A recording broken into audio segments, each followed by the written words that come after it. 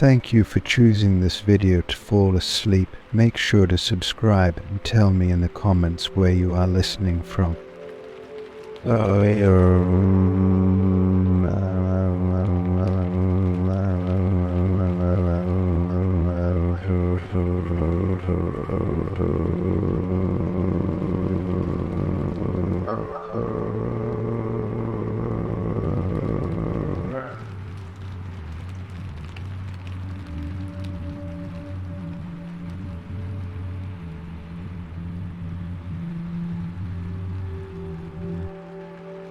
The icy throne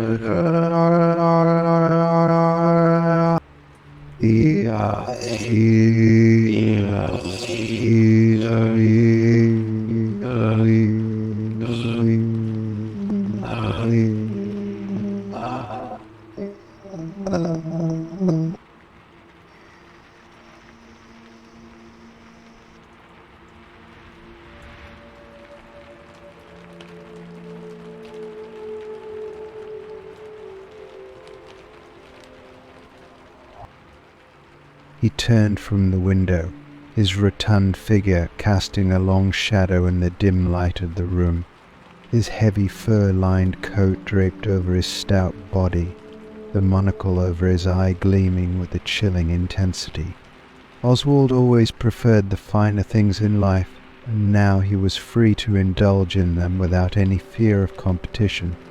His criminal empire, once fractured and chaotic, had been united under his banner, and the Penguin had proved to all that his cold, calculated mind was sharper than any blade. Gotham had no more room for ambition, at least not for anyone other than him. He waddled to the bar, poured himself a glass of the finest bourbon, and took a slow, deliberate sip. The burn of the alcohol coursed down his throat, a rare warmth in his otherwise frosty demeanour. The eliminating Carmine Valenti, his final rival, had been easier than expected. Valenti, a ruthless mob boss who had controlled Gotham's docks for decades, had been growing careless, complacent. Penguin had waited, as he always did, for the perfect moment to strike. Valenti's overconfidence had been his downfall. He hadn't seen the iceberg beneath the water, slowly drifting toward him, until it was too late. The hit was orchestrated with precision. Valenti had trusted the wrong person, a low-level associate who had been on Penguin's payroll for months. A single bullet to the head in a back alley near the docks, quick and clean, and just like that, the Valenti family crumbled. Now the docks belonged to Penguin, along with every smuggling route and illegal operation that came with them. But consolidating power wasn't enough for Oswald. He wanted more. He wanted Gotham to tremble at the very mention of his name. To achieve that, he needed to make an example of Valenti. Rumors were already spreading through the underworld like wildfire how Valanci's body had been found with his hands frozen solid, a grotesque calling card that left no doubt who was responsible. Penguin reveled in the fear it generated. Fear was a weapon, and no one wielded it better than him. His reputation as a cold-blooded mastermind, a predator in the frozen wastelands of Gotham's underbelly, was now cemented. The mob bosses, the crooked politicians, the corrupt cops, they all knew that crossing Penguin was a death sentence. Penguin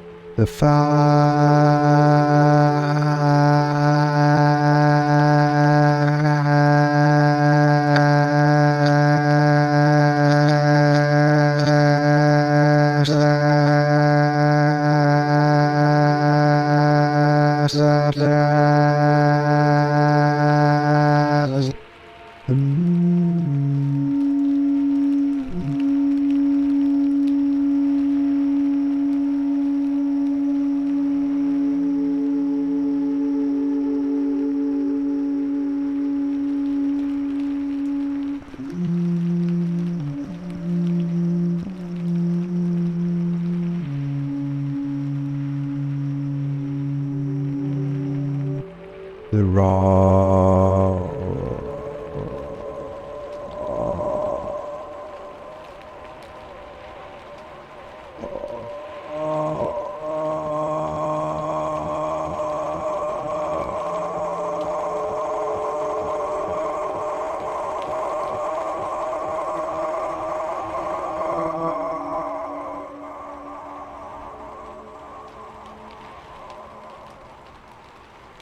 Goth.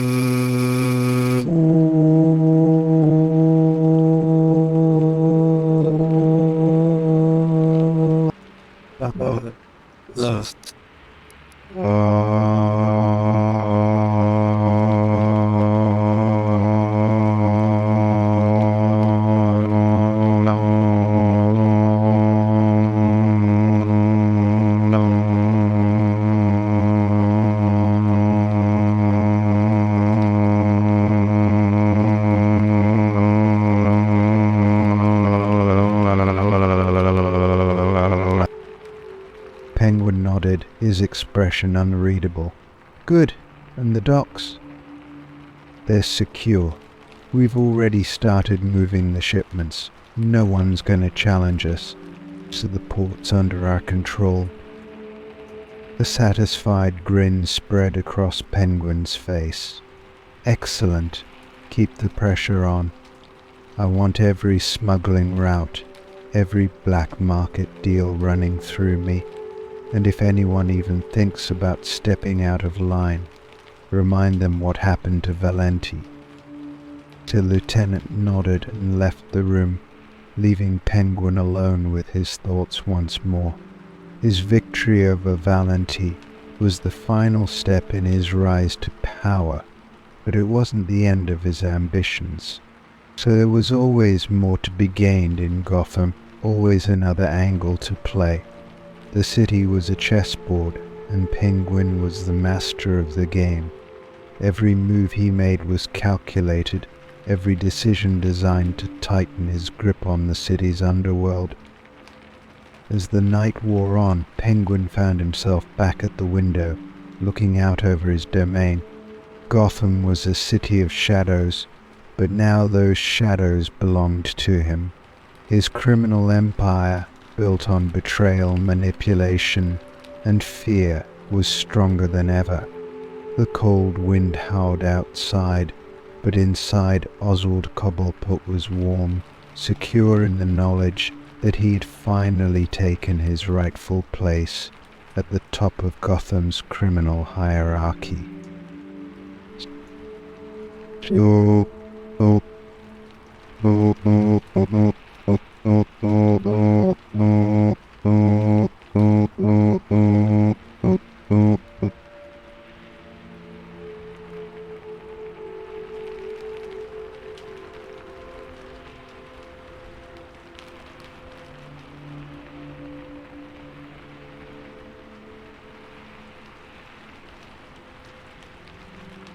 The Iceberg Lounge heist.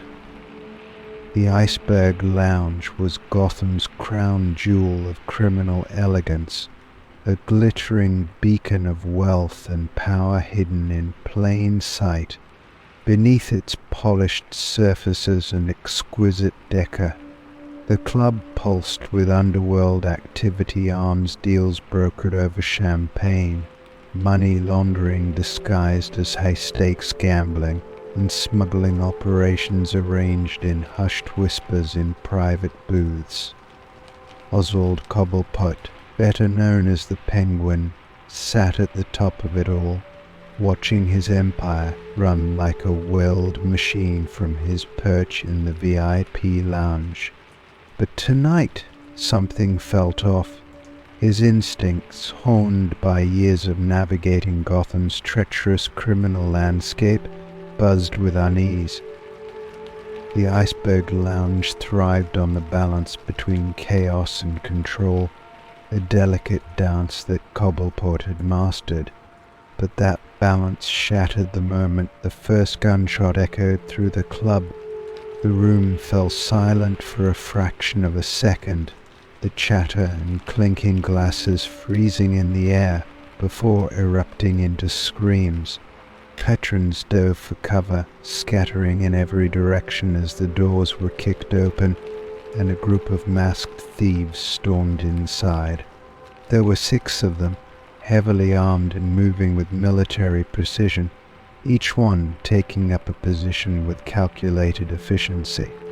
It wasn't just a robbery, it was an assault on his territory, an insult to his authority. Cobblepot's blood boiled. No one, not even the boldest criminals in Gotham, dared strike at him in his own home. The Iceberg Lounge was sacred ground, untouchable, or so he thought. He stood from his leather chair, his rotund figure still and calm even as panic spread through the crowd. His mind raced, calculating the best course of action. The club was not just a legitimate front, it was the heart of his illegal operations, and any slip-up could bring everything crashing down. He couldn't let that happen. As the thieves fanned out, one of them, clearly the leader, marched toward the vault in the back. That was where the real prize lay, the cash, the ledgers, the documents that could ruin Penguin's empire if they ever saw the light of day. He couldn't afford to let them succeed. Cobblepot watched through narrowed eyes as his security team, caught off guard, fumbled to react. They were used to handling unruly drunks and small-time crooks, not professional heists. Useless, all of them. If this was going to be handled properly, he would have to do it himself. Without a word, Penguin reached into the folds of his tailored coat and pulled out his trademark umbrella. It wasn't just for show. This particular umbrella concealed a shotgun, the last resort for moments just like this. He moved through the chaos with surprising speed for a man of his size, weaving between overturned tables and broken glass, his mind focused on one goal: stopping the haste and protecting his operations. The leader and two of his men pushed their way into the back corridors, leaving the chaos of the main lounge behind. Penguin followed, silent and determined, slipping through a side passage that allowed him to get ahead of them. He positioned himself in a narrow hallway, the only way to the vault, and waited. As the footsteps grew louder, his grip tightened on the handle of his umbrella. The first thief rounded the corner, not even aware of the danger until it was too late. Penguin fired a single shot, the sound deafening in the enclosed space. The man dropped instantly, his body crumpling to the floor. Before the others could react, Cobblepot stepped out from the shadows, his umbrella pointed directly at the leader. "Bad night for a haste, don't you think?" Penguin's voice was cold, laced with venom. The leader's eyes widened behind his mask, recognizing too late the mistake he had made. "We didn't mean," he started, but Penguin cut him off. "You came into my house," Penguin growled, "and you thought you could take what's mine. Big mistake." The leader made a move for his gun, but Cobblepot was faster. Another shot rang out, and the man collapsed, blood pooling on the polished floor. The third thief hesitated, clearly torn between running and fighting. Penguin tilted his head slightly, his cold gaze locking onto the man's trembling form. "Run," he said softly. "Tell the others what happens when you cross me." The thief didn't need to be told twice. He bolted, disappearing into the chaos of the club as Penguin calmly holstered his umbrella. Two down, and the rest of the gang still terrorizing the main floor. Cobblepot straightened his coat, his expression one of calculated calm. He wasn't done yet. Returning to the main room, Penguin saw that his security had finally rallied, taking control of the situation. The remaining thieves were pinned down, exchanging gunfire with the guards from behind overturned tables. Penguin didn't wait for the dust to settle. He strode into the middle of the room, his umbrella slung over his shoulder, like a general surveying the battlefield. "You've got one chance," he called out to the thieves, his voice cutting through the noise. "Walk out now, and maybe I'll let you live."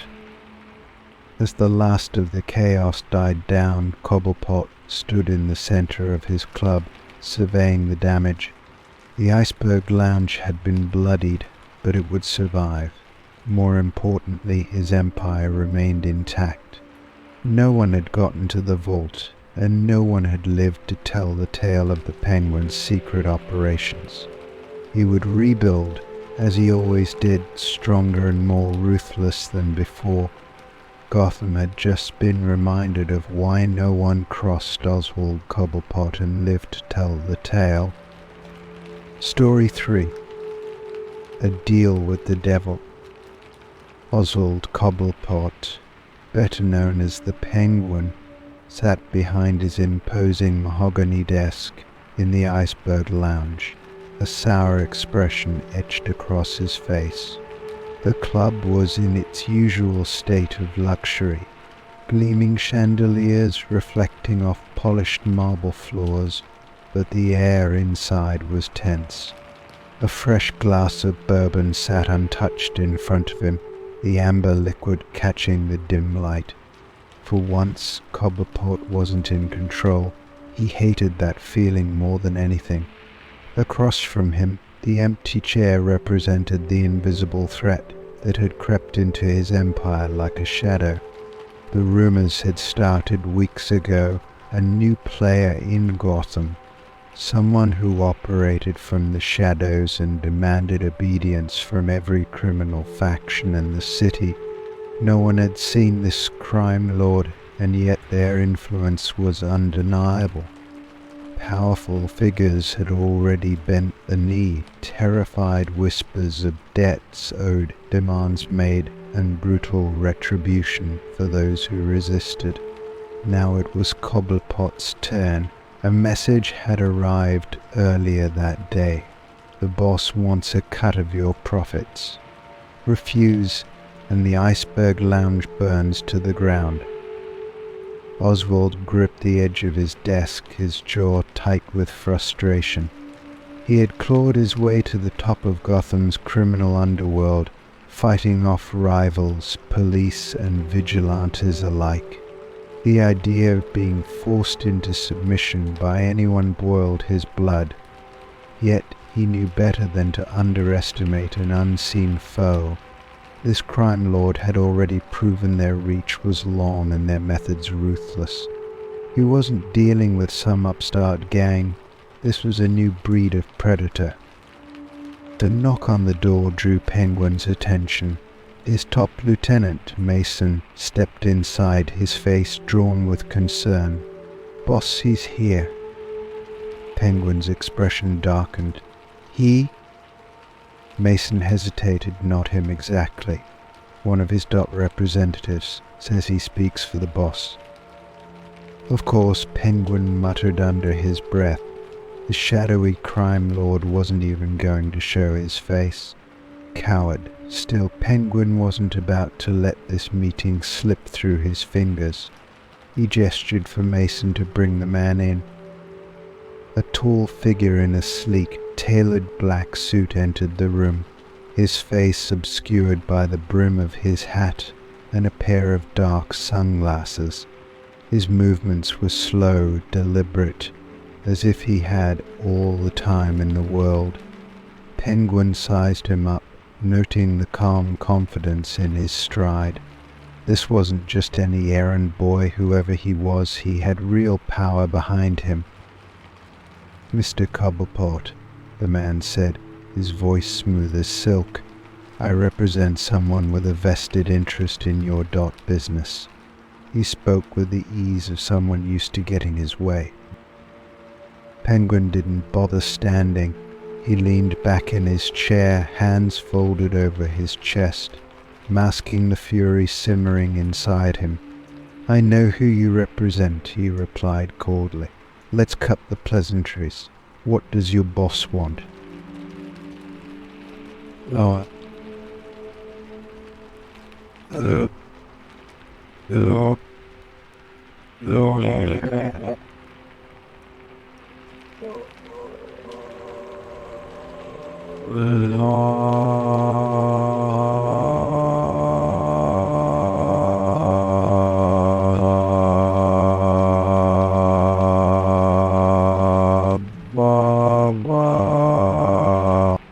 In exchange, you'll enjoy continued prosperity.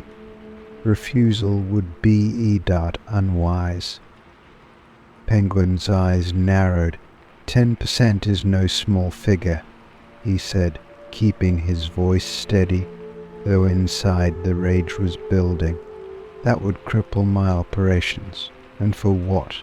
I already control this city. The representative's smile didn't falter. Control can be fleeting, Mr. Cobblepot. What you have built is impressive, but my employer has resources you can't imagine. You've seen what happens to those who refuse his offers. His voice dropped to a low, menacing tone. Gotham is littered with the remains of those who thought they could defy him. Cobblepot stared at the man, a cold knot tightening in his gut. He knew he was being pushed into a corner, and he hated every second of it. You expect me to believe that your boss, whoever he is, could crush me like the others? I'm not some two-bit hustler running a petty crew. This is the Iceberg Lounge. I have connections, power, leverage. His words were defiant, but the reality gnawed at him.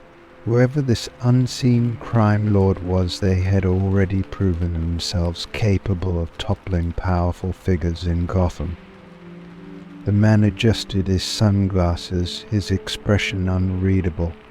It's not about crushing you, Mr. Cobblepot. It's about ensuring a harmonious future for both you and my employer. Your empire will continue to thrive, perhaps even more so, under our protection. The alternative regrettable. Penguin's hand clenched around the arm of his chair, his mind racing. He knew a bad deal when he saw one. If he gave in to this demand, it would be a sign of weakness, an invitation for further exploitation. But if he refused, the consequences could be devastating. The Iceberg Lounge was more than just a nightclub, it was the nerve center of his entire criminal operation. If this mysterious boss made good on his threat, everything Cobblepot had built could be reduced to ashes. You're asking me to hand over a piece of my empire without even telling me who I'm dealing with, Penguin said, his voice low and dangerous. That's a hard sell. The man's smile returned sharper this time. You don't need to know who my employer is, Mr. Cobblepot. You only need to know that refusing this offer would be ill-advised. My employer prefers cooperation over conflict, but he won't hesitate to do what's necessary if you choose otherwise. Penguin sat in silence for a long moment, weighing his options. He could try to resist, but the risks were too great. He wasn't ready to go to war with an enemy he couldn't see, an enemy who clearly had the means to strike from the shadows. For now, the only way to keep his empire intact was to play along.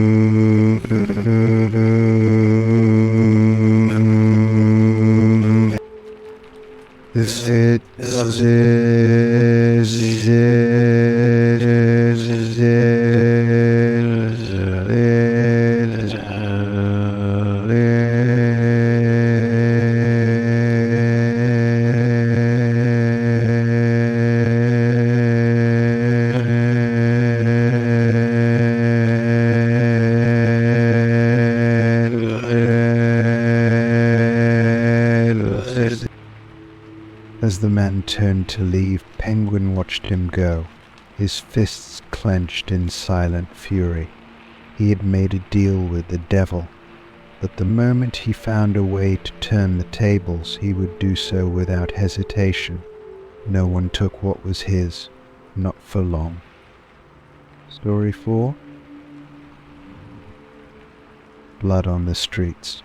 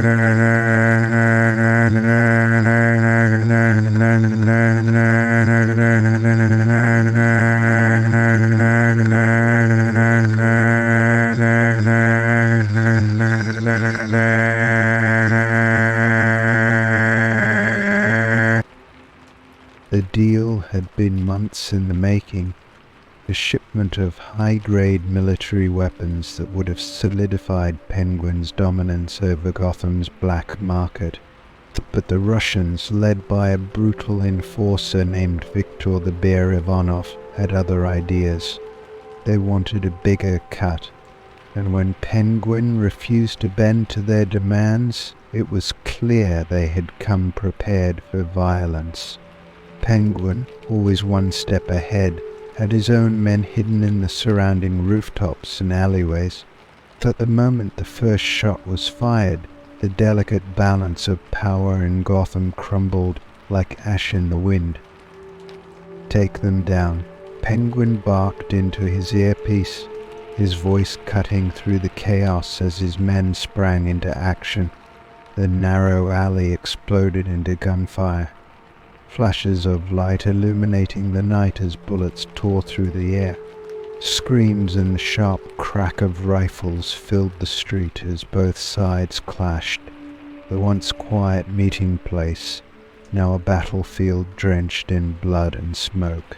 Penguin stayed back, his sharp eyes scanning the scene, calculating his next move. This was war, and no one played the game better than him. Viktor Ivanov, towering and menacing, moved like a force of nature through the chaos, his massive frame shrugging off gunfire as if it were nothing. His men fought with brutal efficiency, trained soldiers who knew how to handle themselves in a firefight. But Penguin's crew wasn't made up of amateurs either.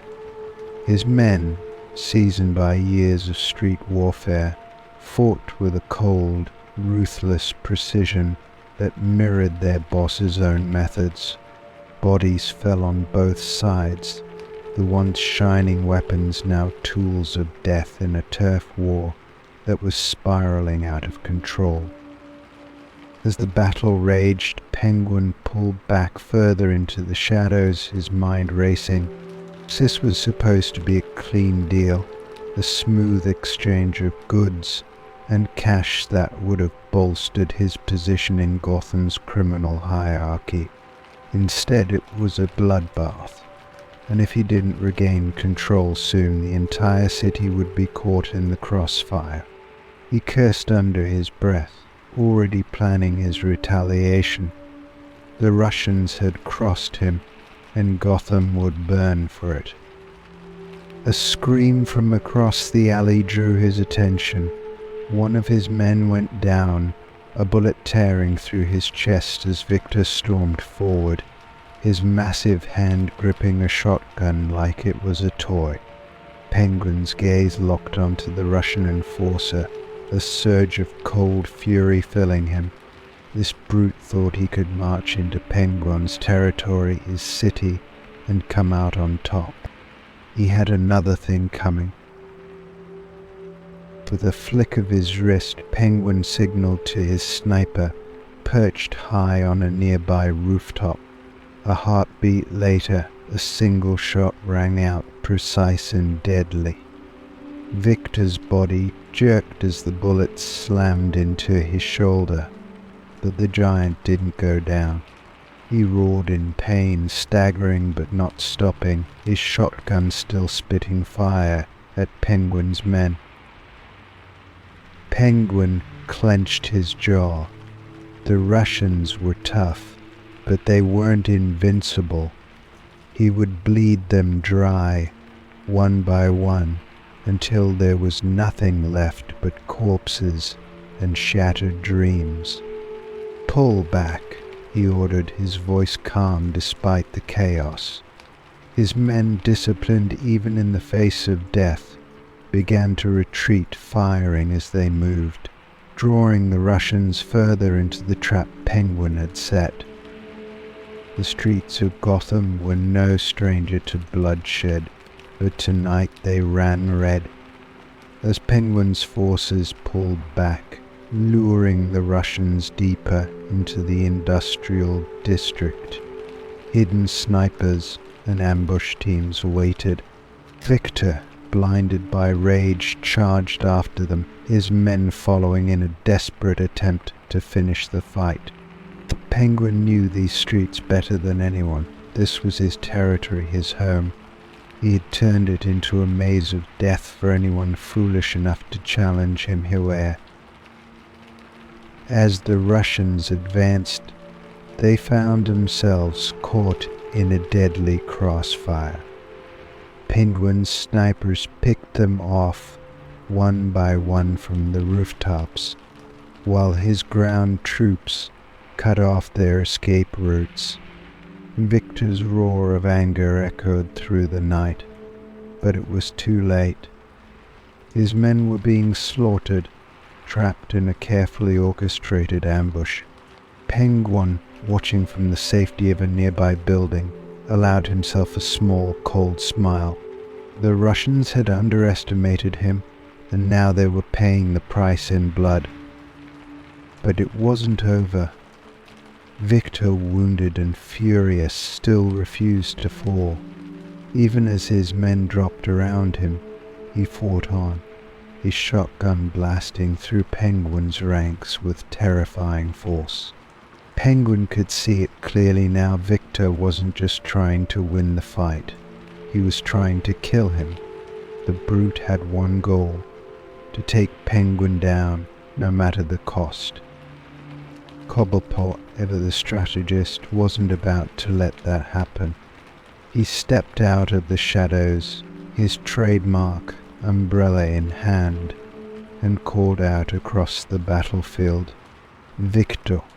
His voice cut through the noise, cold and commanding. "Come and get me." Victor's eyes locked onto him, and for a moment everything seemed to freeze. The Russian beast charged, his massive frame barreling toward Penguin like a freight train. But Penguin was ready. With a swift motion, he pressed a hidden trigger on his umbrella. A burst of gunfire erupted from the tip, catching Victor in the chest. The giant stumbled, a look of shock flashing across his face as the bullets tore through him. He collapsed to the ground, his body hitting the pavement with a heavy thud. So the fight was over. The Russians were defeated, their leader dead in the street. Penguin stood over Victor's lifeless body, his breath steady despite the adrenaline coursing through his veins. "Gotham belongs to me," he muttered, his voice low and filled with finality. "Don't ever forget that." As the night wore on and the fires of battle smoldered in the distance, Penguin knew that this was just the beginning. The streets of Gotham were soaked in blood, and the city was about to learn, once again, why no one crossed Oswald Cobblepot and survived. Story 5. The Detective's Game. Oswald Cobblepot sat in his private office at the Iceberg Lounge, the dim light casting long shadows across the room. The air smelled faintly of cigars and bourbon, a scent that always calmed his nerves when the stakes were high. And tonight the stakes were higher than they had ever been. Across from him sat Jim Gordon, Gotham's yielding commissioner, a man who had spent his entire career toeing the line between order and chaos. The two men couldn't have been more different, but they shared one thing in common: both understood Gotham's criminal landscape better than anyone else. It was a chess match, and tonight each move could topple the delicate balance of power in the city. Penguin leaned back in his chair, fingers steepled in front of him, a smug smile curling his lips.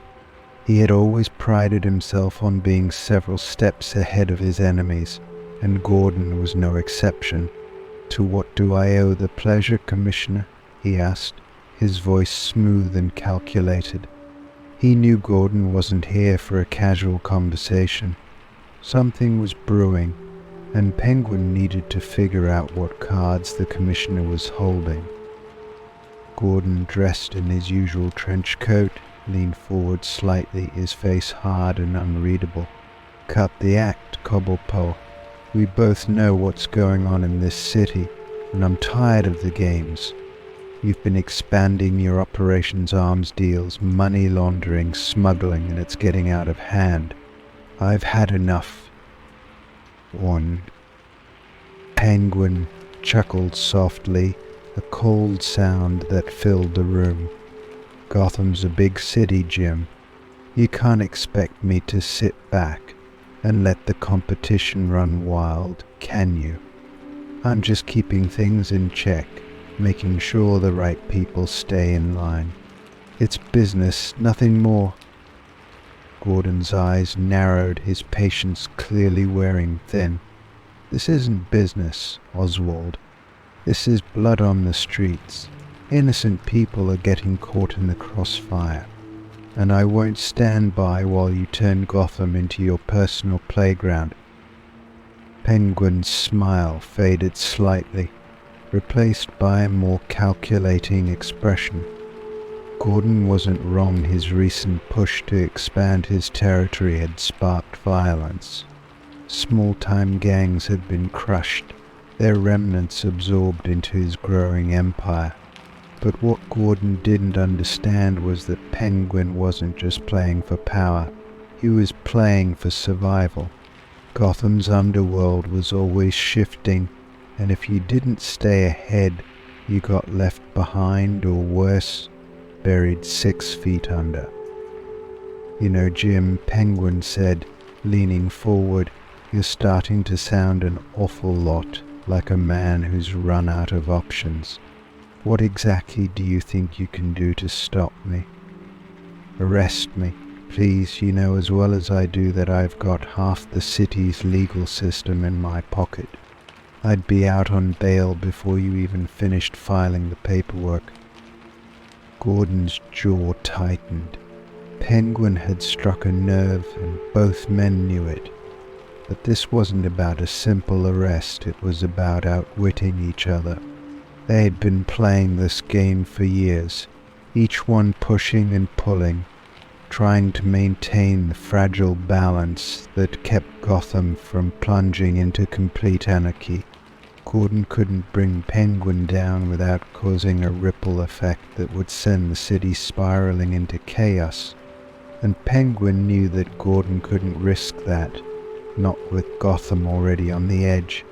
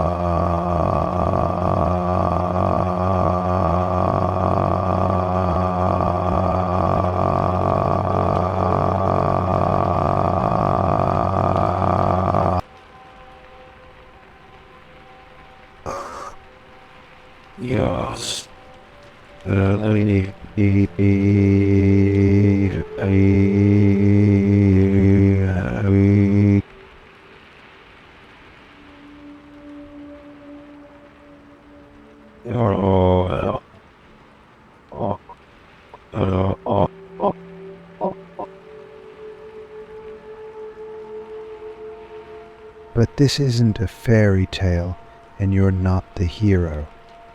Gotham doesn't care about your moral high ground. Here, up.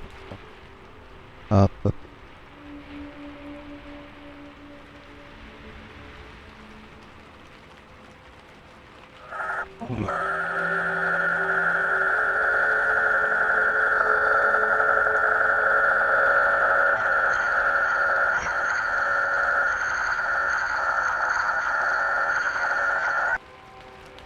tension in the room thickened as Gordon's eyes followed Penguin's every move.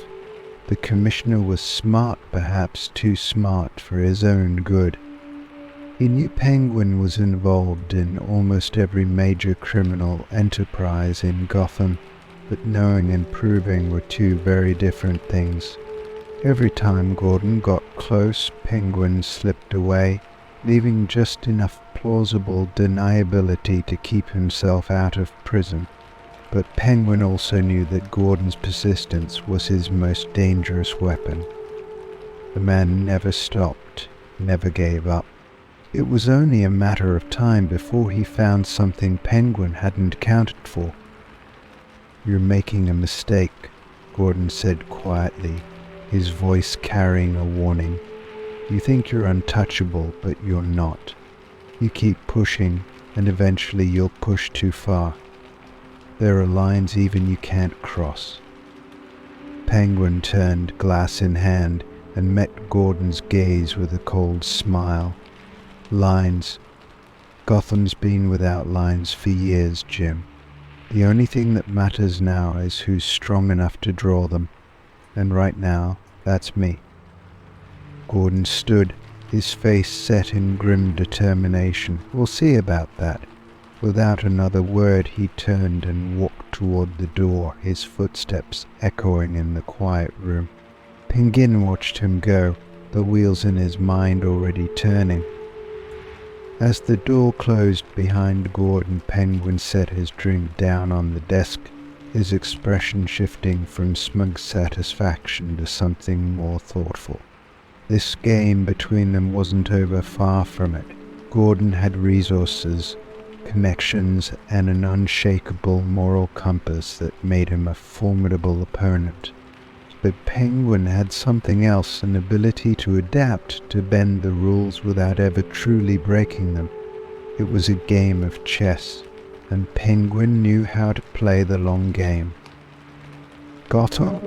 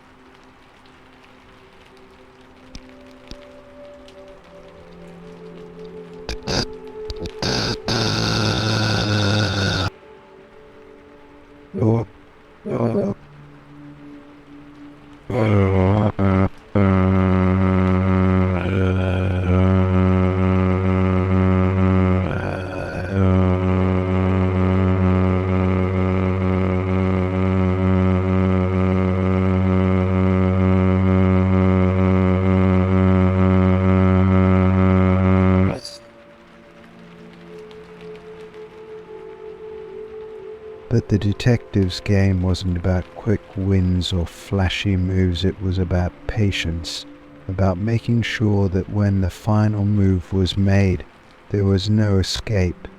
Penguin smirked to himself, his mind already plotting the next steps. Gordon thought he could wear him down, but Oswald Cobblepot had survived worse. The game wasn't over. Not yet. And Penguin was ready to win. Story 6. Legacy of Cobblepot. Oswald Cobblepot stood in the grand foyer of the Iceberg Lounge, his sharp eyes scanning the room, as the usual crowd of Gotham's elite mingled over expensive cocktails, unaware of the storm brewing beneath the surface. For years, Penguin had carefully crafted his empire from the city's underbelly, rising from a lowly thug to one of Gotham's most feared crime lords. The Iceberg Lounge wasn't just a nightclub, it was a fortress, a symbol of his power. Now, that empire was under threat not from a rival gang or the ever-persistent Jim Gordon, but from something far more personal. A family member. It had been years since Penguin had thought of his family. His parents, once well-respected members of Gotham's upper crust, had fallen from grace, leaving young Oswald to fend for himself in the brutal world of crime. He had no siblings, no close relatives, at least none that he knew of. So when a man arrived in Gotham claiming to be a long-lost member of the Cobblepot line, it was more than just an inconvenience. It was an attack on everything Oswald had built. The door to the VIP lounge opened, and Mason, Penguin's trusted lieutenant, stepped inside. "He's here, boss," Mason said, his voice low and serious. "Wants to see you." Penguin didn't turn around. His eyes remained fixed on the floor-to-ceiling windows that looked out over the city, his fingers tapping rhythmically on the polished surface of his desk. "Bring him in." In. Mason nodded and disappeared, leaving Penguin alone for a moment longer. He took a deep breath, collecting his thoughts. Whoever this man was, he wasn't going to walk in here and claim anything that belonged to Oswald Cobblepot. Penguin had worked too hard, shed too much blood, and sacrificed too much to let anyone, family or not, challenge his empire. He was the last of the Cobblepots, the only one with the strength to survive Gotham's cruelty. This interloper, whoever he was, would soon learn that lesson. The door opened again, and Mason reappeared, followed by a tall, thin man in a tailored suit. The man had the same aristocratic features that Penguin once remembered seeing in his father's old portraits: the sharp nose, the narrow eyes, the Cobblepot look. But there was something else in this man's demeanor, something polished and cold. He carried himself with the confidence of someone who knew how to navigate high society. Yet there was a hardness beneath the surface, a ruthlessness that Penguin recognized instantly. This man wasn't just some distant cousin looking for an inheritance, he was a predator. The man smiled as he entered the room, but it didn't reach his eyes. "Oswald," he said, his voice smooth and calculated. "It's been a long time." Penguin finally turned to face him, his expression blank, betraying nothing. "You've got me at a disadvantage," he said coldly. "Who are you?" The man chuckled softly, as if the question amused him. "I'm Marcus Cobblepot, your cousin, well, second cousin, technically. We're family, Oswald, and I've come to discuss family business." Penguin's eyes narrowed.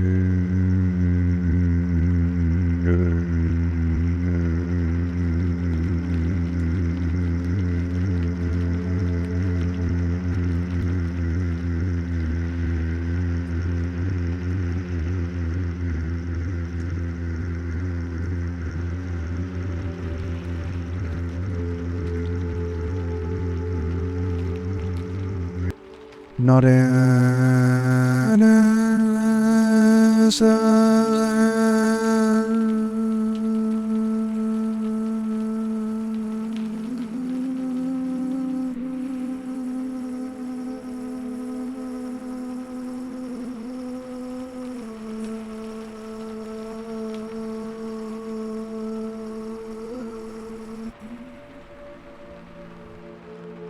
Marcus didn't flinch. He moved with slow, deliberate steps toward the desk, his hands clasped behind his back.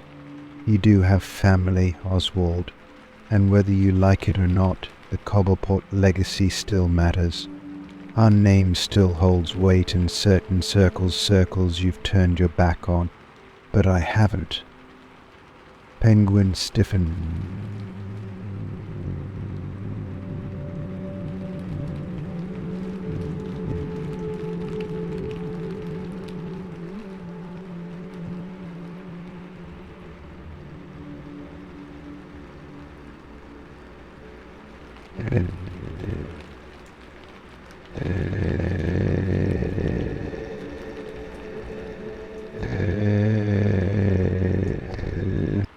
His parents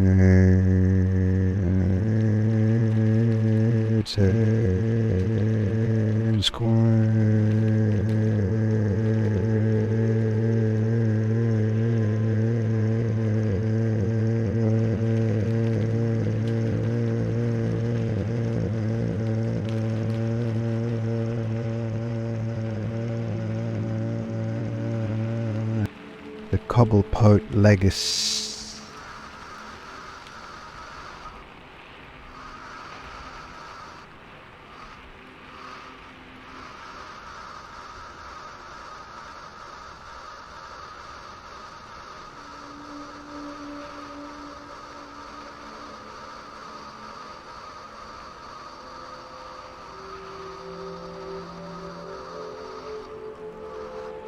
And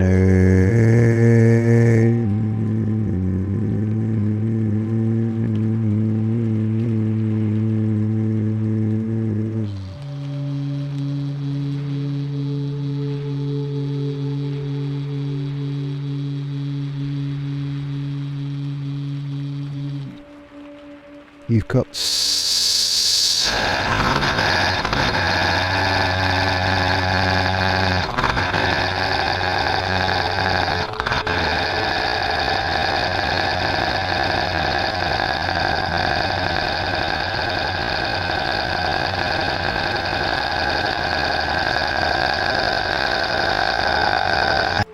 this. Did it?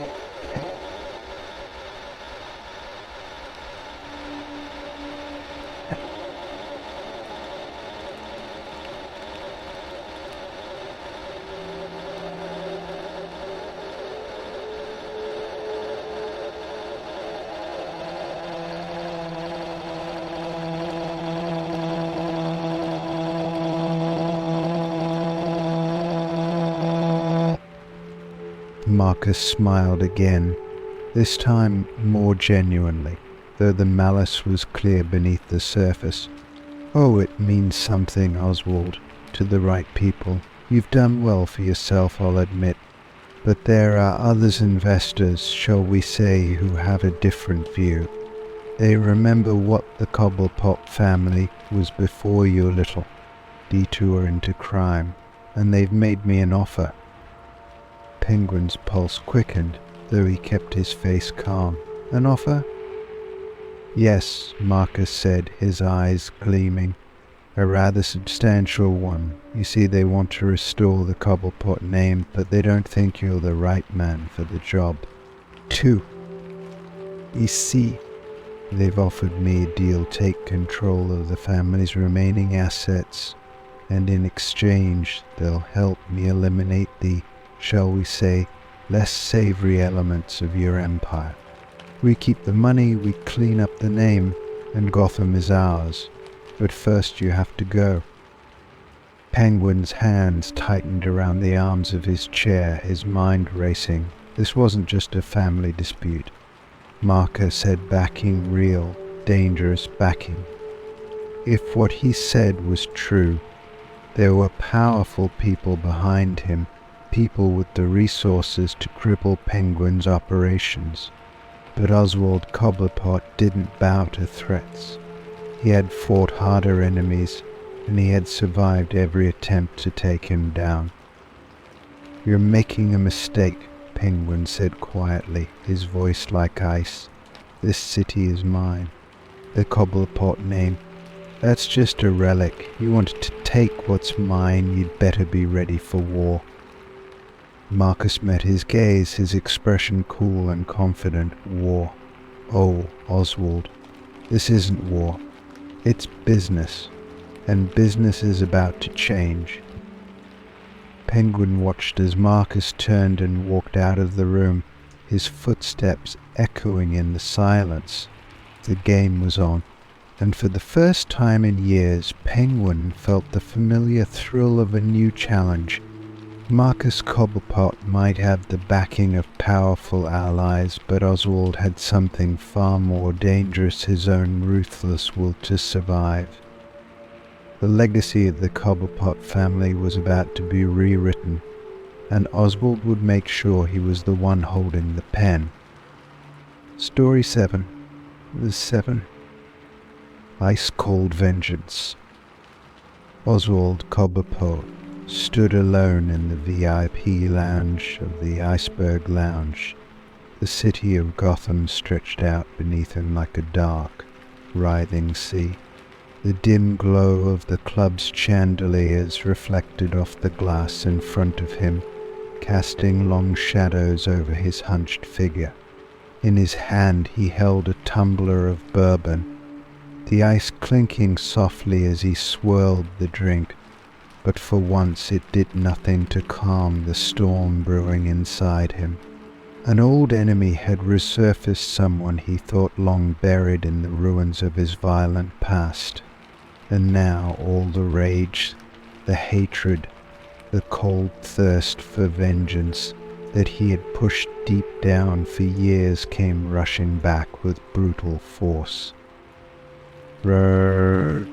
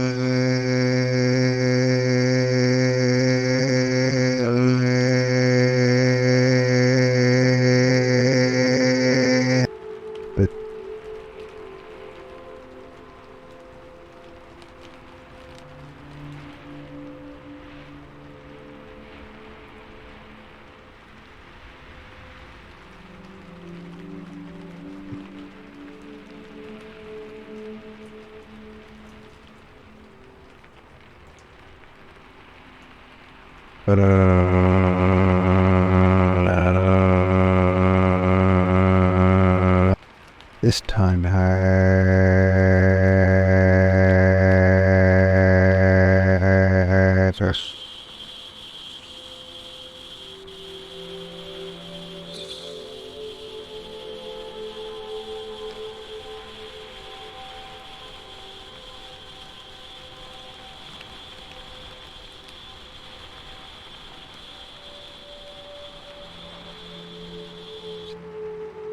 the doors behind him opened, and Mason, his top lieutenant, stepped inside. "Boss," Mason said cautiously, his voice betraying the tension in the air. "Word on the street is that Sionis has been meeting with some of the smaller gangs. He's trying to rally support. Looks like he wants to take another crack at the top." Penguin's grip tightened around the glass, but he remained still, his back to Mason as he stared out over the city. "You won't get the chance," Penguin growled, his voice low and cold. "Roman Sionis made the mistake of crossing me once. He won't live to make it twice." Mason nodded, though he could sense the barely controlled fury radiating from his boss. "What's the play then? He's not exactly easy to get to." Black Mask's hold up in the Narrows got himself a lot of muscle this time. Word is he's been dealing with some new suppliers' heavy weapons, military grade. Penguin finally turned, his sharp eyes narrowing with focus. That won't matter. The Narrows may be a fortress, but I built this city's criminal empire brick by brick. Every corner of Gotham is mine, and I know how to tear it down when I need to. He set the glass down with a hard clink on the desk. Sionis thinks he can come back here, stir up my enemies, and take what's mine. Fine, let him try. But I'm going to make sure his fall is as public and humiliating as possible. Gotham will know who runs this city. Mason didn't ask for details. He knew Penguin was already planning a strategy, his mind working in that methodical, ruthless way that had earned him the fear and respect of Gotham's underworld. The Penguin wasn't just a mob boss, he was a tactician, always thinking several steps ahead of his enemies. Start by squeezing his supply lines, Penguin said, pacing behind his desk, his mind already weaving a web of destruction. I want every gunrunner, every smuggler who's dealing with Black Mask cut off.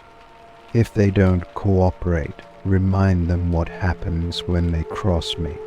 His voice took on a sharper edge, and Mason knew exactly what kind of reminder Penguin had in mind. Got it, boss. And what about the gangs he's trying to recruit? Word is the Marinus and a few of the street crews are listening to his offers. A cold smile crept across Penguin's face. I'll handle the Maronis myself. They've been a thorn in my side for too long, and it's time they learned their place. As for the street crews, hit them hard. I want them too scared to even think about joining Sionis.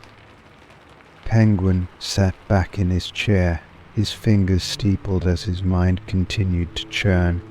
Sionis wouldn't expect him to strike so quickly, not with the force Penguin was planning.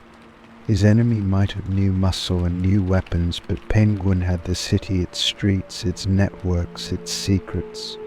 He would dismantle Black Mask's operation piece by piece, choking off every lifeline, cutting every deal out from under him until Roman Sionis was left with nothing but his mask and the wreckage of his ambitions.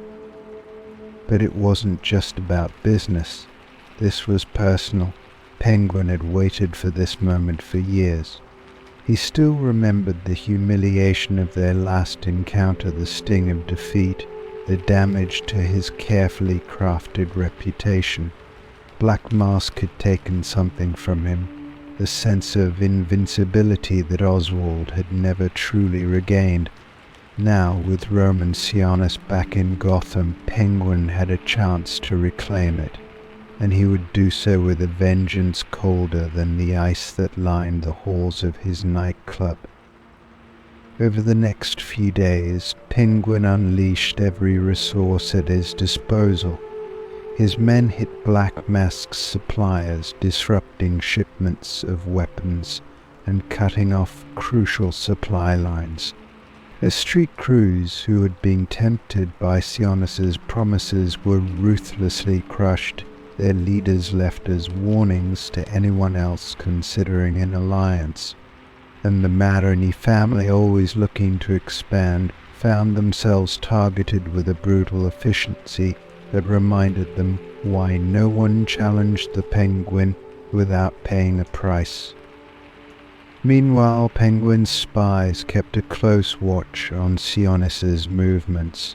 Every meeting, every deal, every step Roman took was carefully documented, feeding Penguin's growing list of vulnerabilities. He was patient, methodical, biding his time until the moment was right. And then it came.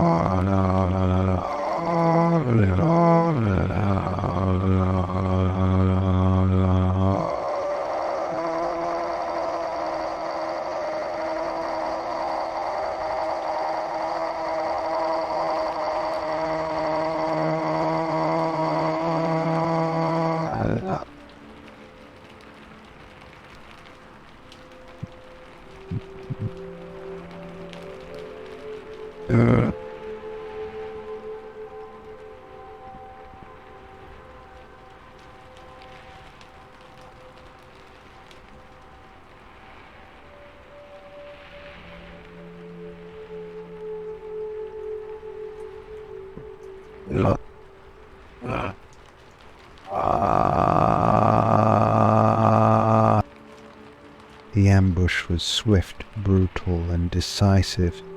Penguin's men descended on the meeting like a storm, cutting through Sionis's guards with ruthless precision. The air was thick with the sound of gunfire and the screams of the dying, but Penguin remained calm, standing at the edge of the chaos, watching as his carefully laid plans unfolded.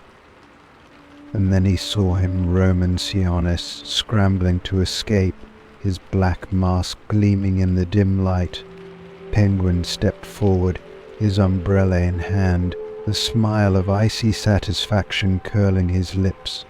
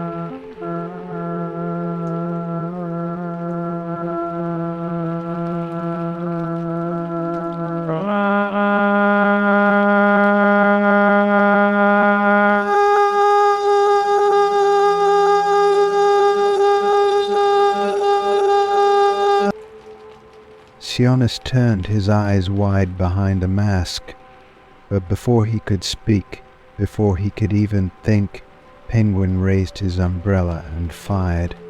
A single shot echoed through the narrows, and Roman Sionis fell to the ground, his legacy of violence, an ambition ending in the very streets he had tried to control.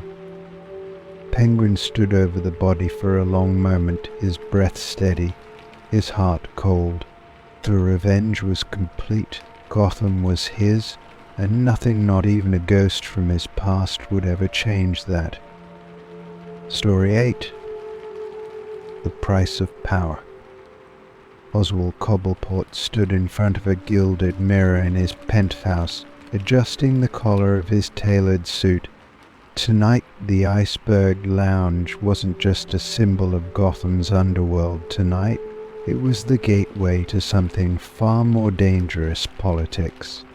For years, Cobblepot had ruled the city streets with an iron fist, manipulating the criminal landscape to his advantage. But that was no longer enough. Gotham was a city of shadows, yes, but the real power didn't rest in the hands of thugs and mob bosses. The real power lay behind closed doors, in the halls of wealth and influence, where Gotham's elite pulled the strings. And now Oswald wanted a seat at that table. To the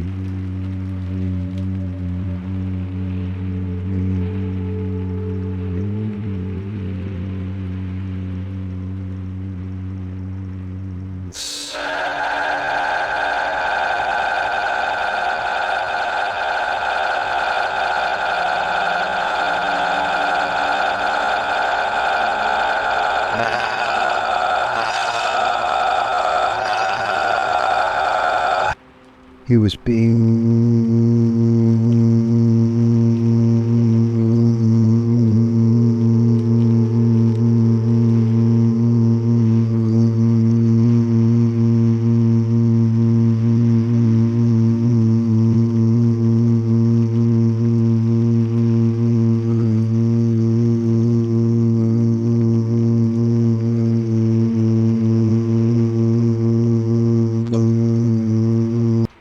but times would change.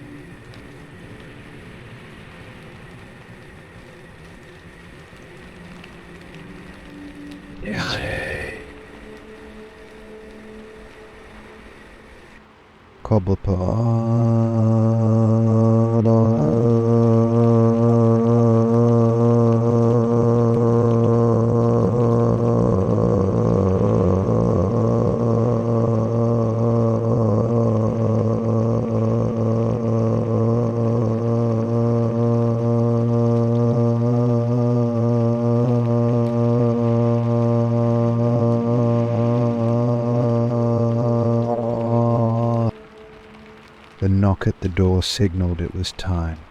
Mason, his trusted lieutenant, entered the room. "Everything's set, boss. The mayor's dinner is just kicking off. All the key players will be there." Penguin nodded, his sharp eyes gleaming with anticipation.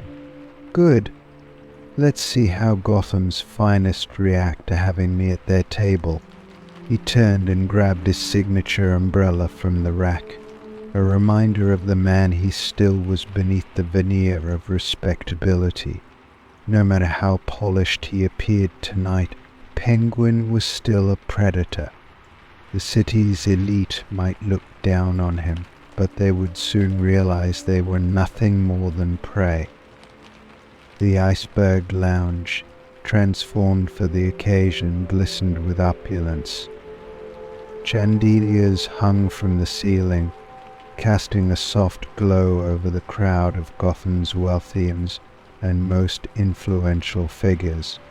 Business magnates, politicians, judges, every person in the room held power, and tonight they would be Cobblepot's playthings. The mayor himself, a portly man with a broad smile that barely masked his crooked nature, stood near the center of the room, flanked by city council members and a few key donors. As Penguin entered, all eyes turned toward him. The murmurs started immediately. He was an outsider, a man who had risen from the filth of Gotham's streets. His reputation, though polished for the occasion, still clung to him like a shadow. But Penguin was unbothered. He had learned long ago that fear and respect often went hand in hand. He approached the mayor with his usual swagger, his monocle gleaming in the dim light. "Mr. Mayor," Penguin said smoothly, extending his hand, "thank you for the invitation. Quite the gathering you've got here." The mayor took his hand, though there was a flicker of hesitation in his eyes. "Cobblepot," he replied, his voice oily with politeness. "I'm glad you could make it. Gotham could use more industrious men like yourself in times like these." Penguin smirked. "Industrious, that's one way to put it." He leaned in slightly, lowering his voice. "But let's not pretend this is about philanthropy. We both know Gotham's on the brink, and you're looking for anyone who can help keep the city from falling apart. That's why I'm here."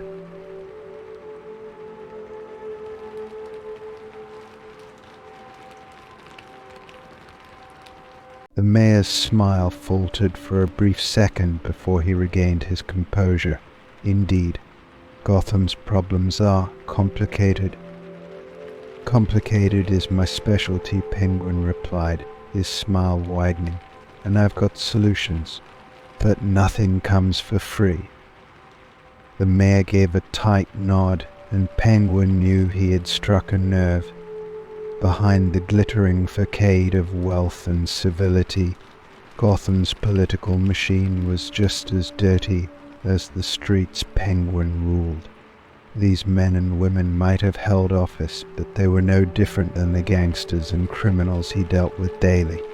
They just hid it better, and that was the game he was here to play: manipulation, influence, control. Politics was a new battlefield, but the rules were the same. As the evening wore on, Penguin worked the room like the master tactician he was. He mingled with council members, slipped into hushed conversations with key donors, and carefully planted seeds of influence wherever he went. A whispered promise here, a veiled threat. Their cobblepot knew how to play people against each other, how to exploit their weaknesses. The politicians of Gotham, for all their power, were hungry, desperate for solutions to the city's problems. Penguin offered them what they needed, but only at a price.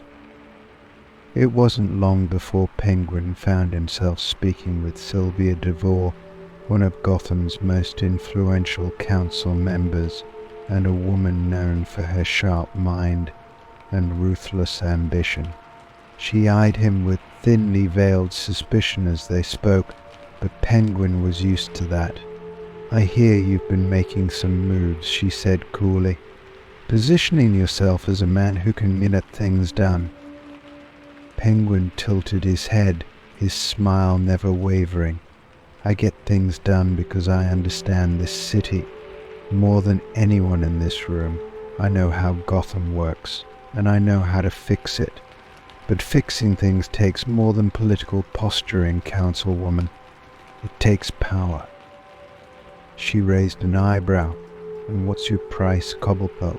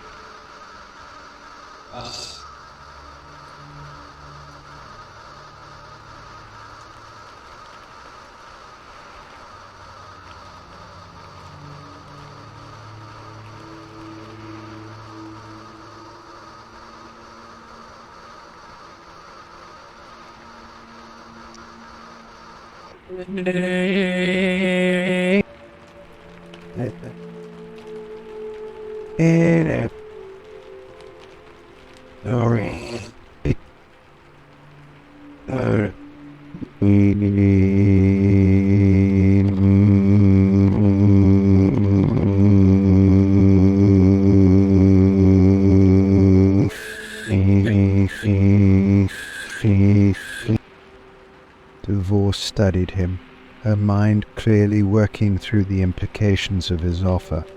"You're asking for a lot of trust," she said finally. "I'm asking for a partnership," Penguin corrected. "And let's not pretend trust has anything to do with it. You know what I can offer. The question is, can you afford not to take it?" DeVore's eyes narrowed, but she said nothing more. Penguin knew he had planted the seed. She would come to him eventually. They all would. Gotham's elite were no different than the criminals Penguin dealt with every day. They wanted power, control, and security, and he would offer it to them for a price. As the night drew to a close, Penguin stood at the edge of the room, watching the glittering crowd. He had entered this world of politics as an outsider, but by the end of the night he knew he was already on his way to becoming something more. The price of power in Gotham was steep, but Penguin was willing to pay it, because in the end the city belonged to him. Story 9. A Betrayal from Within. Oswald Cobblepot sat behind his desk at the Iceberg Lounge, swirling a glass of bourbon in his hand, the amber liquid catching the dim light of the room. The club was closed for the night. the usual throngs of Gotham's elite and shady characters having long since disappeared into the cold streets. The quiet-suited Penguin, it gave him space to think, to plan. But tonight there was an unease gnawing at him, a feeling he couldn't shake. His instincts, honed by years of survival in Gotham's underworld, whispered that something was wrong. It wasn't the normal paranoia that came with being a crime boss. No, this was different. This was personal.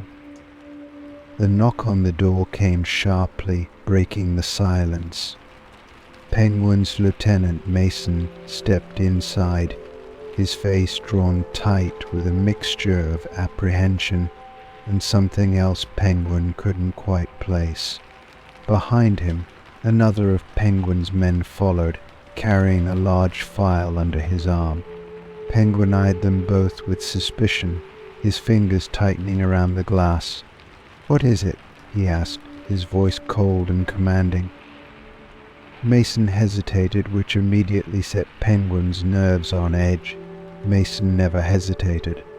He had been with Penguin for years, one of his most trusted lieutenants, a man who had handled delicate matters and bloody cleanups with ruthless efficiency. If Mason was hesitating, something was seriously wrong. "Boss," Mason finally said, his voice low, "there's something you need to see." He gestured to the man holding the file, who stepped forward and laid it on Penguin's desk. The silence in the room grew heavy as Penguin stared at the file, his gut telling him whatever was inside would change everything. "Open it," Penguin ordered, his voice clipped with impatience. The man opened the file, revealing a series of surveillance photos, documents and reports. Penguin's eyes scanned the materials quickly, his pulse quickening as the pieces began to fit together. The photos showed Mason meeting with several people Penguin didn't recognize at first until he saw the badge. One of the figures in the photo was a Jept officer, plainclothes but unmistakable. Penguin's heart turned to ice. His gaze flicked back to Mason, who stood rigid, his expression unreadable. "You want to tell me what the hell this is?" Penguin growled, his voice dangerous, barely controlled. Mason met his eyes, but there was no fear in them, only resignation. "I can explain," he began, but Penguin slammed his glass down on the desk, the sound echoing through the room. "Explain. You've been meeting with the cops, my cops." Penguin roared, his face flushed with fury. "You think I wouldn't find out? After all these years you turn on me? After everything I've done for you?" Mason's jaw tightened. "It's not what you think, Oswald." "Not what I think?" Penguin stood, his short frame taut with barely controlled rage. "Then enlighten me, because right now it looks like you've been feeding the Jept information about my operations about me." Mason's silence spoke louder than any denial could. Penguin felt a cold chill run through him as the reality set in. Mason had betrayed him, his most trusted lieutenant, the man he had relied on for years, the man who knew almost everything about his empire. Penguin's mind raced, calculating the damage that could have been done, the information that might already be in the hands of the police. "How long?" Penguin asked, his voice dangerously calm. "How long have you been working with them?" Mason's eyes flicked away for a moment, and that was all Penguin needed to know. "It started as an agreement," Mason said, his voice low. "They approached me months ago. They didn't have a choice, Oswald. They were closing in, threatening to take everything down. They had dirt on me, on my family. I thought if I could control what they knew, feed them just enough to keep them off your back." Penguin cut him off with a sharp laugh. though there was no humor in it. Control. You thought you could control the cops. You idiot. He shook his head, pacing around the room like a caged animal. You think they care about your family? About you. You're just a pawn, Mason. They've been playing you, and now they've got everything they need to bury me. Mason looked at Penguin, desperation creeping into his eyes. I didn't give them everything, Oswald. I swear I've been protecting you. Protecting me. Penguin's voice rose again. The minute you started talking to them, you put a target on my back. I trusted you, Mason. And now, because of you, everything I've built could come crashing down. The room fell silent, the tension thick enough to choke on. Penguin stared at Mason, his mind a whirlwind of fury and betrayal. This wasn't just business. This was personal. Mason had been like family to him, the one man he thought he could rely on no matter what. And now, that trust was shattered. You know what has to happen, Penguin said quietly, his voice cold and final. Mason's face paled, but he nodded, knowing there was no way out. Penguin didn't tolerate betrayal, especially not from someone so close. I didn't want it to come to this, Mason said, his voice barely above a whisper. Penguin turned away from him, his mind already calculating his next move. The Jek knew too much now. They had an informant deep within his organization, and that meant Penguin had to act quickly. He had to purge his ranks, root out anyone else who might be compromised, and strike back before the police could move in. Take him away, Penguin ordered his men, his voice devoid of emotion. Make sure it's clean. Two of his enforcers stepped forward, grabbing Mason by the arms. He didn't resist, didn't beg. He simply met Penguin's gaze one last time. I'm sorry, Oswald. Penguin didn't reply. He watched in silence as Mason was dragged out of the room, the door closing behind them with a soft click. For a long moment Penguin stood alone, staring at the file on his desk, the remnants of the betrayal that had cut deeper than any blade. This was the price of power. Trust no one. Keep your enemies close but your friends closer, because in Gotham it was always the ones closest to you who held the knife.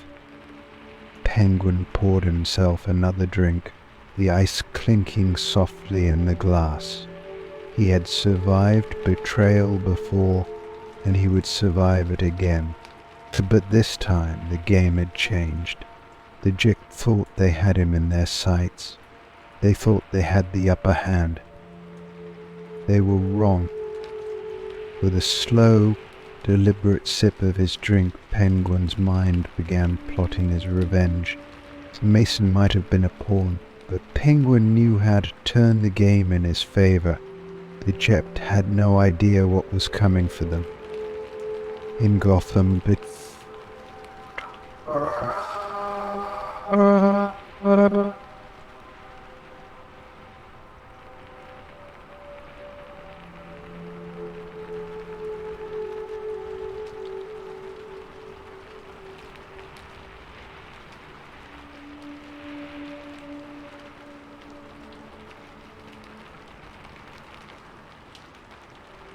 Story 10. Underworld Diplomacy. The air in the iceberg lounge was heavy with tension, a dangerous weight that seemed to press down on everyone in the room. Oswald Cobblepot, better known as the Penguin, sat at the head of the long mahogany table in his private conference room, his sharp eyes flicking between the two men seated across from him. On one side was Salvatore Maroni, the grizzled patriarch of the Maroni crime family, his bulk barely contained by the chair he sat in. the scowl permanently etched across his face. On the other side sat Carmine Jr. Falcone, the heir to the Falcone Empire, younger but just as ruthless as his father had been. The tension between them was palpable, and Penguin knew one wrong word would turn this meeting into a bloodbath. Penguin's fingers drummed lightly on the table, his mind working through the delicate balancing act he had to perform. The Maronis and the Falcons had been at each other's throats for months, their feud escalating to the point where Gotham's criminal underworld was on the verge of total collapse. Territory disputes, double crosses, assassinations, what had once been manageable tension had erupted into open war, and it was starting to affect Penguin's operations. As much as he enjoyed watching his rivals tear each other apart, the chaos was bad for business. Smuggling routes had been disrupted, black market deals were falling through, and the streets were running red with blood. Penguin's empire thrived on order, and if this war continued, his carefully built network would crumble. "All right, gentlemen," Penguin said, his voice cutting through the silence like a blade. "Let's get one thing straight. I didn't call you here for pleasantries. Gotham's going to hell because of this little pissing match between your families, and it's bad for all of us. So we're going to settle this today, or I'll settle it myself." Maroni sneered, his lip curling in disdain. "You think you can just snap your fingers and make this all go away, Cobblepot? You're sitting here in your fancy club, but you've got no idea what's happening on the streets.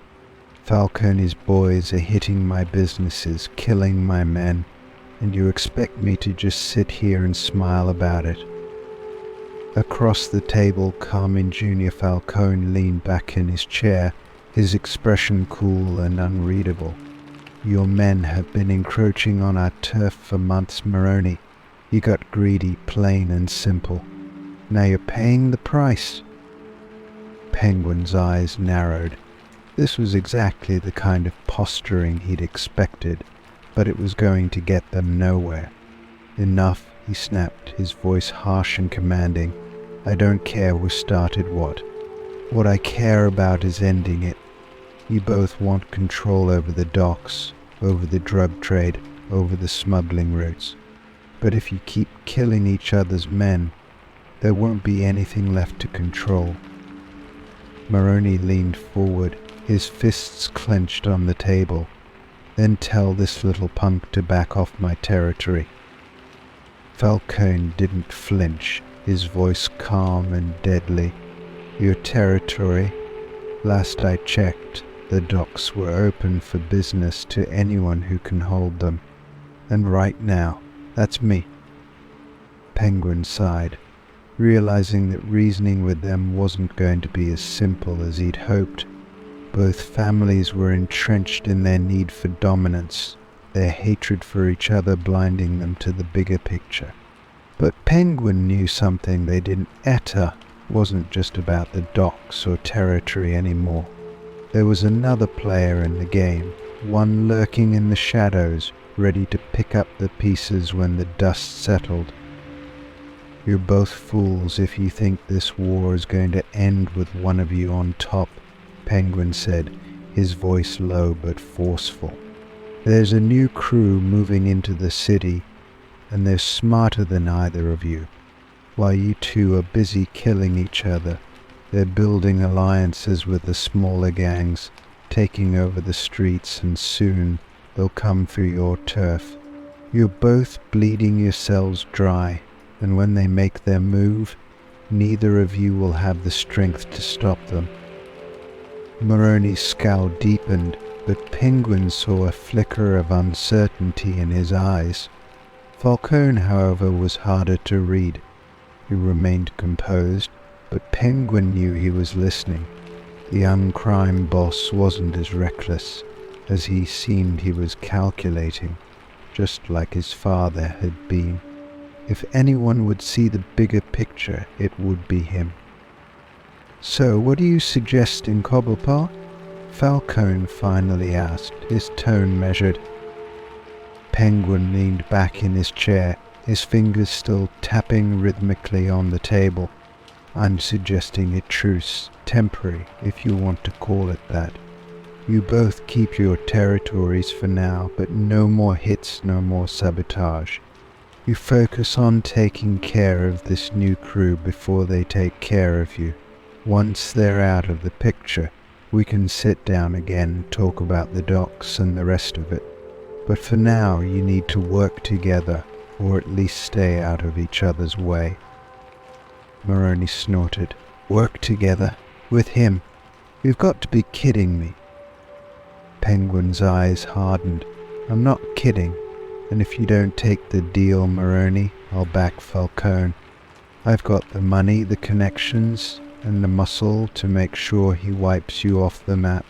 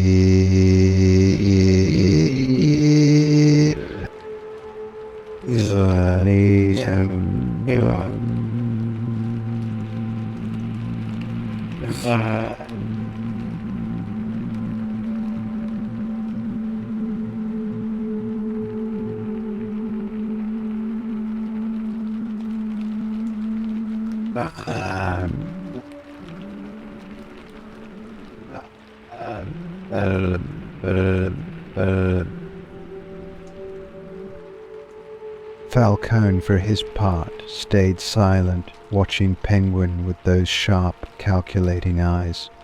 He knew the offer on the table was a lifeline, but also a trap.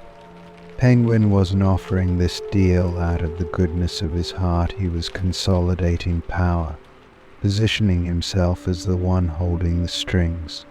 But Falcone was smart enough to know when to take a step back, regroup, and fight another day.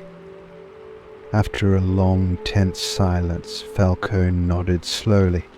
"Fine, a truce, for now."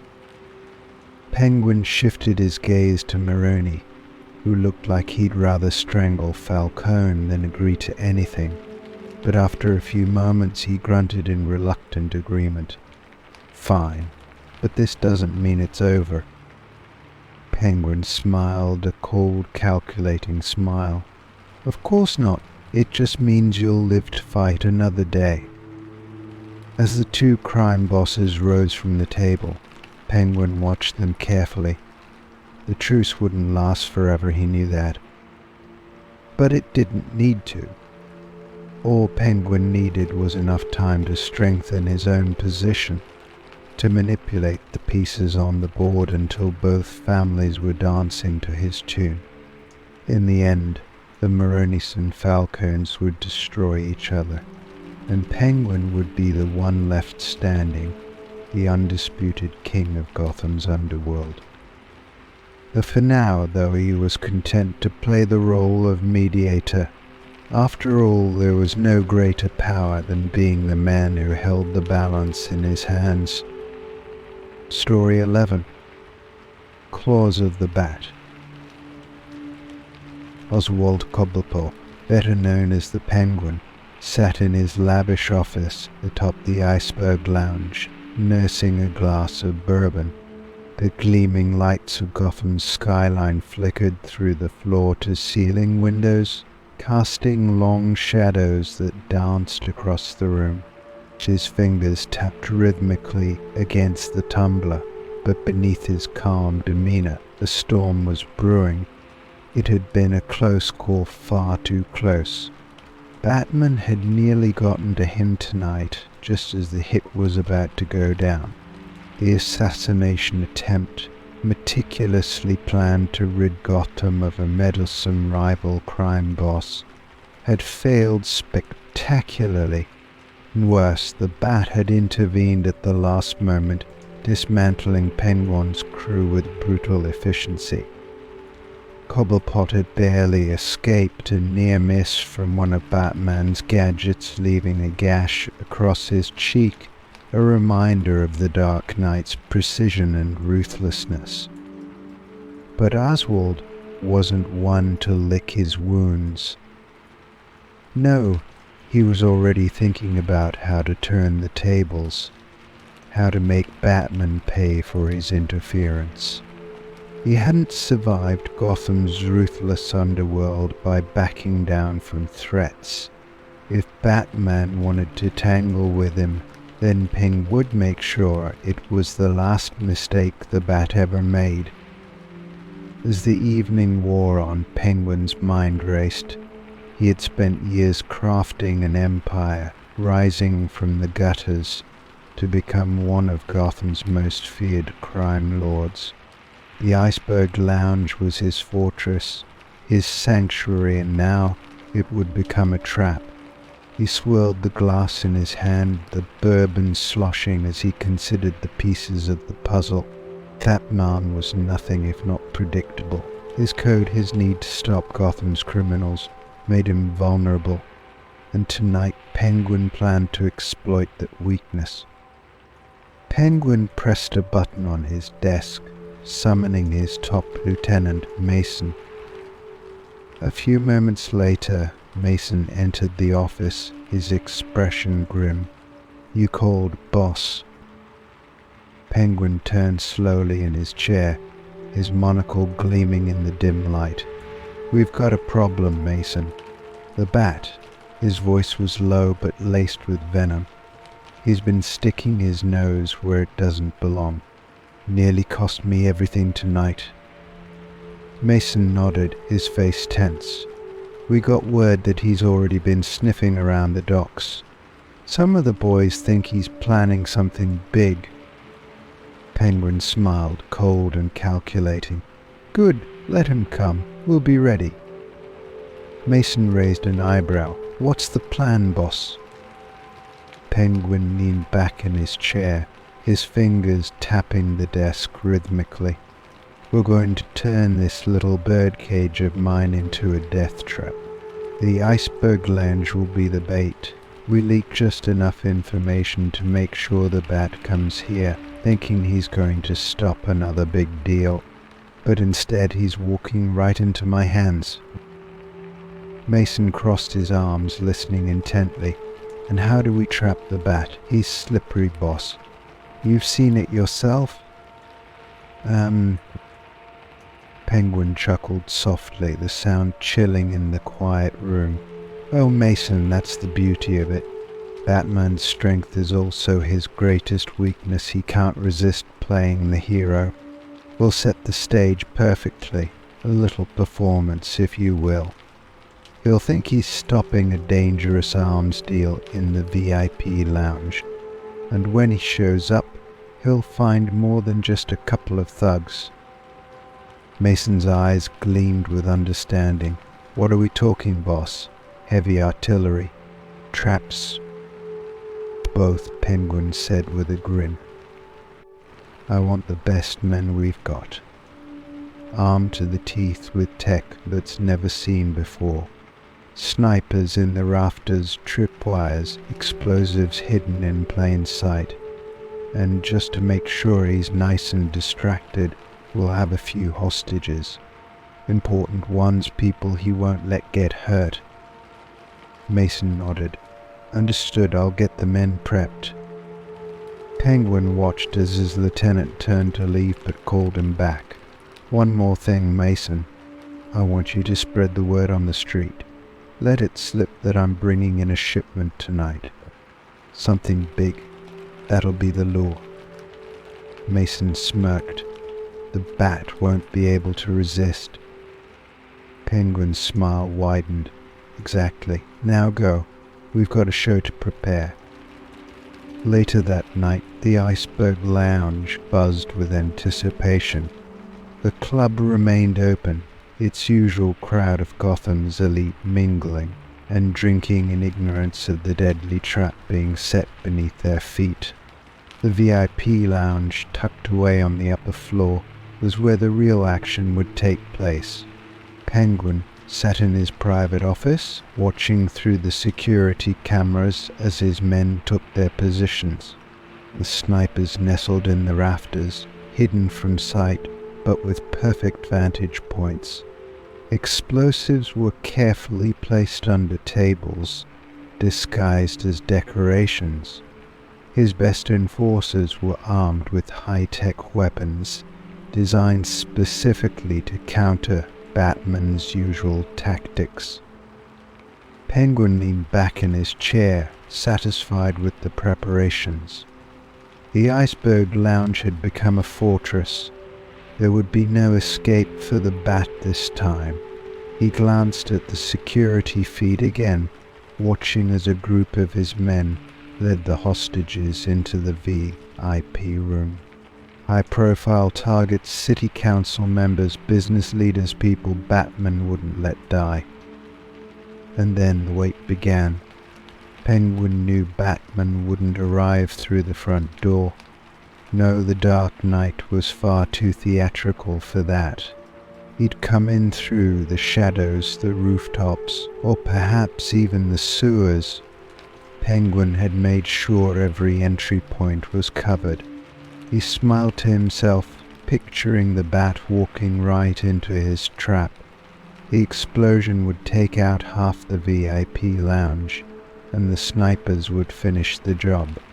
It was a perfect plan. But as the minutes ticked by, an unsettling feeling crept over Penguin. He hadn't heard from Mason or any of his men. His radio was silent. Something was wrong. He switched the security feed to the roof, expecting to catch a glimpse of Batman slipping through the shadows, but the roof was clear. Suddenly the lights in the VIP lounge flickered. Penguin's heart skipped a beat. He watched the cameras, eyes darting between feeds, looking for any sign of movement.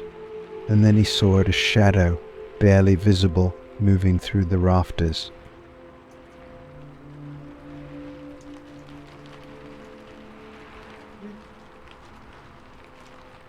It is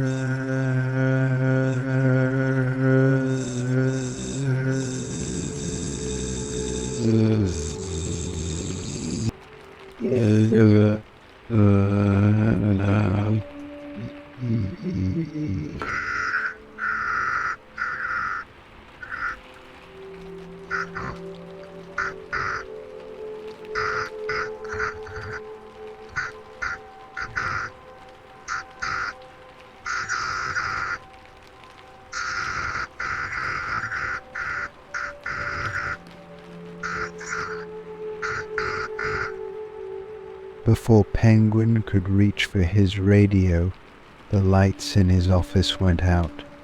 The room was plunged into darkness, and then from the shadows came a low, gravelly voice. "You've always been predictable, Oswald. Penguin's heart raced as he fumbled for his umbrella, the weapon concealed within. But before he could react, a dark figure descended from the ceiling, moving with terrifying speed. The last thing Penguin saw before the world went black was the cold, unblinking eyes of the bat. The trap had been set, but in Gotham, the bat always had the final move. Story 12. Gotham's winter. Storm had rolled in earlier than expected, a brutal winter front that blanketed Gotham in snow and ice, transforming the already dark and gritty city into a frozen wasteland. Streets were abandoned, storefronts closed, and the icy wind howled through the alleys like a ravenous beast. The city was used to hardship, but this storm was different, relentless, unforgiving, the kind that brought everything to a standstill. Except, of course, for Oswald Cobblepot. Penguin saw opportunity in the chaos, and he wasn't about to let a little cold stop him from making the boldest move of his career. Standing in the warm confines of his office at the Iceberg Lounge, Penguin looked out over the snow-covered streets of Gotham with a cold smile. His breath fogged the glass, but his thoughts were clear. The winter storm had brought the city to its knees, and with it, a desperate need for fuel, heating oil, gas, anything to keep the lights on and the cold at bay. Gotham's citizens were trapped in their homes, shivering in the cold, and the city's infrastructure was buckling under the weight of the storm. Emergency services were stretched thin, and the usual suppliers of fuel were struggling to keep up with the sudden spike in demand. That's where Penguin came in. For weeks he had been quietly maneuvering, buying up black market fuel supplies, siphoning off shipments meant for legitimate businesses, and stockpiling them in secret depots across the city. It was a calculated play, one designed to strike at the heart of Gotham's underworld power structure. Control the fuel, and you control the city. And in the dead of winter, when people were willing to pay anything to keep from freezing to death, the stakes couldn't have been higher. Penguin turned away from the window, his sharp eyes falling on Mason, his trusted lieutenant, who stood waiting near the door. "Is everything in place?" Penguin asked, his voice low and cold. Mason nodded. "We've got control of most of the fuel depots on the east side. The shipment from the docks came in this morning, just before the storm hit. We've moved everything into position. Gotham's going to be begging us for heat by tomorrow morning." Penguin grinned, the corners of his mouth twisting into a cruel smile. "Good. And the competition?" Mason hesitated for a moment before answering. "The Mariners tried to muscle in on a few of the shipments, but we took care of it. A couple of their boys won't be walking away from this one." Penguin's smile widened. The Mariners were always a nuisance, but nothing he couldn't handle. "Let them freeze," he muttered, his breath fogging in the cold air that seeped through the old building's cracks. "If they want fuel, they'll have to come crawling to me, and when they do, they'll pay whatever I ask." Mason shifted slightly. "There's one problem, though. Word on the street is that Falcone's crew is still holding a couple of major suppliers in the Narrows.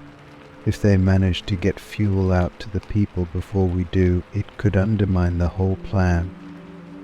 Penguin's eyes darkened. "Falcone," he hissed, the name dripping with contempt. "Always meddling. Fine. If they want to fight, they'll get one. Send the boys to the Narrows tonight." I don't care how bad the storm is, burn their depots to the ground if you have to. Make sure no one gets fuel out of that neighborhood unless it's through us. Mason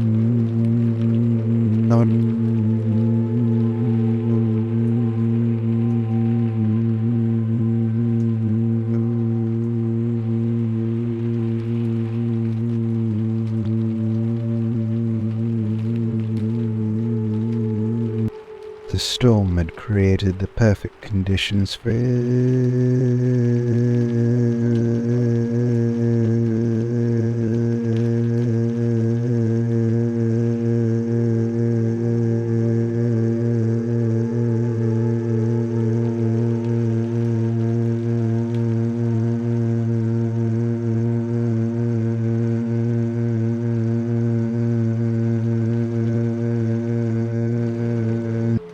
with control.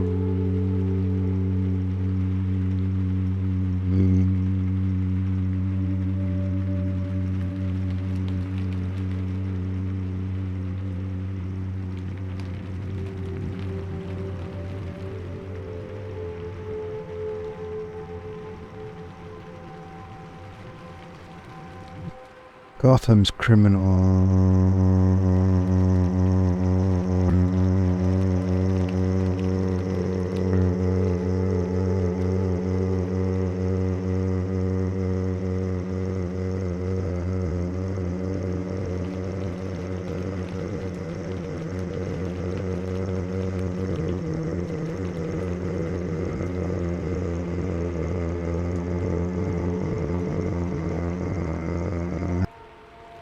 by night.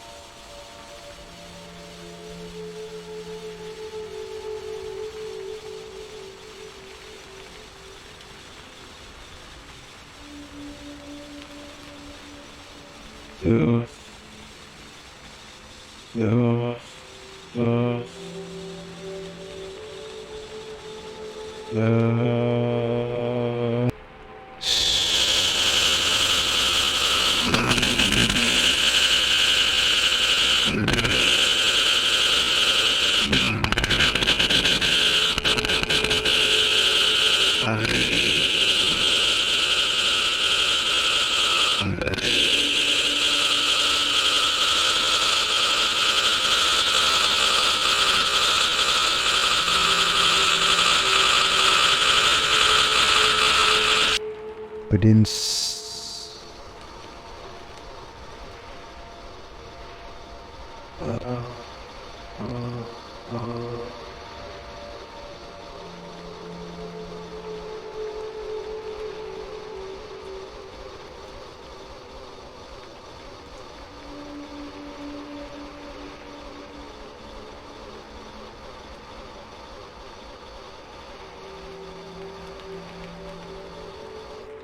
the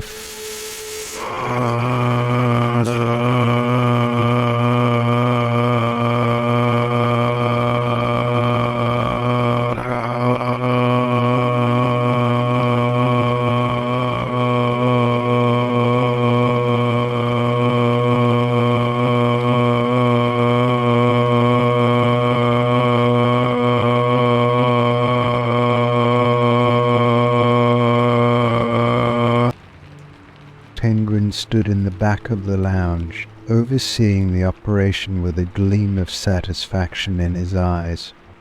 He could almost hear the crackle of money being made as each transaction pushed his profits higher and higher. And this was more than just business, this was control, and in Gotham control was everything. But there was one nagging concern that tugged at the back of his mind: Batman. Penguin knew the Bat wouldn't sit idly by while the city descended into chaos.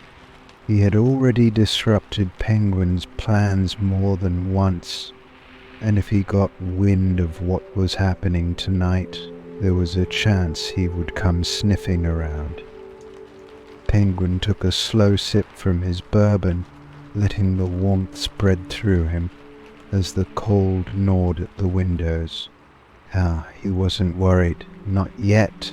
The iceberg lounge was fortified and his men were on high alert. Batman might be a problem, but he wasn't invincible. And tonight, if he showed his face, Penguin would be ready. The hours passed, and soon the trucks began to move out into the storm. Mason had returned, reporting that the Narrows depots had been dealt with. Falcone's operation was crippled, at least for now. Penguin was pleased, but he didn't let his guard down. He knew better than to celebrate too early.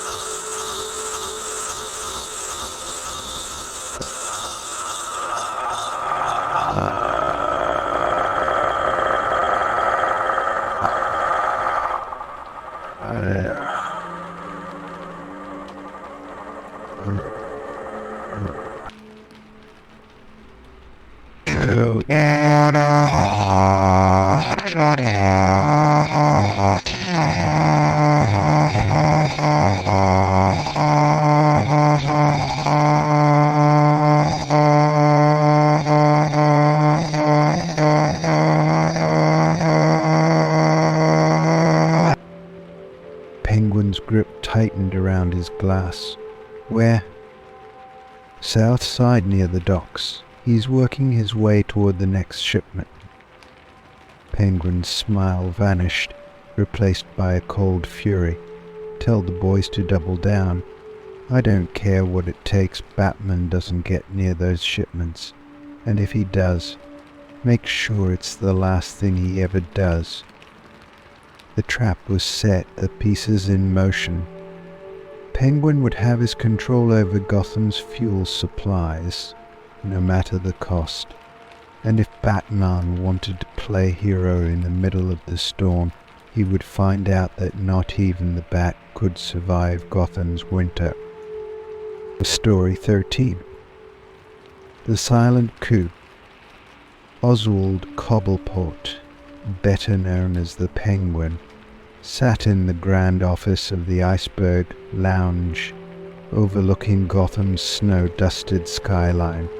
The room was dimly lit, the soft glow of the fireplace casting long shadows on the walls. Cobblepot's empire had weathered many storms, Batman's interference, rival gangs, and the city's ever-present chaos, but this time something felt different. There was an unsettling quietness within his organization, a chill in the air that had nothing to do with the winter outside. His instincts, sharpened by years of navigating Gotham's treacherous underworld, told him that danger was close. But this time the threat wasn't from outside, it was from within. For weeks he had sensed something amiss. Operations that had run smoothly for years began to falter, shipments delayed, payments missing, trusted men turning up dead or vanishing without a trace. At first he had dismissed it as bad luck, the cost of doing business in a city like Gotham. But the signs were becoming too numerous to ignore. The whispers among his lieutenants grew louder. Eyes that once held respect now gleamed with something darker, ambition. Cobblepot knew a coup was brewing, a silent conspiracy festering beneath the surface, and he had no doubt who was behind it. Mason. For years Mason had been his most trusted lieutenant, handling delicate matters with ruthless efficiency. He had been by Penguin's side through countless power struggles, always loyal, always reliable. But recently, Mason's behavior had shifted more distant, more secretive. Cobblepot had noticed the way Mason spoke to the younger enforcers, the way they seemed to hang on his every word. It was the subtle signs that spoke of power slipping, the way Mason lingered in rooms longer than necessary, whispered to men who should have been coming directly to Penguin. Oswald wasn't a fool. He had built his empire by anticipating betrayal, by never allowing anyone to get too close. But Mason had been different, or so he'd thought. The knock at the door brought him out of his thoughts. Penguin's sharp eyes flicked toward the entrance as one of his enforcers entered. A young man named Rocco, who had proven himself useful in recent weeks. Rocco had been the one to bring the first inklings of Mason's betrayal to light. "Boss," Rocco said, his voice low, "I've got something you need to see." Penguin gestured for him to enter, his fingers stilling on the glass of bourbon he had been holding. Speak. Rocco handed over a small, folded note. "Intercepted this from one of Mason's boys. He didn't even know I was watching." Penguin unfolded the note, his eyes scanning the scrawled message. It was short, cryptic, but the meaning was clear. A meeting was being arranged. Late tonight, at one of Penguin's warehouses on the south side. Mason and a few key figures in the organization were planning to gather away from the Iceberg Lounge, away from prying eyes. It was the confirmation Penguin had been waiting for. A coup. Plot. Penguin's face remained impassive, but inside his blood boiled. He had built this empire with his own hands, clawed his way up from nothing. Mason might have thought he could take what Penguin had made, but he had made one fatal mistake. He had underestimated Oswald Cobblepot. Cobblepot carefully folded the note and placed it on his desk, his expression darkening. "Rocco, get the car ready, and tell the boys we're making a visit tonight." The snow fell heavily as Penguin's car glided through Gotham's empty streets, the headlights cutting through the storm. Inside, Cobblepot sat in the back seat, his breath fogging the glass as he stared out at the frozen city. He had brought only a handful of his most trusted men with him, Rocco, and 2 enforcers who had been with him since the early days. The rest of his operation was either still loyal to Mason or too uncertain to be trusted. But Penguin didn't need numbers tonight. What he needed was precision. As they approached the warehouse, Penguin's sharp eyes caught sight of movement near the loading docks. The place was quiet, but the flicker of lights inside told him that Mason was already here, along with the others who had plotted to take his empire from him. Penguin's lips curled into a grim smile. They thought they were safe. They thought they could gather here, out of sight, and finalize their plans to overthrow him. They were wrong. Penguin stepped out of the car, his heavy coat billowing in the icy wind, his trademark umbrella held tightly in one hand. His men followed silently, their footsteps crunching in the snow as they moved toward the warehouse. Penguin's heart was cold, his mind sharp. He had no intention of negotiating, no desire for mercy. This was about survival. In Gotham, betrayal was inevitable, but it was always fatal. The warehouse doors opened with a soft creak, and Penguin stepped inside. The large, empty space was dimly lit, but he could see the Mason, and 5 of his closest conspirators huddled near the back, talking in hushed tones.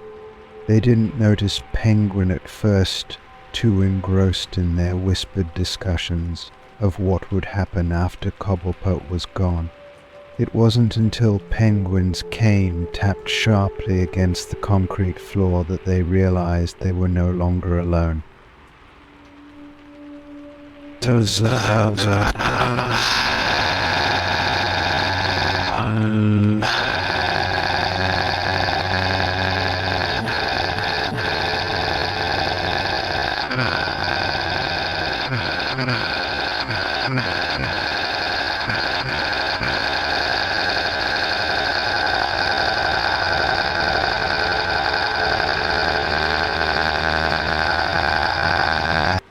Boss.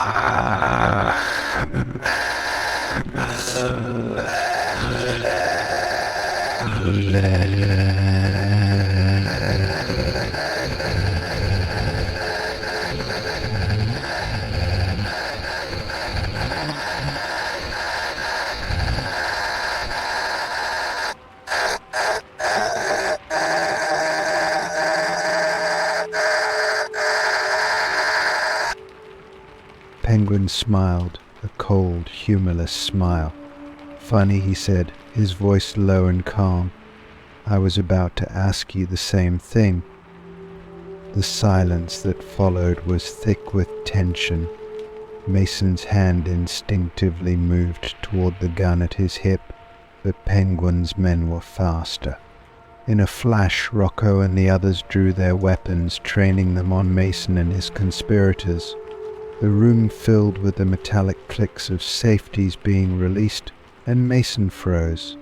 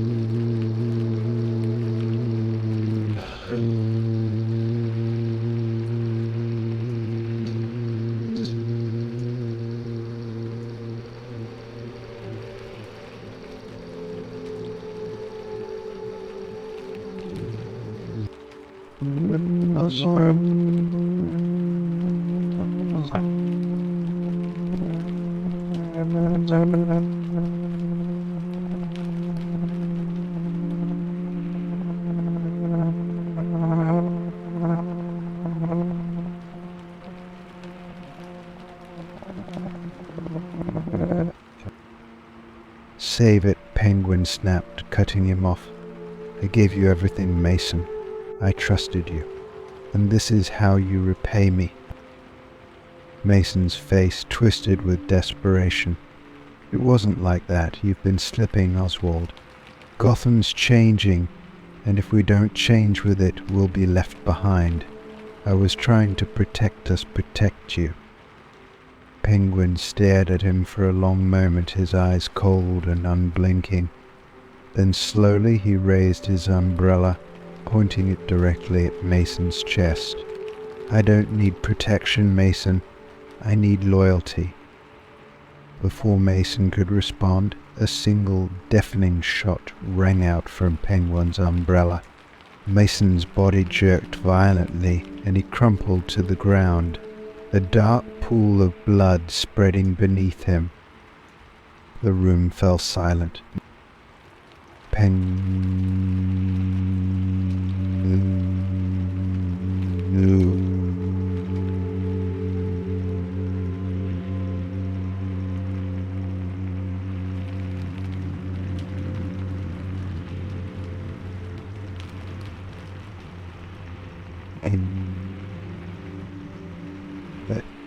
Let this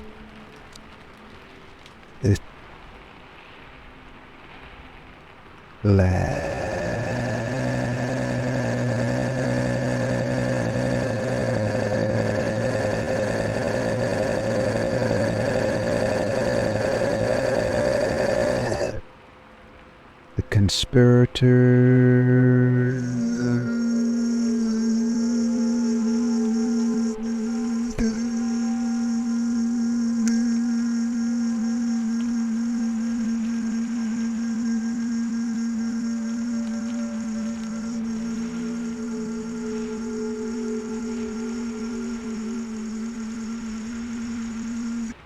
Penguin turned and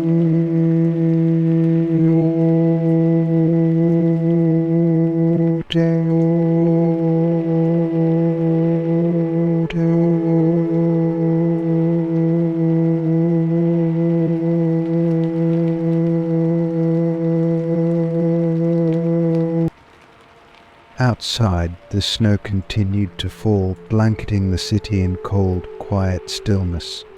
But inside Penguin's heart, the storm raged on. He had survived another betrayal, but in Gotham, survival was never guaranteed. For now, the coop had been silenced. But Oswald Cobblepot would never forget, and he would never forgive. Story 14. Frozen Deals. The iceberg lounge gleamed under the cold, artificial light as the snowstorm outside whipped through Gotham's streets, making the city feel like it was trapped in a deep freeze. Inside the lounge, however, warmth radiated from the chandeliers, and the clinking of glasses and low hum of conversations filled the air. Tonight, though, was different. Oswald Cobblepot, the Penguin, sat in his private office overlooking the bustling club floor below, his sharp eyes flickering between the security monitors. Everything had been arranged, but his mind was on high alert. Tonight's deal was dangerous, even by Gotham standards. It was a high-stakes arms sale, and Penguin had been meticulously setting it up for weeks. The buyer was a man named Viktor Yaroslav, a Russian smuggler with a reputation as cold and ruthless as the Siberian winters he hailed from. Yaroslav had the connections to move weapons on a scale Penguin rarely saw: high-tech rifles, explosives, military-grade tech, and he had the money to pay for them. But there was something about this deal that set Penguin on edge. It wasn't just the weapons or the money. It was Yaroslav himself. Penguin had dealt with dangerous men before Gotham's underworld was filled with killers, crooks, and psychos, but Yaroslav was different. The Russian didn't play by the usual rules, and rumors were swirling that he had hidden motives for the deal. Some whispered he was working with Gotham's law enforcement. Others claimed he had ties to international agencies looking to crack down on the city's criminal operations. But the most troubling rumor was that Yaroslav wasn't buying these weapons to move them.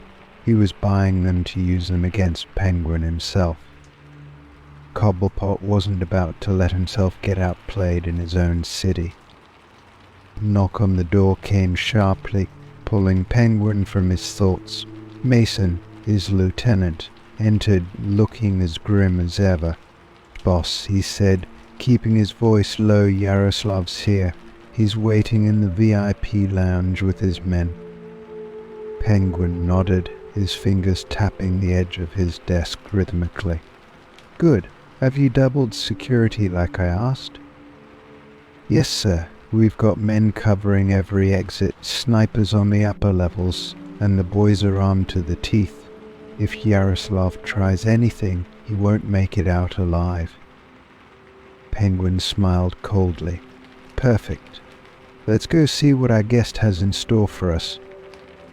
Mason led the way as Penguin followed, his mind focused on every possible angle, every threat Yaroslav could present. The Russian wasn't stupid.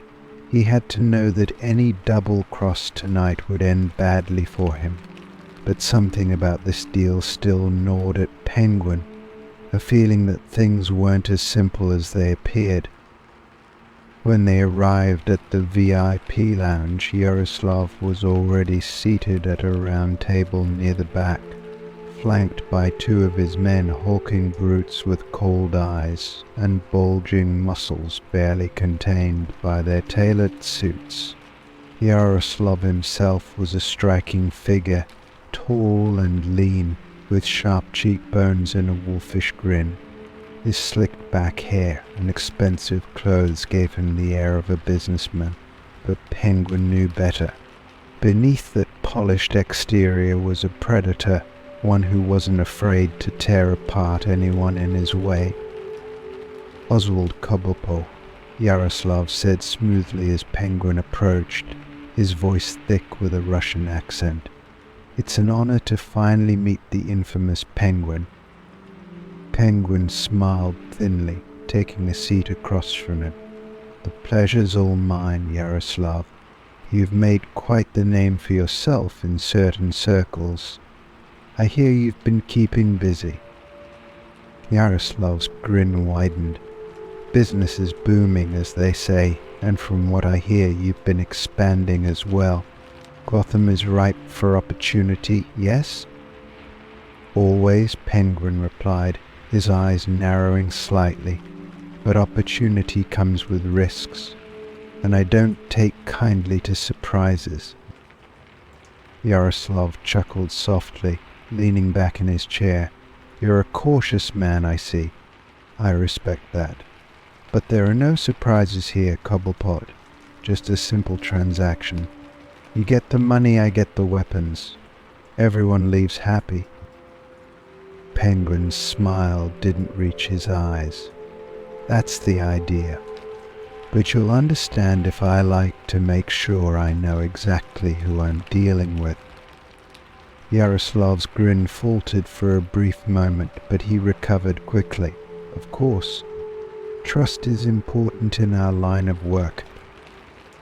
Penguin nodded to Mason, who stepped forward with a briefcase, setting it down on the table and opening it to reveal stacks of neatly packed bills.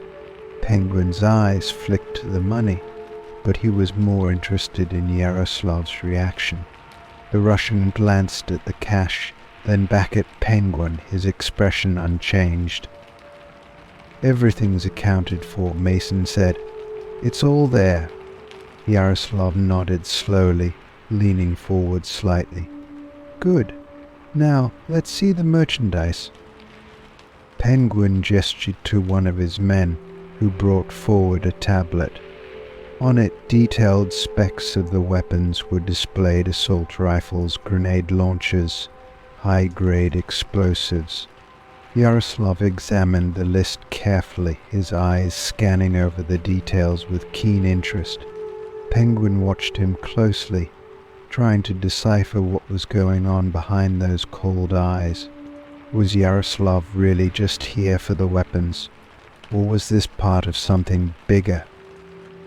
After a few moments, Yaroslav handed the tablet back, a satisfied smile on his lips. Very impressive, Cobblepot. You have quite the collection. Penguin's smile tightened. I aim to please.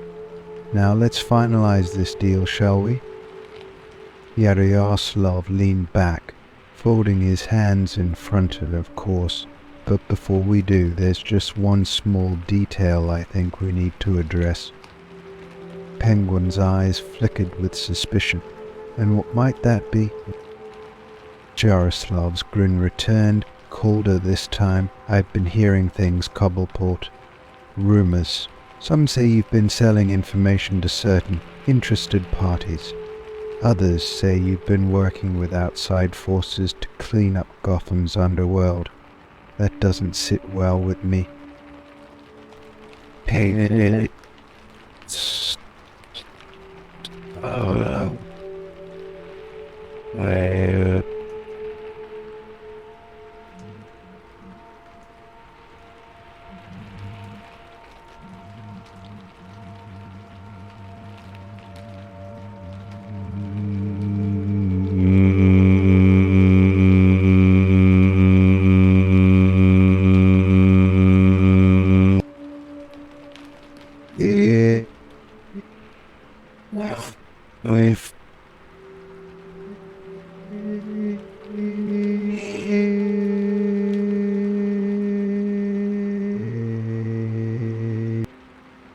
Yaroslav's grin widened.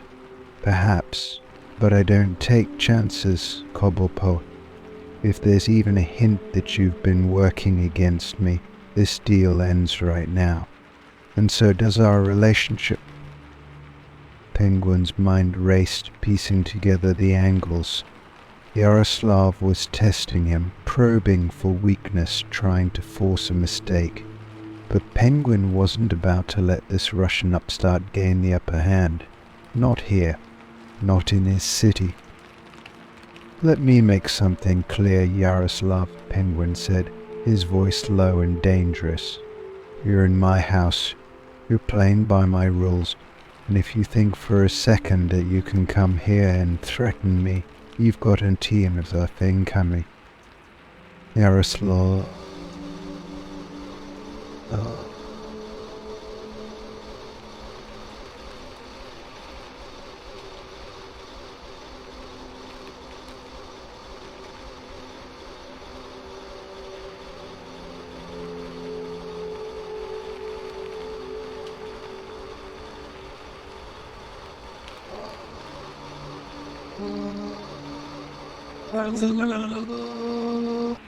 No more games.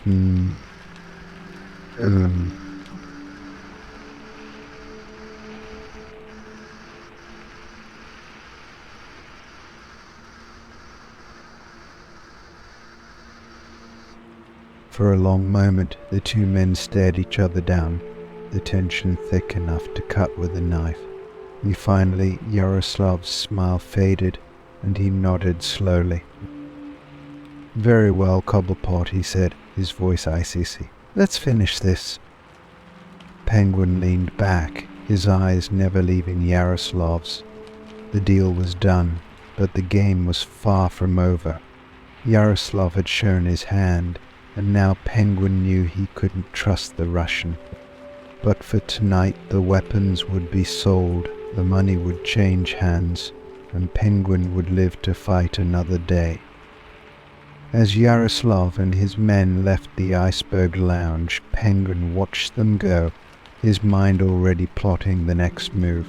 The Russian had hidden motives, but so did he, and in Gotham only one man would come out on top.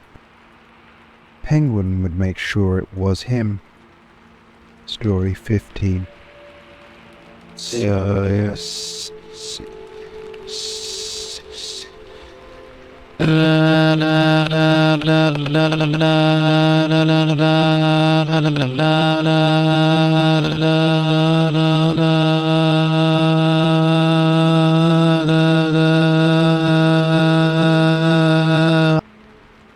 Oswald Cobblepot, the Penguin, stood at the entrance to a narrow, hidden staircase he had never seen before, buried deep beneath the Iceberg Lounge. The dim light from a flickering bulb above cast long shadows on the stone walls as he peered into the darkness below. For years the Iceberg Lounge had been his fortress, his sanctuary, a gleaming symbol of power in Gotham's underworld. Yet now, standing in the cold dampness of the subterranean passage, he realized that his club held secrets even he hadn't unearthed.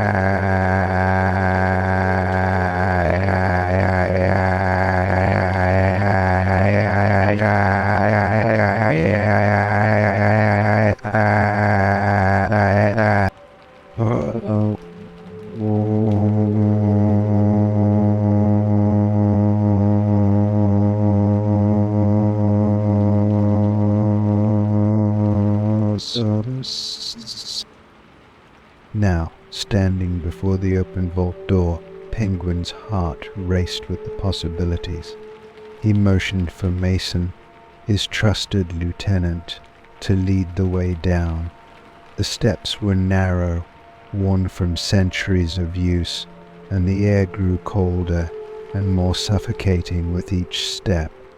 After what felt like an eternity, they reached the bottom. Penguin clicked on his flashlight, revealing a large iron door covered in rust and grime, sealed tight with ancient bolts. But what caught Penguin's attention wasn't the door, it was the insignia etched into the metal, faint but unmistakable, the crest of the Wayne family. Penguin's mind raced.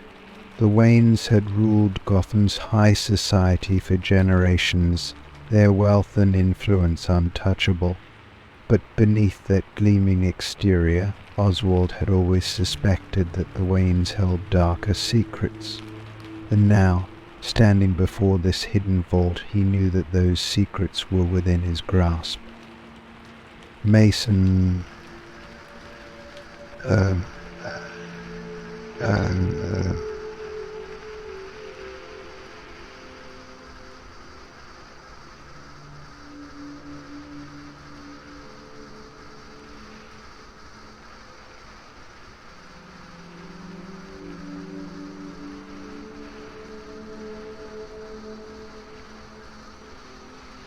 With a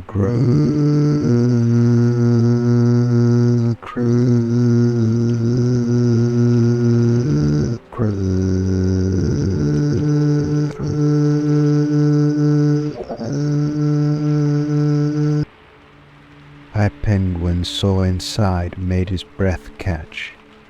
The room was filled with old documents, ledgers and strange artifacts, all covered in dust and cobwebs.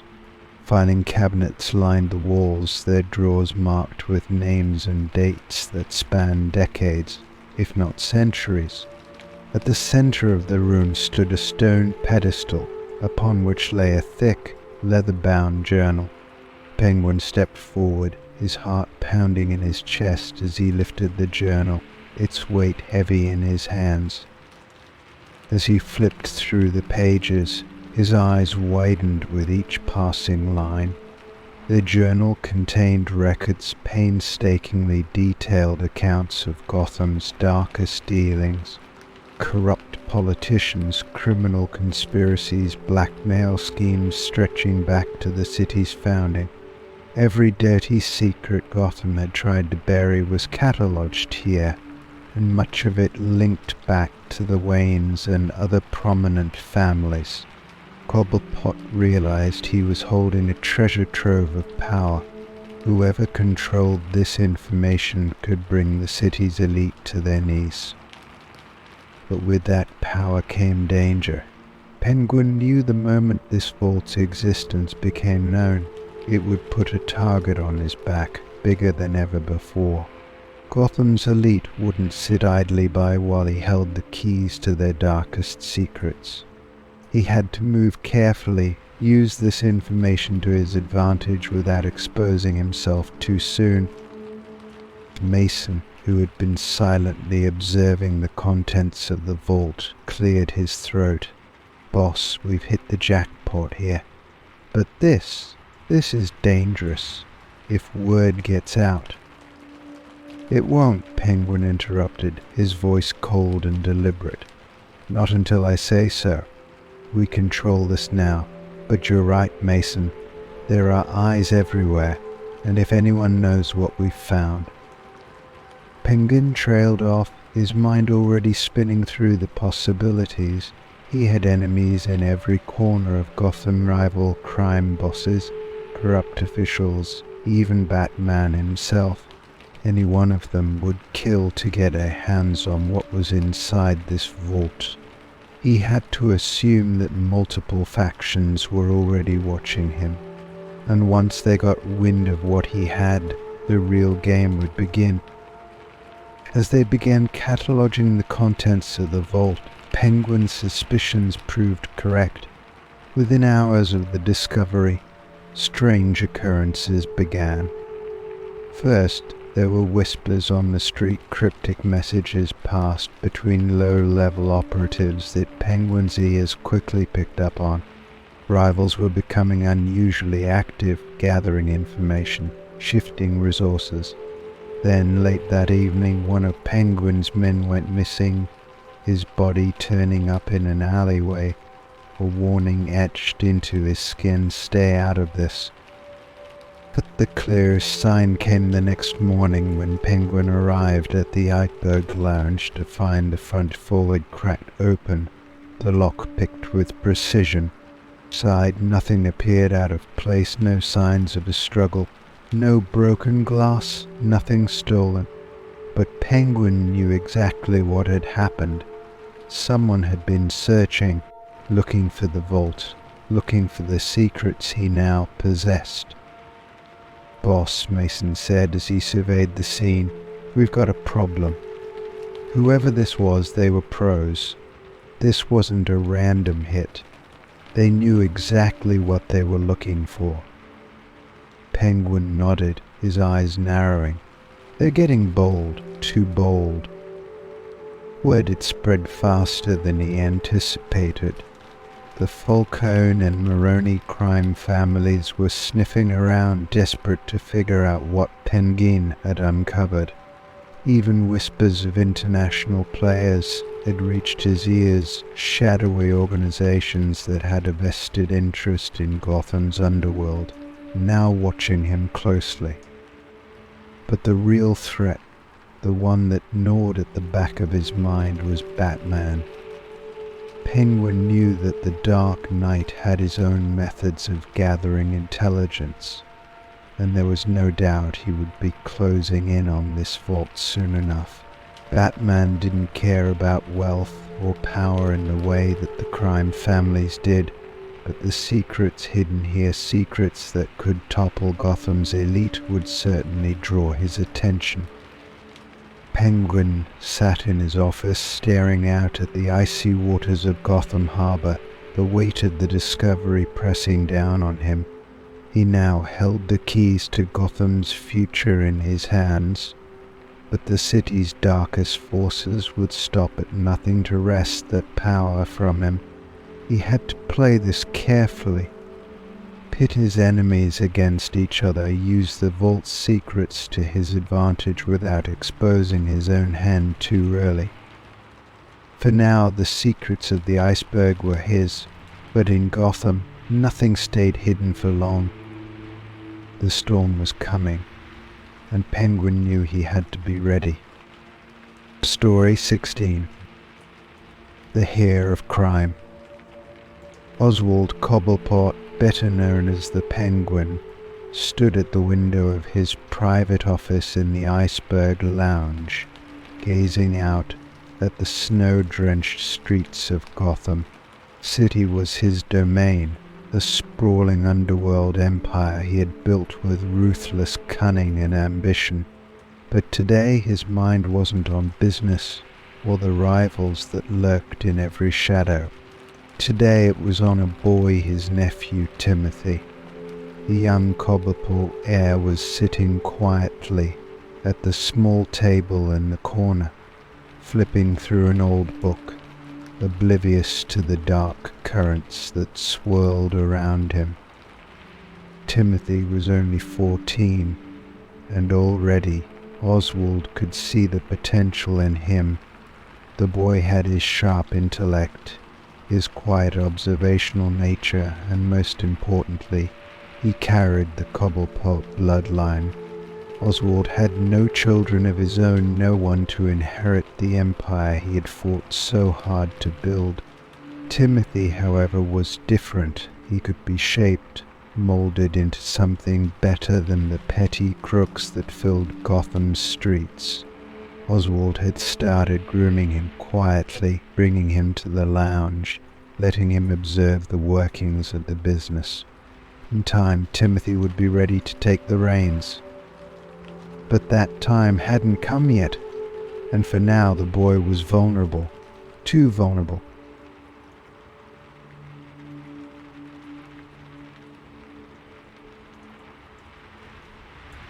A soft knock on the door interrupted Penguin's thoughts.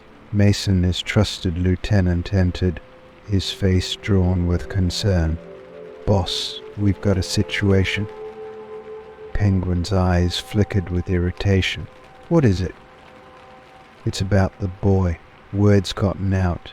The Maronis and Falcones are sniffing around. They know Timothy's important to you, and they're looking to use him as leverage." Penguin's grip on his umbrella tightened. He had been expecting this, but the timing couldn't have been worse. The Maronis had been a thorn in his side for months, constantly testing his patience, pushing the boundaries of their territories. The Falcones, despite their internal power struggles, were always looking for an advantage. And now, they had found one. Timothy was a weakness, a pressure point they could exploit to force Penguin into making deals or relinquishing control. His voice dropped to a low growl. "What exactly do they know?" Mason shifted uneasily. "Enough to know that if they take the boy, you'll come running. They're not looking to kill him, at least not right away. They want him as insurance, leverage to make you give up ground." Penguin's eyes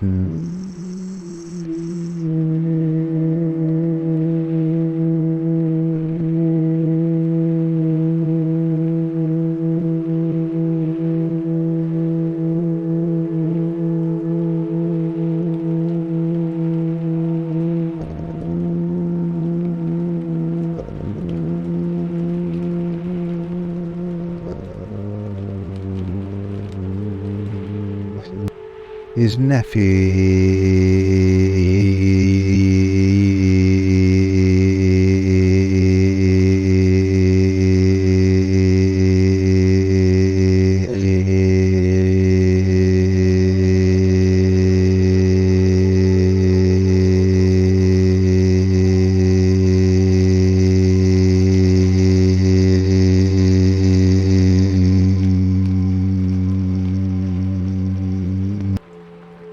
"Where's Timothy now?" Penguin asked quietly. Mason glanced toward the boy. who remained oblivious in the corner. Here, for now. But if they make a move, the lounge won't be enough to protect him. We need to get him somewhere safe, away from prying eyes. I've already had the boys double the security, but I don't trust that'll be enough. Penguin nodded, his mind working through the possibilities. The iceberg lounge was heavily fortified, but he knew better than to trust even the best defenses. The Maronese had spies everywhere, and Falcone's men were nothing if not resourceful. Keeping Timothy here was too risky. He needed to be moved, but moving him presented its own dangers.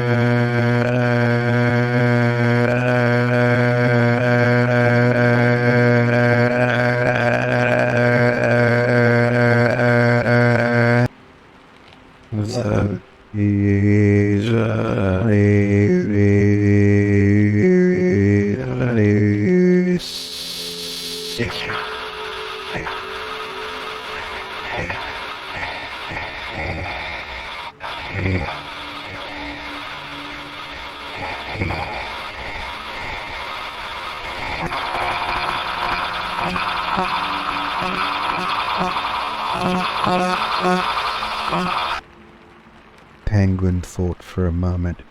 There's an old safe house in the Narrows, one we haven't used in years. And no one knows it's mine. It's off the radar, discreet. Take him there and keep him hidden until this blows over. Mason hesitated. The Narrows. It's dangerous, boss. That area's crawling with small-time crews. If anyone spots him. They won't, Penguin snapped, cutting him off. We control the streets in that part of the Narrows. No one breathes without my say-so. They'll keep their mouths shut if they know what's good for them. Mason didn't argue. He knew better than to question Penguin's plans. He simply nodded and left to make the preparations, leaving Penguin alone with Timothy. Penguin walked over to the boy, who looked up from his book with curious eyes. Timothy had been quiet since his mother's death 2 years ago, withdrawn but not weak. George had seen something of himself in the boy, a quiet strength, an understanding of the world's brutal realities. He knew that Timothy could grow into a leader if he survived long enough to reach that point. Timothy, Penguin said softly, kneeling beside him. We're going on a little trip. There are some people who might try to hurt you, but don't worry. I won't let them. The boy's eyes widened, fear flickering in them for the first time. Uncle Oswald, why would anyone want to hurt me? Because of who you are, Penguin said, his voice steady. Because you're a Cobblepot. And in this city, power makes enemies.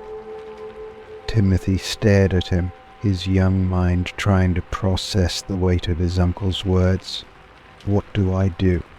The sacrifice, Ben Mayor.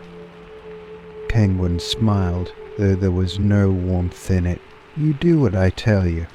You stay with Mason and the others, and you listen to every word they say. Understand? The boy nodded, his fear giving way to determination. Penguin stood, feeling a strange sense of pride. Timothy was learning. He was starting to understand that Gotham wasn't a place for the weak. The boy would survive, just as Oswald had. But first he had to make sure Timothy lived long enough to inherit the Empire. The night came swiftly, bringing with it the freezing winds of Gotham's winter. The streets were quiet, cloaked in shadow, as Mason and two of Penguin's best enforcers escorted Timothy out the back of the Iceberg Lounge. They moved through the underground tunnels, avoiding the main streets where the Maronis or Falcanes might have eyes. The plan was simple: get Timothy to the safe house in the Narrows, hide him until the threat passed. But Penguin knew better than to trust simple plans. As he watched the group leave from his office window, a cold dread settled in his chest. Rival mobsters, like wolves, could smell weakness from a mile away. Timothy was the key to Penguin's future, and his enemies knew it. They wouldn't stop until they had him. Penguin clenched his fist around his umbrella, his jaw tightening. If anyone came for his nephew, they would pay the price in blood. This wasn't just business anymore. This was family.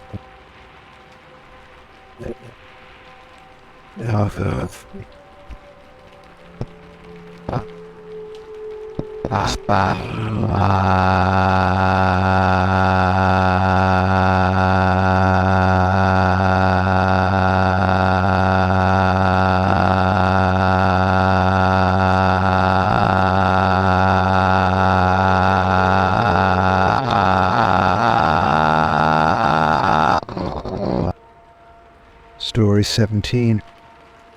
Enemies in the Shadows. As Wald Cobblepot, the Penguin, sat in his dimly lit office at the Iceberg Lounge, the faint sound of jazz filtering up from the club below. He swirled a glass of bourbon in his hand, but his mind was far from the usual comforts of his empire. Lately something had shifted in Gotham. It wasn't the familiar pressure of rival crime bosses or the relentless pursuit of the chick.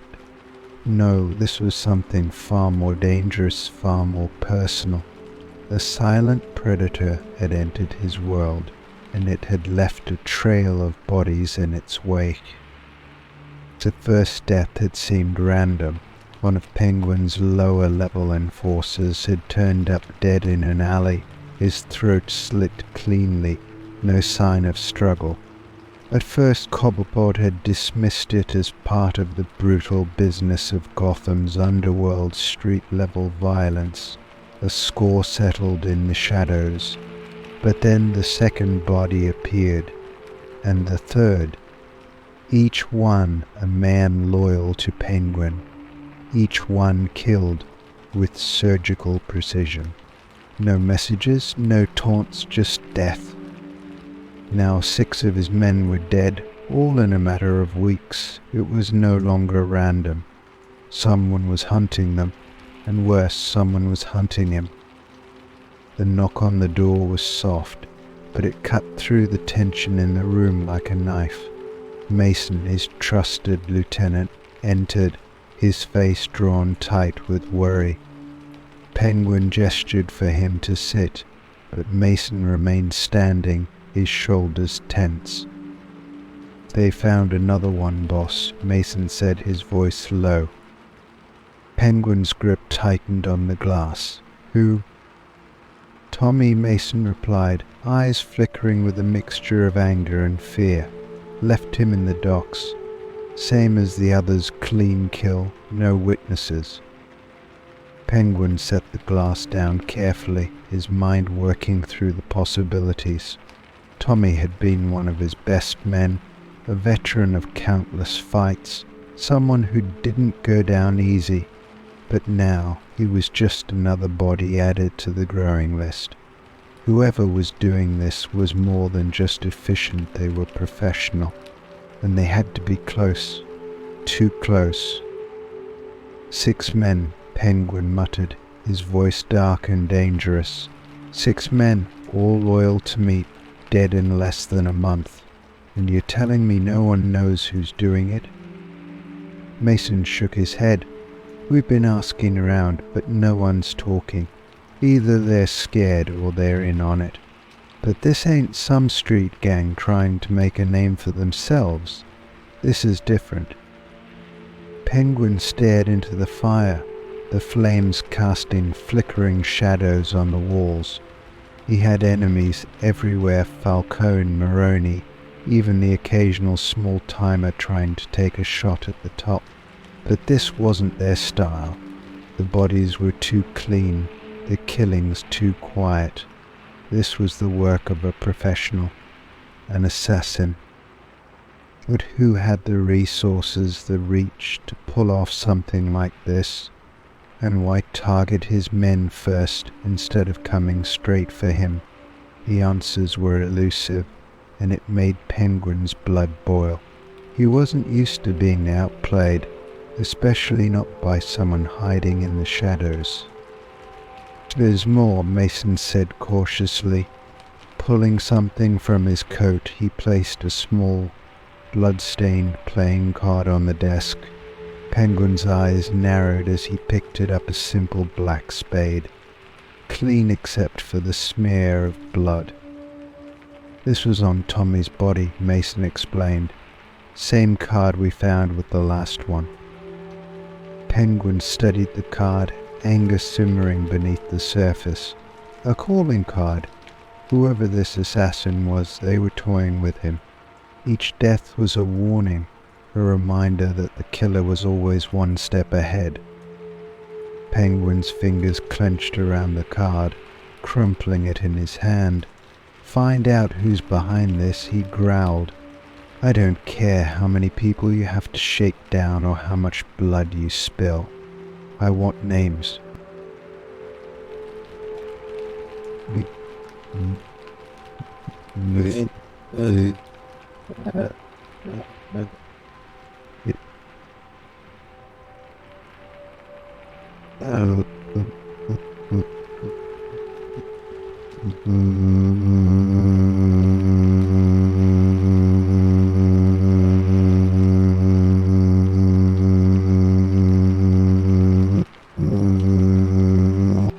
What is...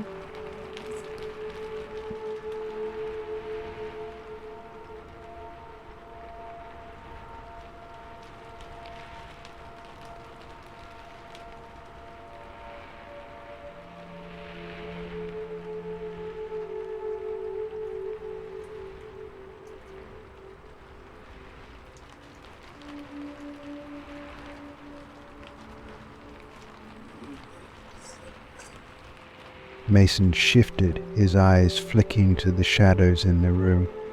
There's talk, boss. Some of the men think. They think it's coming from the inside. Penguin's heart skipped a beat, though his face remained impassive. You mean Explorat? Mason nodded, his expression grim.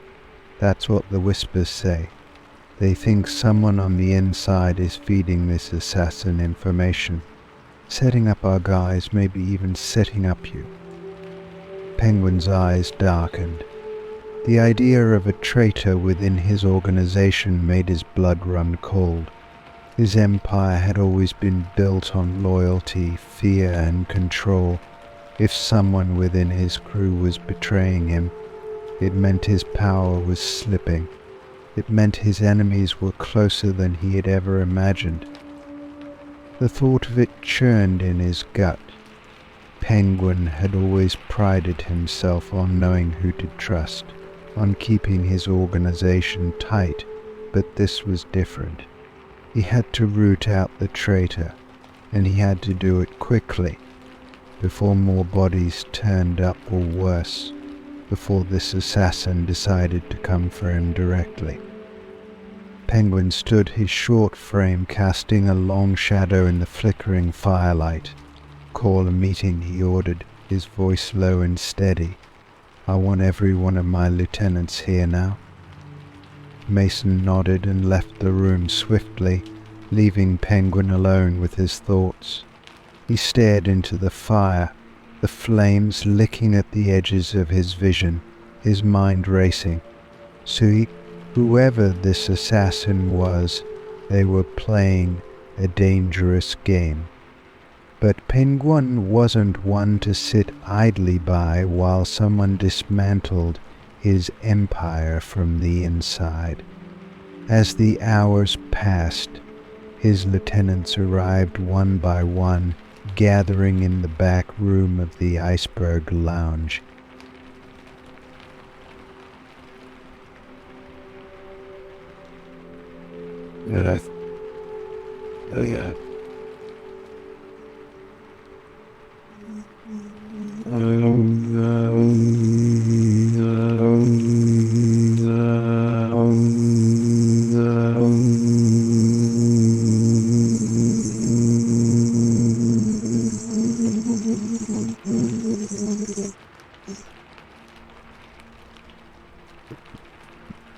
Please.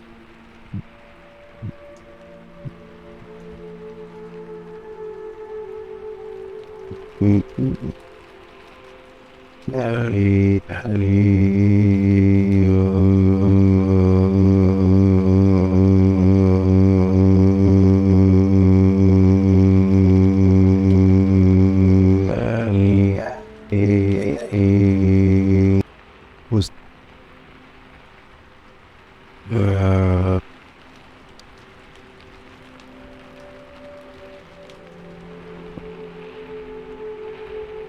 no.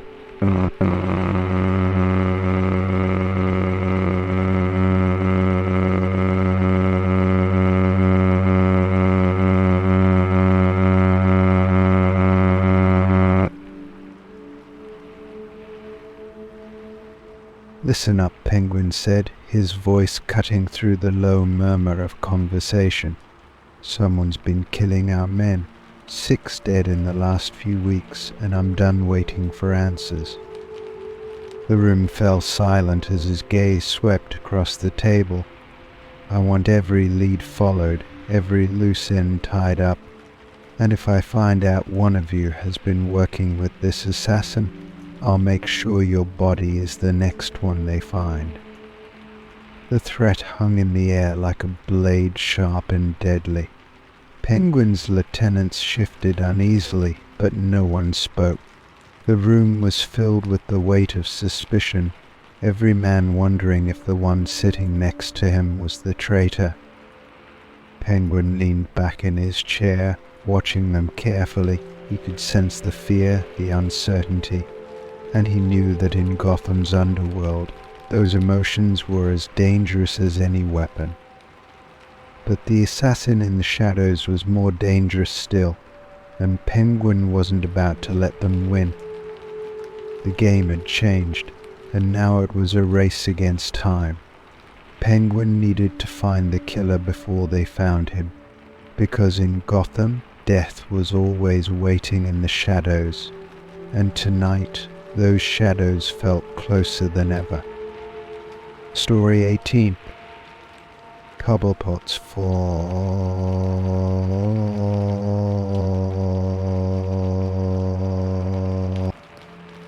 Oswald Cobblepot, better known as the Penguin, sat in a cramped, dimly lit room deep in Gotham's underbelly. The once opulent suit he wore was stained with sweat and blood, his monocle cracked from the recent scuffle that had left him in this sorry state. The small, dingy apartment was a far cry from the luxurious office he had ruled from atop the Iceberg Lounge. Now all he could hear were the distant sounds of Gotham's night, sirens wailing, gunfire echoing in the distance, and the muffled voices of criminals moving through the streets above. His empire, the vast criminal network he had built with blood, fear, and cunning, was gone, stripped from him in a matter of days by those he had trusted most. Penguin leaned back in the rickety chair, the weight of his defeat pressing down on him like a shroud. The betrayal had been swift and brutal, leaving him with nothing but the bitter taste of failure and rage. Mason, the man he had trusted above all others, had turned on him.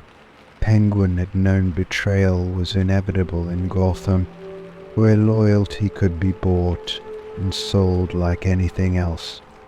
But he hadn't expected it from Mason, not after years of working side by side, building an empire together.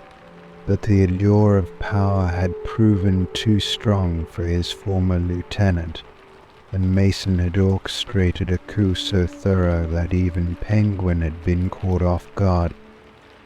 It had all started with whispers, quiet rumors circulating through Gotham's underworld that Cobblepot was slipping, that he was losing his grip on the city. At first Penguin had dismissed it as idle gossip, the kind that always floated around when rivals were angling for position. But the whispers grew louder, more insistent, and soon his men began to fall. One by one, his most trusted enforcers disappeared, either bought off or killed. The betrayal came to a head the night Mason and his newly allied Maroni crew stormed the Iceberg Lounge, cutting down anyone still loyal to Cobblepot and taking control of the heart of Penguin's empire. Oswald had barely escaped with his life, forced to flee through secret tunnels beneath the lounge while gunfire and chaos erupted above him. He had watched as everything he had worked for burned to the ground, the sounds of the betrayal echoing in his ears like a death knell. And now, here is reduced to hiding in a dingy apartment, a criminal king without a kingdom, his name reduced to little more than a whisper in the streets.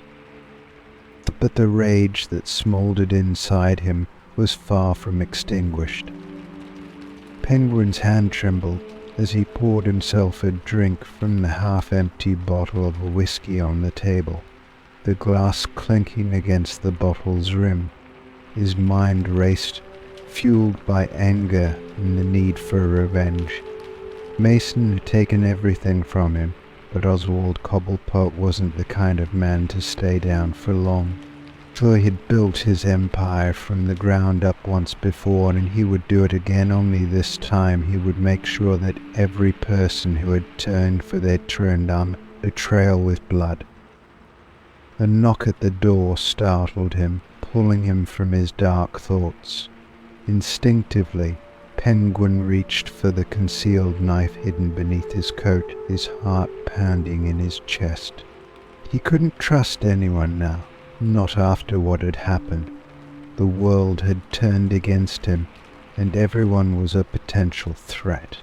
But as the door creaked open, he saw Rocco, one of the few men who had remained loyal, step inside.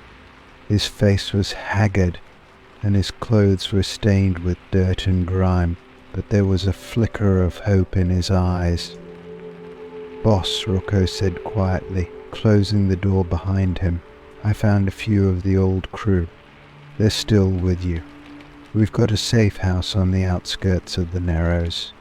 It's not much, but it's something." Penguin stared at him for a long moment, processing the information. His empire was, but not everyone had turned against him. There were still men who believed in him, men who would fight to take back what was his.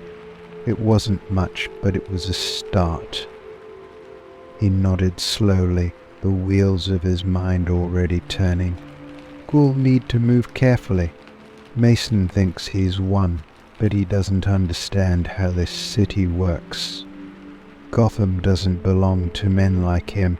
It belongs to those who are willing to claw their way back from nothing." Rocco shifted nervously.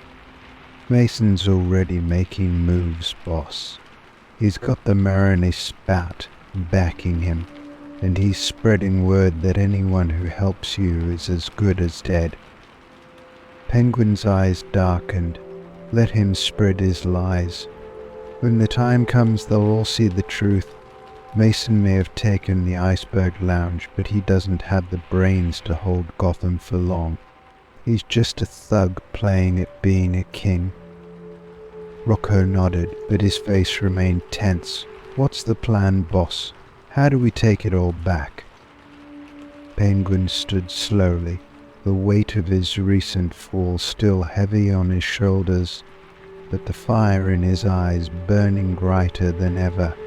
We rebuild, quietly. We gather those who are still loyal, and we hit Mason where he's weakest. His alliances are shaky at best. The Marinists don't trust him, and neither do the smaller gangs. We exploit that. We sow discord, pit them against each other, make Mason fight on every front until he's too weak to defend himself. Then, when the time is right, we strike.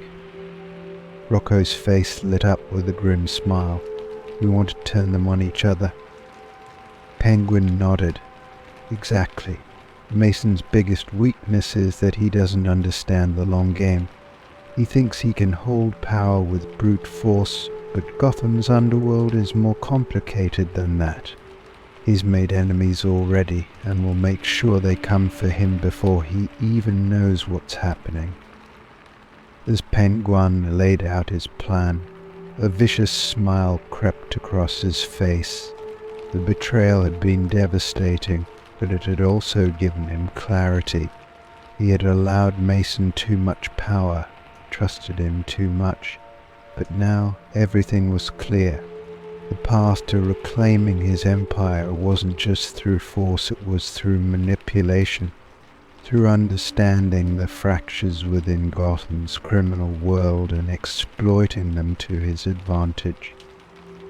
Mason had made a critical mistake in leaving Penguin alive, and now Oswald would rise again, not just as a crime boss, but as a force of vengeance, driven by fury and ambition. He would burn down anyone who had betrayed him, and when he reclaimed his throne, the streets of Gotham would be painted in blood. Penguin poured himself another drink, raising his glass to Rocco. To Mason's downfall, he said, his voice a low growl, and to our comeback. Rocco clinked his glass against Penguin's, the sound echoing in the small, cramped room. The comeback had begun, and when it was over, Oswald Cobblepot would once again be king of Gotham. Story 19. The Frozen Heart. Oswald Cobblepot, the Penguin, sat at his usual table in the Iceberg Lounge, surveying the room with his sharp, calculating eyes. The lounge was as lively as ever, filled with Gotham's elite mingling and sipping on overpriced cocktails, oblivious to the darker dealings that often transpired beneath the glitz and glamour. Yet tonight his focus wasn't on the usual crowd of corrupt politicians or shady businessmen. It was on her. Veronica St. Clair, a powerful socialite with deep roots in Gotham's old money, had made her entrance into the lounge like a queen entering her court. Dressed in a flowing, black gown that shimmered in the dim light, she commanded attention with every step. Her beauty was striking, but there was something more that drew Penguin's attention, an aura of control, a confidence that came not just from wealth, but from a deeper understanding of power. She was the kind of woman who could navigate Gotham's high society with grace and ruthlessness, and that intrigued Cobblepot more than he cared to admit. He had watched her from afar for months, their circles occasionally intersecting at charity galas or exclusive events, but they had never truly spoken. She was out of his league, or so the whispers in Gotham said. Cobblepot, despite his vast criminal empire, was still viewed as an outsider in the upper echelons of society, a crude businessman, a man of the streets who clawed his way to power. Veronica, on the other hand, had been born into wealth and privilege. Yet tonight, as her gaze swept across the room and landed on him, something shifted.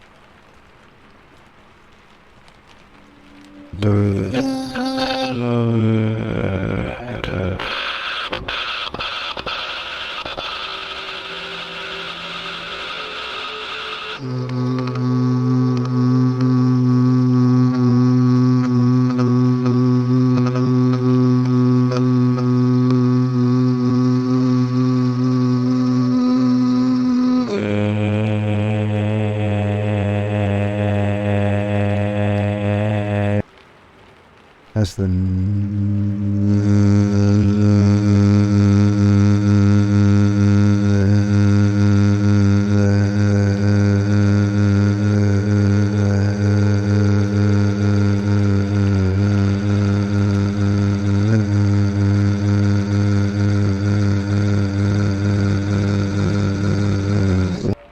he was used to power play.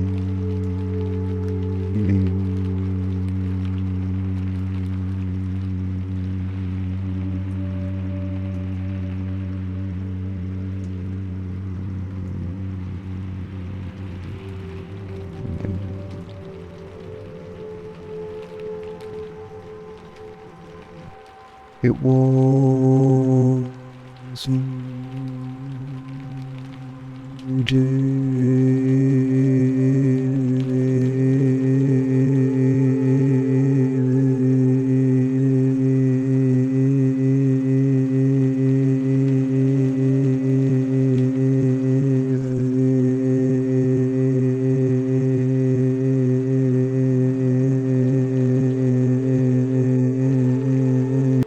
she was power incarnate.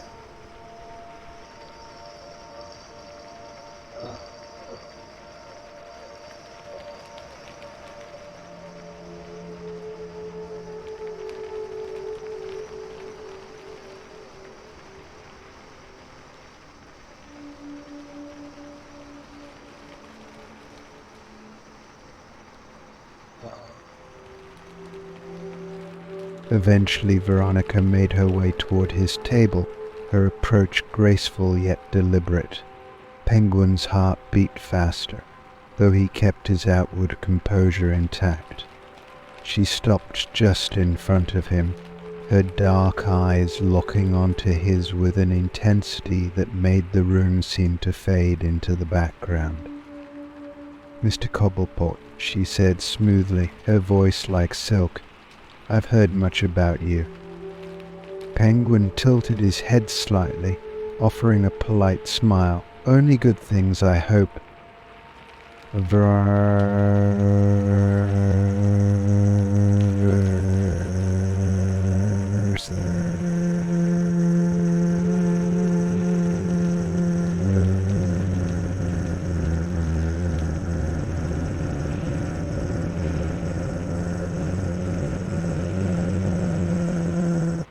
and some good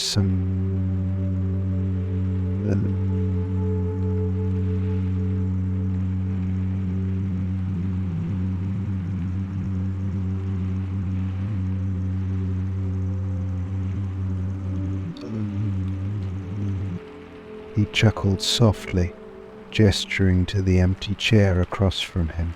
Care to join me? I'm curious to hear what kind of story you think I am. She hesitated for only a second before sitting down, crossing her legs with the grace of someone who had been trained to move through life like a chessboard. You're a man of contradictions, Mr. Cobblepot, she said, leaning in slightly. A man of power, yet you seem to prefer the shadows. You command respect, but you don't demand it. That's rare in Gotham. Penguin studied her carefully, weighing her words. She was playing a game, just like he was, but it was as though he hadn't played before, not like this. And what about you, Miss St. Clair? He asked, his voice soft but probing. You move through Gotham's high society with ease, but I suspect you know more about power than most of the people in this room. Veronica smiled again, this time with a hint of something darker. You'd be surprised how little separates Gotham's high society from its underworld. It's all about control, about knowing what people want and giving them just enough to make them think they're in charge. Penguin raised an eyebrow, intrigued. You speak like someone who understands the game. I do, she replied simply, her gaze never wavering. And I suspect you do too.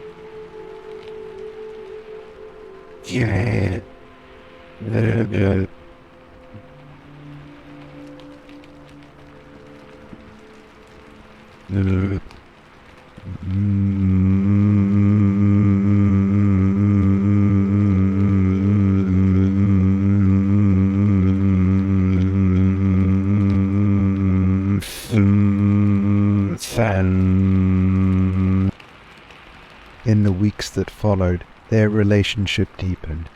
There wasn't love, not in the traditional sense. Penguin wasn't foolish enough to believe in something so idealistic, but there was a connection between them, one built on mutual respect and ambition.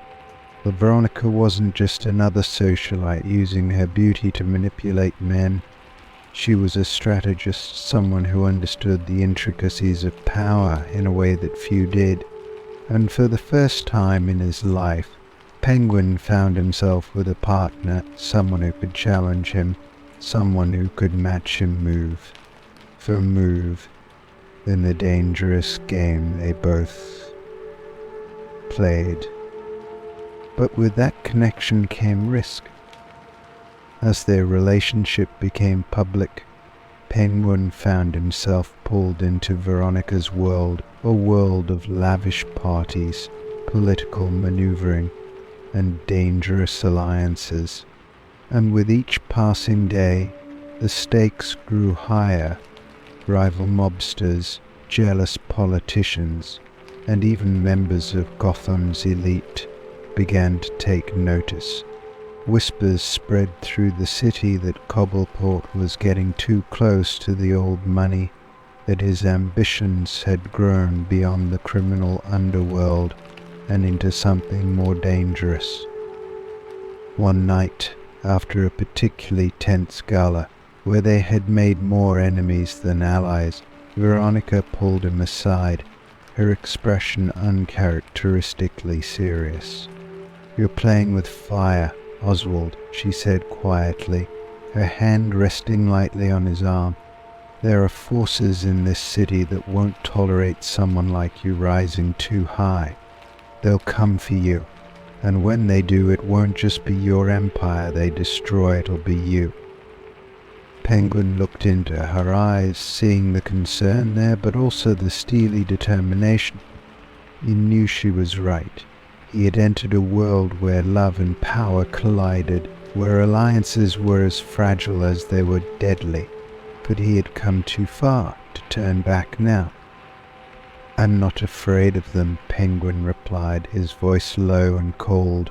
"Let them come. I've faced worse." Veronica smiled. There was a sadness in it. "Then we'll face them together." And so the game continued, but Penguin knew that in Gotham, love and power were always a dangerous combination, and in the end, only one would survive. Story 20. Battle for the Docks. The fog rolled in thick over Gotham's docks, clinging to the crates and rusting ships like a ghostly veil. Oswald Cobblepot, the Penguin, stood atop a makeshift platform, his sharp eyes scanning the labyrinth of containers, cargo ships, and warehouses that formed the heart of his smuggling empire. For years the docks had been his domain, the nerve center of his operations, where illicit goods flowed in and out of the city like a well-oiled machine. Weapons, drugs, rare artifacts, everything passed through the docks, and Penguin controlled it all. But tonight, that control was slipping through his fingers. Word had come down just days ago that a foreign crime syndicate, the Yakuza, had set their sights on Gotham's underworld. They had already made inroads with the smaller gangs, buying up alliances and shaking down anyone who stood in their way. And now they were making their move on the docks, the most valuable real estate in Penguin's empire. It was more than a territorial dispute, it was a declaration of war. Penguin's grip tightened on it.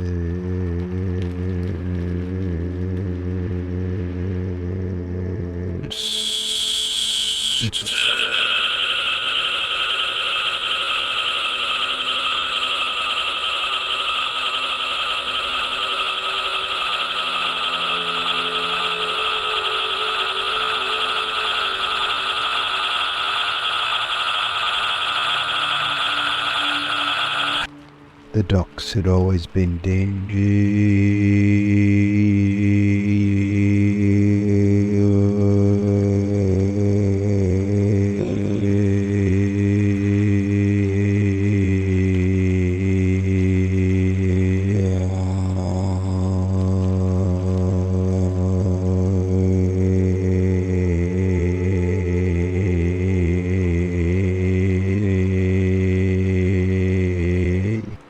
The Yakuza were coming for him.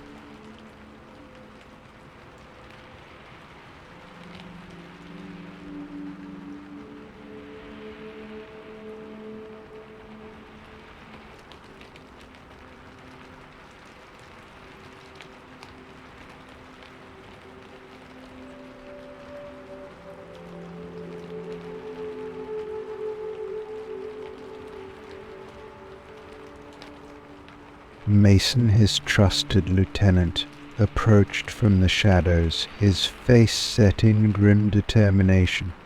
"Boss, they're here. They've already hit one of the warehouses on the west side. Took out our guys, clean professional. We've got the rest of the crew setting up defenses, but it's not looking good."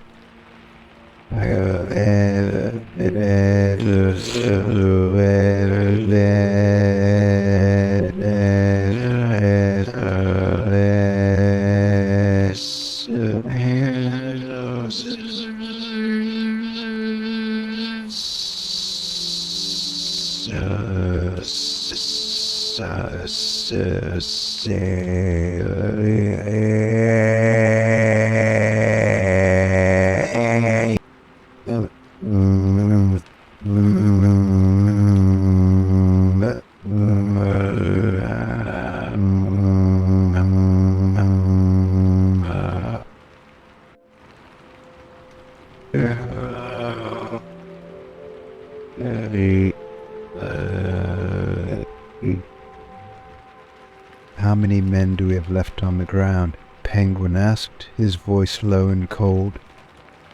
50, maybe 60, Mason replied, but they're spread thin, the Yakuza hitting multiple points at once, trying to overwhelm us. If we don't make a stand soon, they're gonna take the whole damn place. Penguin nodded his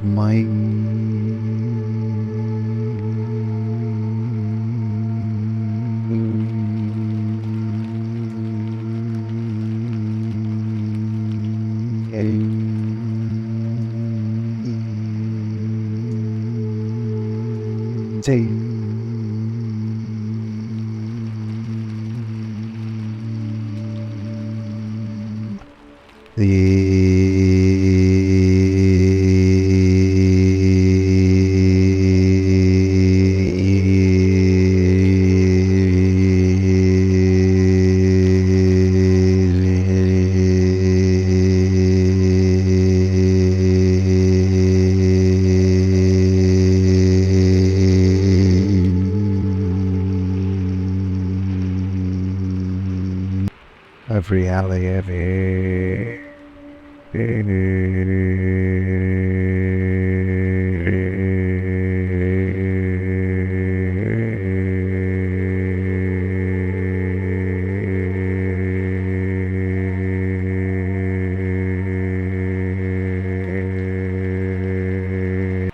if they were going to take this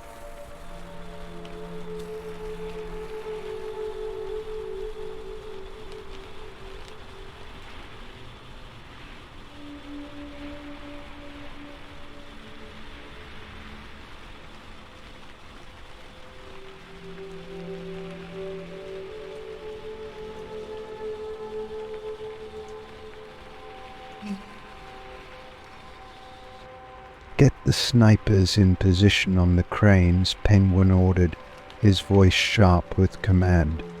I want eyes on every approach. We're not giving them an inch. And have the boys rig the eastern warehouse with explosives if they push too far. We'll give them a little surprise. Mason nodded, already barking orders into his radio as he moved to rally the remaining troops.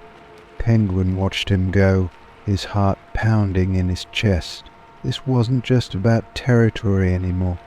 The Yakuza were threatening his power, his empire, and he wasn't going to let them take it without a fight. As the minutes ticked by, the fog thickened, turning the docks into a maze of shadows and muted sounds. Penguin could hear the distant crackle of gunfire, the sharp bursts of violence that marked the beginning of the battle. His men were holding their ground, but the Yakuza were relentless, pushing deeper into the docks with every passing second. Penguin paced the narrow platform, his mind working through the possibilities. He had fought for control of the docks before, fended off rivals, and the occasional police raid. But this was different. The Yakuza were organized, disciplined. They weren't just trying to take territory, they were trying to dismantle his entire operation. Suddenly, a loud explosion rocked the docks, the sound echoing off the steel containers and rusting hulls of the cargo ships. Penguin's heart skipped a beat as he watched a plume of smoke rise from the eastern warehouse, the one he had ordered rigged with explosives. The Yakuza had pushed too far, and his men had detonated the charges. For a brief moment, Penguin felt a surge of satisfaction. The trap had worked. But the satisfaction was short-lived. Mason appeared at his side again, his face grim. Boss, that slowed them down, but it didn't stop them. They're still coming. We've got more of their guys pushing through from the south. We're outnumbered. Penguin cursed under his breath, gripping the handle of his umbrella tightly. The Yakuza were proving to be a more formidable enemy than he had anticipated. His men were tough, but they weren't invincible. If the Yakuza kept pushing, they would overrun the docks by sunrise. Penguin's mind raced, searching for a solution. He couldn't afford to lose the docks, his entire smuggling operation depended on it. But he also couldn't afford to lose more men. If he sent his entire crew into the fight, they would be wiped out. He needed something drastic, something that would tip the scales in his favor. And then it hit him. Mason, Penguin said, his voice low but urgent. Get me a line to our contacts at the harbor patrol. We're going to use the one thing the Yakuza aren't expecting. Mason frowned, unsure of where Penguin was going with this. The harbor patrol. Boss, they're dirty, but they're not exactly the cavalry. Penguin grinned, a cold, calculating smile. We're not calling them for backup. We're calling them for a distraction. An hour later, the sound of sirens cut through the fog, loud and piercing. The harbor patrol, tipped off by Penguin's men, had arrived on the scene, their lights flashing as they patrolled the edges of the docks. The Yakuza, not expecting law enforcement to interfere, hesitated. It was all the time Penguin needed. His men, led by Mason, launched a coordinated counterattack, using the confusion to push the Yakuza back. So the snipers on the cranes picked off the attackers one by one, while the remaining crew closed in from the shadows, overwhelming the invaders with sheer force. So the Yakuza, caught between Penguin's men and the threat of the harbor patrol, were forced to retreat. As the battle raged, Penguin stood on the platform, watching with a cold satisfaction as his men took back the docks. The Yakuza had been a formidable enemy, but they hadn't been prepared for the ruthlessness of Oswald Cobblepot. He had built his empire on violence and cunning, and tonight he had shown the Yakuza exactly why Gotham's underworld belonged to him. By dawn, the battle was over. The docks were littered with the bodies of the fallen, the fog still swirling around them like a shroud. Penguin's men stood victorious, bloodied but unbroken. The Yakuza had been pushed back, their attempt to take the docks thwarted. But Penguin knew this wasn't the end. The Yakuza would be back, and next time they would be more prepared. The battle for Gotham's underworld was far from over. But for now the docks were his, and Oswald Cobblepot wasn't planning on losing them again. Story 21. A cold war.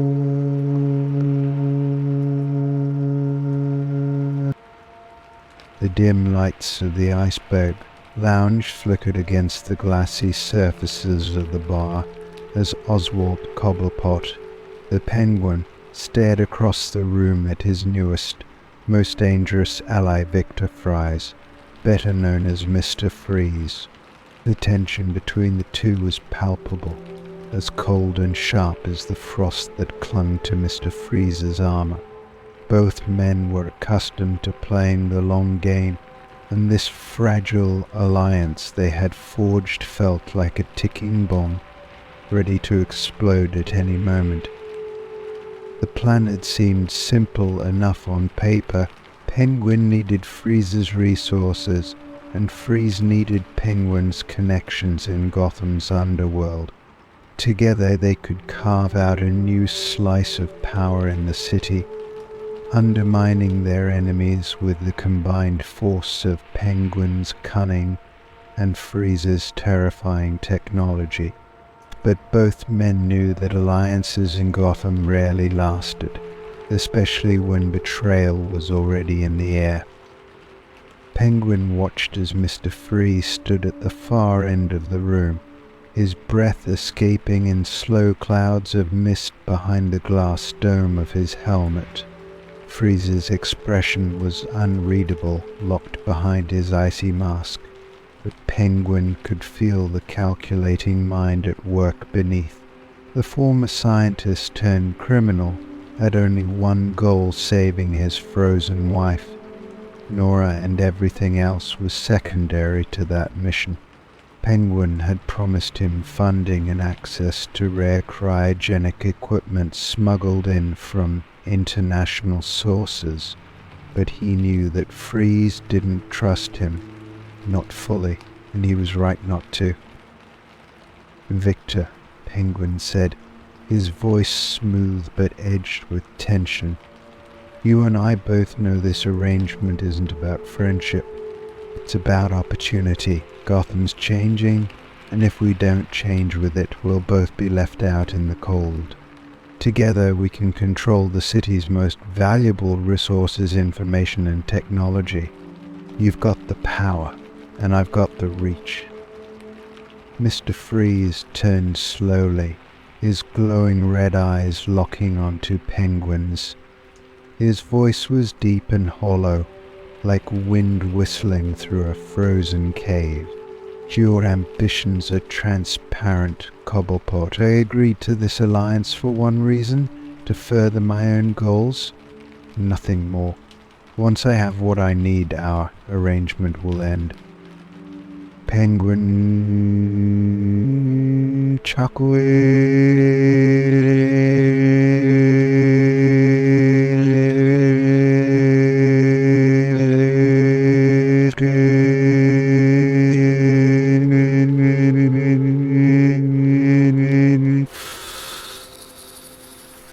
But let's not be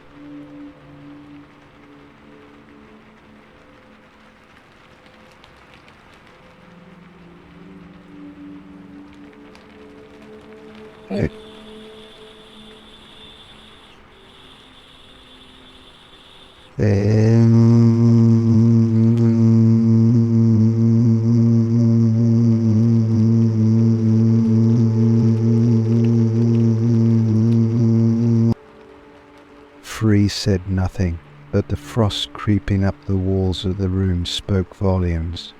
Penguin knew Freeze's patience was thin, and if he pushed too far, the alliance would shatter, quite literally. But Penguin wasn't worried about Freeze's temper. He was more concerned with what would happen when Freeze inevitably tried to take what he needed and walk away. In truth, Penguin had been planning his own betrayal from the moment they'd struck this deal. He had no intention of letting Freeze gain too much power. The cryogenic technology Freeze possessed was invaluable, and Penguin had already set plans in motion to steal it from under him once the time was right.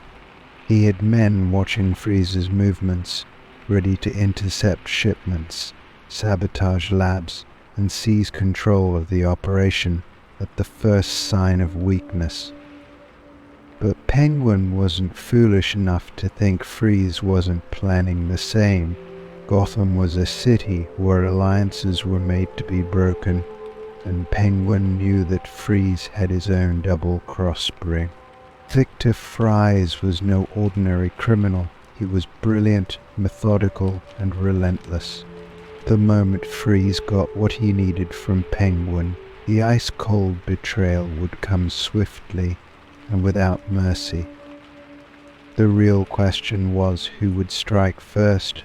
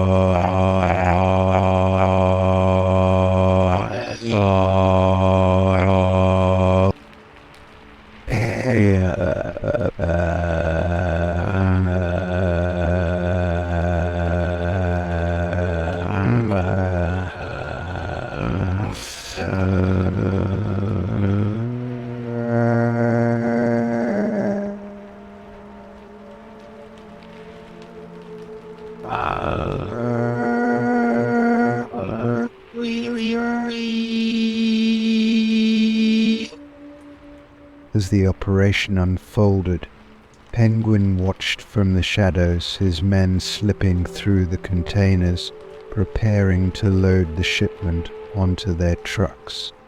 Mr. Freeze, as always, was a spectral presence, moving silently among the crates, his icy breath lingering in the air. Penguin could see the gears turning in Freeze's mind. This was the moment. This was where the betrayal would happen. And Penguin was ready. He had stationed a group of his best men out of sight, armed and prepared to take Freeze down once the shipment was secured. The plan was simple. Let Freeze do the heavy lifting, then strike when his guard was down. Penguin would take the technology for himself and rid Gotham of one of its most dangerous criminals in the process. But as the final crates were being loaded, something went wrong.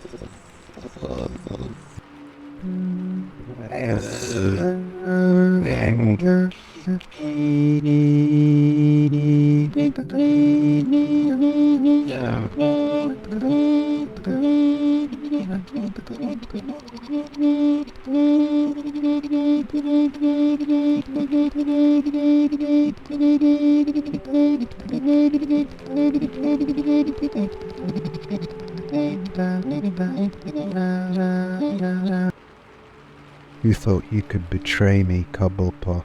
Freeze's voice echoed across the dock, colder than the frost that now coated the ground. Did you think I wouldn't see this coming? Penguin forced a smile, though his pulse raced. Victor, I think there's been a misunderstanding. My men were simply securing the shipment. Freeze didn't move. I don't tolerate lies, Cobblepot. This partnership is over. Before Penguin could respond, Freeze raised his arm, the nozzle of his cryogenic cannon aimed directly at Penguin's chest. The freezing mist began to swirl, and Penguin knew he was moments away from becoming another one of Freeze's victims. But Penguin wasn't unprepared.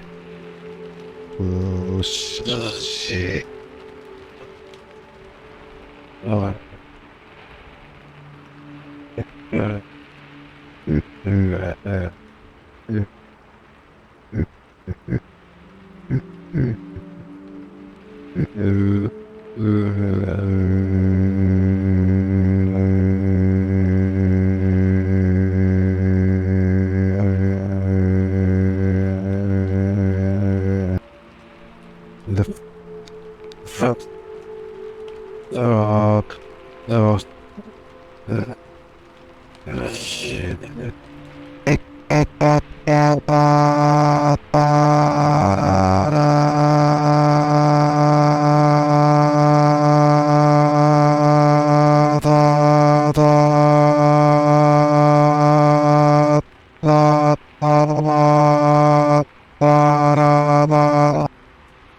You always were too predictable, Victor Penguin sneered, stepping back as the frost crept closer. You think you're the only one planning a double cross? With a sharp whistle, Penguin signaled his men. From the shadows, a volley of gunfire erupted, aimed directly at Freeze. Bullets ricocheted off his armor, but the force staggered him, giving Penguin the chance he needed to retreat behind a stack of crates. The battle that followed was short but brutal. Freeze's cryogenic blasts tore through Penguin's men, but Penguin had the advantage of numbers and the element of surprise. He knew Freeze couldn't hold out forever, not with the technology he needed just out of reach. But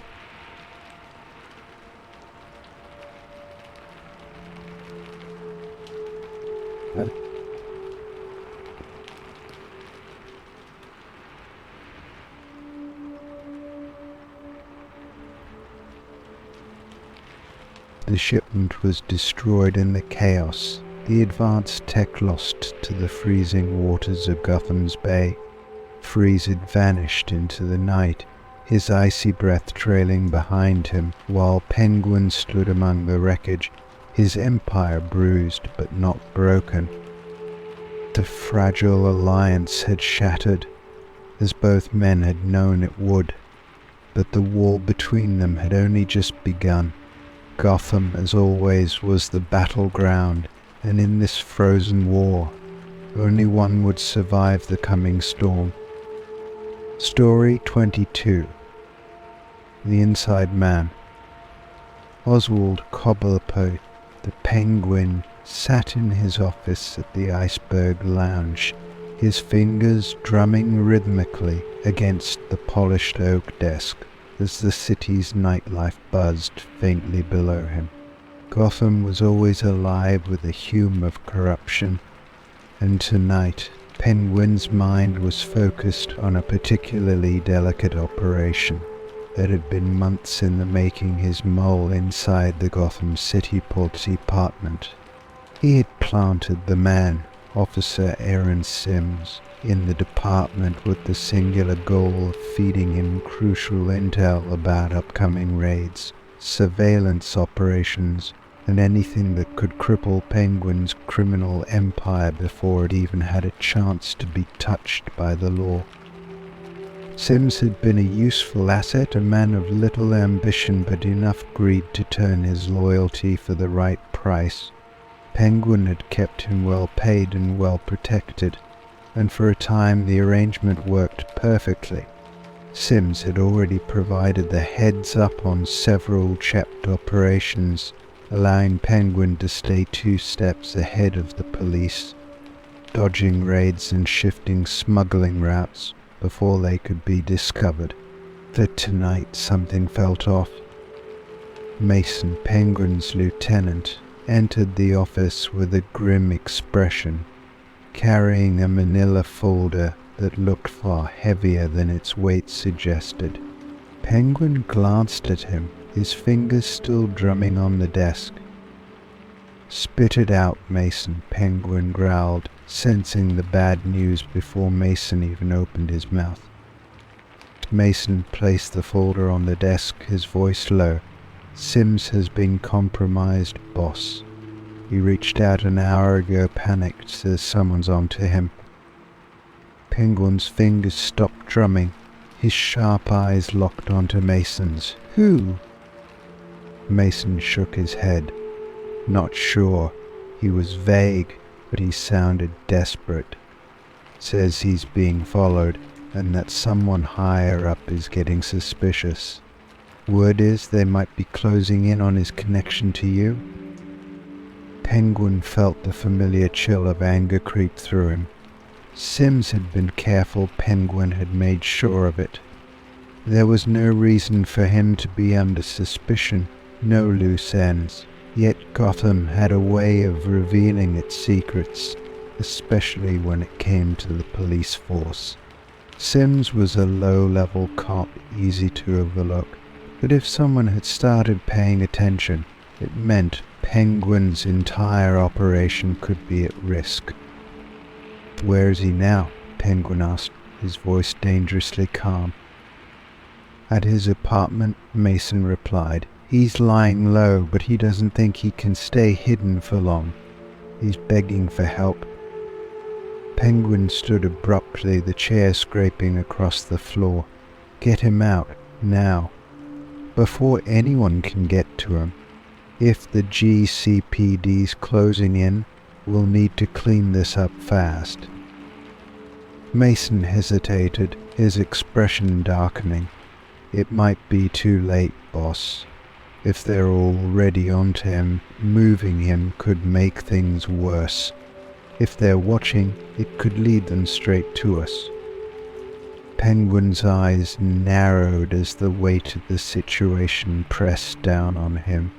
He couldn't afford to let Sims fall into police custody, not with everything the man knew.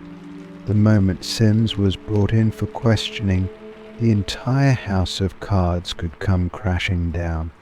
His smuggling routes, his bribed officials, his black market operations, all of it could be exposed if the police managed to flip Sims.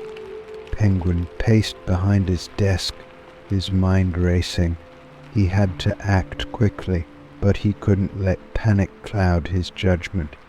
Sims was a liability now, and liabilities had to be dealt with. "I'll want Sims brought in," Penguin said coldly, his decision made, "but make sure it's done quietly. No mistakes. We get him out of his apartment, and if there's any sign of a tail, we cut it. If he's already too far gone." Penguin's voice trailed off, but the unspoken threat hung in the air like a guillotine. Mason knew what had to be done. "Oh, sir."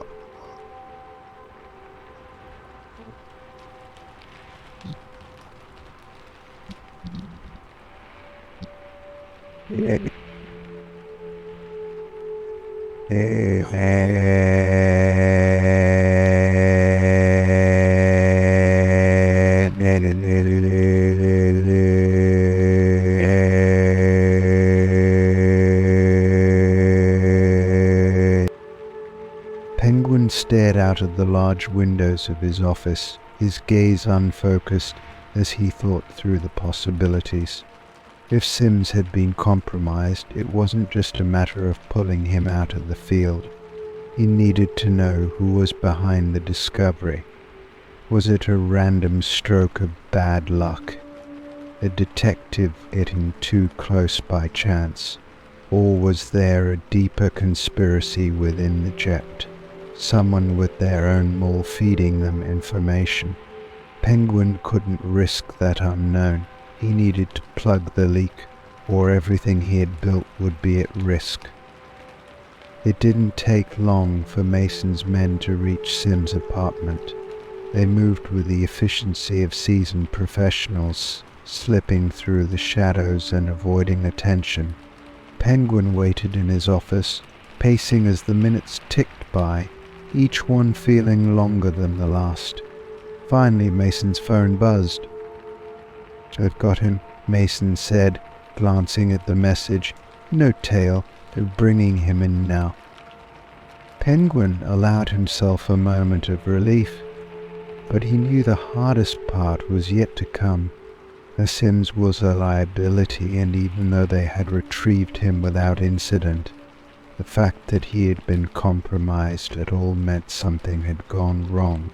Penguin needed answers. An hour later, Sims sat in the Iceberg Lounge's back room, his hands trembling as he fidgeted nervously. The man was sweating, his eyes darting around the room, as if expecting someone to burst in at any moment. Penguin watched him closely, seated across from him, his umbrella leaning casually against the table. The tension in the room was thick, and Penguin could smell the fear radiating off Sims.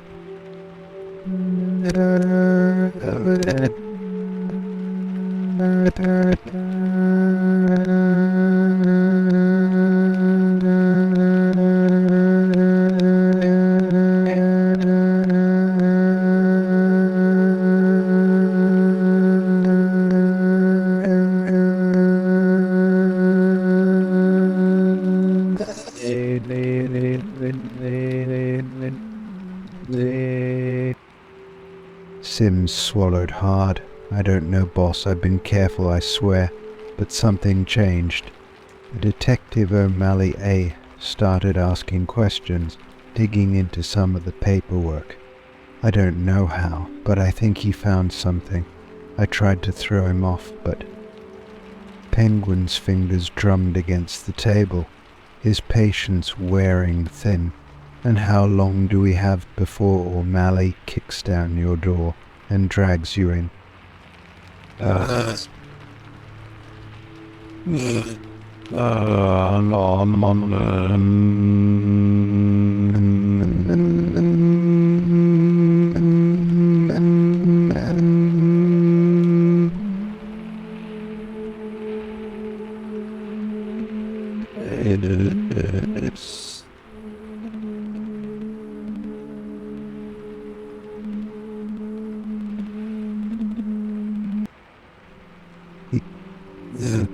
Yeah.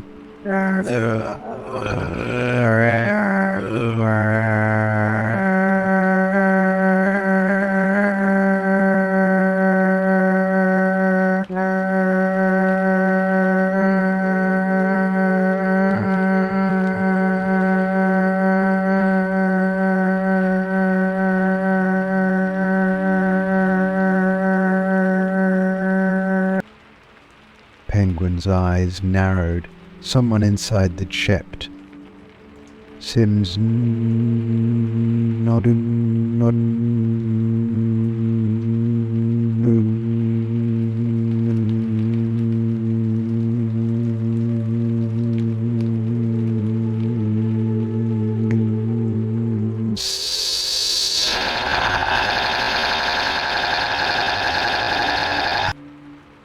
Penguin leaned back in his chair, considering his options. If there was a mole inside the jet feeding information to this detective, it meant Penguin's entire operation was under siege. He couldn't afford to let this investigation go any further. O'Malley needed to be dealt with, and fast. "Here's what's going to happen," Penguin said, his voice calm but deadly. "You're going to disappear, Sims. We'll get you out of Gotham, far enough away that no one will ever find you. But if I hear even a whisper that you've talked to anyone, I'll make sure that you said you in pieces. Understand?" Sims nodded frantically, relief flooding his face. "I won't say anything, I swear." Penguin stood, signaling to Mason. "Take him to the safe house. Make sure he's secured." As Sims was escorted out, Penguin turned to Mason, his expression hard. "Find this Detective O'Malley. I want him gone by morning. And if there's a rat inside the chick, I want them found and dealt with." Mason nodded and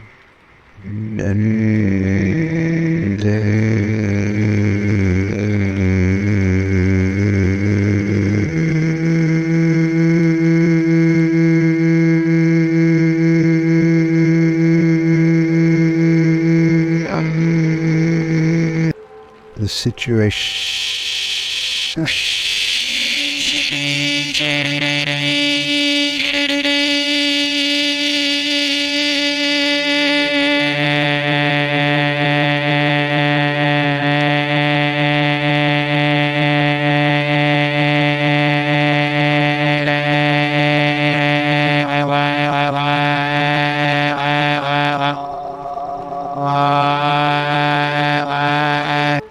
Gotham's underworld.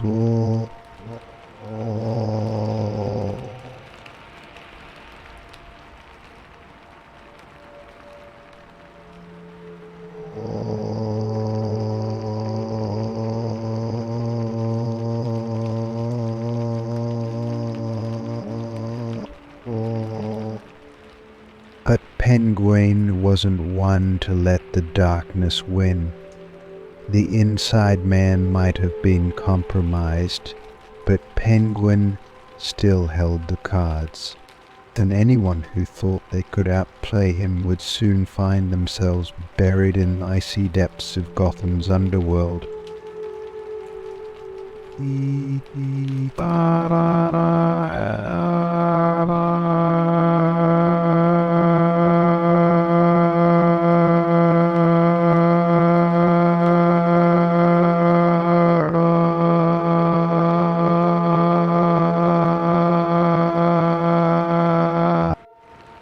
Story 23. Unmasked. Oswald Cobblepot, the Penguin, leaned back in his plush leather chair in the Iceberg Lounge, the sinister smile creeping across his lips. The low hum of Gotham's elite echoed in the distance, unaware of the monumental discovery that now sat in Penguin's hands, Batman's true identity. After years of scheming, betrayal, and bloodshed in his never-ending struggle to dominate Gotham's underworld, Penguin had finally uncovered the city's most elusive secret. So dark night, the shadow that had haunted him and every other criminal in Gotham was none other than Bruce Wayne, the billionaire playboy who had hidden behind a mask of indifference and privilege. It had taken months of careful planning, a meticulous trail of breadcrumbs that had led Penguin's network of spies, informants, and dirty cops closer to the truth. Every step had been calculated, and finally it all paid off. A slip-up in Wayne Enterprises security, a curious lead from one of the high-level executives with a gambling problem, and a compromised surveillance system had given Penguin everything he needed. Bruce Wayne was the Batman. The irony was delicious Gotham's White Knight, the symbol of hope and justice, was the same man running round in a cape and cowl, breaking bones and playing vigilante in the dead of night. Penguin tapped his fingers against the arm of his chair, considering the possibilities. With Batman's identity in his grasp, he held the key to Gotham's future. Wayne's billions, his influence, and his status as Gotham's golden boy would crumble once the truth was revealed. Penguin would not only expose the greatest hero Gotham had ever known, but also use that knowledge to cement his control over the city's criminal underworld. He would have every gang, every politician, and every rival bowing at his feet. But Penguin knew he had to tread carefully. The power of this secret was immense, but it was also fragile. Batman had enemies far more dangerous than Penguin men, like the Joker, Bane, and Ra's al Ghul, who would do anything to destroy Bruce Wayne, and in doing so they might destroy the city itself. No, Penguin needed to play this delicately. Gotham wasn't just a playground for destruction, it was a chessboard, and he had to be the one who controlled all the pieces. Mason, his loyal lieutenant, entered the room, his expression a mix of caution and excitement. He'd been by Penguin's side through countless power struggles, but even he knew that this was different. This was a game-changing moment. "Boss," Mason said quietly, stepping closer, "you sure about this? Taking down Wayne?" "I mean Batman. It could bring the whole city down on us." Penguin's eyes gleamed with confidence. "Of course I'm sure, Mason. This is the kind of leverage that people kill for. With Batman unmasked, we control everything. The police, the media, the politicians, they'll all be scrambling. And while they do, we'll be the ones pulling the strings." Mason nodded, though his unease was still evident. "What's the plan then? How do we use this?" Penguin stood pacing slowly across the room, his mind already formulating the strategy. "We don't go public. Not yet. First we squeeze Wayne, use this information to blackmail him, force him to divert his company's resources into our hands. Imagine what we could do with Wayne Enterprises' technology, their weapons, their influence. Once we've drained him dry, then we release the truth. I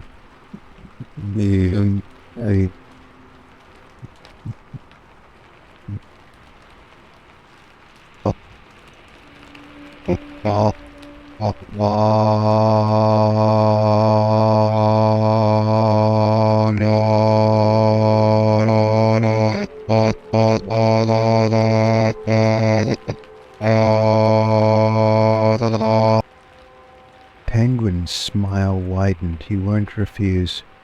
Not once he realizes what's at stake. His precious little crusade will mean nothing when the city turns on him. And if he tries to fight back, well, there are worse things than being exposed as Batman. The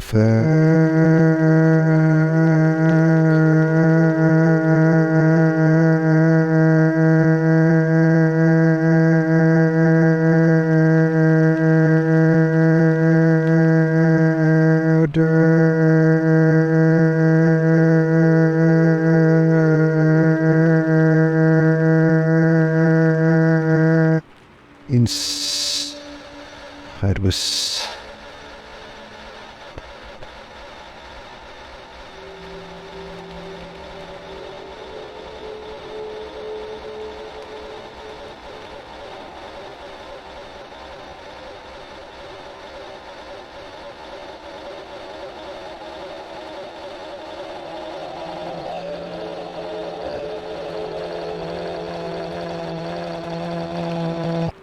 the note attached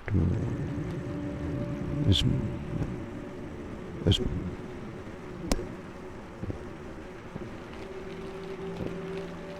what? Penguin waited in his office, anticipation coursing through him like adrenaline. The power he held over Batman was intoxicating, and he savored every moment of it. When the door finally opened and Bruce Wayne stepped inside, Penguin's smile widened. Wayne's face was calm, composed, but Penguin could see the tension behind his eyes. He was trapped, and he knew it. "Mr. Wayne," Penguin greeted with false cordiality, motioning to the chair across from him. "I've been expecting you." Bruce sat down slowly, his gaze locked on Penguin's, unflinching. "What do you want, Cobblepot?"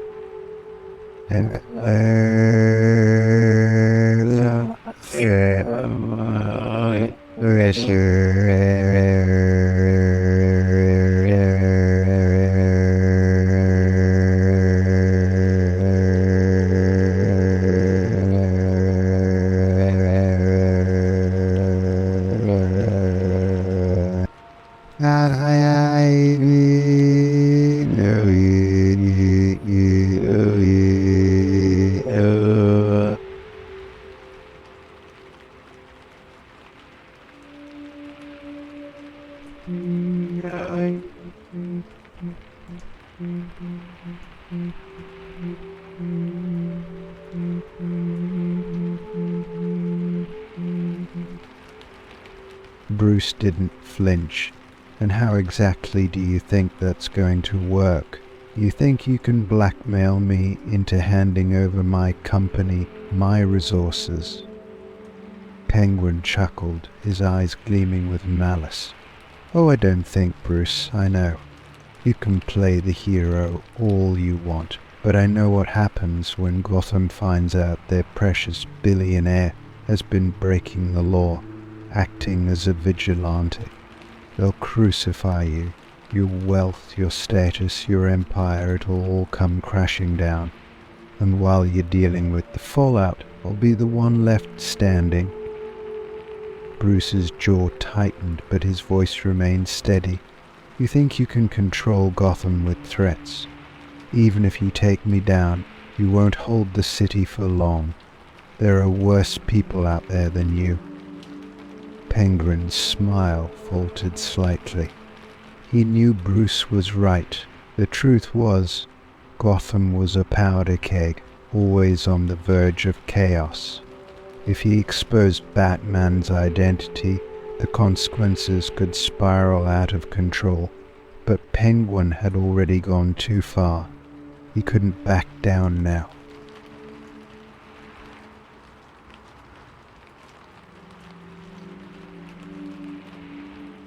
I'm not afraid of the...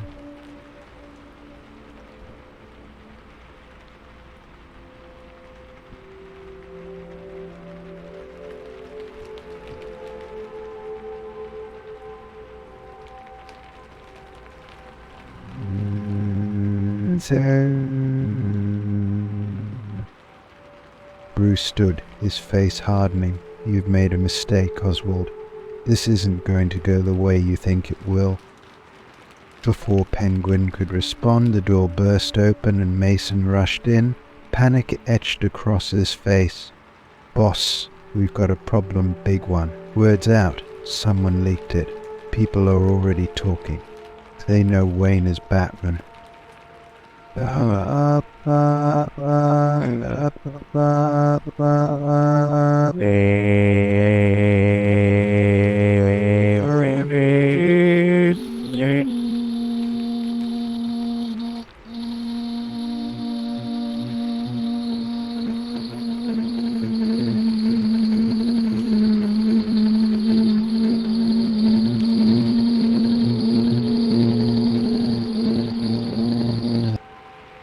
Mason shook his head, his voice frantic. I don't know. It wasn't us, but the city's buzzing.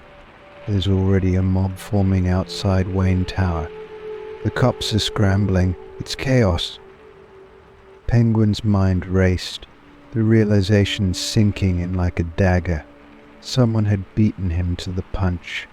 His plan, his carefully laid scheme, had spiraled out of control before he could even pull the strings. The secret was out, and now Gotham was on fire. Bruce turned to Penguin, his expression unreadable.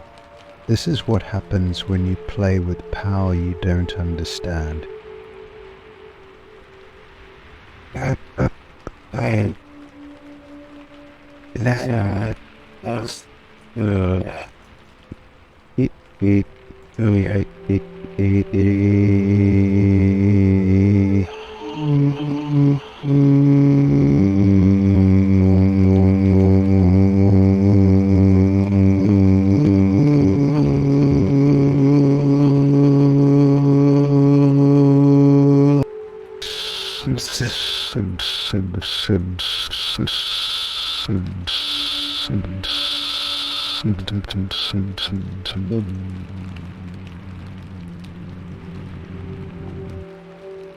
The unmasking had begun, and Gotham would never be the same.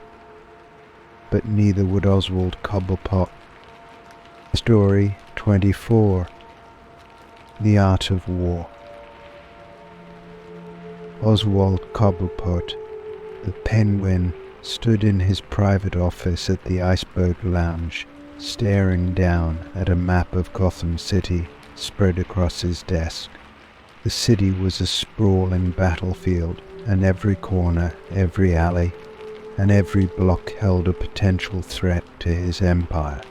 For years he had controlled the underworld with cunning and calculated ruthlessness, but the game was changing. Rivals were growing bolder, alliances were shifting, and Gotham itself seemed to be a city on the verge of implosions. That's why he had brought in Eric Kincaid, a tactical genius with a reputation for turning weak organizations into fortified powerhouses. Kincaid had served in military operations all over the world, and now he was under Penguin's payroll to overhaul his security, to make his operation untouchable. But with Kincaid came a cold, brutal efficiency that Penguin hadn't quite anticipated. Changes had been swift, and at first they were effective, but now cracks were beginning to show. Penguin glanced over at Mason, his most trusted lieutenant, who stood silently by the door, arms crossed. Mason had been with him through thick and thin, but even he had begun to voice concerns about Kincaid's methods. Tensions were building within the ranks. Some of the men were getting nervous, others outright rebellious. Penguin could feel the shift, but he wasn't yet sure how to handle it. Kincaid had promised results, and he had delivered. Under his direction, Penguin's operations were more secure than ever. The Iceberg Lounge was a fortress with surveillance networks, armed checkpoints, and escape routes that Kincaid had mapped out meticulously. Every shipment was escorted by highly trained operatives, and his enemies were kept at bay with strategic precision. But Kincaid's methods were harsh, even by Gotham's standards. Anyone who posed a potential threat, whether internal or external, was dealt with swiftly and without hesitation. There were no second chances, no loyalty, only cold, calculated control. "Boss," Mason said quietly, breaking the silence, "we need to talk about Kincaid." Penguin looked up from the map, his eyes narrowing. "What about him?" Mason shifted uncomfortably, a rare sign of hesitation. "The men aren't happy. Kincaid's pushing too hard.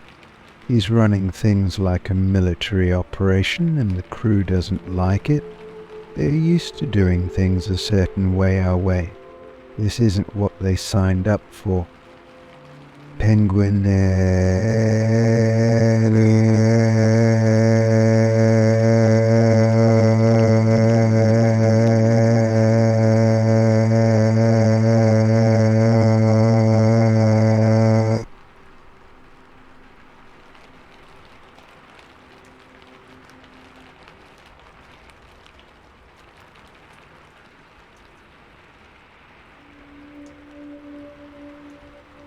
That's why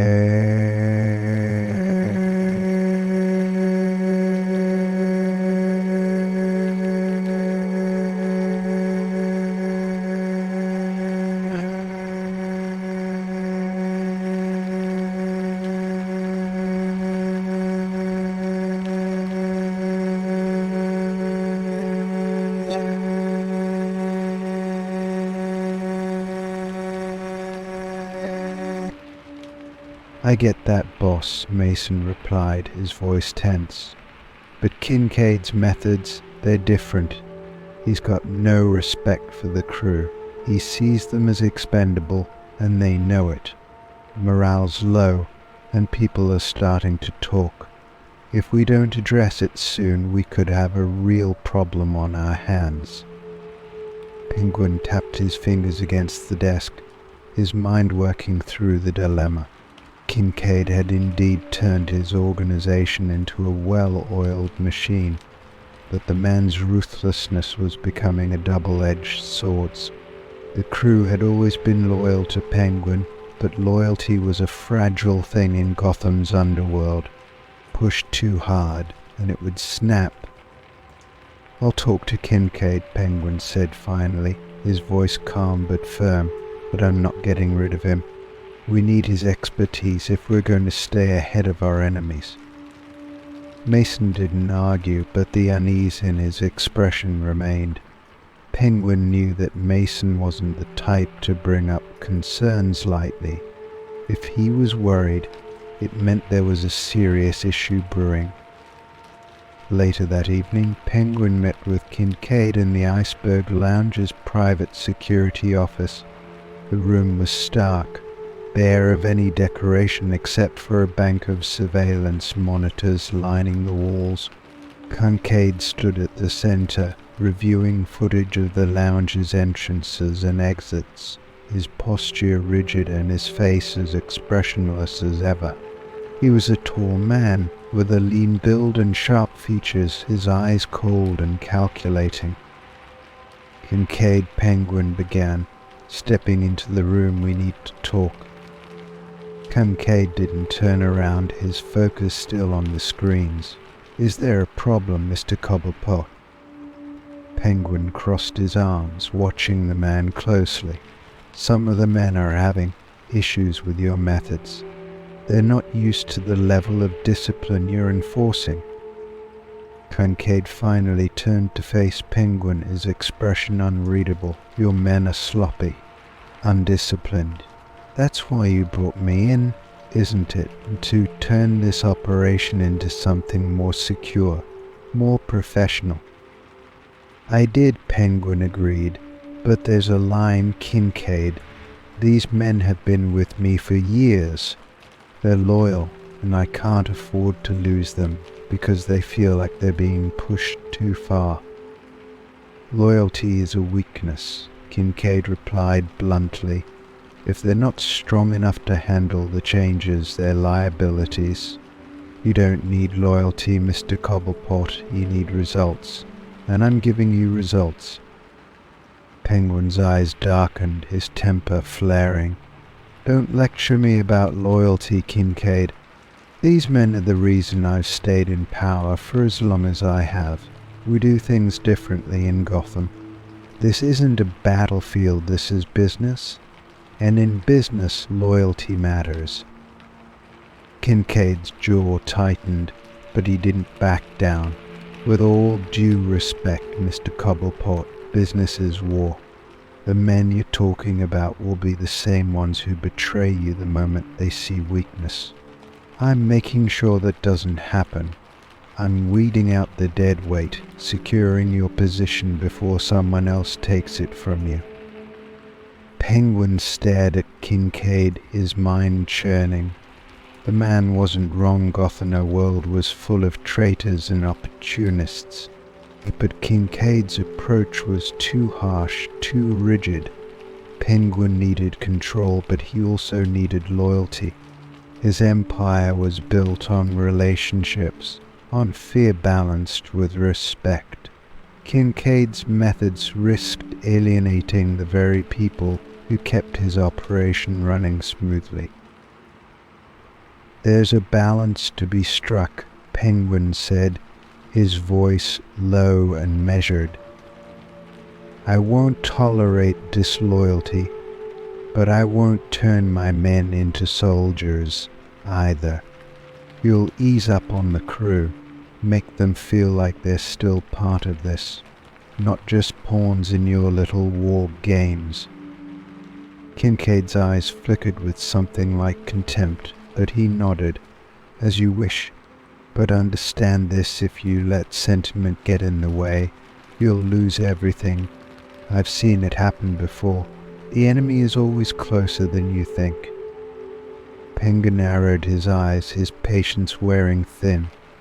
I've survived this long because I know how to deal with enemies, Kincaid. Don't forget that. That. Kincaid didn't respond, turning back to the monitors as if the conversation was already over. Penguin stood there for a moment longer, watching the man work. He had made his decision to keep Kincaid on, but the tension in the air was thick, and Penguin could feel the fracture lines forming beneath the surface of his operation. In the days that followed, the crew began to adjust to the new security measures, though the grumbling never fully stopped. Kincaid, true to his word, eased up on some of the more extreme tactics, but the atmosphere had already changed. The men were on edge, the camaraderie that had once held them together slowly eroding under Kincaid's cold, militaristic rule. Penguin could feel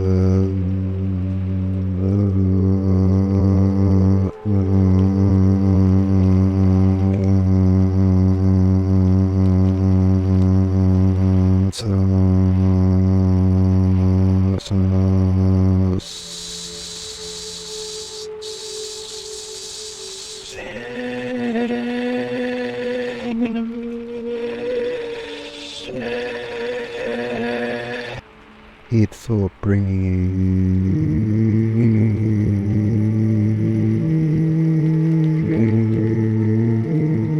which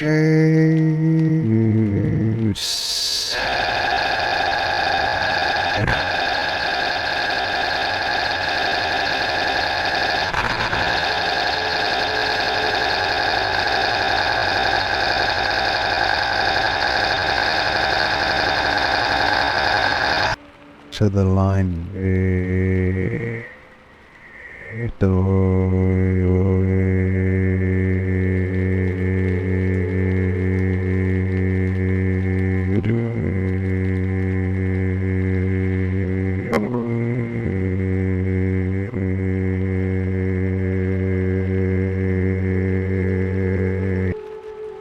As he sat in his office one evening, gazing out over the city, Penguin knew one thing for certain. In Gotham, control was everything. And right now his grip on that control was slipping. The art of war was delicate, and one wrong move could cost him everything. Story 25. The night the iceberg melted. The night had begun like any other at the Iceberg Lounge. Gotham's elite gathered in the plush, dimly lit corners, sipping champagne and making deals behind closed doors. Oswald Cobblepot, better known as the Penguin, observed it all from his private office overlooking the club. His domain was thriving, the beating heart of his criminal empire pulsing with money, power and influence. But outside, unseen by the patrons enjoying their evening, the silent threat was brewing. Penguin's thoughts were interrupted by the piercing wail of an alarm, a sound that instantly tightened his chest with dread. The familiar hum of the club shifted into chaos as flashing red lights bathed the room. He rose from his desk, irritation quickly giving way to alarm as Mason, his trusted lieutenant, burst through the door, his face pale with urgency. "Boss, we've got a fire," Mason said, his voice clipped. "A big one. It's spreading fast." For a moment Penguin stood frozen, the words hanging in the air. The Iceberg Lounge, his fortress of vice and wealth, was burning. The idea seemed impossible. His mind raced as he tried to comprehend the implications. The fire wasn't just a threat to the building, it was a direct attack on everything he had built. Not just the luxurious club, but the secrets hidden within its walls, the illicit records, blackmail material, the sensitive documents that could unravel his empire if exposed. "How did this happen?" Penguin demanded, his voice rising with panic as the severity of the situation began to sink in. Mason shook his head grim. "We don't know yet, could be an accident, but we don't have time to figure that out. The fire's moving too quickly. We need to get everyone out of here before the whole place goes up." Penguin clenched his fists, his mind snapping into focus. "Get the staff and the patrons out now. More importantly, Mason, I need you to secure the vaults. If the fire reaches them, we're finished. Everything I've got is in there." The vaults beneath the Iceberg Lounge housed more than just cash. They contained years of Penguin's most sensitive material ledgers documenting his smuggling operations, contracts with crooked politicians, surveillance footage of Gotham's elite engaging in acts they would kill to keep hidden. If any of it was lost to the flames or worse, fell into the wrong hands, Penguin's grip on Gotham would crumble overnight. Mason didn't need to be told twice. He disappeared down the hallway, barking orders into his radio as Penguin grabbed his umbrella and stormed out of his office, the smell of smoke already curling in the air. Outside, the lounge had erupted into chaos. Patrons were scrambling toward the exits, their panicked voices filling the space as the fire alarms blared. Waiters and security staff rushed to guide people to safety, but the flames were already visible, licking at the walls near the back of the club. Penguin's heart pounded as he made his way through the crowd, his eyes darting toward the rising columns of smoke. The fire was spreading faster than he had anticipated, too fast for it to be a mere accident. Someone had done this deliberately, but who? He had enemies everywhere, rival gangs, vengeful politicians, even the Jet. Any one of them could have orchestrated this, knowing the damage it would do to him. As he reached the hallway leading to the lower levels, Penguin's breath caught in his throat. Flames had already begun to snake along the ceiling, threatening to engulf the entire structure. Time was running out. Mason reappeared, coughing through the smoke, his face streaked with soot. "We've got the staff and most of the patrons out, but the fire's getting worse, boss. We need to go, now." Penguin shook his head, his voice rough with urgency. "The vaults, Mason. Have you secured them?" Mason hesitated, then shook his head. "No, boss. The fire's too close. We'll never make it in time."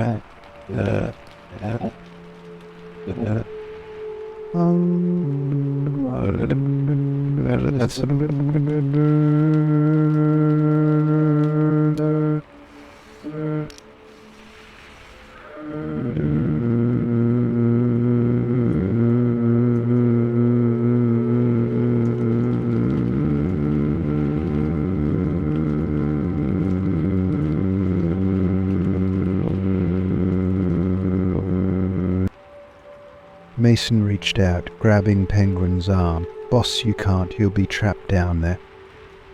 Penguin wrenched his arm free, his eyes blazing with fury. "I didn't claw my way to the top of this godforsaken city just to watch it burn to the ground. I'm getting into that vault, and I'm taking what's mine." Without waiting for a response, Penguin charged down the stairwell, the heat from the fire intensifying with every step. The narrow staircase led to the underground vault, a secure, reinforced chamber designed to withstand just about anything except, apparently, a raging inferno that had ignited faster than anyone could have anticipated. When he reached the basement, Penguin could feel the flames encroaching, the temperature rising to unbearable levels. The walls were thick with smoke, and his vision blurred as he made his way to the vault door. His hands trembled as he punched in the access code, the metal door hissing as it slowly slid open.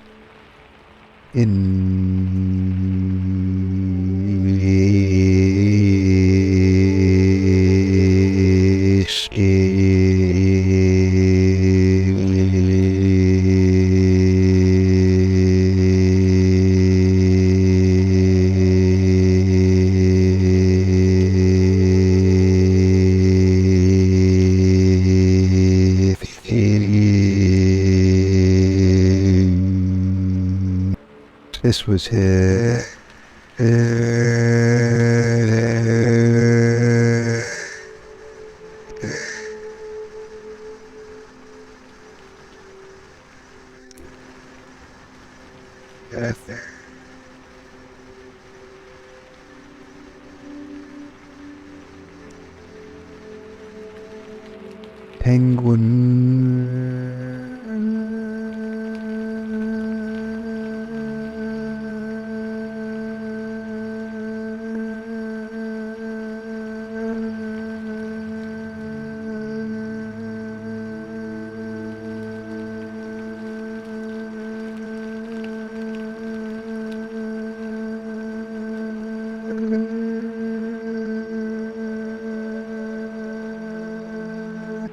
that the vault quit.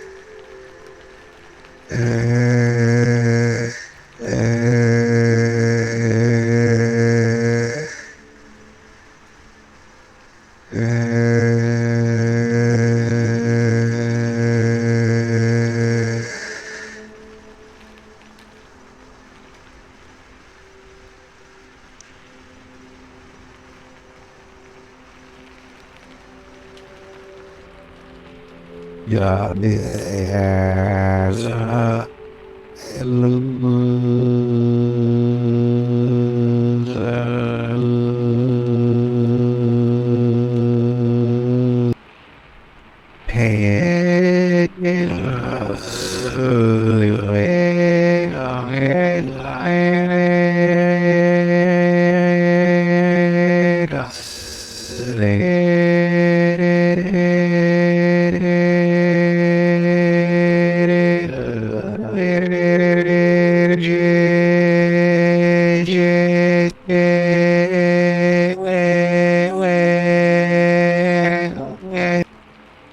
Mason appeared at the vault's entrance, his face barely visible through the smoke. "Boss, we've got to go now." Penguin gritted his teeth, slamming the briefcase shut. "Let's move." The two men raced up the stairs, the roar of the fire growing louder with every second. When they emerged back into the lounge, the flames had consumed nearly everything. The once opulent area was now a smouldering ruin, and the heat was unbearable. They pushed through the collapsing structure, dodging falling beams and burning debris until they finally burst through the back exit, gasping for air as the cold Gotham night hit their faces.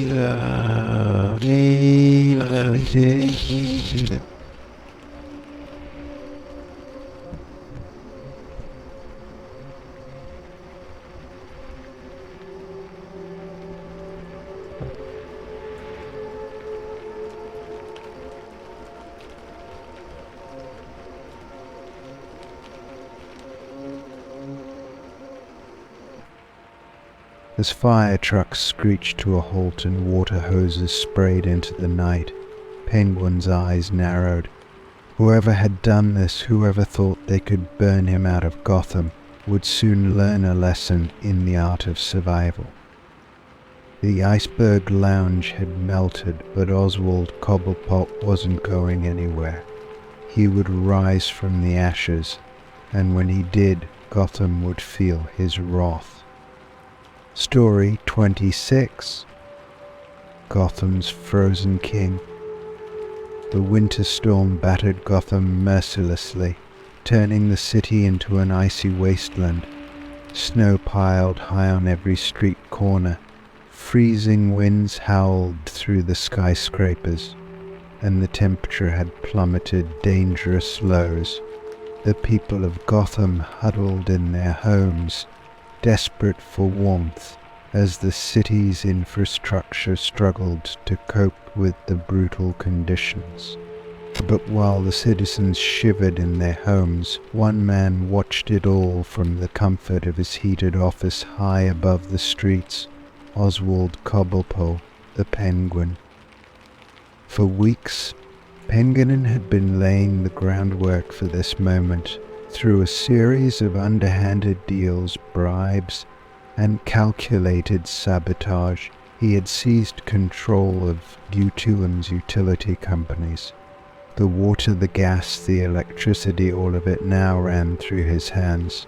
And now, in the midst of the worst winter storm Gotham had seen in decades, Penguin had the city exactly where he wanted it, frozen, vulnerable, and at his mercy. He stood at the window of his office in the Iceberg Lounge, staring out at the frozen city below. The skyline, usually bustling with activity, was eerily silent.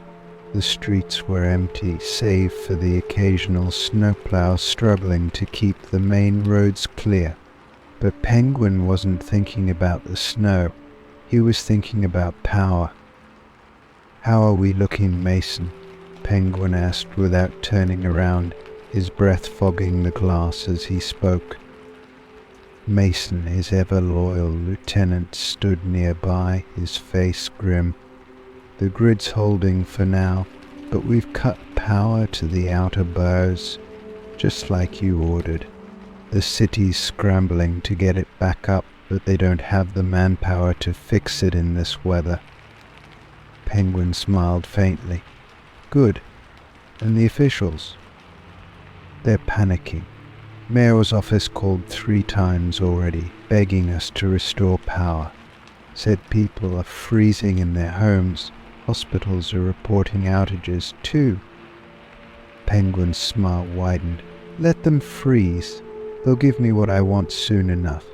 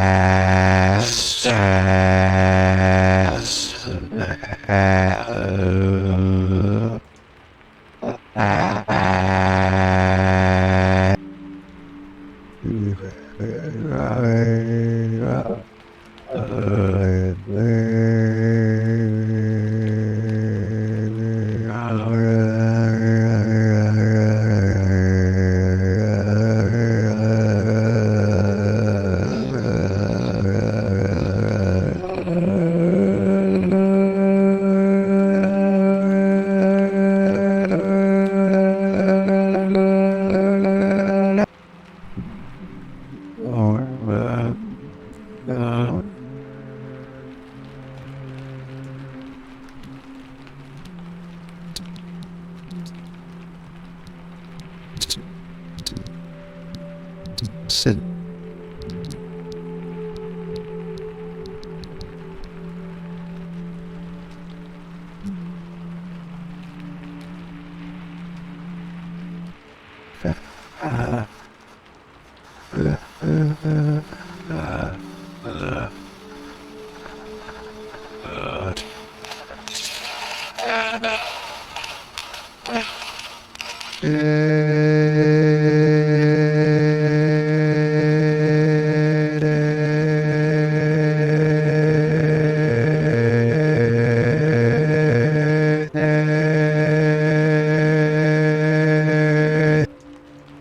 "Send a message to the mayor's office," Penguin said, turning away from the window to face Mason. "Tell them that if they want the power back on, they're going to meet my demands. Full control of the utilities, permanent, and I want immunity for everything I've done up until now. No investigations, no charges. I want my name scrubbed from every file." Mason raised an eyebrow. "You really think they'll go for that, boss? They hate your guts." "They don't."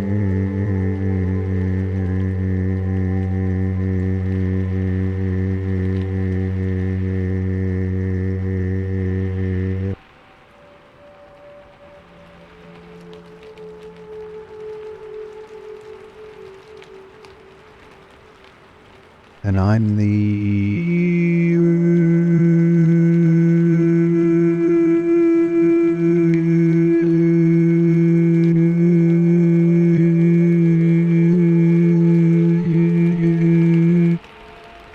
Mason nodded, already pulling out his phone to relay the message. Penguin watched him for a moment, then returned to the window, his mind whirring. This was his moment. Gotham had always been a city ruled by fear, and no one understood that better than him.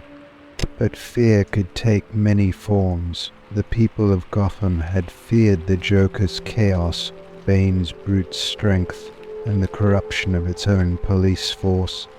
But now they feared the cold, the biting wind that seeped into every crack and crevice, threatening to take their lives as the temperature dropped. And Penguin held the key to their salvation. By the next morning the situation had grown dire. News reports flooded the airwaves, showing footage of neighborhoods plunged into darkness, families huddled around makeshift fires, and emergency shelters overwhelmed with people seeking warmth. So the hospitals were running on backup generators, but supplies were running low, and the mayor's office was being inundated with pleas for help. But there was no help coming, not until they bowed to Penguin's demands. Penguin sat in his office sipping a glass of brandy as he watched the chaos unfold on the news. I felt a strange sense of satisfaction, a thrill that came from knowing he had brought the city to its knees. This was real power, not just the kind that came from running an empire of crime, but the kind that could bend even the most powerful institutions to his will. The phone on his desk buzzed, and Mason's voice came through. "Mayor's office is on the line, boss. They're ready to talk." Penguin smiled and picked up the phone, leaning back in his chair. "Mayor," he said smoothly, his voice oozing with false sympathy. "I hear things aren't going too well on your end." A strained voice answered on the other end, barely masking its frustration. "Gobblepot, this has gone too far. You need to restore power to the city. People are dying." "Yes, well, that's unfortunate," Penguin replied, his tone casual. "But you see, I'm not the one who caused this. You are. You refused my very reasonable demands, and now you're facing the consequences." The mayor's voice wavered, a mix of anger and desperation. "We can't give you control of the utilities, Oswald. It would be suicide. The city can't let a criminal like you hold that much power." Penguin's smile faded, replaced by a steely determination. "Then more people will freeze," he said coldly. "And when the body count starts rising, everyone will know it's because you refused to do what was necessary." There was silence on the other end, and Penguin could hear the tension crackling like ice. He knew they were on the edge, one push away from breaking. This was what power looked like, distilled down to its rawest form. The ability to bend others to your will, to make them choose between their pride and the survival of their people. "We'll give you partial control," the mayor said finally, his voice tight, a partnership of sorts.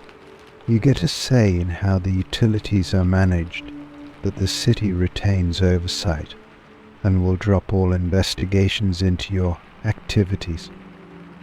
Penguin considered this for a moment, his mind weighing the offer. It wasn't everything he wanted, but it was close. Close enough to start with, at least.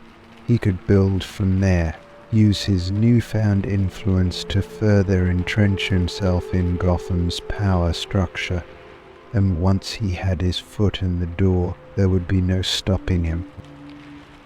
"Agreed," Penguin said, his voice smooth and triumphant. "But if you go back on this deal, If you try to undermine me in any way, I'll turn off the lights again. And next time, I won't be so generous." The mayor didn't respond, but Penguin could sense the defeat on the other end of the line. The city had bent to his will, and now it was his to control.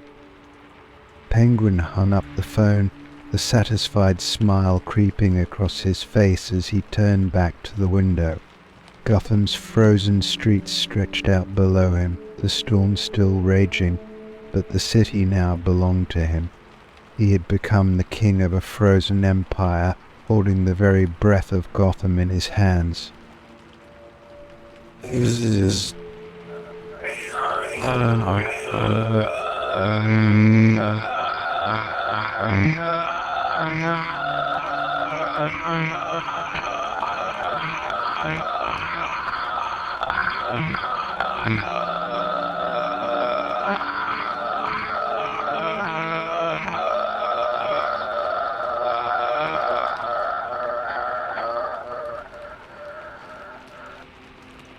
The storm could rage all it wanted, but Penguin was the one who controlled the cold.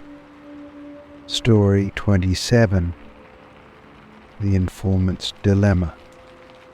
Oswald Cobbleport, the Penguin, sat in the dimly lit office of the Iceberg Lounge, the air thick with cigar smoke. His fingers tapped impatiently against the polished surface of his desk as he stared at the wall of monitors displaying live feeds from various parts of Gotham. The usual noise of the club hummed faintly below him, but tonight something far more sinister occupied his mind. There was a rat in his organization. The very idea sent a chill down his spine, though the air in the office was warm. A traitor, someone feeding information to the Ject, or worse, to one of his rivals. Penguin's mind had been turning over this revelation for days, ever since a raid on one of his hidden warehouses had nearly crippled his smuggling operation. The Ject had moved too quickly, too precisely. Someone had tipped them off. That someone was still inside his empire, feeding them just enough to do damage, but not enough to expose everything. It was infuriating, not just because of the betrayal, but because the rat had been smart, too smart. They hadn't slipped up, hadn't left any trail that led back to them. Penguin had built his empire knowing everything that happened in Gotham's underworld, and yet this informant had managed to stay hidden. "Boss, we've got the list you wanted," Mason said as he entered the room, holding a slim folder in his hand. Penguin's gaze snapped to him, his eyes narrowing. Mason had been his right-hand man for years, his most trusted lieutenant. If there was anyone he could count on, it was Mason. Still, these days, Penguin trusted no one completely. Not until he found the rat.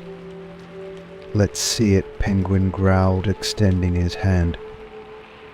Mason handed over the folder, and Penguin flipped it open. Inside was a list of names, men and women who worked within his organization, people who had access to the kind of information that had been leaked. The list wasn't long, but it was long enough to make the next few days dangerous. "These are the only ones who had knowledge of the warehouse?" Penguin asked, his voice low. Mason nodded.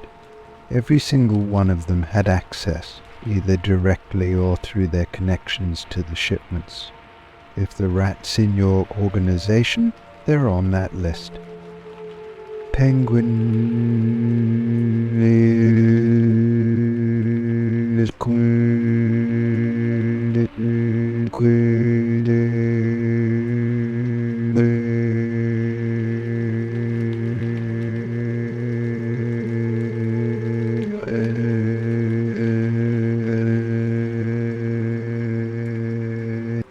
some of the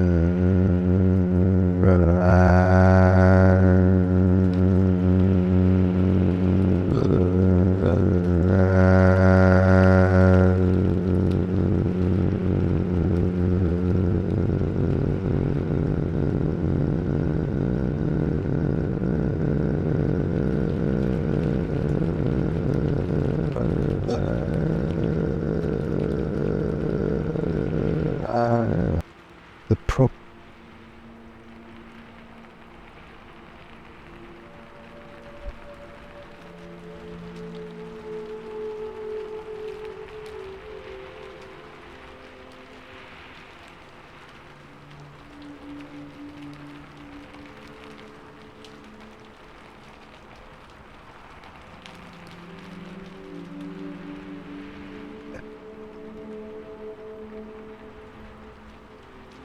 He closed the folder, the faint creak of leather cutting through the silence. We'll start with the ones we can pressure, Penguin said coldly. The weak links. Bring them in one by one. I want to see how they react. Mason nodded, already moving toward the door. I'll bring the first one up. Penguin sat in the heavy silence after Mason left, the weight of the situation pressing down on him. He had dealt with traitors before, but this was different. Whoever the informant was, they had played their part well. He had known exactly how much information to leak, just enough to disrupt, but not enough to expose the entire operation. So it was like playing chess against an invisible opponent, and Penguin hated the idea that someone in his own house was pulling the strings. Over the next few hours, one by one, Penguin's men were brought into the office for questioning.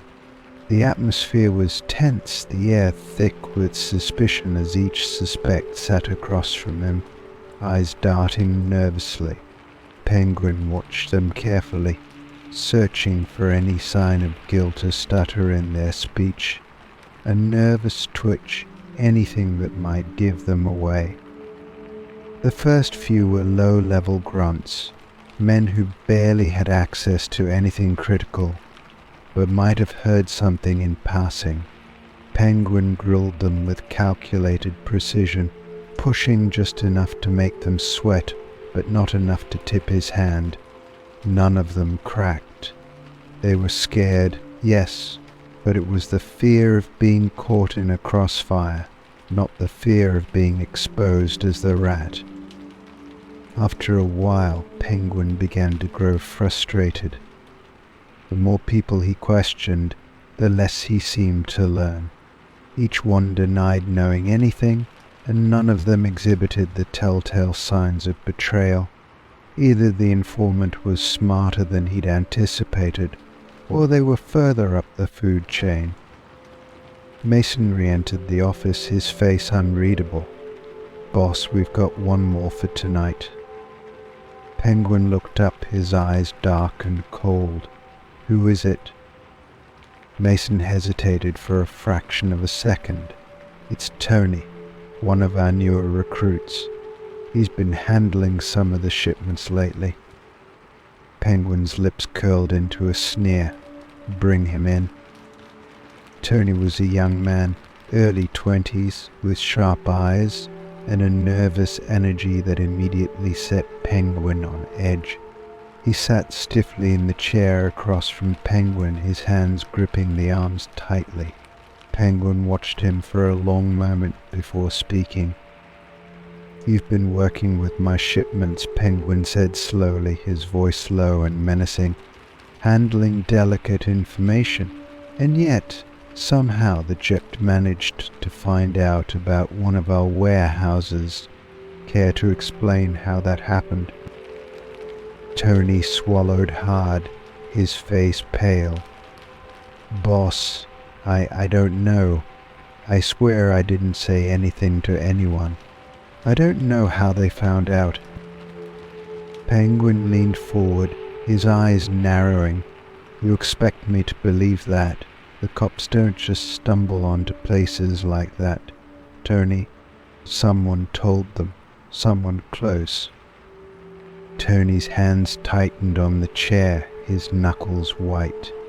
"It wasn't me, I swear. I'm loyal to you, boss. I've never said a word to anyone outside the crew." Penguin studied him for a moment longer, his mind weighing the possibilities. Tony was scared, that much was clear. But was he scared because he was guilty, or because he knew the punishment for betrayal? "I don't like liars," Tony Penguin said, his voice dropping to a dangerous whisper. "And I hate rats, so I'm going to give you one chance to tell me the truth. Who are you working with?" Tony shook his head frantically.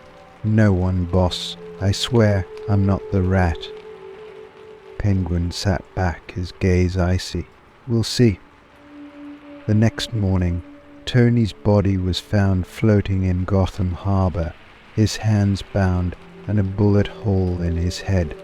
Mason had been efficient as always, but the sense of unease that had settled in Penguin's gut refused to dissipate. The rat was still out there. Tony hadn't been the one. Penguin sat in his office, staring at the list of names once more. The game was far from over, and the informant had played their hand masterfully. Penguin would continue his search, but the longer it took, the more damage the rat would do. He was running out of time, and he knew it. But one thing was certain: when Penguin found the traitor, they would wish they had never crossed him. The game of elimination had begun, and Oswald Cobblepot always played to win. Story 28. The New Rival. Oswald...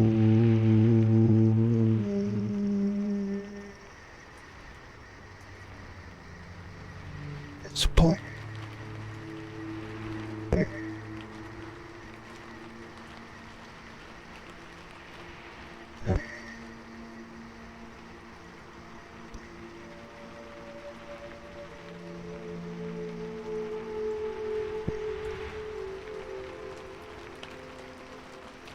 His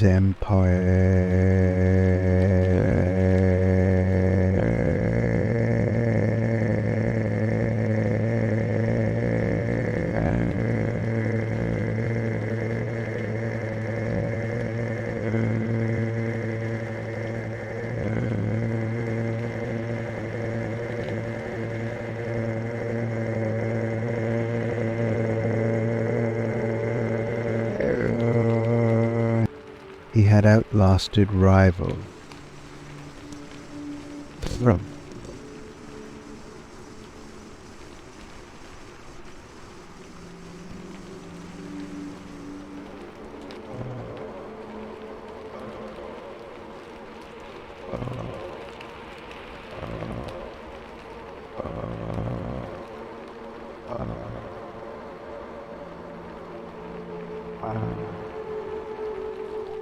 But tonight there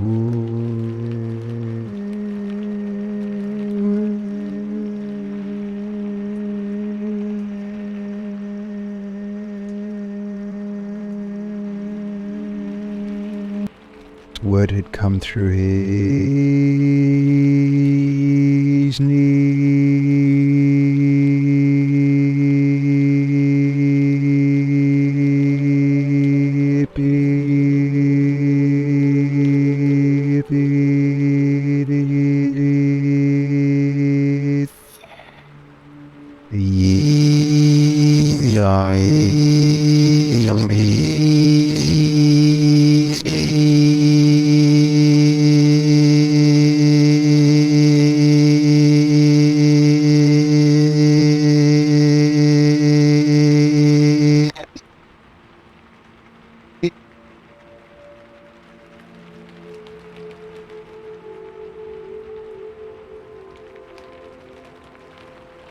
his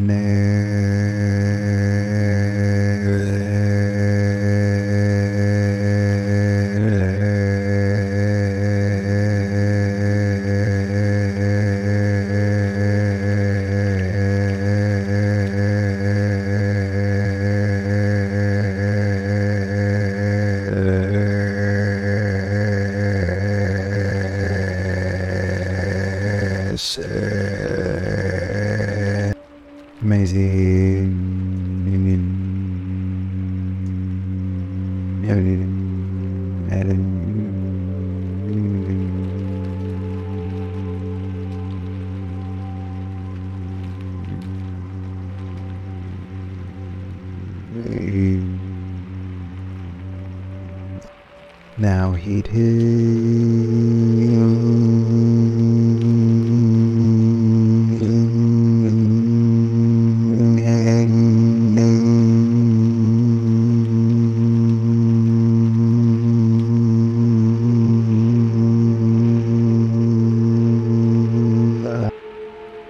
Who does this kid think he is?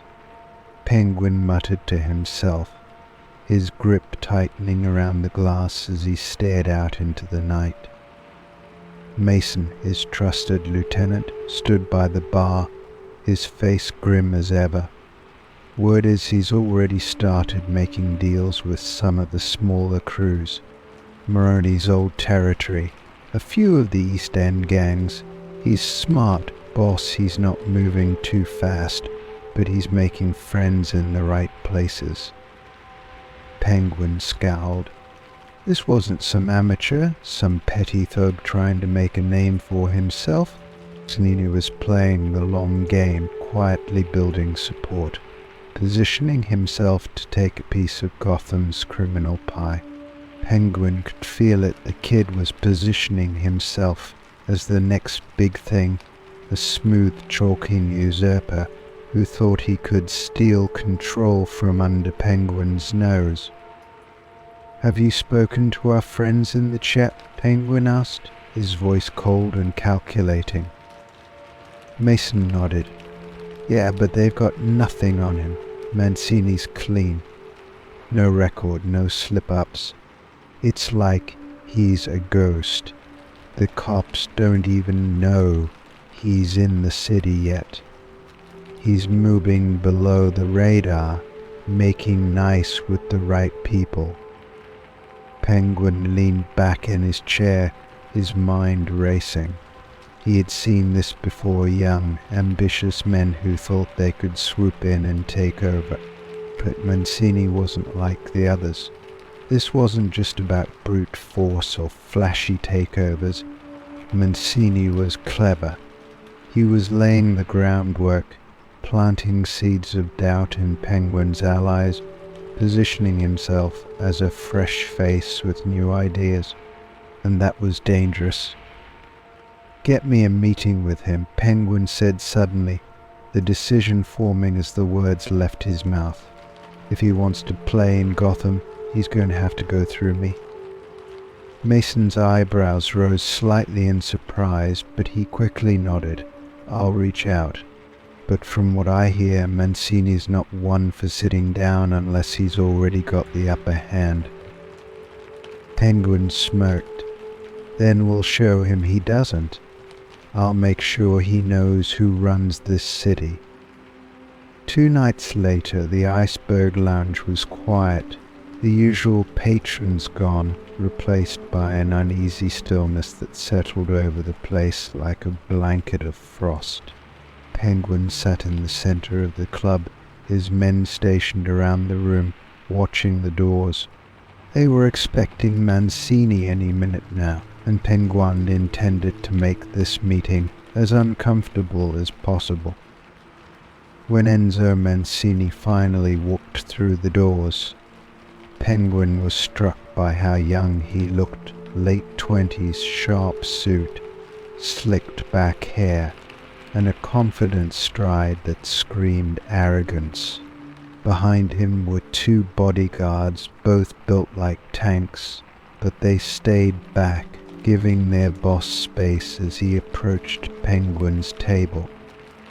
"Mr. Cobblepot," Mancini said smoothly, his voice carrying the hint of an accent Penguin couldn't quite place. He smiled, but there was no warmth in it. "I appreciate the invitation." Penguin didn't get up. He eyed Mancini for a moment before speaking, his voice low and deliberate. "You're making a lot of noise for someone new in town, Mancini. I thought it was time we had a little chat." Mancini slid into the chair across from Penguin, his expression calm, almost amused. "Noise? I'm just here to do business like anyone else. Gotham's a big city, Mr. Cobblepot. Plenty of room for new blood. Penguin's eyes narrowed. Gotham isn't just any city, and I'm not just anyone. You've been making moves on my territory. That's a problem. Mancini leaned back slightly, unfazed by the warning in Penguin's voice. I'm not looking to start a war. But let's be honest, Oswald, things are changing. You've been on top for a long time, but the game's different now. People want something new, something fresh, and I can give it to them. Penguin bristled at the thinly veiled insult, his fingers tapping rhythmically on the table. You think you can just walk in here and take what's mine? You think you can sway my people with promises of something new? Mancini's smile widened, a predator sensing weakness. I don't need to take anything, Mr. Cobblepot. People are already coming to me. They see an opportunity, and they see that I'm the future. You're the past. The words hit like a slap, but Penguin didn't flinch. He had expected this Mancini's bravado, his confidence. But Penguin knew something the kid didn't. Gotham was a city built on blood and fear, and charm only got you so far. You think you can run Gotham? Penguin said, his voice cold as ice. The city chews up people like you and spits them out. I've seen you type before, young, ambitious, full of ideas, but they all end up the same, dead in the gutter, with no one to remember them. Mancini's expression darkened slightly, but he recovered quickly, flashing that same irritating smile. Maybe, or maybe it's time for a change. You've had your run, but Gotham's changing, whether you like it or not.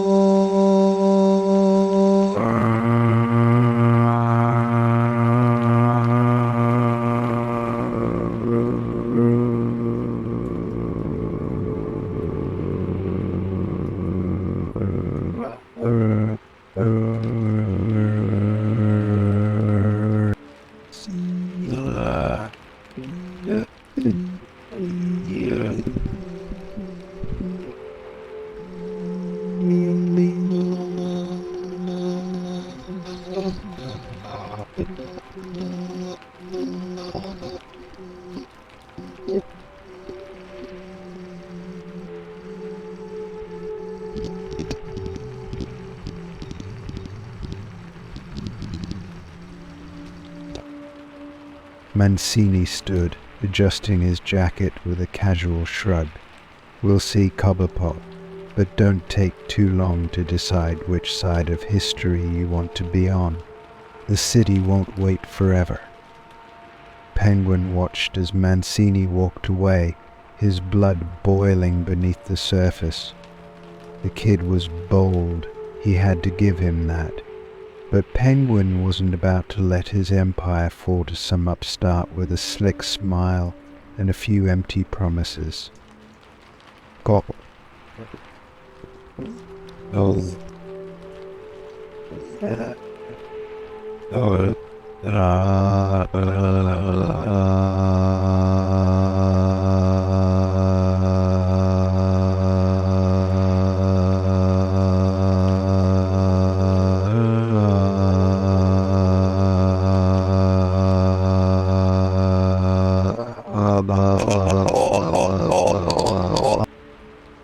The moment Mancini left, Penguin called for Mason.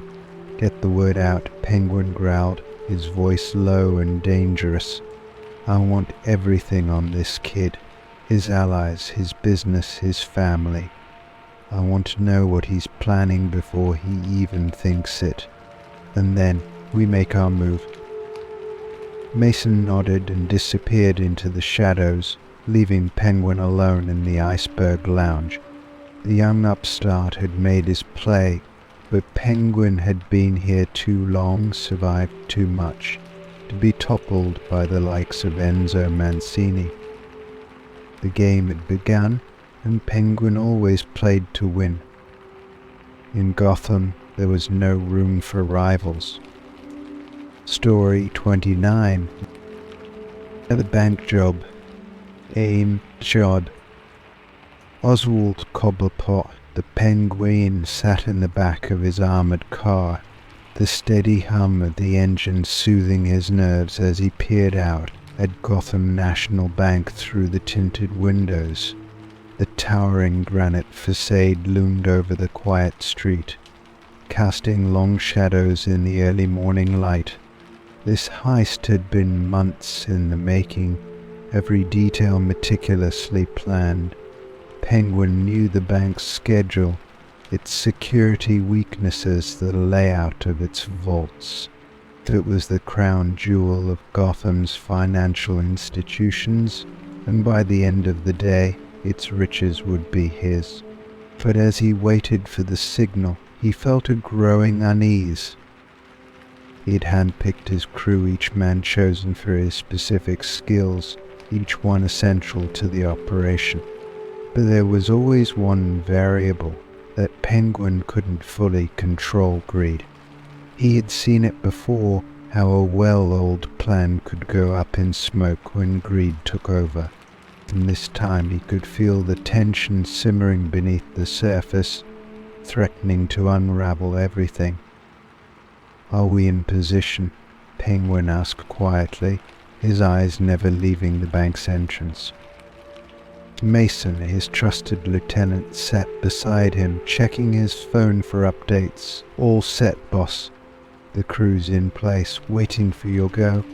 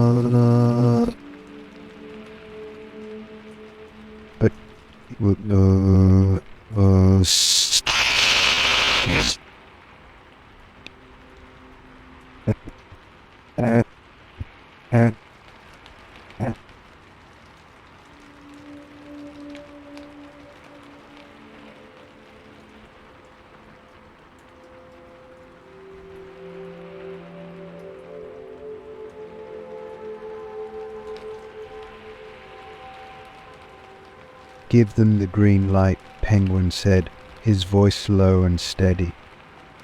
Mason nodded, sending the signal. Within moments, Penguin watched as the crew began to move. 6 men, all wearing black, their faces covered by masks, slipped through the alleyway beside the bank and entered through the service entrance. The bank was still closed to the public, its employees just starting to arrive for the day. Penguin had timed it perfectly. The skeleton crew inside would be easy to neutralize, and they had an hour, maybe less, before the first alarms were raised. Penguin leaned back in his seat, watching the operation unfold through a live feed on his phone. He had eyes inside the bank cameras hacked into the system, giving him a clear view of every angle. He watched as the team moved with practiced precision, taking out the security guards quietly and positioning themselves near the vault.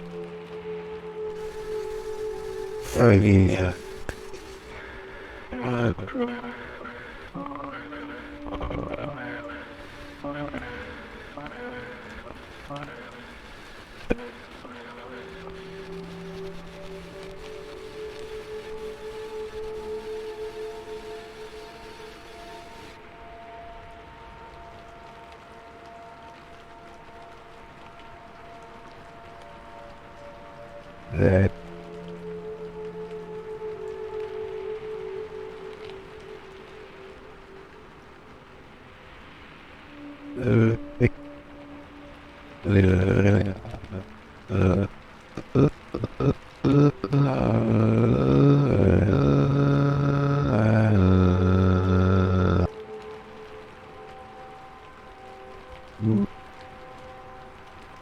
he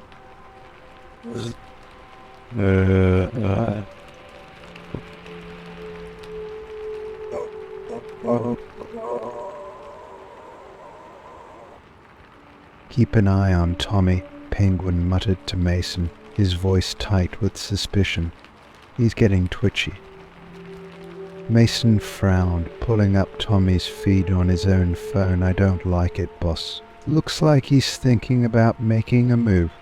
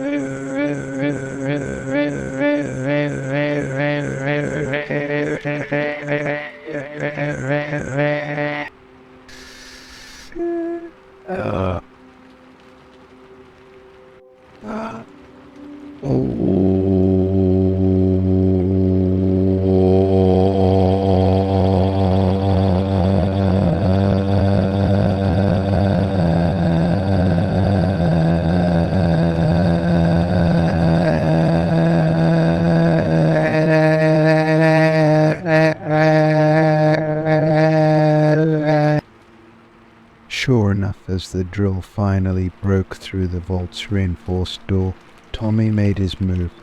He slipped away from his post and edged closer to the vault, his hand hovering near his gun.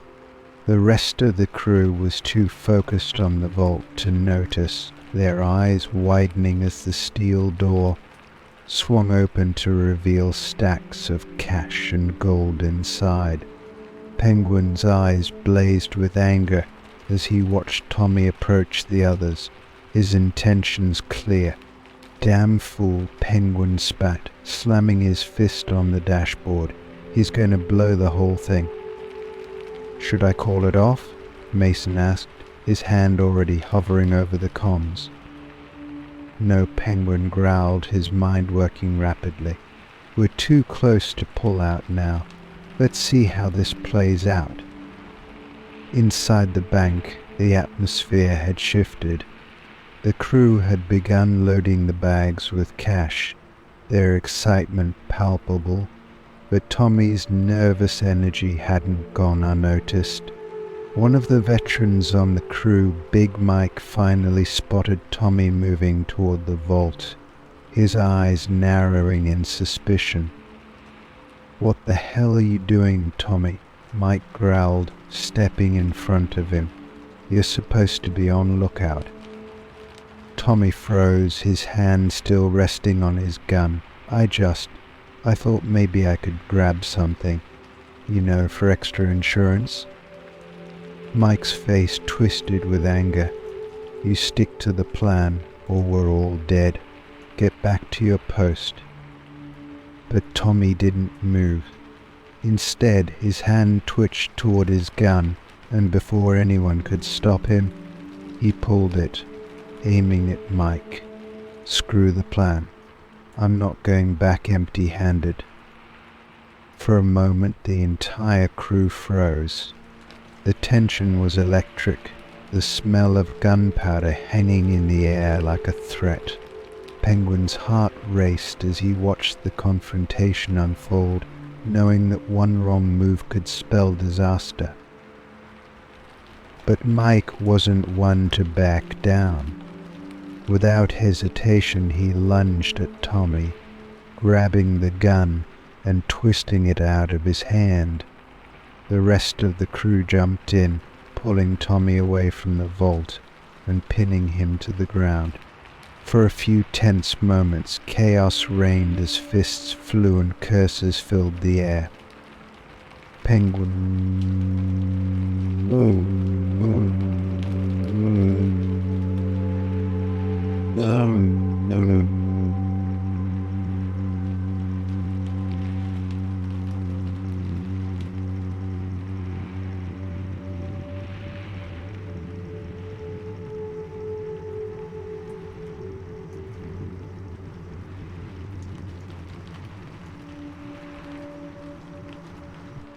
It was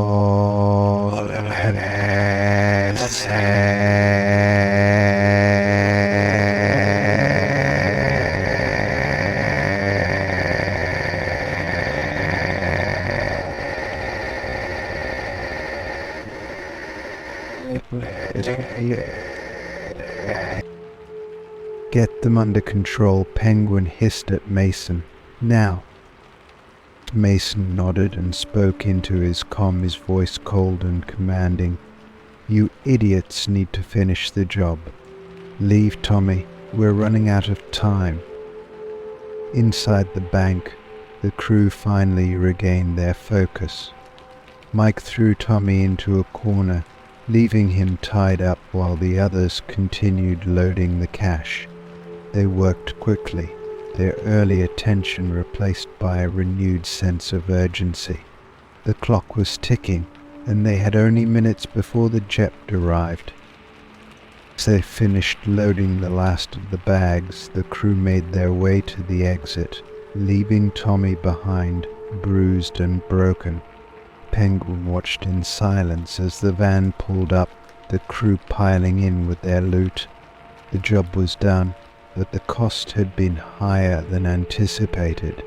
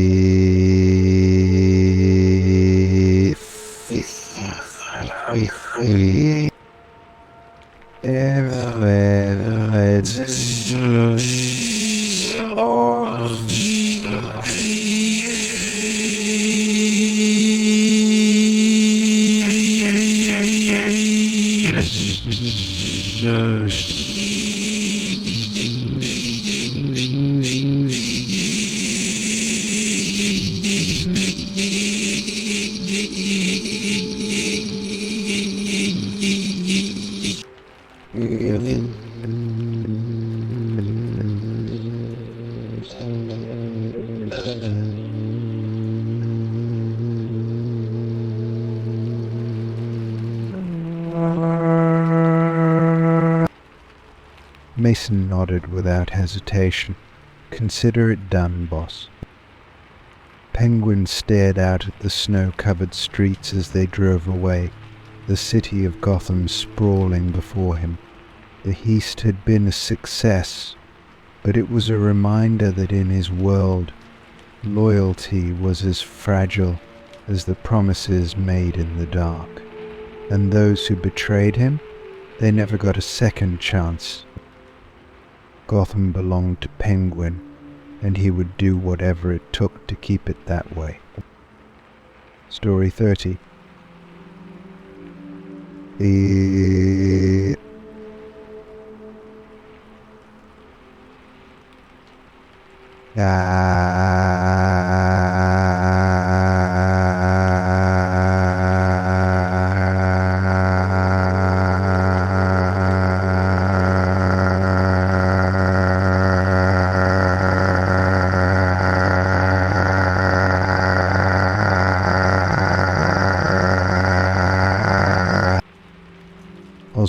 Cobblepot, the penguin, stood at the edge of the private poker room in the Iceberg Lounge, the clinking of glasses and low hum of conversation muffled behind the thick wooden door.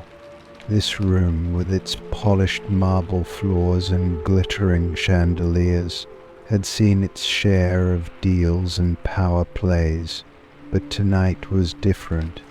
Tonight the stakes were higher than ever. The room wasn't filled with Gotham's usual high rollers or corrupt businessmen. No, this was a different kind of game, one that held the fate of Gotham's underworld in the balance. Around the poker table sat the city's most powerful crime bosses, each representing their respective factions. Carmine Falcone's heir, Vincent Falcone, brooding with the weight of his family legacy. Sal Maroni Jr., the ruthless son of the infamous Maroni family, and Harvey Two-Face Dent, whose scarred visage reminded everyone of the dangerous unpredictability he brought to any deal. They were here for a reason. Territory had become a hot commodity in Gotham, with every inch of the city's underworld in flux. The balance of power had shifted, and while the men around the table had come to claim their share, Penguin had a different plan in mind. This poker game wasn't just about winning money, it was about winning control territory, influence, respect, and the winner would walk away with a substantial amount of prime real estate in Gotham, land that could tip the scales in their favor. But for Penguin, this was about more than just territory. It was about cementing his position as the king of Gotham's criminal underworld. He had spent years building his empire, and now he was willing to risk everything to ensure that no one could challenge him again. Penguin adjusted his monocle, his eyes gleaming with a mixture of confidence and calculation as he walked toward the table. He had invited these men for one reason: to show them who truly ran Gotham. He knew their weaknesses, their desires, and most importantly, their greed. He planned to use it all against them. "Gentlemen," Penguin said with a sharp grin as he sat at the table, "shall we begin?"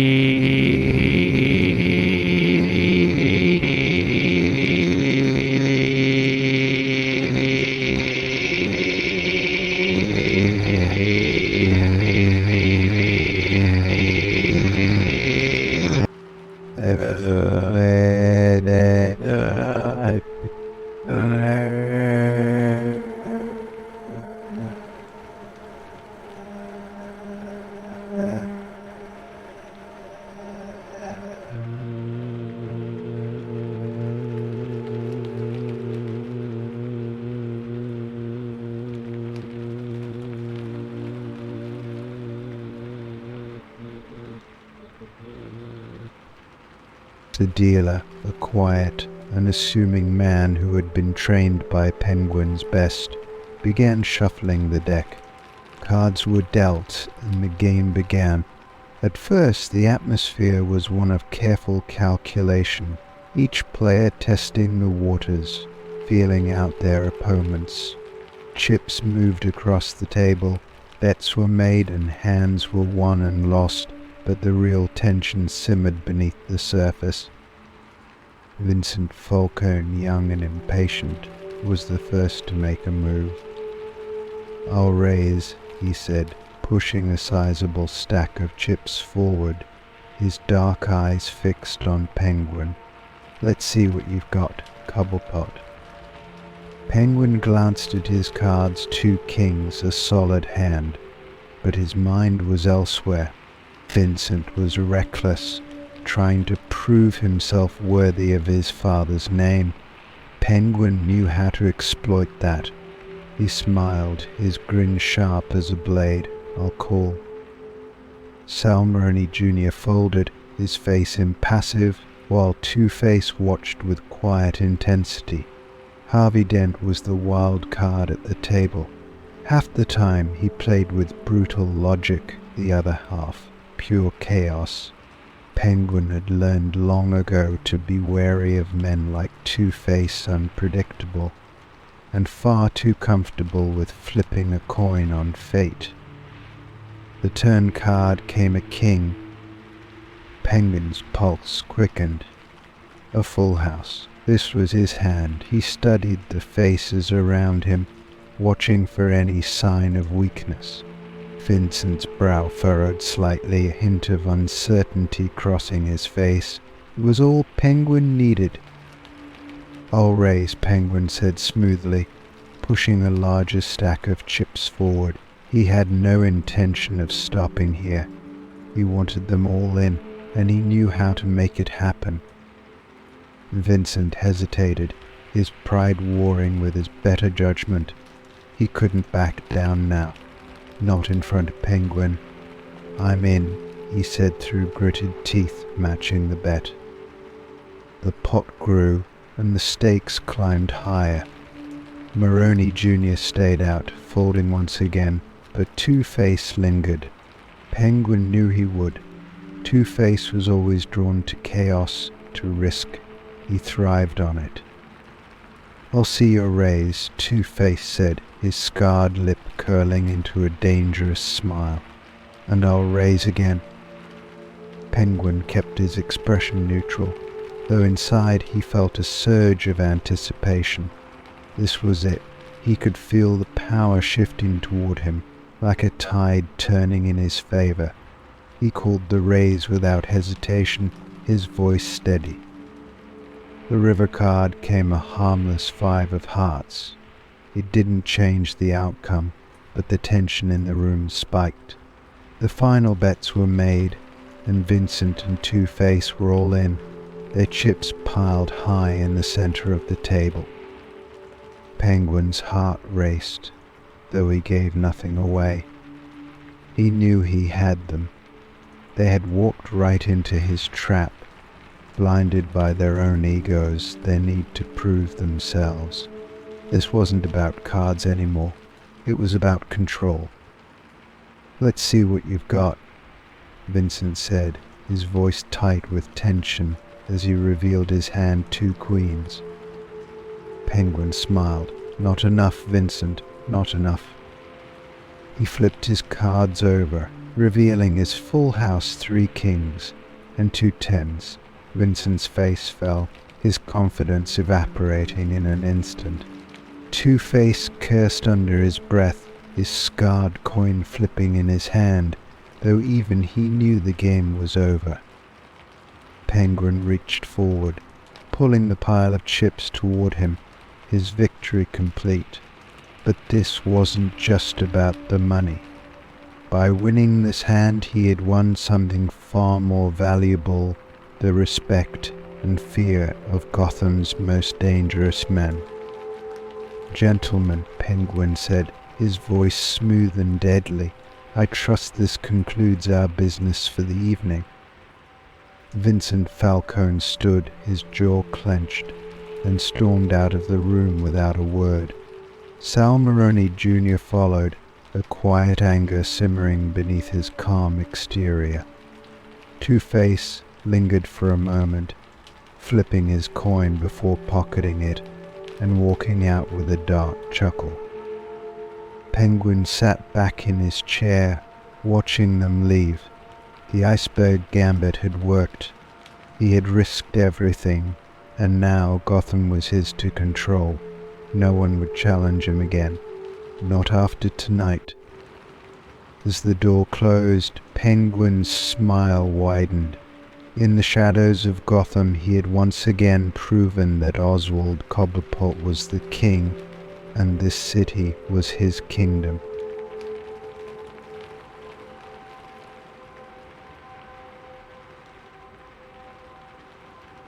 Story 31. Cobblepot's Revenge. Oswald Cobblepot, better known as the Penguin, stood by the window of his office in the Iceberg Lounge, staring out at the glittering skyline of Gotham. His fingers drummed rhythmically against the polished wood of his desk, each tap echoing his simmering anger. The city looked peaceful from up here, but to him it was a battlefield. Just weeks ago, Cobblepot had suffered a humiliation that cut deeper than any wound of public defeat at the hands of Gotham's new mayor, William Hollis. The memory of that day burned in his mind like a brand. Hollis had dared to challenge him, making a spectacle of himself during a televised press conference where he announced a new initiative to clean up Gotham's corruption. Cobblepot had been singled out, his name spat like venom as the mayor painted him as a symbol of the rot that infested the city. Worse, Hollis had managed to orchestrate a raid on one of Penguin's most lucrative operations, dealing a blow to his empire that was felt in every corner of the underworld. The media had a field day, and Gotham's elites whispered behind their hands, mocking Penguin's fall from grace. But Penguin wasn't the type to accept defeat. He never had been. As he stared out into the night, his mind was already working, plotting. He had spent weeks biding his time, building a plan to destroy William Hollis piece by piece, until there was nothing left of the man but a hollow shell. The mayor thought he could take on Gotham's criminal king and win. Cobblepot would show him how wrong he was. Mason, Penguin's loyal lieutenant, entered the room, his face grim. "It's all set, boss. We've got the footage, and our man inside the mayor's office has delivered everything you wanted. We're ready to move."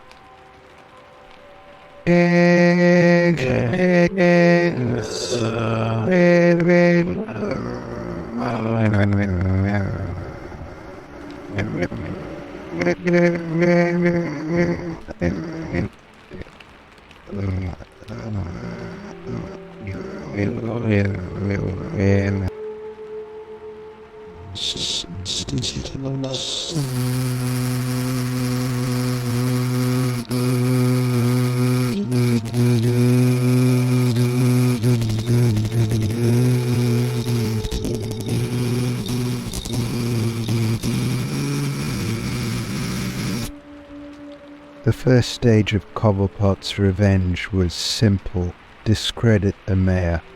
Hollis had built his reputation on being a man of integrity, a reformer who would rid Gotham of its criminal elements. But everyone had skeletons in their closet, and Penguin had made it his business to find Hollis's.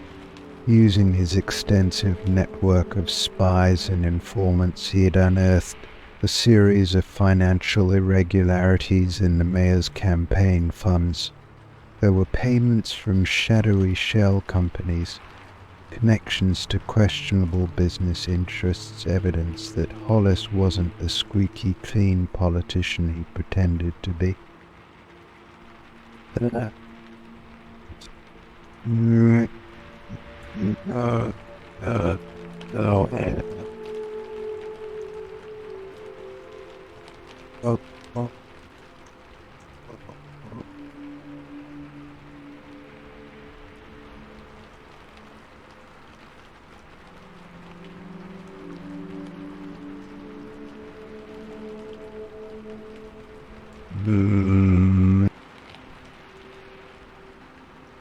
At last,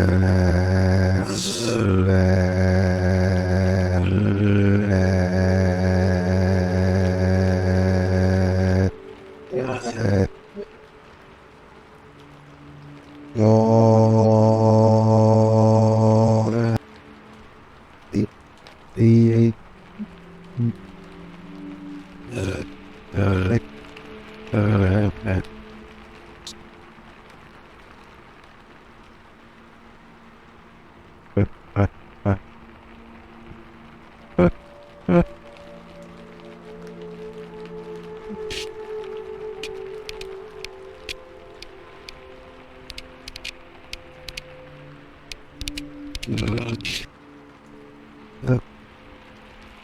pub.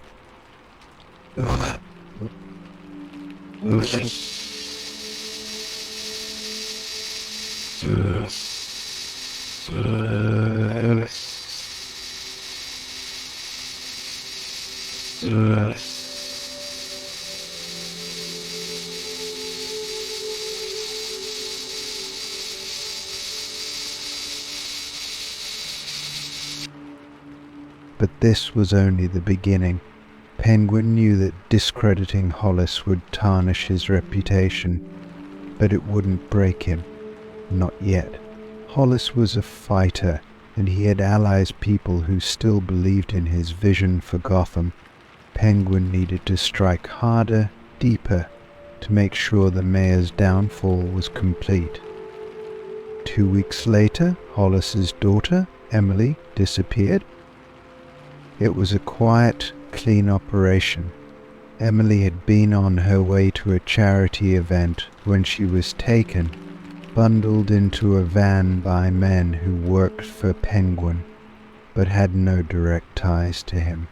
They left no witnesses, no clues, no trace of where she had gone. The kidnapping wasn't about money or ransom, it was about leverage. Penguin wanted Hollis to know that he wasn't safe, that his family wasn't safe, and that he was playing in a world far more dangerous than he realized. When news of Emily's disappearance broke, the city plunged into chaos. The mayor appeared on television, his face pale and drawn as he pleaded for his daughter's return. But Penguin had no intention of letting the girl come to harm. She was his bargaining chip, a pawn in a much larger game. He would return her, eventually, but not until the mayor had been broken. Hollis's political allies began to abandon him, fearful that their association with the embattled mayor would drag them down as well. The city council started whispering about a vote of no confidence, and even the Jept began to distance themselves from the mayor's office, overwhelmed by the growing scandal. The once proud figurehead of Gotham's reform movement now looked weak, desperate, and alone.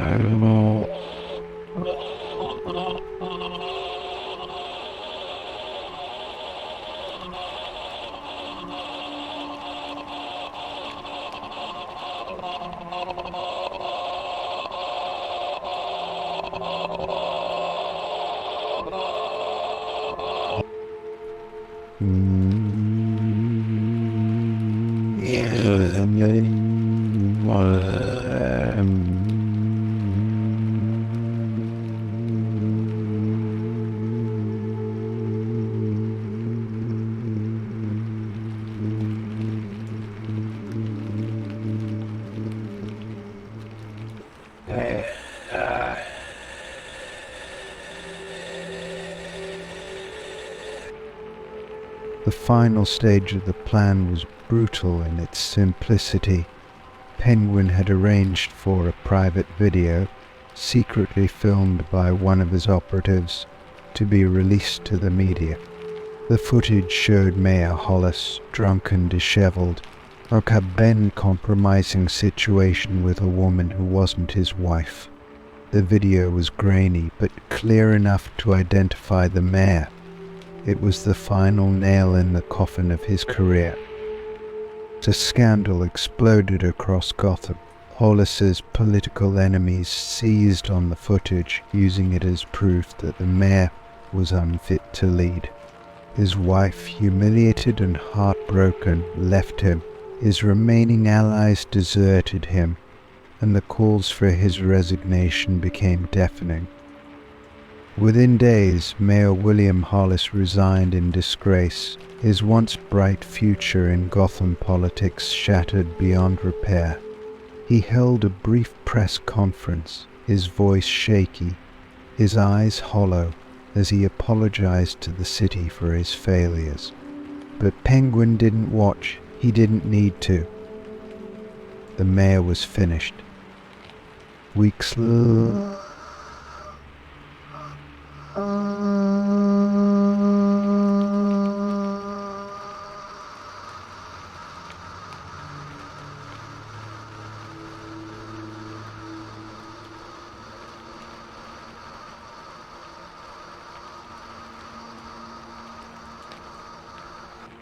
she couldn't.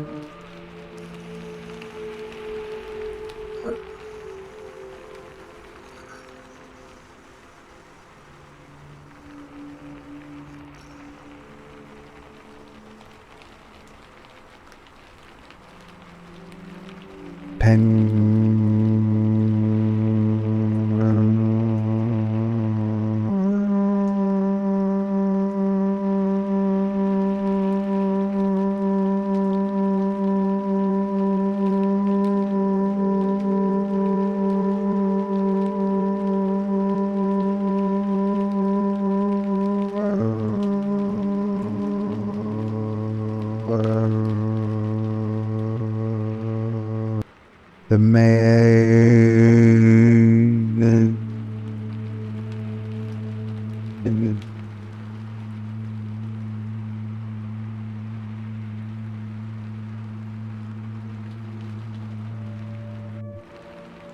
Cobblepot sat in his office sipping a glass of champagne as he reflected on his victory. Revenge had never tasted so sweet. He had taken everything from Hollis's career, his family, his dignity, and now Gotham knew once again who truly held the power. So the Iceberg Lounge was quiet, the hum of the city distant in the background. Penguin smiled to himself, the sharp edges of his grin gleaming in the low light. William Hollis had learned the hard way that no one challenged the Penguin and lived to tell the tale. In Gotham, power wasn't just taken, it was earned through fear, and Penguin had just reminded the city why his name was spoken in whispers. Story 32. Shadow of the Bat. Oswald Cobblepot, the Penguin, stood in his private office at the Iceberg Lounge, staring at the monitors that covered one wall, each screen displaying a different angle of Gotham City. His sharp eyes flicked from one feed to the next, but his thoughts were elsewhere, consumed by a singular obsession that had begun to poison his every waking moment. The Batman. For years Cobblepot had built his criminal empire with calculated ruthlessness, clawing his way to the top of Gotham's underworld, but the Dark Knight had always been there, an infuriating shadow, constantly undercutting his power, dismantling his operations piece by piece. Every time Penguin had tasted the edge of victory, Batman had swooped in and stripped it away. But no more. Cobblepot was done playing the long game, tired of watching his plans crumble under the weight of Gotham's vigilante. He wanted Batman broken, destroyed, humiliated, and erased from the city's streets forever, and he was willing to sacrifice everything to make it happen. Penguin turned from the monitors, his eyes narrowing as Mason, his most trusted lieutenant, entered the room. Mason had been with him for years, loyal to a fault, and if there was anyone Penguin could count on to see his vision through, it was him. "Is everything ready?" Penguin asked, his voice sharp and clipped. Mason nodded, though his expression carried a hint of unease. "The assets are in place. We've got eyes on all the major points of Gotham, and our new tech is operational. But, boss," he hesitated, glancing at Penguin, "this is a lot. You're pouring everything into this. Are you sure it's worth the risk?" Penguin's gaze hardened. "Worth the risk? Mason, do you have any idea what it's like to be constantly outmaneuvered by a man in a mask? To have your every move watched, every step counted? Batman is a disease in this city, and until we rid Gotham of him, none of us are safe. This isn't just about me, it's about control. He's taken it from us for too long."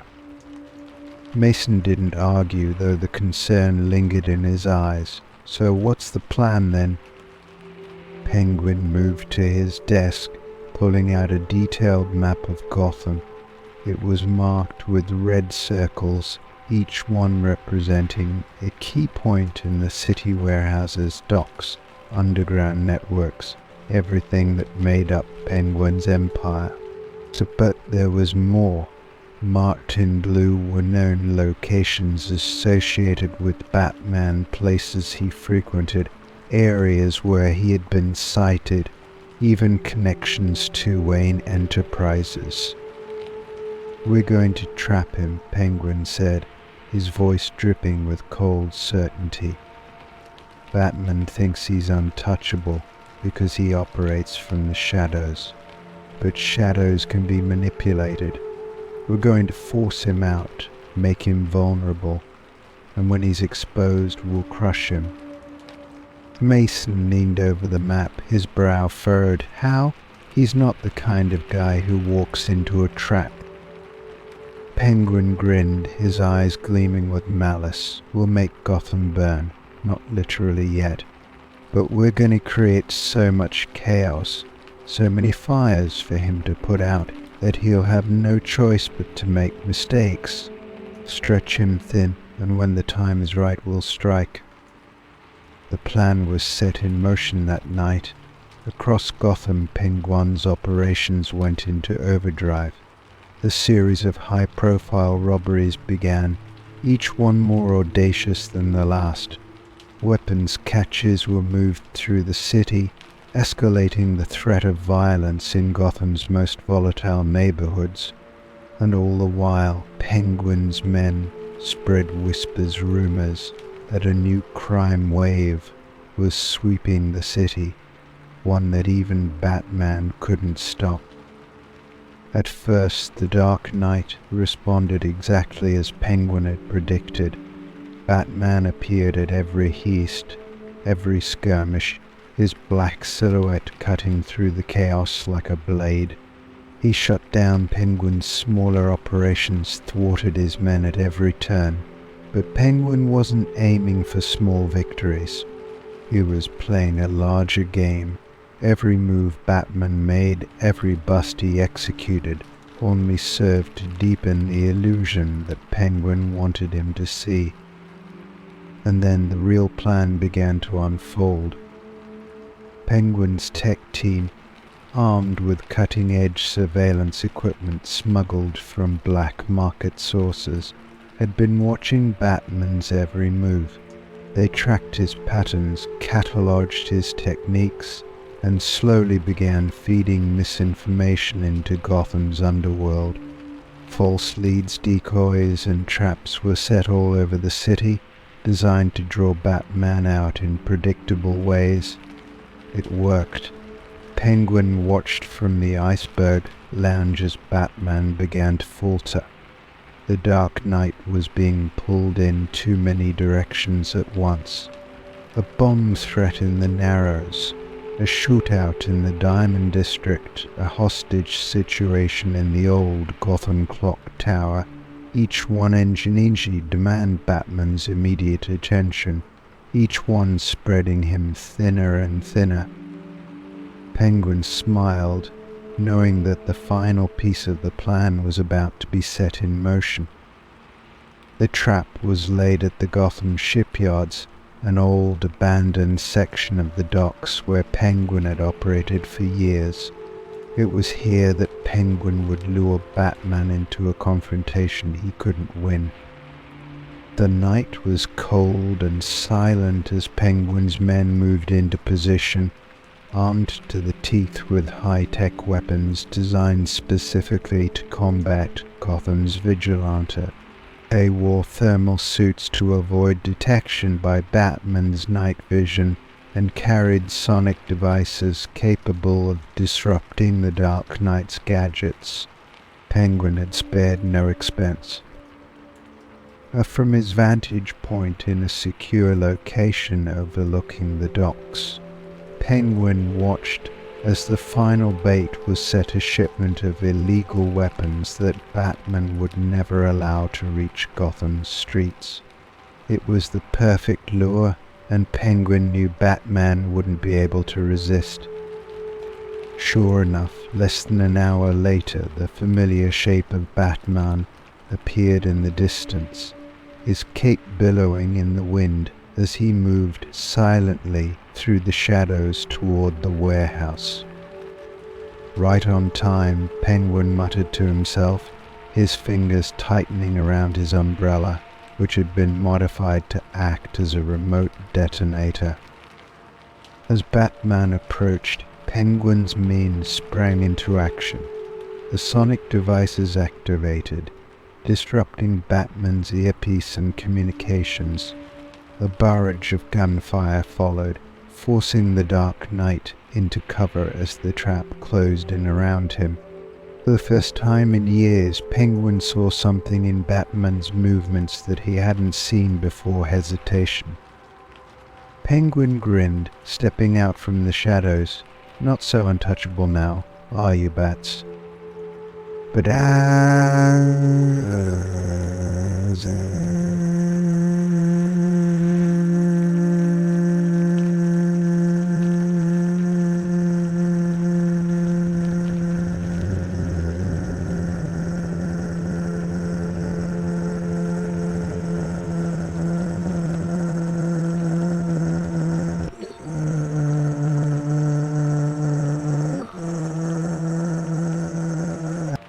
he wasn't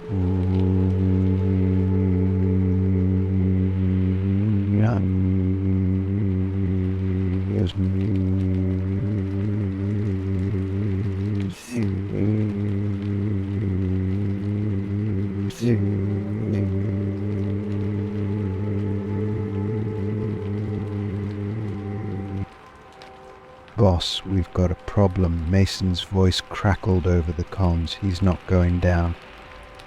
Penguin's grin faltered, the first hint of doubt creeping into his mind. He had poured everything into this plan, but it wasn't working. That man was cutting through his forces like they were nothing, and Penguin's control of the situation was slipping. In a matter of minutes, the warehouse was reduced to chaos. Explosions rocked the docks as Penguin's traps backfired, his men fleeing in disarray. And then, in the midst of the smoke and fire, Batman appeared in front of him, his shadow loomed large. "You're done, Cobblepot," Batman growled, his voice cold and relentless. Penguin backed away, his bravado shattered. No, this wasn't how it was supposed to go. But it was too late. The Dark Knight moved with lightning speed, disarming Penguin in a single motion and leaving him sprawled on the ground, defeated.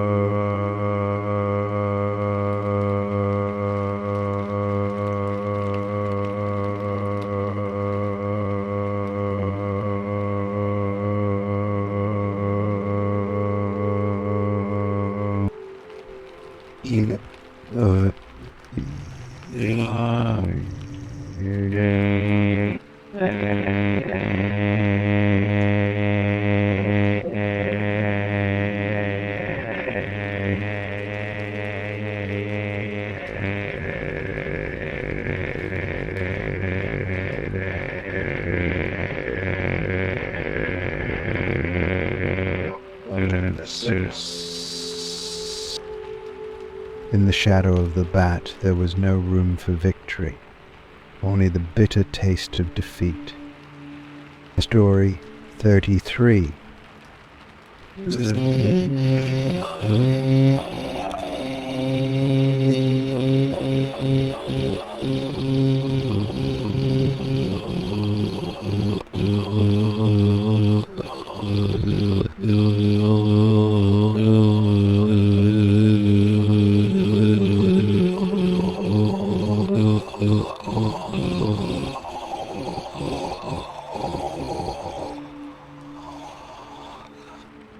Oswald Cobblepot, better known as the Penguin, sat in his private office at the Iceberg Lounge, his fingers gripping the edge of his desk with growing rage.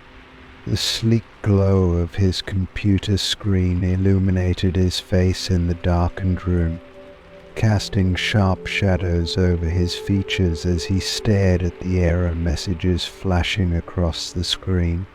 Every single one of his accounts, his offshore holdings, slush funds and emergency reserves had been frozen.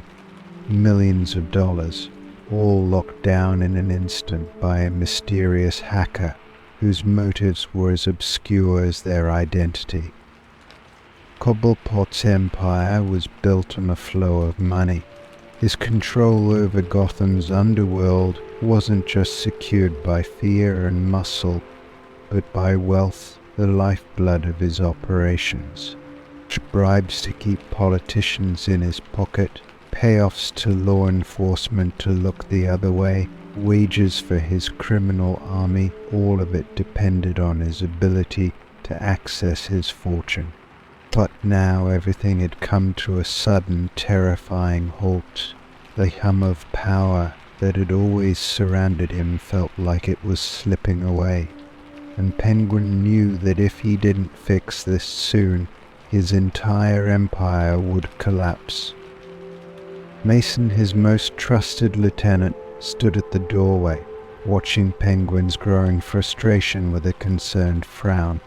"Boss, I've spoken to our tech guys. They say it's like nothing they've ever seen.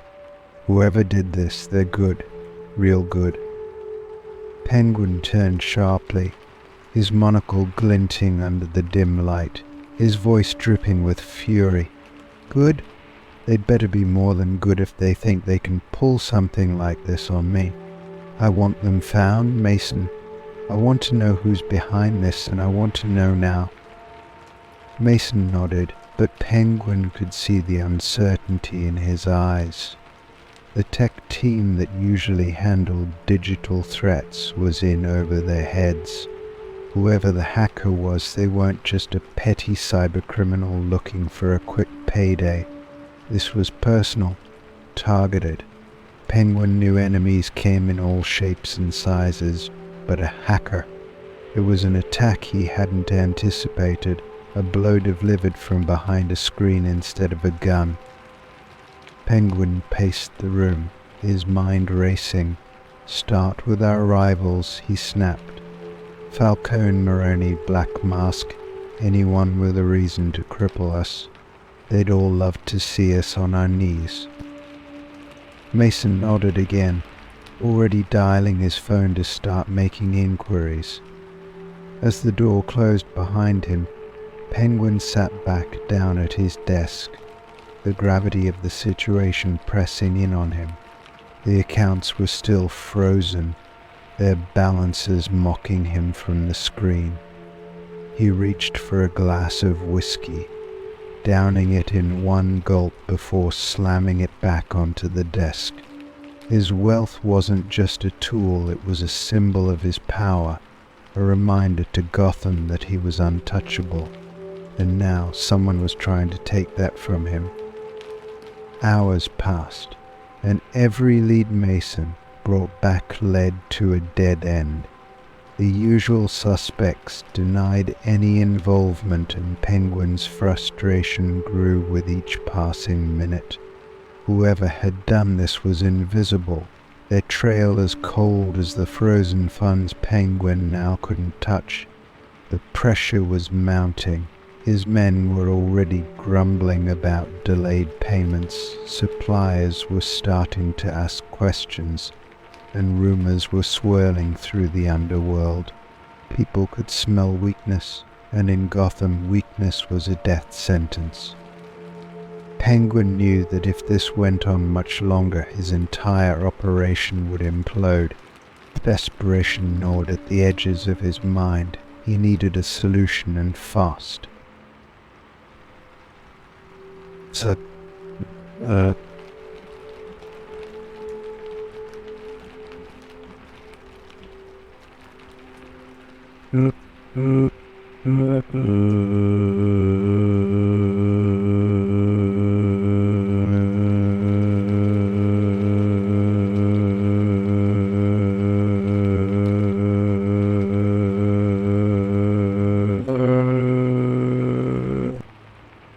you've grown too comfortable, Cobblepot. Gotham's underworld deserves better. If you want your money back, you'll have to play by my rules. Penguin's grip tightened on the armrests of his chair, his rage barely contained. He reread the message, his mind racing to piece together the puzzle. This wasn't just about money. The hacker was playing a game, one designed to humiliate him, to remind him that even the Penguin wasn't invulnerable. And the worst part was, he didn't even know who he was up against. Another message appeared almost immediately after the first. You have 48 hours to comply, or the accounts stay frozen permanently. Penguin leaned forward, his jaw clenched. The arrogance of it was infuriating, but something in the phrasing of the message struck him. Gotham's underworld deserves better. This wasn't some random attack. Whoever was behind this wasn't motivated by money alone. They were coming after him specifically. Penguin quickly typed back a response, trying to keep his temper in check. What do you want? The reply came almost instantly. Power, Gotham's power, and that means you need to step aside. Penguin's blood boiled as he read the words. Step aside. He had spent years clawing his way to the top of Gotham's criminal empire, building his fortune and reputation with blood, sweat, and fear. No hacker was going to push him out of his own city. He slammed his fist on the desk, his voice a growl of anger. Mason, he bellowed, and within seconds, his lieutenant was back in the room. We've got 48 hours, Penguin said, his voice ice cold. I don't care what it takes, but we need to find out who this bastard is. Call every contact, pull every favor, hire anyone who can trace this. I want names, and I want them now. Mason nodded and hurried out, leaving Penguin alone with his thoughts. He could feel the walls closing in around him, but he refused to let panic take hold.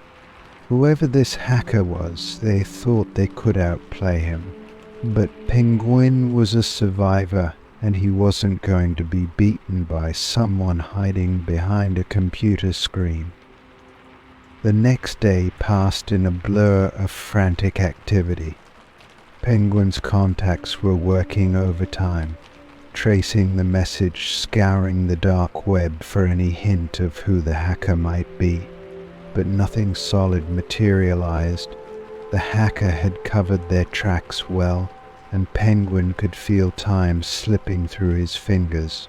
The 48-hour deadline loomed large, and with each passing hour, his empire became more fragile. Finally, with less than 12 hours remaining, Mason burst into the office, his face alight with urgency. Boss, we found something. A lead on the hacker. Penguin stood up, his eyes gleaming with a mix of hope and fury. Tell me. Mason handed him a file. It's a group high-end mercenary hackers. They've been operating out of Bluedom, targeting crime bosses, taking them down from the inside. They call themselves Zero Day.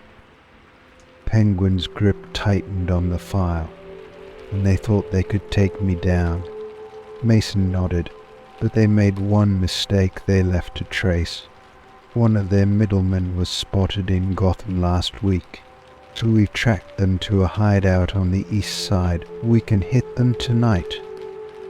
Penguin's lips curled into a predatory grin. Good, let's show them what happens when you mess with Oswald Cobblepot. Hours later, the operation was swift and brutal. Penguin's men stormed the hackers' hideout, overwhelming them before they could react. By the time Penguin arrived, the leader of Zero Day, a young, arrogant coder named Jasper, was bound and bloodied, kneeling in front of him. Penguin stepped forward, his umbrella tapping against the concrete floor. You thought you could freeze me out, he growled, his voice low and dangerous. You thought you could take Gotham from me. Jasper glared up at him, defiant even in defeat. It wasn't about the money, it was about power. Your time's up, Cobblepot. Penguin leaned in closer, his voice a deadly whisper. No, my time has just begun. With a swift motion, Penguin's umbrella came down, silencing the hacker's defiance forever. The accounts were unfrozen, the crisis averted, but Penguin knew one thing for certain. Gotham was a dangerous place for those who thought they could take the crown. And Penguin wasn't about to let anyone take his throne. Story 34. The Ice Queen. Oswald Cobblepot, the Penguin, watched as she entered the Iceberg Lounge, her presence instantly commanding the attention of the room. Tall, elegant, and wrapped in a fur coat that shimmered under the dim lights, she moved like a queen surveying her court. Every step she took seemed calculated, each movement deliberate. The men in the room, criminals and power brokers alike, couldn't take their eyes off her. Penguin, seated in his private booth overlooking the club, felt the familiar surge of both intrigue and suspicion. She wasn't just any woman. This was someone who knew how to play the game. Her name was Isabel Frost, though the underworld had already dubbed her the Ice Queen. Rumors about her had been swirling through Gotham's streets for weeks. She was a newcomer, yet her reputation preceded her, ruthless, cunning, and dangerously ambitious. In a short span of time, she had carved out a territory in the eastern part of the city, taking over small crime syndicates and bending them to her will. Whispers of alliances with some of Gotham's most dangerous men followed her like a cold breeze. And now she was here, in Penguin's domain, with eyes set on something more. Penguin swirled the glass of whiskey in his hand, watching her from behind his monocle. He was no stranger to power plays. Gotham's criminal underworld was a never-ending game of chess, with every move calculated to gain an advantage over rivals. But there was something different about Isabel. Her presence wasn't just about power. It was about control over people, over the room, and possibly over him. Who's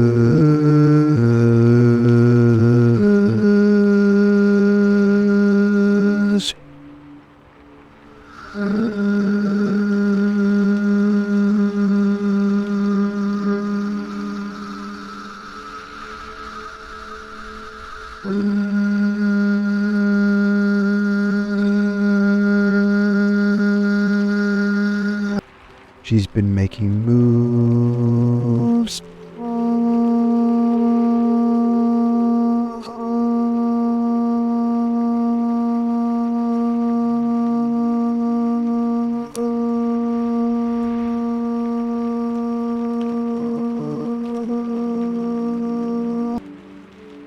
Penguin smiled, though it didn't reach his eyes. She's smart Mason, and bold. Very bold. But let's not underestimate her just yet. May...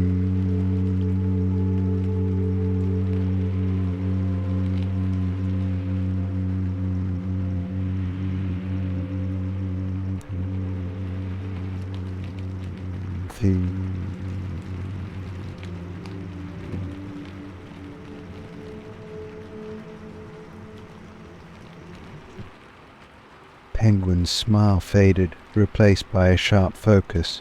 No, not yet. She's testing the waters, feeling out the competition. But mark my words, Mason, if she's not already planning it, she will be soon enough.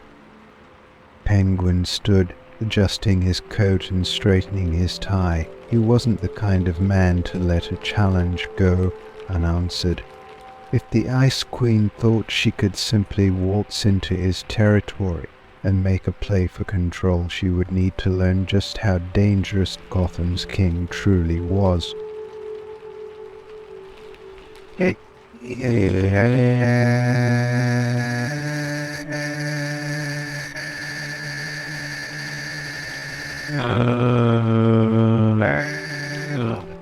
You should...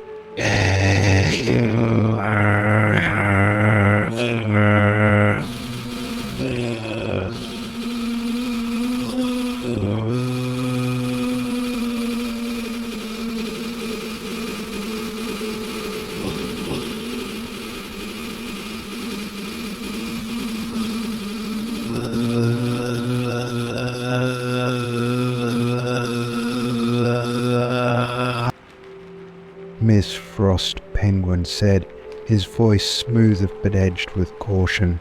I hear you've been making quite the impression in my city. Isabel smiled, her lips painted in a deep shade of red. Gotham's a city of opportunity, Mr. Cobblepot. I simply saw an opening and took it.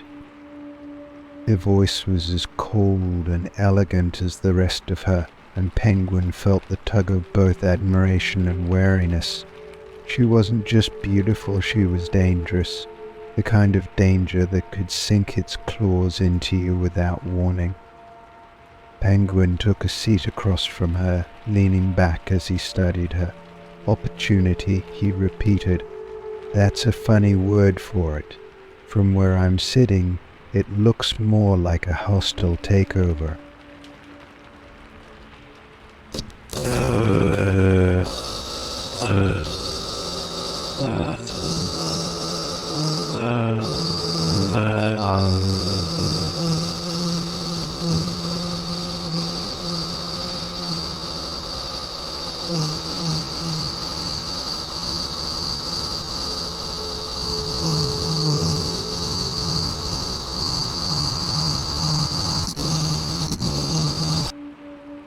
Penguin's eyes narrowed slightly. Inevitable. You're in my territory now, Ms. Frost. This city has belonged to me for years. You may have made a few friends, but that doesn't mean you're ready to play with the big boys. Isabel's smile widened, a hint of steel behind her gaze. I didn't come here to play, Oswald. I came to win. The air between them crackled with tension, the weight of their words heavy with unspoken threats. Penguin could feel the undercurrent of attraction pulling at him, her confidence, her beauty, the challenge she represented. But he wasn't a fool. He knew what kind of woman he was dealing with. Isabel Frost wasn't just after power, she was after control. And in Gotham, control was everything. Then you should know something about me, Penguin said, his voice lowering to a dangerous growl. I don't lose. Isabel leaned forward slightly, her eyes glinting with something that looked almost like admiration. Neither do I. In the days that followed, the tension between Penguin and the Ice Queen grew. They played a careful game of cat and mouse, each one testing the other's boundaries. Penguin's spies kept tabs on Isabel's movements, reporting back on every meeting, every deal, every new alliance she forged. She was smart, using her charm and ruthlessness to build a network that rivaled some of the oldest crime families in Gotham.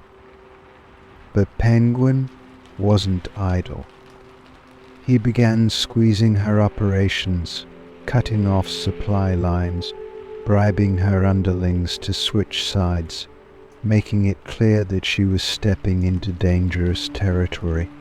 Yet every time he thought he had her cornered, she slipped away, always one step ahead.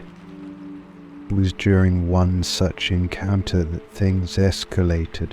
Penguin had arranged for one of her arms deals to be intercepted, a clear message that Gotham's underworld still answered to him. But instead of retaliation, Isabel sent a simple invitation to the Iceberg Lounge, asking for a private meeting. Penguin agreed, though he knew it was a trap. What kind of trap, he wasn't sure, but he was prepared. He met her in a secluded VIP room, away from the prying eyes of his men. Isabel was waiting, dressed in a gown that glittered like frost under the dim lights. She was seated at a table, 2 glasses of wine already poured. "Business as usual, I see," Penguin said, taking a seat, his tone cautious. "Business," Isabel repeated, swirling her glass. "But I think we've both been dancing around something, haven't we?" Penguin raised an eyebrow. "Oh, and what's that?" She leaned forward, her voice dropping to a soft, seductive whisper. "You and I could own this city together, Oswald. You have power, influence. I have connections and ambition. We don't have to be enemies." Penguin felt a moment of hesitation, the pull of her words gnawing at the edges of his resolve. She was offering an alliance, a partnership, but the part of him that had survived Gotham's brutal underworld knew better. She wasn't offering peace, she was offering domination. "And what's the price of this little arrangement?" Penguin asked, his voice cold. Isabel smiled, slow and dangerous. "Simple. You give me control over half of Gotham's territory. Together we take out the rest of your rivals. Then we rule." Penguin chuckled darkly. "And what happens after that?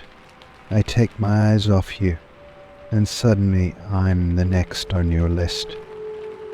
Isabel's smile didn't falter. "If you're smart, Oswald, you'll never take your eyes off me." The tension between them was palpable, a mix of desire and danger that crackled like electricity in the air. Penguin's mind raced. She was offering him power, but he knew it came with strings attached, strings that would eventually tighten into a noose around his neck. "I'll consider it," he said, his voice unreadable. Isabel's eyes gleamed with triumph, but Penguin wasn't finished. He leaned closer, his own smile sharp and predatory. "But if you betray me, Isabel, I'll bury you in the ice you pretend to own." She raised her glass, toasting him with a smile that was both a promise and a threat. "Then here's to a cold partnership."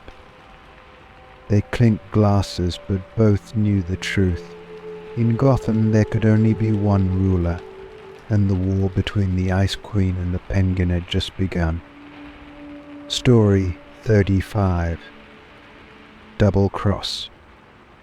Oswald Cobblepot, better known as the Penguin, sat in his office at the Iceberg Lounge, a smirk curling his lips as he reviewed the final details of the plan. The takeover of the Tuscano crime family's territory had been months in the making. He had been patient, playing the long game, manipulating key players and forging secret alliances behind closed doors. The Tuscanos had grown complacent, fat on their success, and Cobblepot knew that complacency was a weapon he could wield against them. Tonight he would strike the final blow, and by morning the Tuscano territory would belong to him. The room was dimly lit, the only light coming from the street lamps outside the wide windows. Penguin poured himself a glass of whiskey, the sound of ice clinking in the glass soothing his frayed nerves. Mason, his trusted lieutenant, stood nearby, watching with his usual quiet intensity. "Everything's set, boss," Mason said. "Our guys are ready to move on Tuscano's docks. We'll hit them when they least expect it."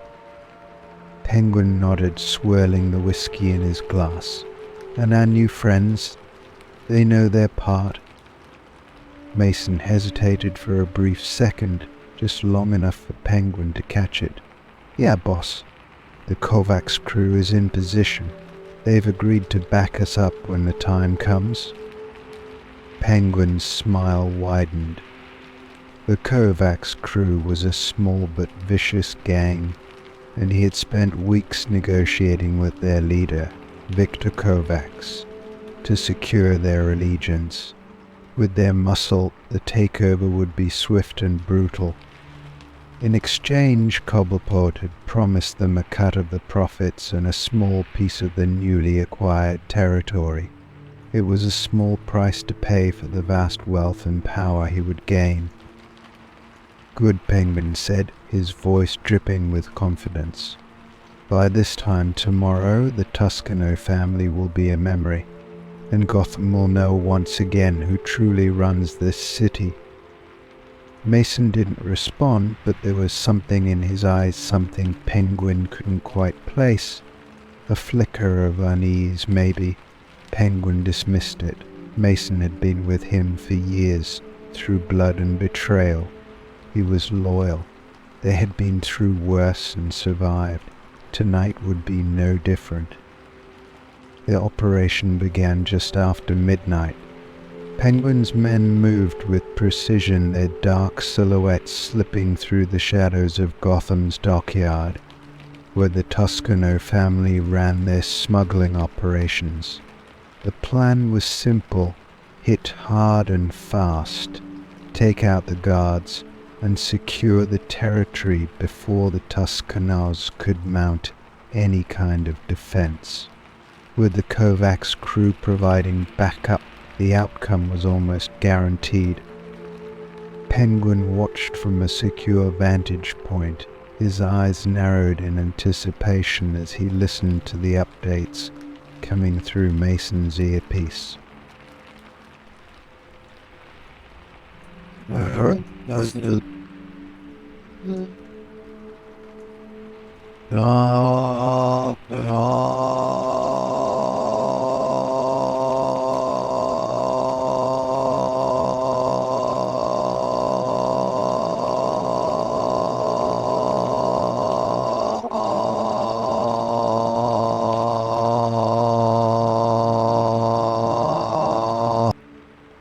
Penguin's pulse quickened, a cold excitement settling over him. "Do it," he growled. Mason relayed the order, and within seconds the sound of gunfire erupted in the distance.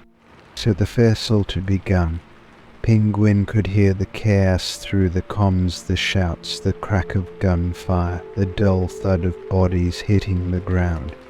His men were cutting through the Tuscano guards with ruthless efficiency.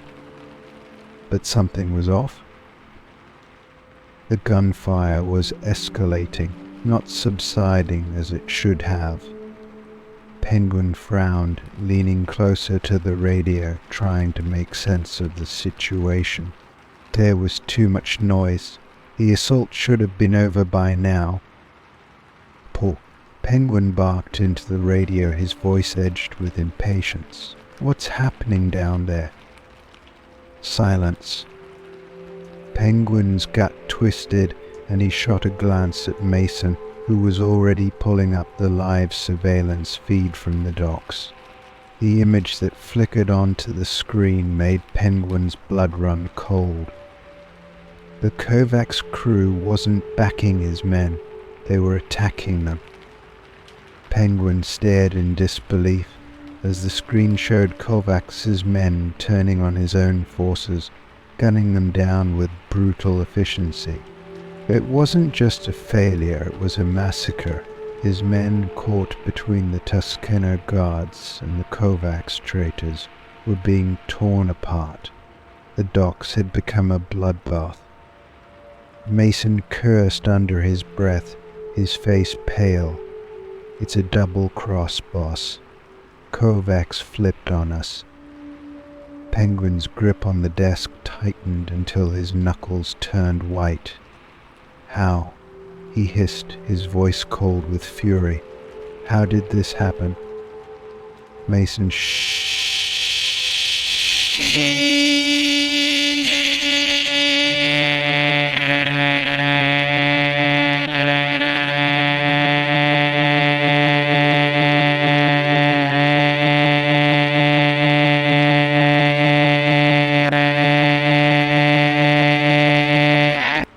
They must have made a deal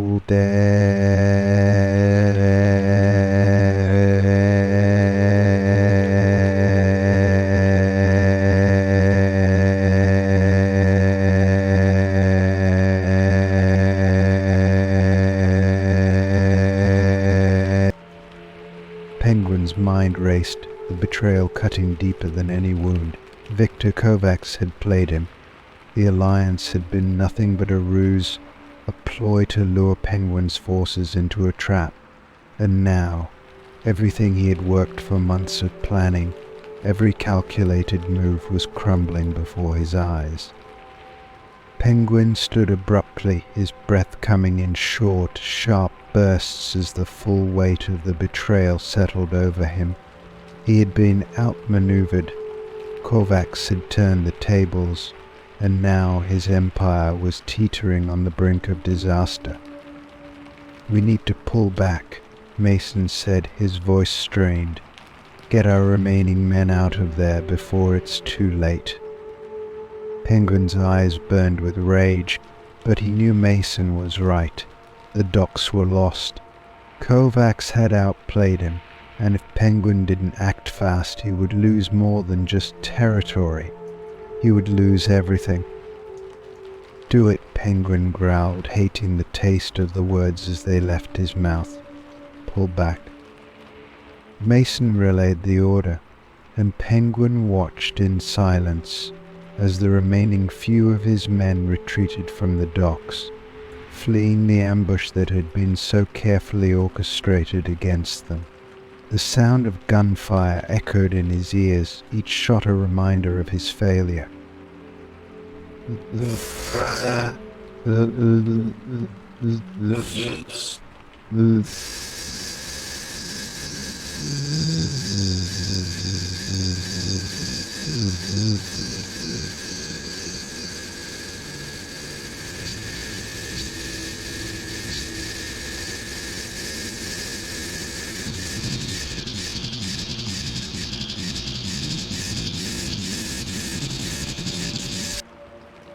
Back at the Iceberg Lounge, the atmosphere was thick with tension.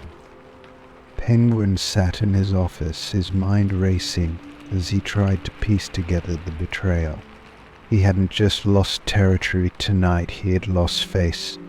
The underworld would be buzzing with the news by morning. Everyone would know that Oswald Cobblepot, the Penguin, had been bested. So the Penguin wasn't the type to wallow in defeat. He'd been through worse before, and every setback had only made him more dangerous. Kovacs thought he had won, but Penguin was already planning his next move. Revenge wouldn't be swift, but it would be inevitable. Kovacs had taken his shot, but he had made one fatal mistake. He hadn't killed Penguin.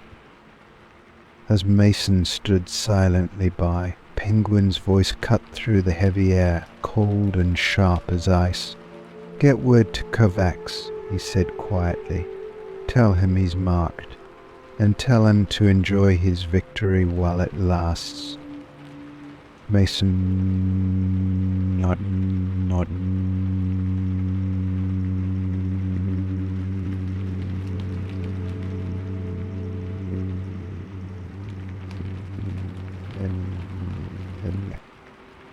Penguin sat back, his mind already plotting his next move. Kovacs had double-crossed him, but Penguin would make sure he regretted it. In Gotham, betrayal was a currency, and Cobbleport had just been dealt a losing hand, but the Penguin always played the long game, and Kovacs wouldn't see him coming until it was too late. Story 36. Cold Steel. Well, Oswald Cobblepot, the Penguin, sat in his office at the Iceberg Lounge, his fingers drumming lightly on the surface of his desk. The quiet hum of the club below barely reached his ears. His thoughts were focused on one thing: power. The kind of power that didn't just control Gotham's criminal underworld, but ruled it with an iron fist. And now, after months of backdoor dealings and international connections, he had found the key to that power: advanced weaponry. Not the usual pistols and shotguns passed around by street thugs, but military-grade equipment: assault rifles, grenades, even prototype armor. Cold steel that would reshape the balance of Gotham's gangs, and in turn solidify Penguin's grip on the city. The first shipment had arrived earlier that week, smuggled into Gotham's docks under the cover of night. It was a treasure trove of cutting-edge tech, stolen from military black markets and highly secretive sources. Penguin's eyes gleamed as he watched his men unpack the crates, boxes of sleek, futuristic rifles, armor-piercing rounds, and combat drones that looked like something out of a sci-fi movie. He knew this was the edge he needed, the tipping point that would turn every petty gang into a well-equipped army, all loyal to him. "Everything is ready, boss," Mason said, standing at attention beside him. Mason's voice, usually steady, held a tinge of caution. "The weapons have been distributed. The bigger gangs, Falcone's remnants, the East End crews, they're eager to buy more. But there's a problem." Penguin raised an eyebrow, his fingers pausing their rhythmic tapping. "A problem?" Mason hesitated, glancing at his phone. "We've been getting whispers. A government task force is sniffing around. Not Chet, something bigger." Penguin's eyes narrowed. The plan had gone smoothly, so far too smoothly, he realized. Supplying advanced weaponry to Gotham's gangs had been a calculated risk, one designed to expand his influence rapidly. He knew Gotham's police wouldn't be able to handle this kind of escalation, but a government task force, that was an entirely different beast. "Who?" Penguin asked, his voice cold. Mason checked his phone again, skimming through encrypted messages from their contacts in high places. "They call themselves Task Force Argus. From what we've gathered, they specialize in dealing with high-level threats: terrorism, advanced technology falling into the wrong hands. Looks like they've decided you're on their radar." Penguin let out a quiet chuckle, though there was no humor in it. "Of course they have. Gotham's a breeding ground for chaos, and they're finally noticing. But they're too late. I've already distributed most of the weapons. If they want to come after me, they'll have to tear this city apart."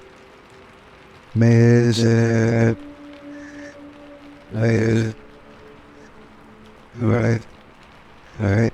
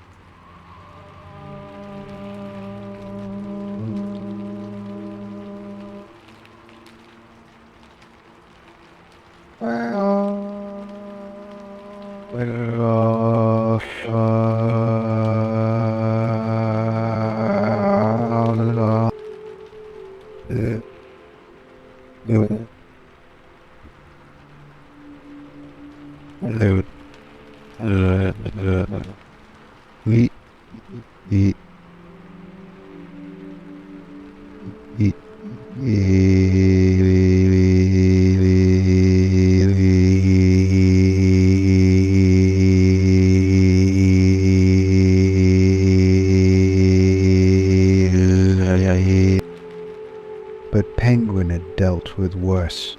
He had survived Gotham's darkest nights, rival gangs, and even the Batman. Task Force Argus would just be another hurdle, one he could clear if he was smart. "Find out everything you can about them," Penguin ordered, standing up from his desk and pacing. "Who's in charge? How many agents they've deployed? Where they're operating from? If they think they can come into my city and disrupt my business, they're in for a rude awakening." Mason nodded and left the room, already making calls to his contacts. Penguin stood by the window, staring out at the Gotham skyline. The stakes had just been raised, but that didn't mean he would fold. He had made his move, and now it was Argus's turn. But they didn't know Gotham like he did. They didn't know what it took to survive here. A week later, the atmosphere in Gotham had changed. The once muted violence between gangs had erupted into open warfare, fueled by the influx of Penguin's advanced weapons. Turf wars became deadly battles, with street corners transformed into war zones, and the police were powerless to stop it. Gotham's underworld had never been so dangerous, and Penguin's name was whispered with a mixture of fear and awe. But the tension was palpable. Penguin knew it was only a matter of time before Argus struck. The first blow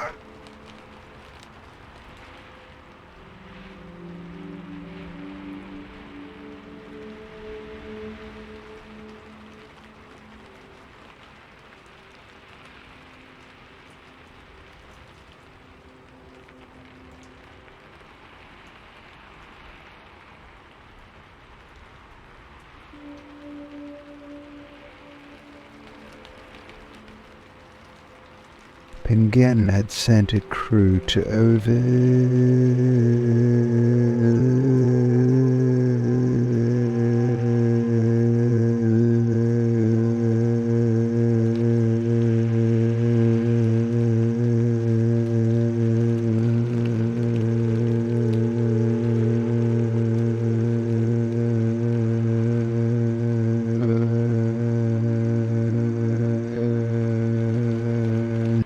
task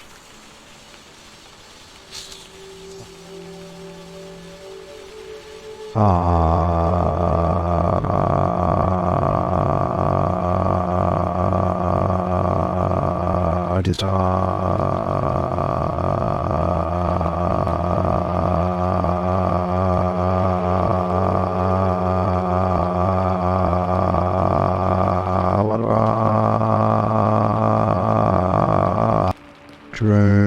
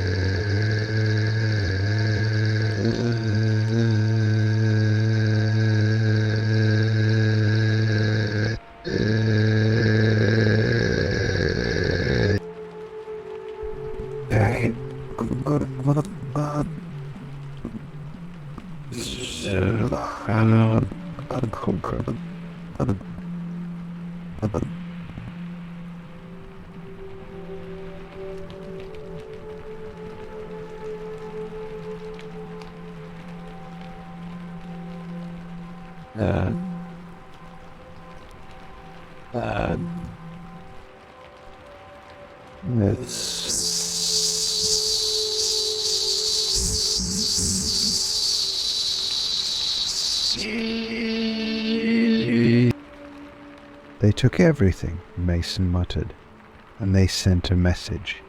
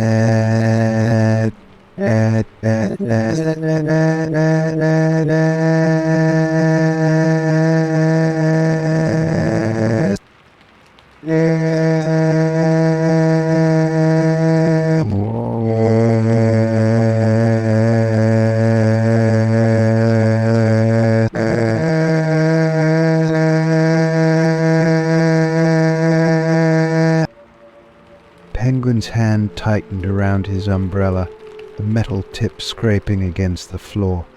Argus was coming for him, and they weren't pulling punches. "We need to move fast," Penguin said, his mind already calculating his next steps. "They think they've won a victory, but they've only taken a small piece. We still have the majority of the weapons distributed across the city." Mason shifted uncomfortably. "Yeah, but how long before Argus tracks down the rest? They've got eyes everywhere. We can't keep hiding these shipments forever." Penguin smirked, a dangerous glint in his eye. "We won't have to. We're going to make them regret coming to Gotham." That night, Penguin made his next move. Through his vast network of informants and corrupt officials, he uncovered the location of Argus's temporary headquarters, a secure compound set up in an abandoned warehouse on the outskirts of the city.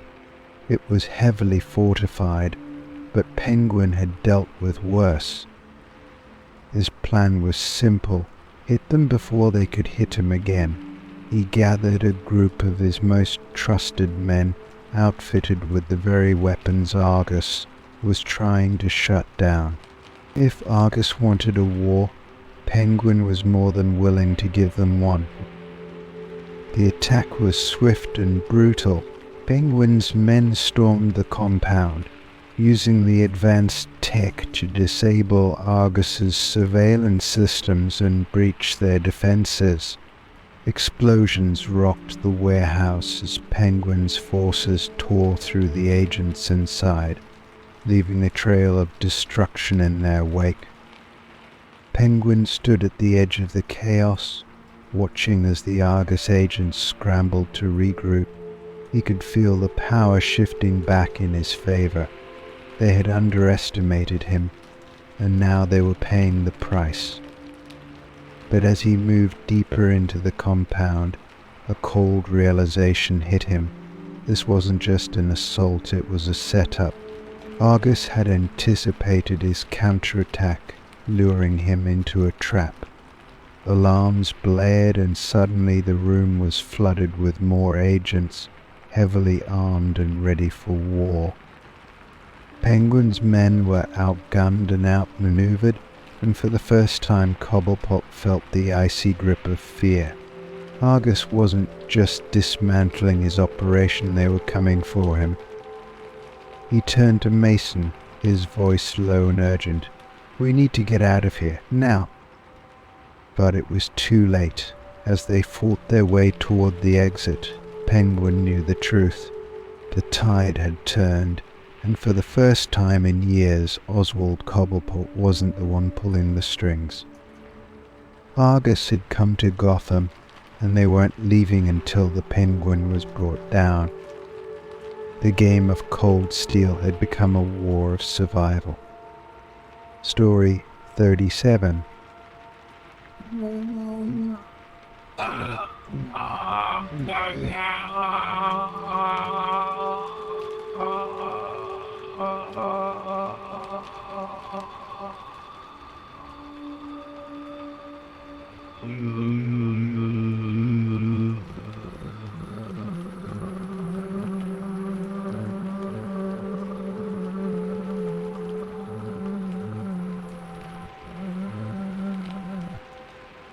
Oswald Cobblepot, the Penguin, sat in his office at the Iceberg Lounge, staring out at the Gotham skyline.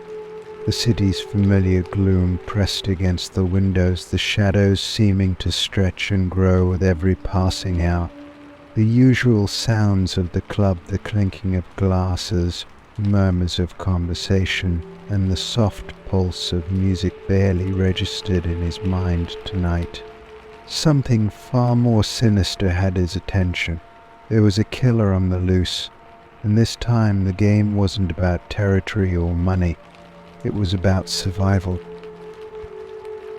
Penguin had built his empire through cunning, brute force, and a ruthless willingness to do whatever it took to maintain control. But now that control was slipping. Word had spread quickly among Gotham's underworld that a hired assassin had been systematically taking out the city's most powerful crime lords. It started with Don Marcone, found dead in his penthouse, throat slit in the middle of the night. Then came Victor Falcone, shot twice in the head, his body dumped in the river. Each killing had been clean, efficient, leaving no trace of the assassin's identity. And now it was Penguin's turn. So the message had been delivered just hours ago. The simple note slipped under his door. "You're next." Penguin's fingers tightened around the stem of his glass, his eyes narrowing as he replayed the events of the past few weeks in his mind. He had seen this kind of thing before: gang wars, betrayals, power plays, but this was different. This wasn't about taking over someone's territory or seizing control of a smuggling operation. This was a deliberate, calculated elimination of Gotham's most powerful players, and whoever the assassin was, they were very good. Mason, his ever-loyal lieutenant, stood by the door, his face grim. "Boss, we've doubled the security around the lounge. No one's getting in without us knowing." Penguin let out a slow breath, setting his glass down on the desk. "Doubled, you say? That won't be enough." Mason frowned, shifting uncomfortably. "We've got eyes everywhere. If anyone so much as breathes wrong near the lounge, we'll know." Penguin shook his head, his gaze still locked on the dark city beyond the windows. "This assassin isn't just anyone, Mason. Whoever they are, they've already taken out men with more security than we have. They don't make mistakes." He stood, adjusting the collar of his coat and turning to face Mason. "This isn't just about surviving the night. We need to find this killer before they get to me." Mason nodded, but Penguin could see the doubt in his eyes. "How do we even start? No one's seen this guy. They don't leave any traces." Penguin smiled, though it didn't reach his eyes. "They've been paid, haven't they? Nobody kills without a paycheck.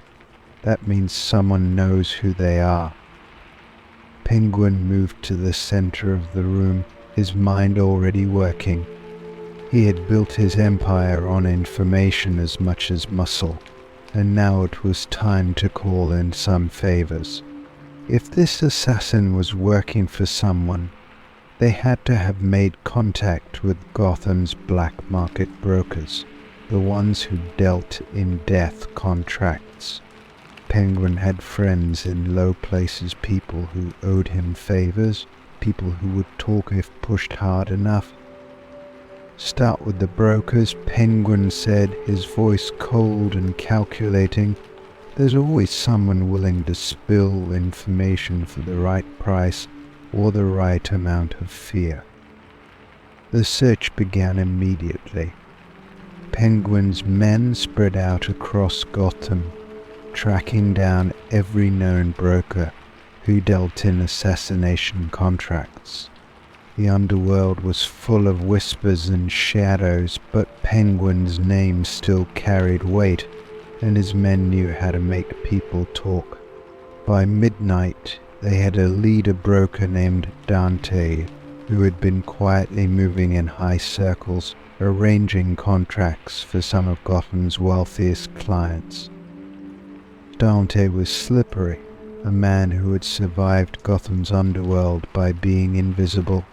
But everyone had a price, and Penguin knew exactly how to make Dante's life uncomfortable. The meeting was arranged in the back of a rundown warehouse on the outskirts of Gotham, a place far enough from prying eyes but close enough for Penguin to maintain control. He arrived with Mason and a small team of heavily armed enforcers. Penguin didn't take chances, especially not now. The assassin could be lurking anywhere, and he wouldn't let his guard down for a second. Dante was already waiting when they arrived, his nervous energy palpable as he sat at a table in the center of the room. He was a scrawny man with a nervous twitch, his eyes darting around the room as if expecting the walls to close in on him. He knew why he was here, and he knew there was no easy way out. "Cobblepot," Dante said with a forced smile as Penguin approached. "It's been a while."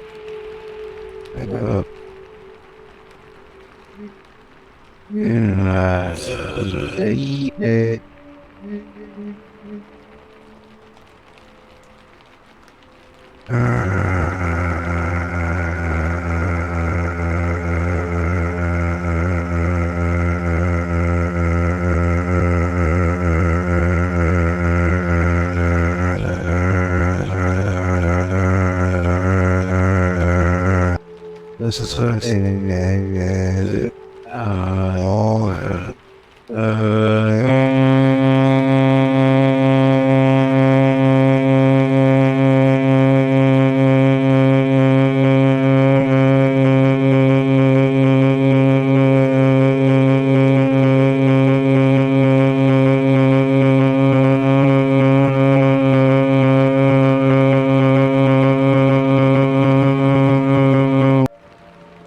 Dante's smile faltered.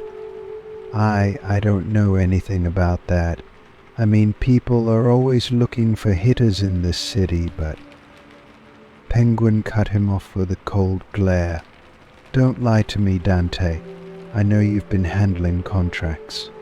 You're going to tell me who's behind this, or I'll make sure you're next on their list." Dante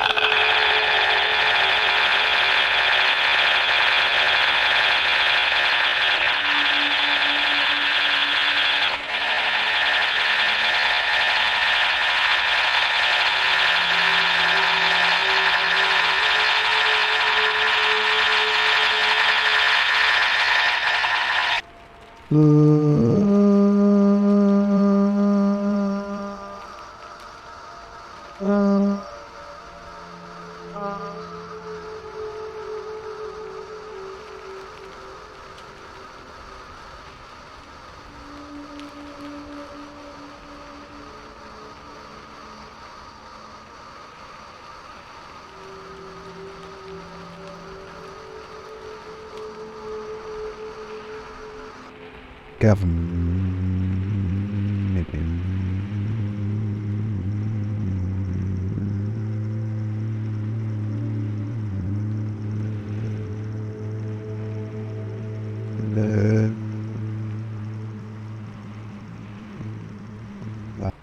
No tracer.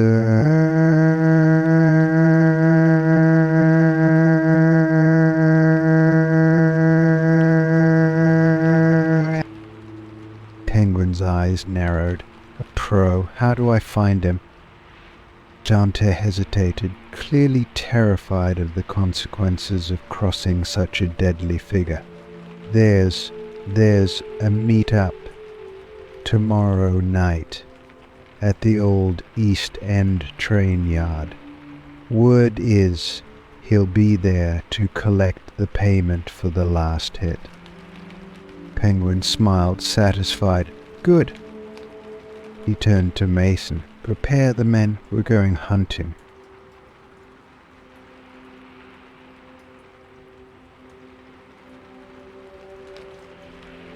The next night, Penguin stood in the shadows of the East End train yard, watching as his men surrounded the area.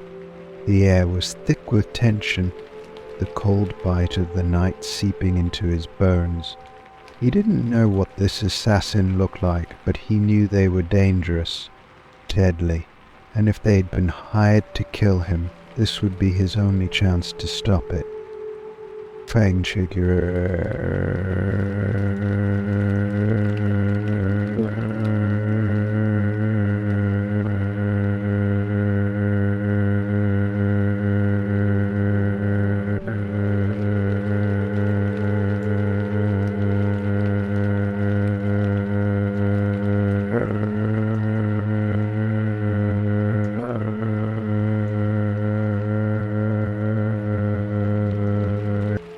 This was no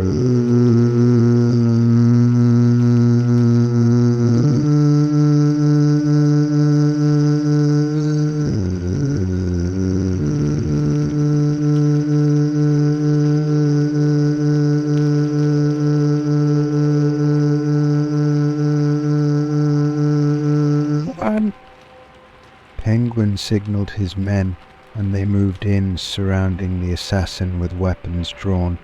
But the assassin didn't panic. He moved like a predator, his reflexes sharp as he reached for a weapon hidden beneath his coat. The ensuing gunfire was brief but brutal. Penguin's men were well armed, but the assassin was fast, too fast. He moved through them like a shadow, taking down two of Penguin's best enforcers before slipping into the darkness. Penguin cursed under his breath, frustration boiling within him. The assassin had escaped, but this wasn't over. Not by a long shot. Penguin had seen his face, and now it was personal. He would find this killer, and when he did, he would ensure that Gotham's streets ran red with blood.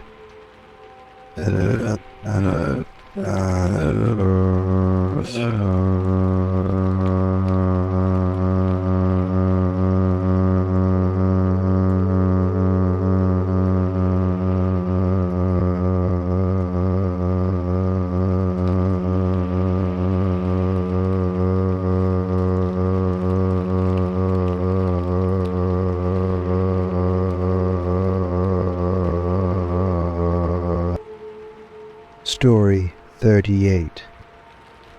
A Meeting of Monsters.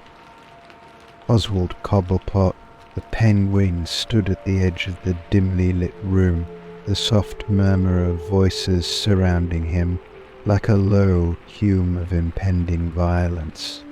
The air was thick with smoke, a haze of tension that seemed to the walls of the old Gotham warehouse, where the city's most notorious criminals had gathered. It wasn't often that so many of Gotham's underworld figures came together, but when they did, it meant one thing: something big was about to happen. Penguin had been here before, in rooms like this. surrounded by men and women who operated outside the law, each with their own agenda, each vying for more power. But tonight felt different. There was an undercurrent of unease that made his fingers tighten around the handle of his custom umbrella, a deceptively lethal weapon in his capable hands. The meeting had been called by someone new, someone who had been making waves in Gotham's underworld. The rumors whispered of a rising power, a figure who had the resources and audacity to challenge even the most entrenched crime bosses. Penguin didn't like being summoned. He was a king in Gotham's criminal empire, and kings didn't bow to anyone. But the invitation had been delivered with a simple message: attend or be left behind. It wasn't a request. As he scanned the room, Penguin noted the familiar faces. Black Mask sat across from him, his cold, featureless mask giving nothing away. To the right, Poison Ivy leaned against the wall, her green eyes glinting with amusement as she toyed with a vine curling around her wrist. Near the center, Two-Face flipped his coin absently, his scarred face illuminated by the flickering light of a single hanging bulb. The rest were a mix of gang leaders, smugglers, and killers, all drawn to this clandestine meeting by the same thing, the promise of power. Penguin took a deep breath, steeling himself. He had survived countless betrayals, double crosses, and power grabs. Tonight would be no different. Still, he kept a careful eye on the room. There was always someone looking for an edge, someone who wanted to climb over his corpse to the top of Gotham's underworld.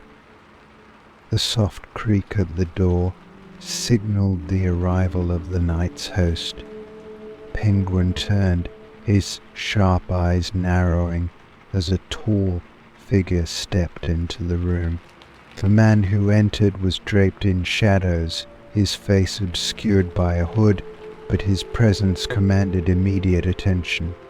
He walked with the confidence of someone used to being in control, and when he spoke, his voice was calm but carried the weight of authority. "Gentlemen, ladies," the figure said, his tone smooth and measured. "Thank you for coming.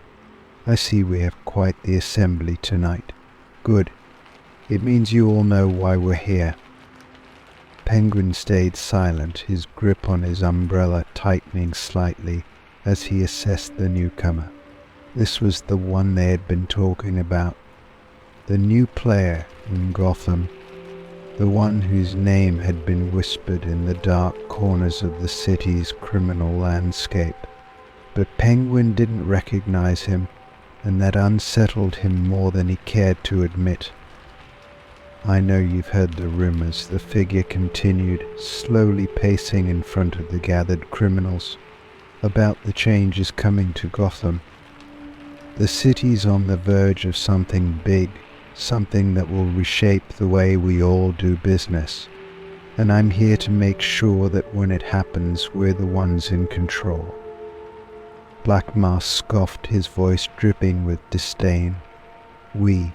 Who exactly are you to talk about control? You walk in here, uninvited, and expect us to fall in line." The figure stopped pacing and turned to face Black Mask, his eyes, now visible beneath the hood, narrowing. "You think Gotham's power belongs to you, Roman? You've held your little empire for too long, thinking you can scare everyone into submission. But I know your weaknesses. I know all of your weaknesses." The tension in the room sharpened like a blade. Penguin's pulse quickened. This wasn't a simple meeting, it was a power play. Whoever this man was, he had done his homework, but knowledge was only part of the game. In Gotham, power had to be seized, not handed over. "Two-Face,"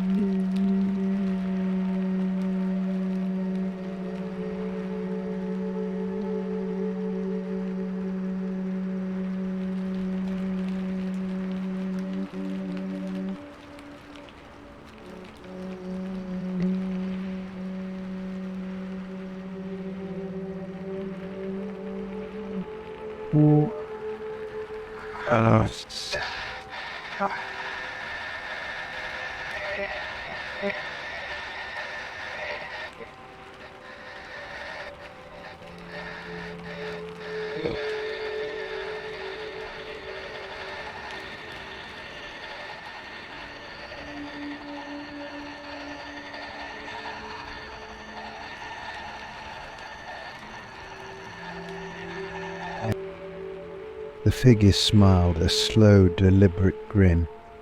I'm offering unity, an alliance of the most powerful criminals in Gotham. Together we can tear this city apart and rebuild it in our image. But only if you're willing to put aside your petty rivalries and trust me to lead. Penguin's eyes narrowed further. Trust. The word hung in the air like a bad omen. In Gotham's underworld, trust was a dangerous thing to offer, and even more dangerous to accept. He shifted slightly, already calculating the angles. This man was positioning himself as a leader, but Penguin had no intention of taking orders from anyone. He had fought too hard, survived too much, to let some newcomer take what was his. Before anyone could respond, the doors to the warehouse slammed shut with a loud bang, and a dozen heavily armed men in tactical gear stepped out of the shadows, their weapons trained on the assembled criminals. The figure in the hood smiled again, this time with a cruel twist. "I was hoping you'd all see reason," he said, his voice soft but menacing. "But just in case you didn't, I brought some friends to ensure things go smoothly." Penguin's heart raced. The trap. It had been a trap all along. He cursed himself for not seeing it sooner. The figure had lured them here, not for an alliance, but for something far darker. Suddenly one of the gunmen moved toward Penguin, but Mason, ever loyal, stepped in front of him, raising his weapon. "Don't move," he growled, his finger on the trigger.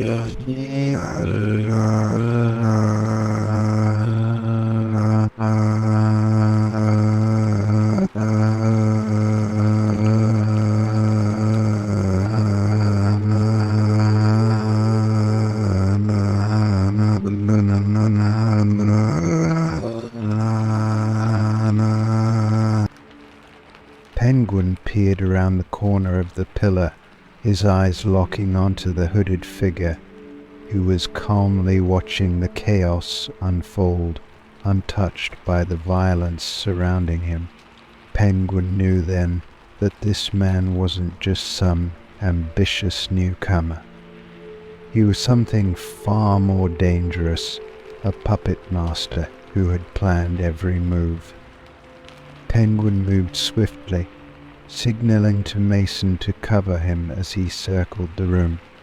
He had to get to the figure before the situation spiraled further out of control, but as he approached, one of the armed men turned, spotting him. Penguin didn't hesitate. He swung his umbrella, the hidden blade flicking out and slicing through the gunman's throat in a quick, precise motion. The man fell, blood pooling on the floor, but Penguin didn't stop. He closed the distance to the hooded figure, his eyes blazing with fury. The figure turned just in time to see Penguin's blade at his throat. "This is my city," Penguin hissed, his voice cold, "and you're not going to take it from me." The figure didn't flinch.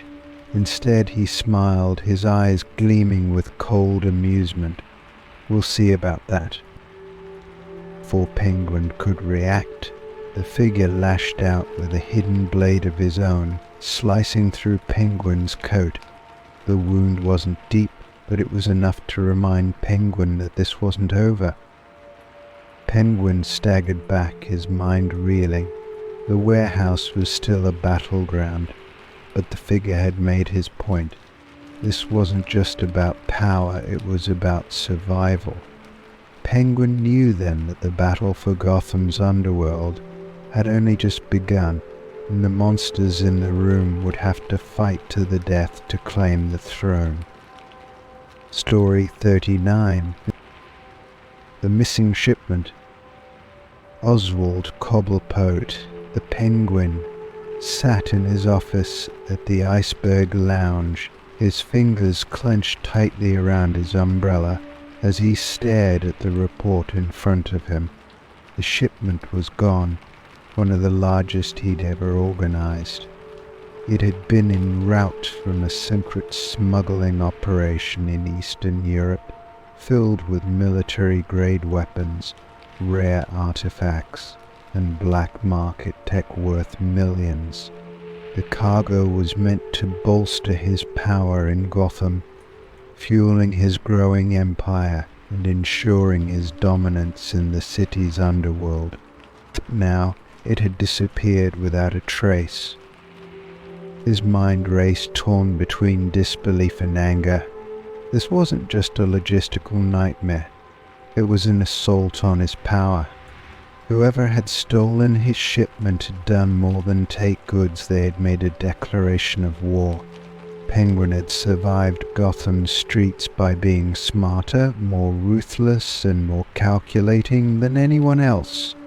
But this was something different. The operation had been airtight. The route was secret, the guards handpicked. No one was supposed to know about the shipment, and yet it had vanished. "Tell me again," Penguin growled, his voice low and dangerous. "How did this happen?" Mason stood at the edge of the room, his face tense. "Boss, we're still trying to figure it out. The last report we got was from the freighter just before it reached the docks. After that, the radio went dead. No sign of the ship, no debris in the water. It's like it just vanished." Penguin's grip tightened around the handle of his umbrella, the polished metal cool against his palm. Vanished. He didn't believe in accidents or coincidences, not in Gotham. Someone had taken that shipment, and it was his job to find out who, and when he did, they would regret ever crossing him.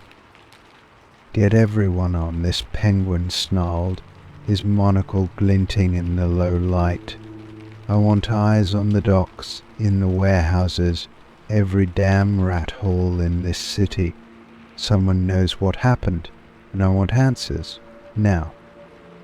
Mason nodded and quickly exited, leaving Penguin alone with his thoughts.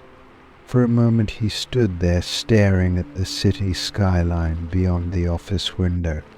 The icy rage building inside him simmered just below the surface. Whoever had orchestrated this had gone to great lengths to conceal their actions. That meant this was more than a random heist, it was deliberate, calculated, and that meant it was personal. By the following day, Penguin's network had begun to churn out leads.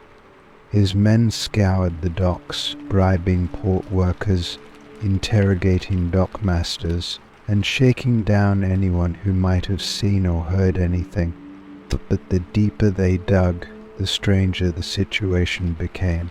No one had seen the ship dock, and no one had witnessed any suspicious activity on the water. It was as if the entire freighter had vanished into thin air. Penguin sat at his desk, reviewing the information that Mason had compiled. It was all useless. No leads, no clues, just dead ends. Frustration gnawed at him. He was no stranger to adversity, but this was different. He had the sinking feeling that he was being played, that someone was toying with him, and that feeling only grew stronger when a new name came up in his investigation: Gareth Maddox. Maddox was a shadowy figure in Gotham's underworld, known for being a broker of sorts, a man who facilitated deals between various factions without ever getting his hands dirty. He wasn't loyal to anyone, but he had his fingers in everything: arms deals, smuggling operations, even high-stakes espionage. If anyone could have orchestrated the disappearance of Penguin's shipment, it was Maddox. "Find Maddox," Penguin ordered, his voice laced with venom. "Bring him to me, alive." Mason didn't need to be told twice. A few nights later, Penguin sat across from Gareth Maddox in one of the Iceberg Lounge's private back rooms. Maddox was a wiry man, dressed in an expensive suit that couldn't quite hide his nervousness. His eyes darted around the room as if searching for an escape route, but Penguin knew there wasn't one. The room was locked down, guarded by some of his most trusted men. There would be no running tonight. "You've been busy, Maddox," Penguin said, his voice deceptively calm as he swirled us of whiskey. "Stealing from me? That's a bold move." Maddox swung.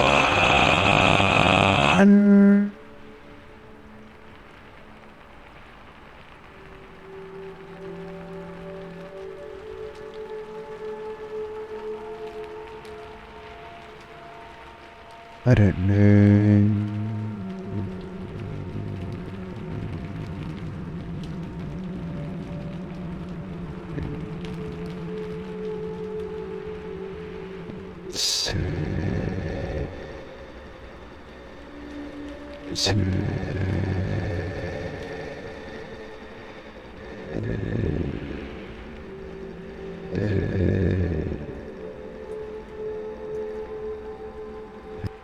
I don't get involved in the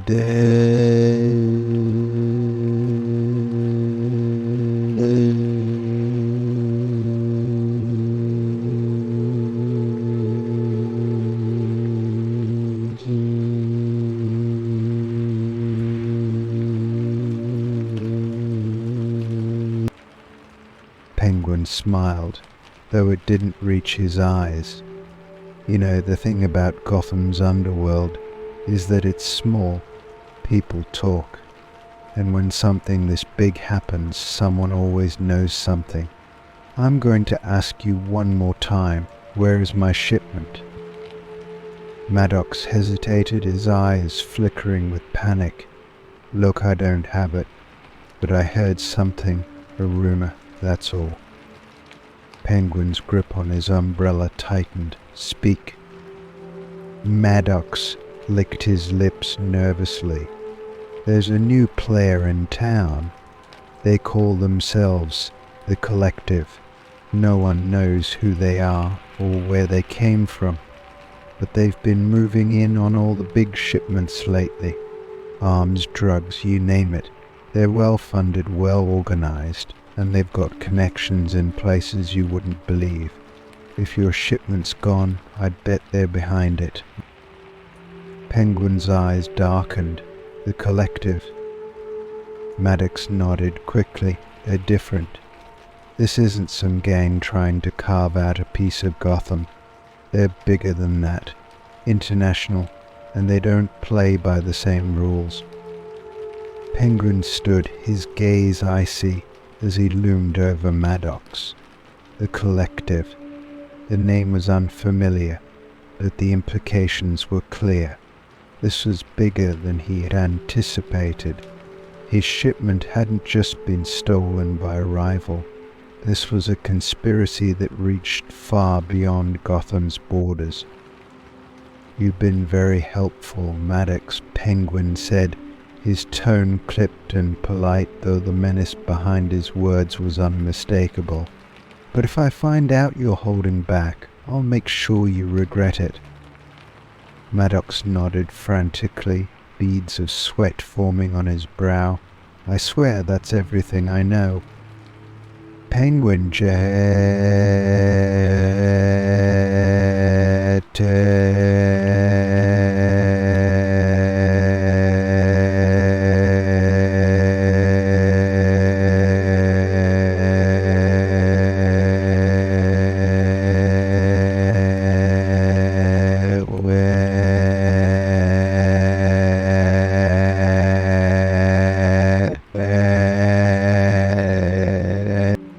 collective.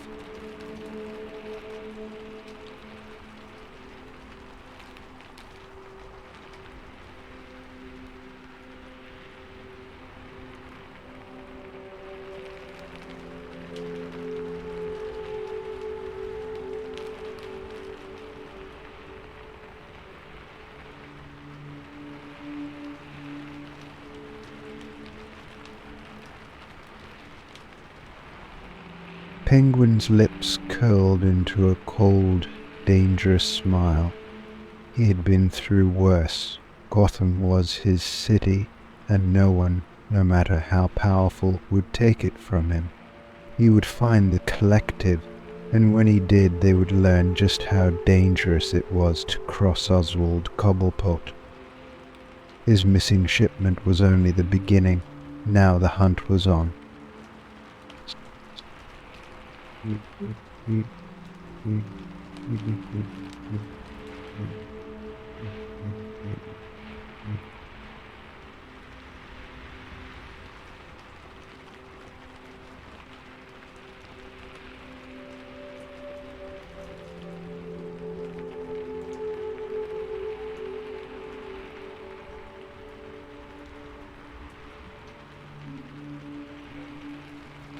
King of Ice and Fire.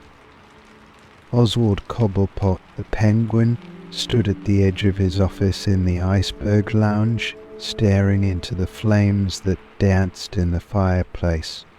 The irony wasn't lost on him. Fire, the one thing he had always viewed as his antithesis, now flickered within the heart of his empire. But tonight it wasn't just a metaphor.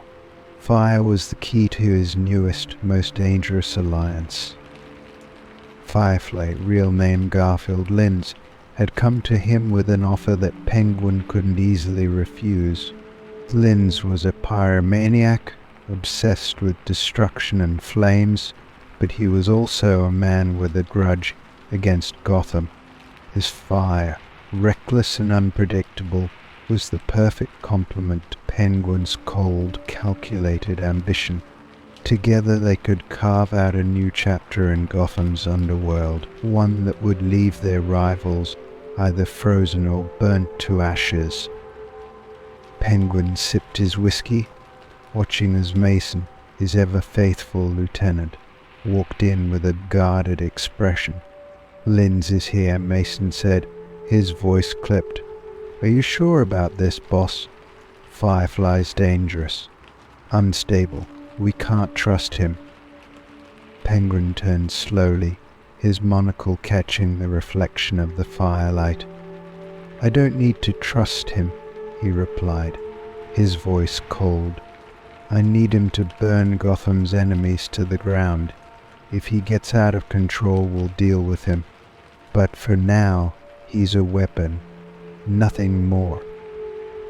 Mason didn't look convinced, but he nodded and stepped aside as Firefly entered the room. The man was tall and lean, dressed in a heavy suit designed to withstand extreme heat. with the fuel tank strapped to his back and a flamethrower slung across his shoulder.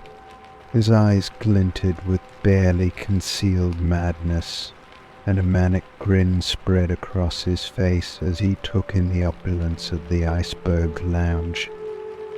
"Cobblepot," Firefly said, his voice rough and crackling like the flames he so loved. "I've been looking forward to this." Penguin smiled faintly. "As have I, Linz. We both want the same thing, to control Gotham. You with your fire and me with my ice. Together we can burn down our enemies and freeze out anyone who stands in our way." Firefly chuckled, his hands twitching toward his flamethrower. "You talk like this city can be tamed, Penguin. Gotham's always been chaos. The only thing that brings order is destruction. Fire. Fire purifies everything." Penguin's smile tightened.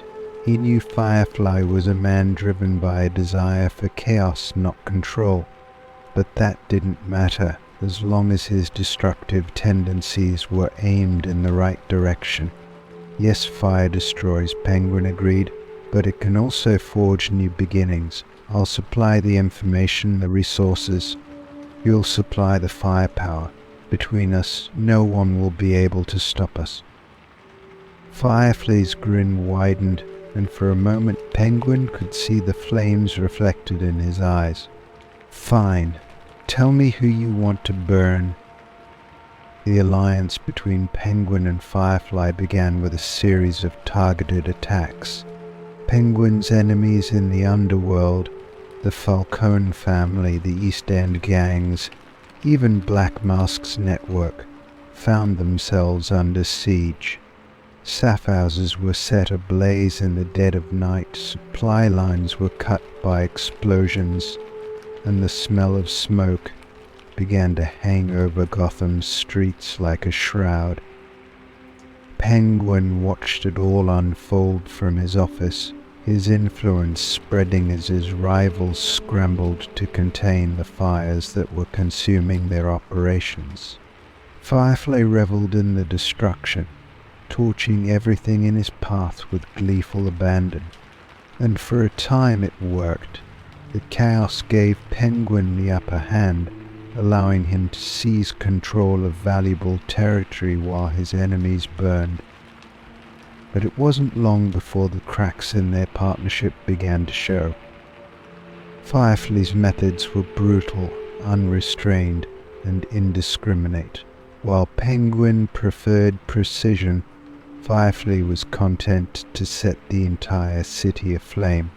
The first sign of trouble came when Firefly, in his zeal to destroy a rival gang, set fire to an entire block in the Narrows, killing not just criminals, but innocent civilians caught in the crossfire.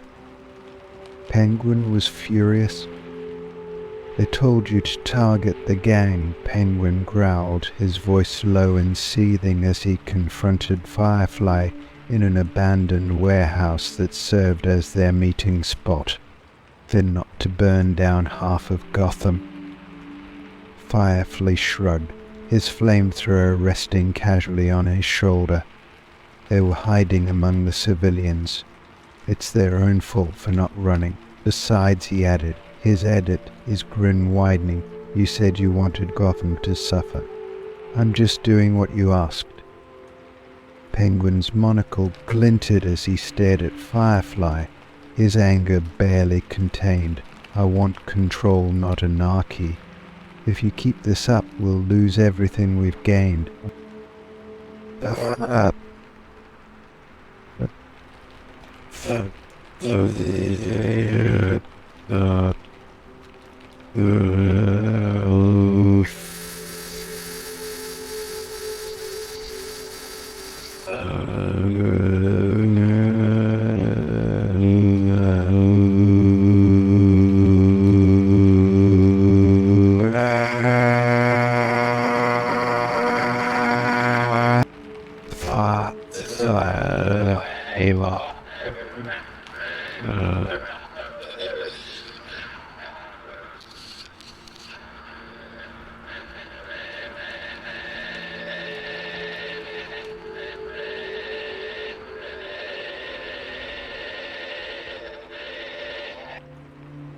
Penguin took a step closer, his eyes cold. I haven't forgotten. But you need to remember who's paying you, Linz. Cross me, and you'll find that even fire has its limits. Firefly laughed, a harsh, grating sound. You think you can freeze me out? Think again, Penguin. You need me more than I need you.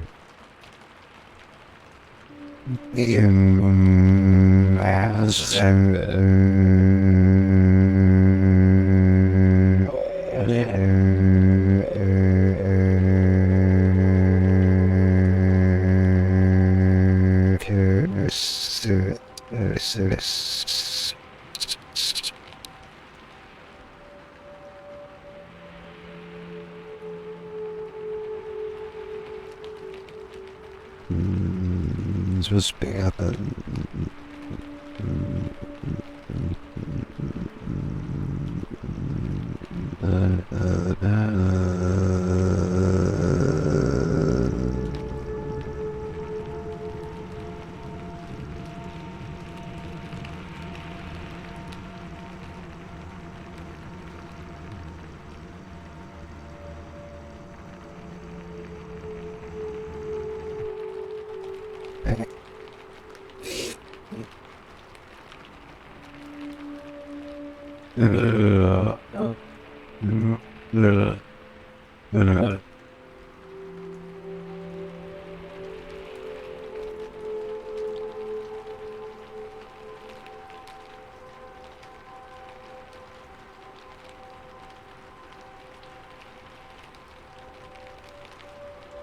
The tipping point came a week later when Firefly, ignoring Penguin's orders, set fire to a shipment of weapons meant for one of Penguin's key allies.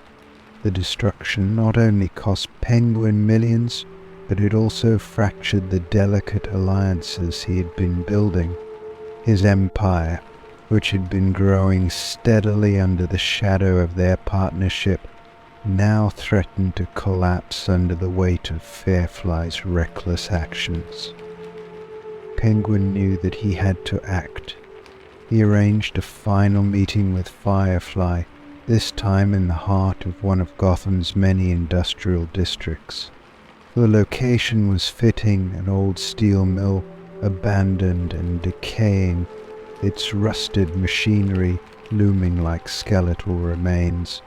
Penguin arrived with a small entourage, armed and ready. He knew that the confrontation could turn violent, and he wasn't about to be caught off guard. Firefly arrived late, his flamethrower strapped to his back, his eyes wild with anticipation. "What's this about, Cobblepot?" he asked, his voice edged with sarcasm. "You ready to burn down the rest of Gotham yet?" Penguin's face was stern. "This ends now, Linz." Firefly's grin faltered, replaced by a look of realization. "Oh, I see how it is. You want to cut me out. Well, guess what, Penguin? You can't stop the fire. I'll burn this whole city to the ground, and you with it." Before Firefly could raise his weapon, Penguin's men opened fire. The air filled with the sound of gunfire and the hiss of flames as Firefly retaliated, spraying the area with bursts of fire. But Penguin had come prepared. He had doused the entire mill with a flame-retardant chemical before the meeting, ensuring that Firefly's flames would have no fuel to spread. The battle was short but fierce. Firefly, consumed by his rage, fought viciously, but in the end he was overwhelmed by Penguin's men. He fell to the ground, his flamethrower sputtering out as the cold reality of his defeat set in. Penguin stepped forward, looming over Firefly's prone form. "I warned you, Linz. You can't control fire." With one final cold glance, Penguin turned and walked away, leaving Firefly to face the consequences of his reckless ambition. The alliance of ice and fire had burned too bright, and now only Penguin remained king of a city he would continue to control with precision and ruthlessness. Firefly was a lesson. Chaos, no matter how destructive, would always be extinguished in the end. Story 41. Breaking the Bat. Oswald Cobblepot, the Penguin, sat in his private office in the Iceberg Lounge, the faint hum of Gotham's nightlife a distant noise beneath the glass walls. Outside, the city buzzed with its usual chaos, cars honking, distant sirens wailing, the murmur of voices from the streets. But Penguin's mind was far from the mundane pulse of Gotham. Tonight he was focused on something far grander. For years he had built his empire brick by brick, moving through the underworld like a shadow, striking deals, eliminating rivals, and amassing power. But there had always been one obstacle, one figure that loomed over the city like a dark cloud: Batman. For too long, Batman had been a thorn in his side, thwarting his operations, undermining his authority, and making it impossible to fully dominate Gotham. But Penguin was done playing defense. He had been preparing for months, gathering resources, allies, and plans. This wasn't just about eliminating Batman. It was about breaking him piece by piece, until nothing remained of the vigilante but a shattered legend. Penguin leaned back in his chair, his eyes gleaming behind his monocle as he reviewed the details of his latest plan. This time he wouldn't confront Batman directly. That was the mistake every criminal made. Batman was too strong, too skilled to be taken head-on.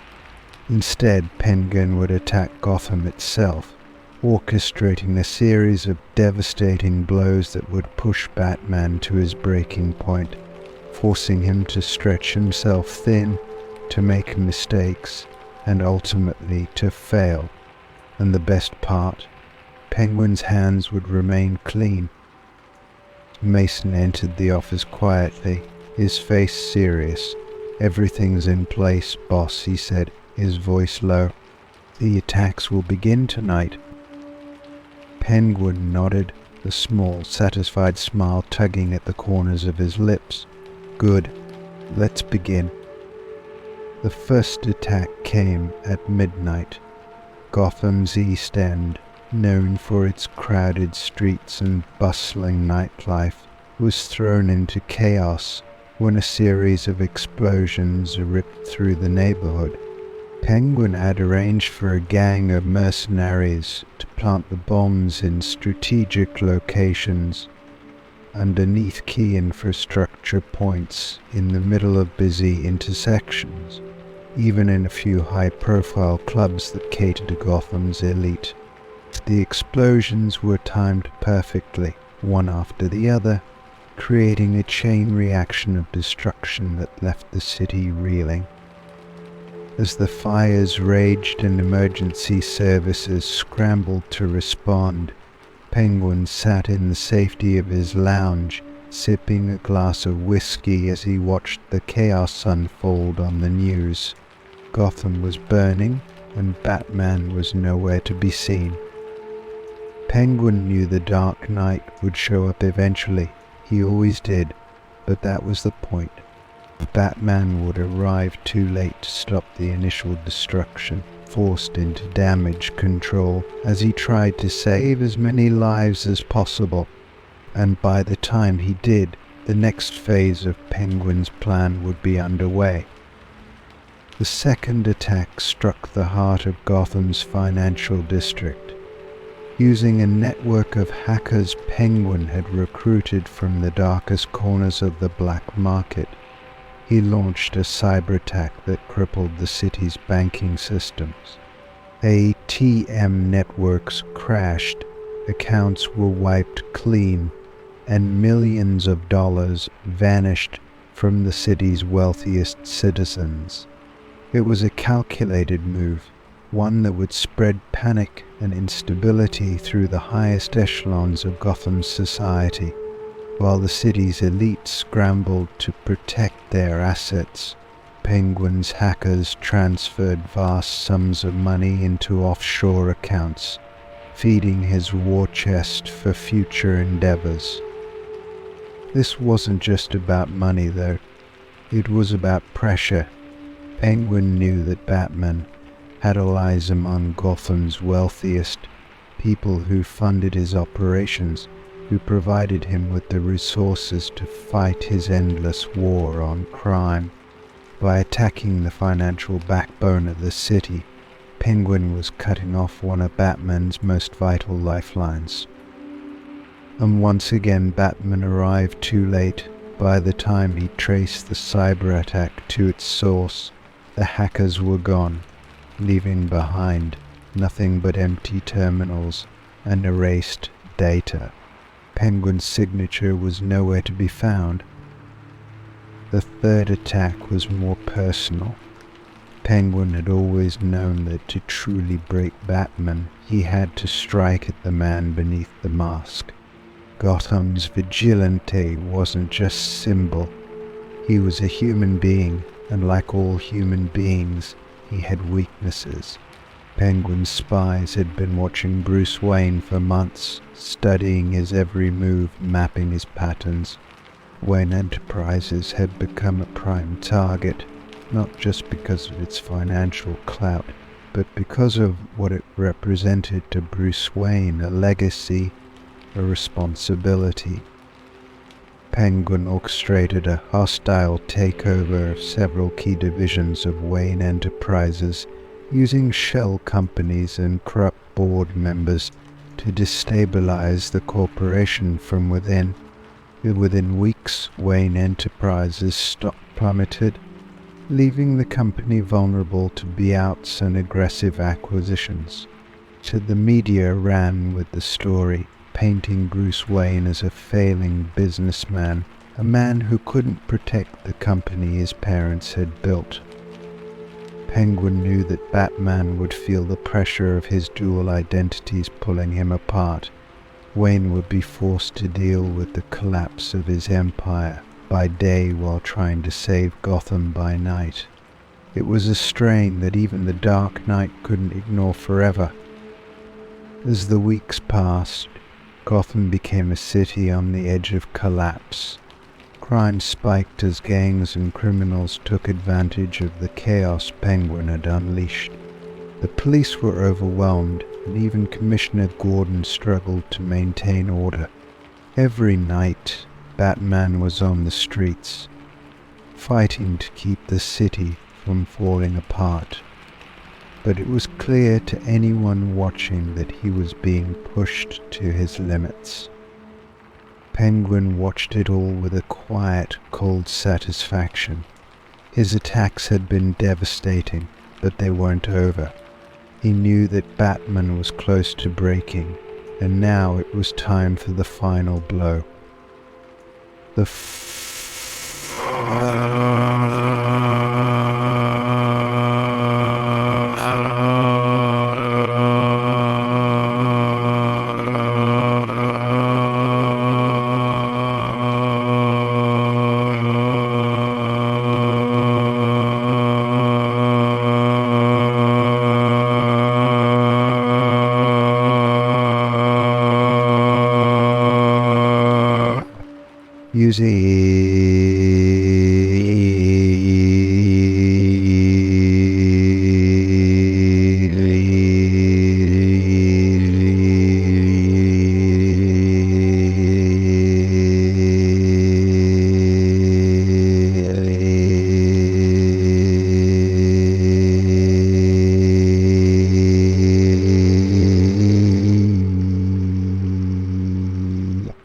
in the cover of darkness.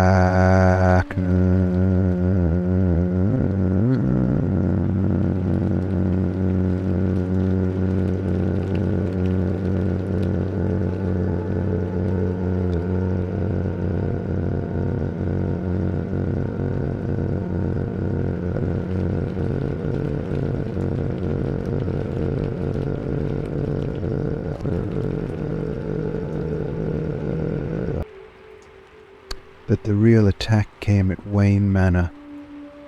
Penguin's mercenaries, equipped with high-tech weapons and night vision gear, stormed the mansion, breaching its defenses in the dead of night.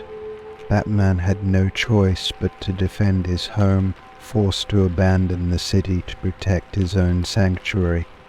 The mercenaries fought with ruthless efficiency, tearing through the manor's defenses, and though Batman fought back with everything he had, the numbers were against him. By the end of the night, Wayne Manor lay in ruins, its once proud halls reduced to rubble. Bruce Wayne himself was battered and broken, physically and mentally. Penguin's plan had worked. He had pushed Batman to his breaking point, forcing him to choose between Gotham and his legacy.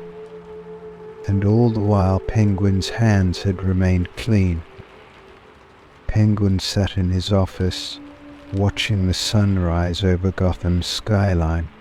The city was still reeling from the attacks, but for the first time in years, Penguin felt a sense of victory. Batman had been broken, his spirit crushed under the weight of the chaos Penguin had unleashed. But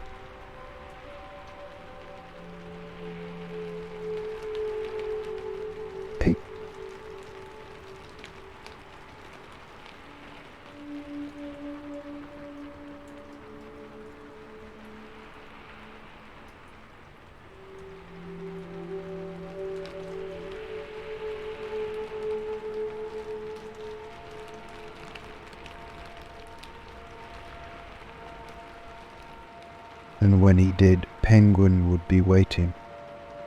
Because in Gotham, the game never truly ended.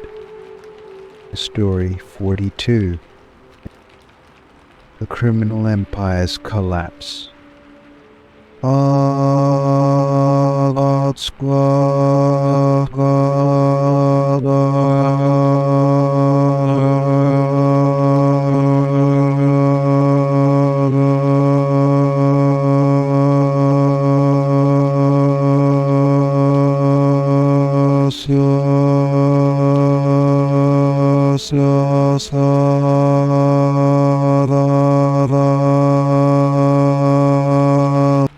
The call came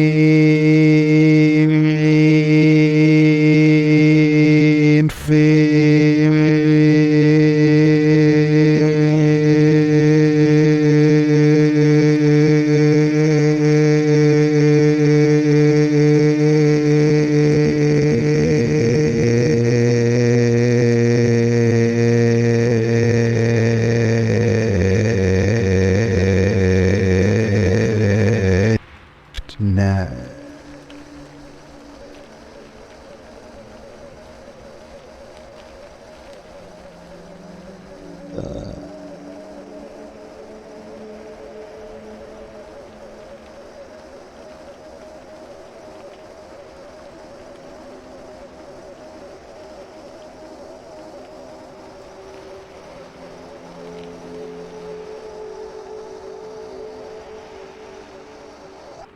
It wasn't just a mutiny.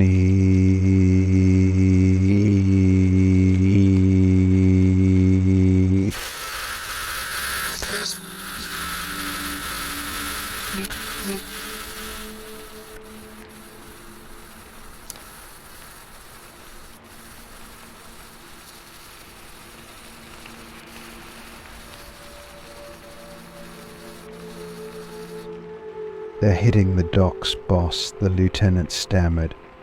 Falcone's men, Maroni's crew, even Black Mask's boys, they're all there. We're outnumbered. They're taking everything. Penguin's jaw.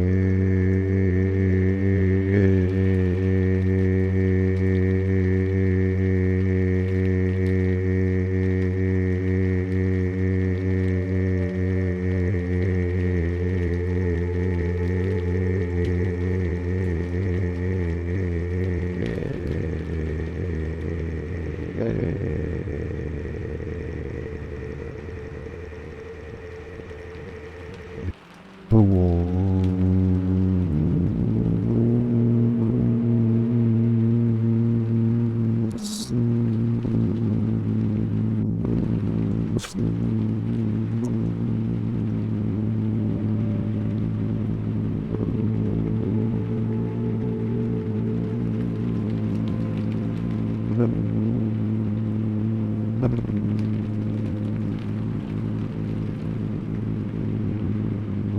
That now it was all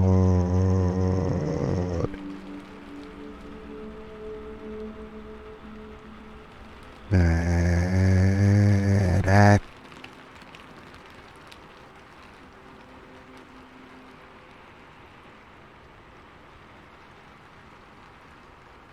they think they can take my empire, Penguin growled, his voice cold and menacing.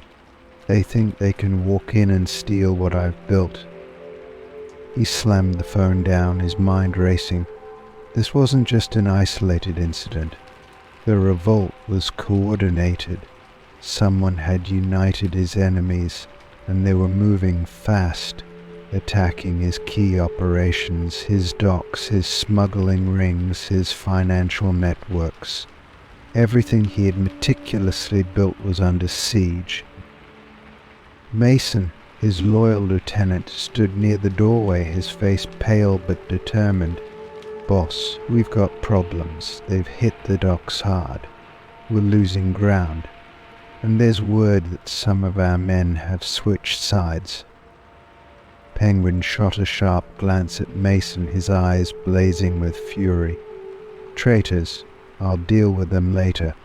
But first we need to stop this before it spreads any further. He stood up.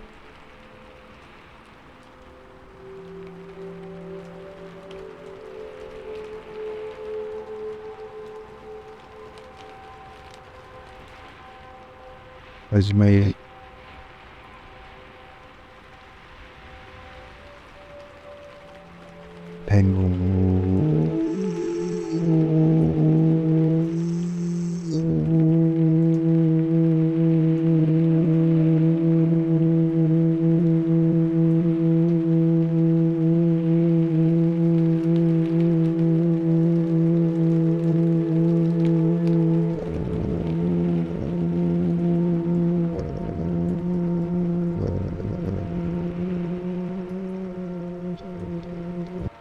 he had failed.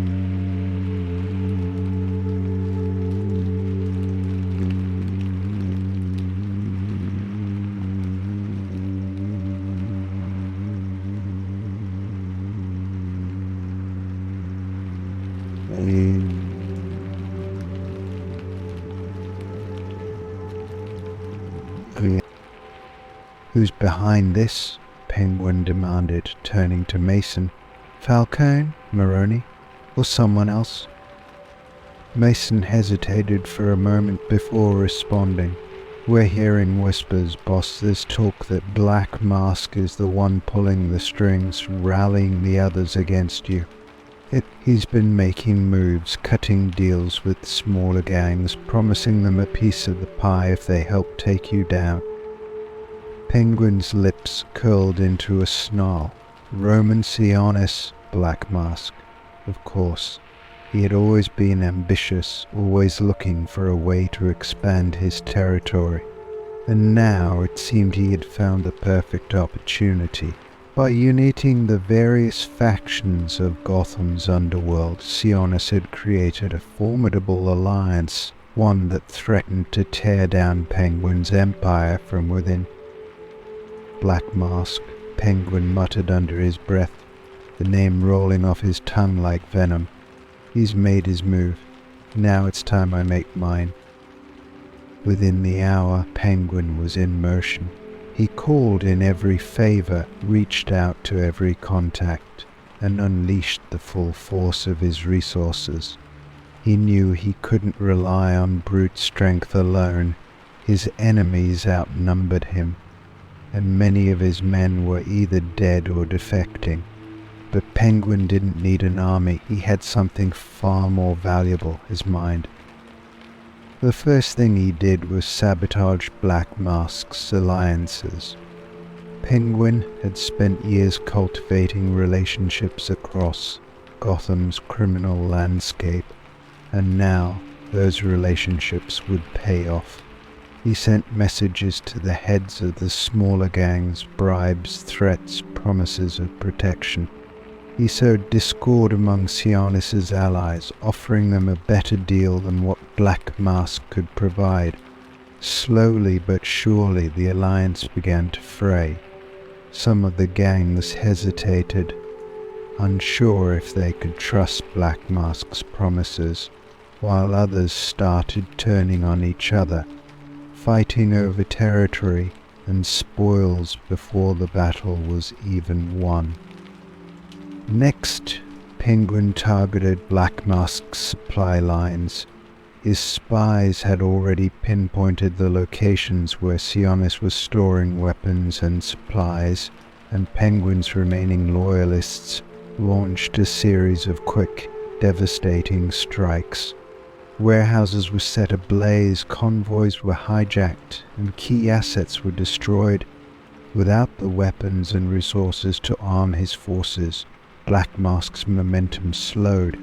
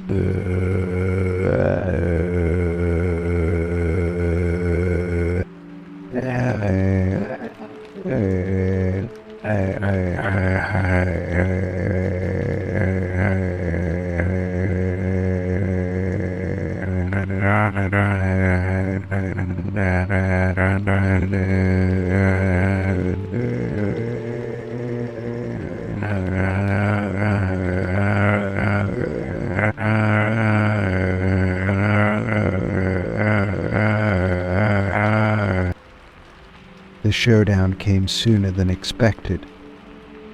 Penguin had retreated to one of his last strongholds, an old fortified warehouse on the outskirts of Gotham. He had a handful of men left, loyal enforcers who had been with him through thick and thin, but they were outnumbered and outgunned. Outside, Black Mask's forces were closing in, surrounding the building. "Boss, we can't hold them off much longer," Mason said, his voice tight with worry. "They're coming for us." Penguin stood in the center of the room, calm despite the chaos around him. He knew this was the endgame. Either he would survive this night, or his empire would fall. But if he was going to go down, he would go down fighting. "Let them come," Penguin said coldly. "I've dealt with worse than Roman Sionis." Its attack began with a deafening roar as Black Mask's men stormed the warehouse. Gunfire erupted from every direction, bullets tearing through walls and windows. Penguin's men returned fire, but it was clear they were outmatched. The air was thick with smoke and the acrid smell of gunpowder. Penguin stayed in the shadows, watching, waiting. He had one final card to play, one that Black Mask wouldn't see coming. As the fighting intensified, Penguin triggered a hidden series of explosives he had planted around the warehouse. The blast shook the building, sending shockwaves through the air and catching Black Mask's forces off guard. The explosions bought Penguin precious time, enough for him and Mason to slip out through a hidden escape route, disappearing into the night as the warehouse collapsed in flames behind them. Black Mask had won the battle, but the war was far from over. Hours later, Penguin sat in a safe house on the outskirts of the city, nursing a glass of whiskey as he contemplated his next move. His empire had been shaken, but it wasn't broken. Black Mask might have gained the upper hand for now, but Penguin knew how to survive. He had always known how to survive. The revolt had exposed the cracks in his empire, but it had also reminded him of something important. In Gotham, power was never permanent. It shifted, it changed, and those who were smart enough to adapt always came out on top. Penguin smiled to himself, a cold, calculating grin. He had lost battles before, but he had never lost the war. And Black Mask would soon learn that Oswald Cobblepot was not a man to be underestimated. The Empire would rise again. Story 43, The Black Mask's Challenge. Oswald Cobblepot. The Penguin stood at the window of his private office in the Iceberg Lounge, his gaze locked on Gotham's sprawling skyline. The city seemed peaceful from this vantage point, its dark streets quiet beneath the soft glow of streetlights. But Penguin knew better. Beneath the surface, chaos simmered, and at the heart of that chaos was his latest, most dangerous rival, Roman Sionis, better known as Black Mask. For months tensions had been building between the two crime lords. Penguin, always calculating and precise, had controlled Gotham's most profitable criminal operations for years, smuggling black market trades and underground gambling.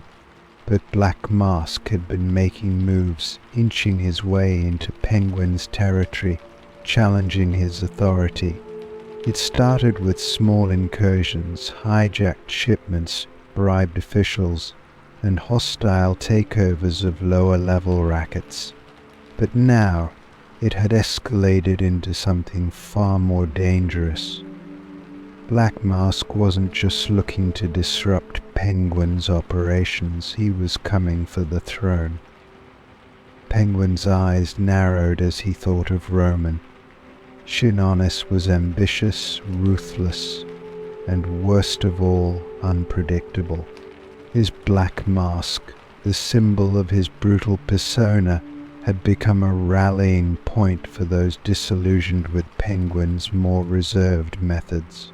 Where Penguin used strategy and leverage, Black Mask preferred violence and terror, and that violence had begun to carve a bloody path through Gotham's underworld, threatening to topple the delicate balance of power that Penguin had worked so hard to maintain. "Boss, he's making a move," Mason said, his voice cutting through Penguin's thoughts as he stepped into the office. "Black Mask is planning to hit the docks tonight. Word is he's after our biggest shipment."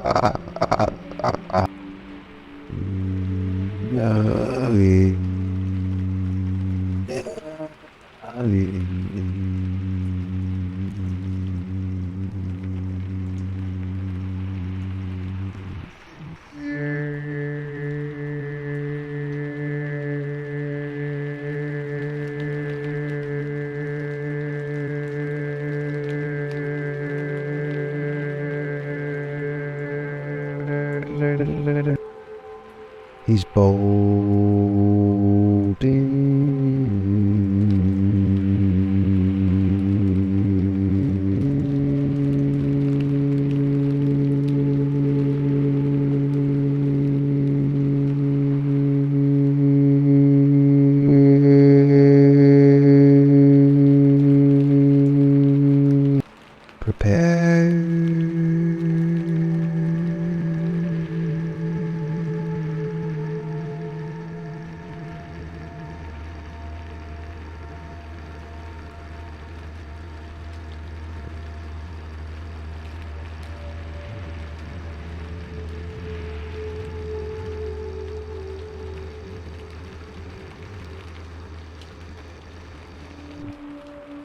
The mason nodded, his face tense. You think he'll come himself? Penguin smirked, the corner of his lips curling into a cold smile. Oh, he'll come. Black Mask loves to make a spectacle. He'll want to be there when the docks burn.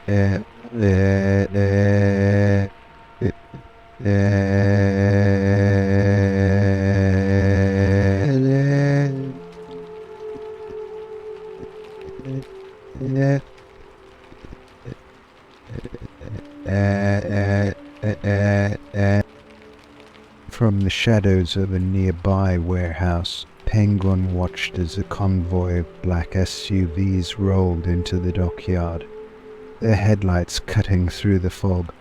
Roman Sionanis stepped out of the lead vehicle, his black mask gleaming in the moonlight. He moved with the confidence of a man who had nothing to lose, his dark eyes scanning the area as his men fanned out around him, armed to the teeth. Cobblepot. Black Mask's voice boomed across the docks, a mocking edge to it. I know you're here. Come out and face me like a man, unless you're too busy hiding behind your goons. Penguin stepped out of the shadows, his umbrella resting lightly in his hand as he approached Roman with measured steps. Sionis, he called, his voice calm and icy. You're trespassing. Black Mask laughed, the sound harsh and grating. Trespassing? The city doesn't belong to you, Penguin. Not anymore. You've gotten soft, too comfortable in your little lounge while the real power shifts beneath your feet. I'm here to take what's mine. Penguin's eyes flicked over the convoy, assessing the number of men Black Mask had brought with him. It was a sizable force, enough to cause serious damage if it came to a full-scale fight. But Penguin had learned long ago that brute force wasn't always the best way to win a war. Sometimes it was about knowing when to strike and where. Evil was yeah.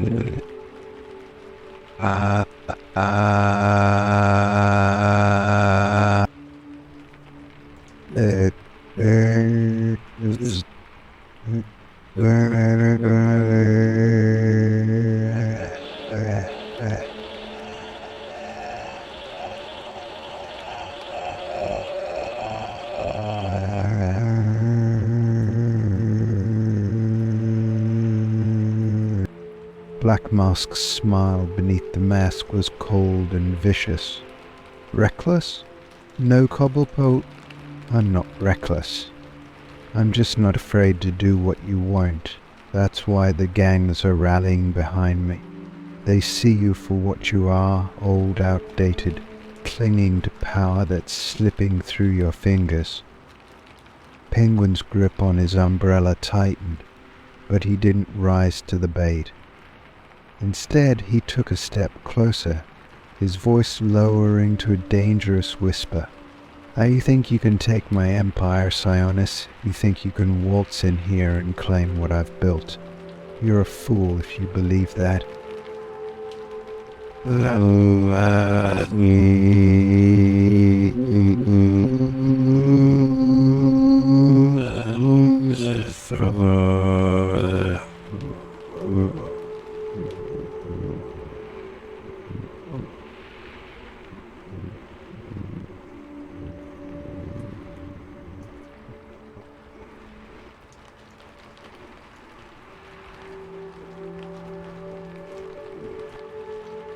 With a sharp signal, Black Mask's men surged forward, guns raised, ready to storm the docks.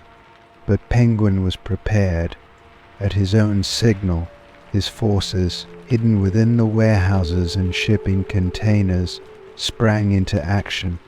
Gunfire erupted across the dockyard, the air filled with the sound of bullets ricocheting off metal and wood. The fight was brutal and immediate, both sides exchanging fire as they fought for control of the docks. But even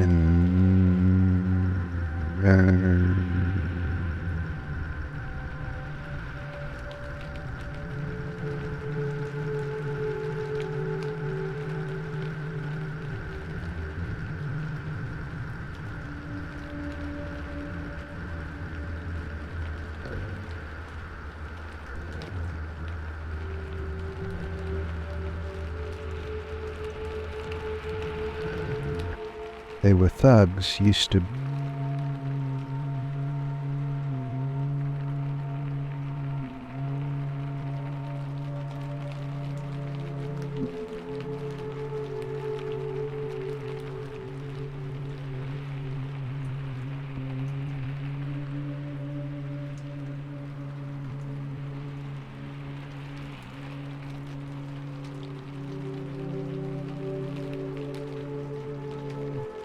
as the bar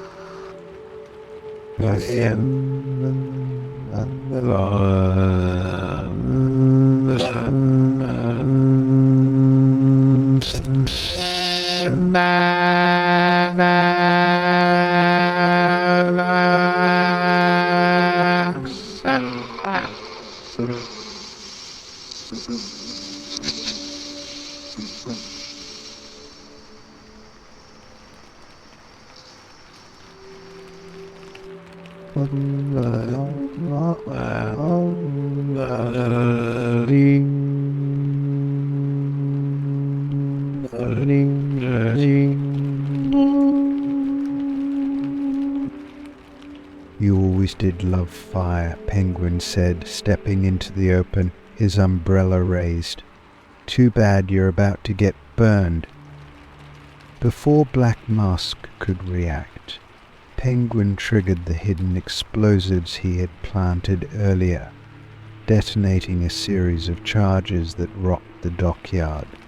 The ground shook and several shipping containers collapsed, blocking Black Mask's escape routes and cutting off his men from reinforcements. Roman staggered but quickly regained his footing, his rage palpable. You think this will stop me?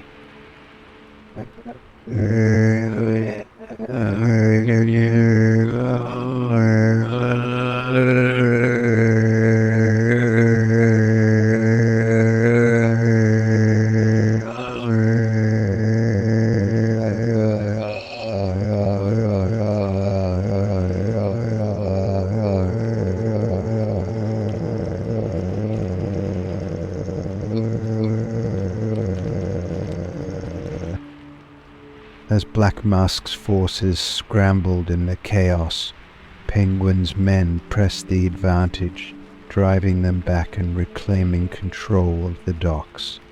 The fight was over, and as the dust settled, Penguin stood victorious. Roman, beaten but not broken, glared at Penguin from behind his mask, his voice filled with venom. "This isn't over, Cobblepot." Penguin nodded slowly, his eyes gleaming with icy certainty. "No, Sionis, it's just beginning." Black Mask was dragged away by his remaining men, but Penguin knew that the war for Gotham's criminal empire had entered a new phase. This battle had been won, but the conflict between him and Black Mask was far from over.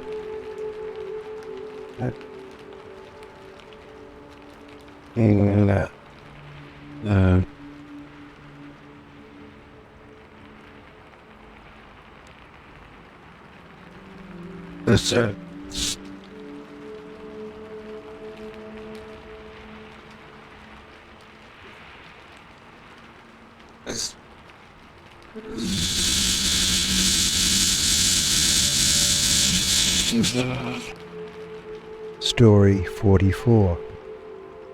Frozen Lies. Oswald Cobblepot, better known as the Penguin, sat in his luxurious office at the Iceberg Lounge, the faint hum of Gotham's streets filtering through the frosted glass windows. The city, as always, was teetering on the brink of chaos. But tonight, Penguin wasn't focused on Gotham Underworld. His thoughts were on a different kind of power, one that didn't wear a mask or carry a gun, but instead wielded influence from behind a polished desk in City Hall. Gotham's mayor, William Hollis, had extended a hand in what seemed like an unexpected and dangerous alliance. For years, Penguin had ruled Gotham's underworld through fear, money, and ruthless tactics. He'd learned early on that survival in this city meant adapting to every threat, outsmarting every rival. But politicians, they were trickier. They smiled to your face while plotting your demise behind closed doors. Still, when Hollis reached out, suggesting a partnership that could benefit both their interests, Penguin hadn't hesitated. Influence in City Hall was something he had always wanted, and now it was being offered to him on a silver platter. "Do you trust him?" Mason asked from across the room, his voice low and skeptical. As Penguin's right-hand man, Mason had seen enough betrayals to be cautious about anyone, especially politicians. Penguin swirled the whiskey in his glass, his eyes narrowing thoughtfully. "Of course not. But trust isn't part of the equation here. It's about leverage. As long as I hold something over Hollis, he won't betray me. And right now he needs me more than I need him."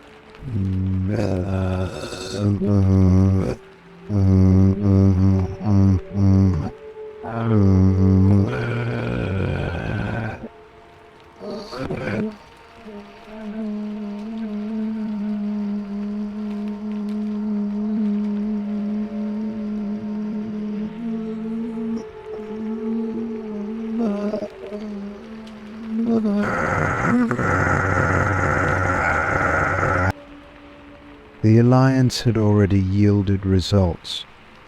Penguin's smuggling operations were expanding without interference, and city contracts were flowing to front companies under his control.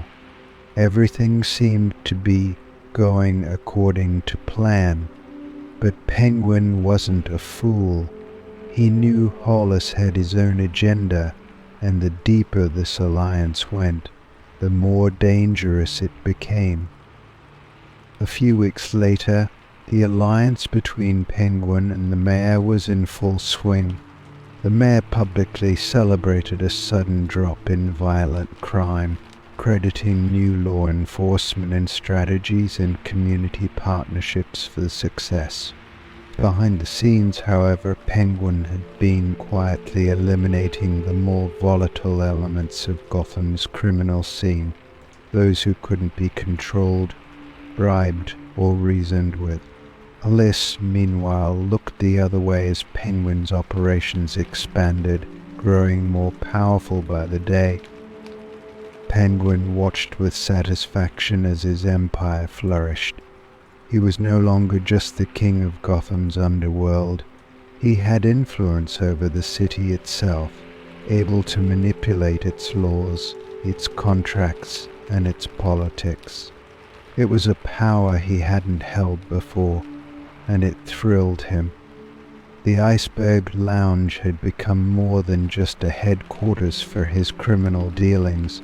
It was the center of a shadow government that stretched across the city. But there were whispers, quiet, unsettling rumors that began circulating among Penguin's men. Some said that Hollis was meeting with federal agents in secret, that he was planning something that would shake Gotham's underworld to its core.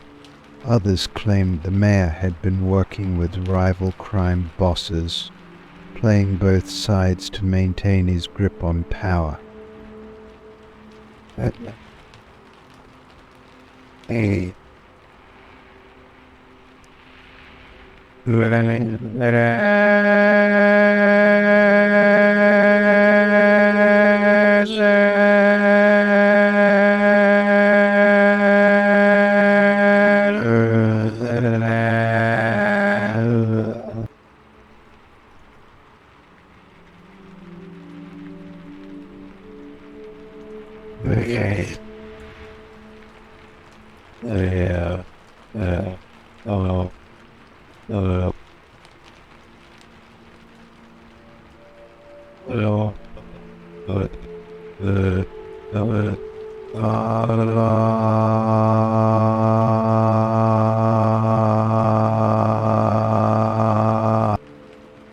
One night, Mason returned with troubling news.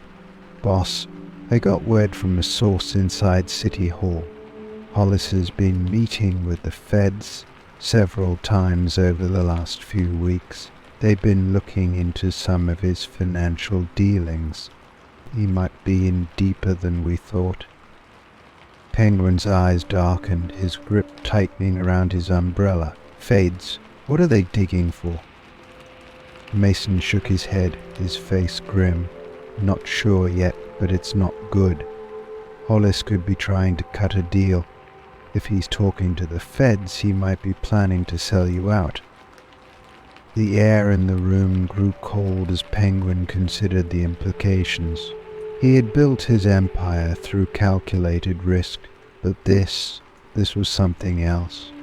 If Hollis was truly working with the feds, he could bring down everything Penguin had worked for.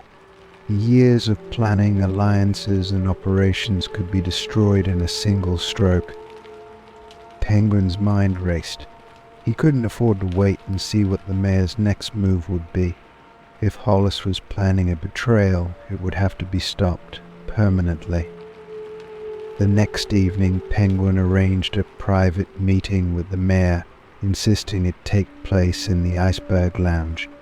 The setting was symbolic. It was a reminder that in Gotham, Penguin controlled more than just the streets. He controlled the levers of power, the unseen forces that could crush a man as easily as lifting a glass.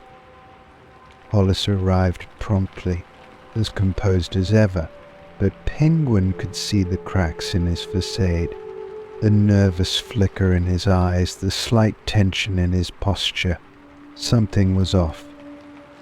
Oswald, Hollis began smoothly, taking a seat across from him. I wanted to talk about some new developments regarding our arrangement.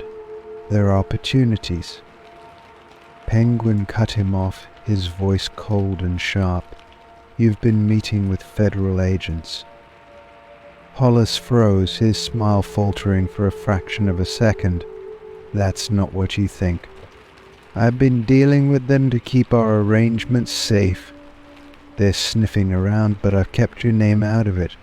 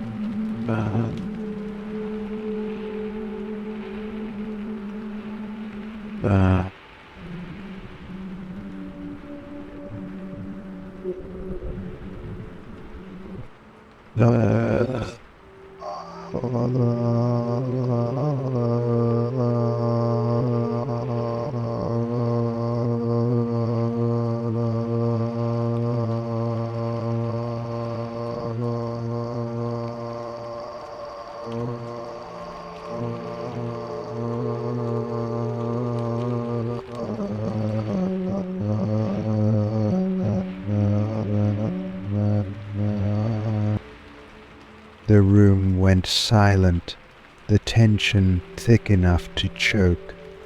Penguin's eyes bore into the mayor's, a storm of fury and betrayal swirling beneath his calm exterior. I trusted you, and now I find out you're cutting deals with the feds. Do you know what happens to people who betray me, Hollis? The mayor's confidence crumbled. He stammered, trying to regain control of the situation. I had no choice, Oswald. They're closing in. I was just protecting myself, protecting both of us. Penguin smiled, a cold, calculated smile that sent a shiver down the mayor's spine. No, William, you were protecting yourself, and now you'll pay for that mistake. By the time Hollis left the Iceberg Lounge that night, he knew his fate was sealed. Penguin had made his decision. The alliance that had once seemed so beneficial had become a liability, and in Gotham, liabilities didn't survive long. Within days, the media would report on a tragic accident involving Gotham's mayor. A car crash, they said, caused by faulty brakes, but those in the know would understand the truth. It wasn't an accident. It was Penguin's final move in a game of power and deceit, a game where he always came out on top. As the city mourned its mayor, Penguin's empire continued to grow, his influence tightening around Gotham like a vice. And though the streets whispered of frozen lies and hidden betrayals, Penguin remained untouchable. For now.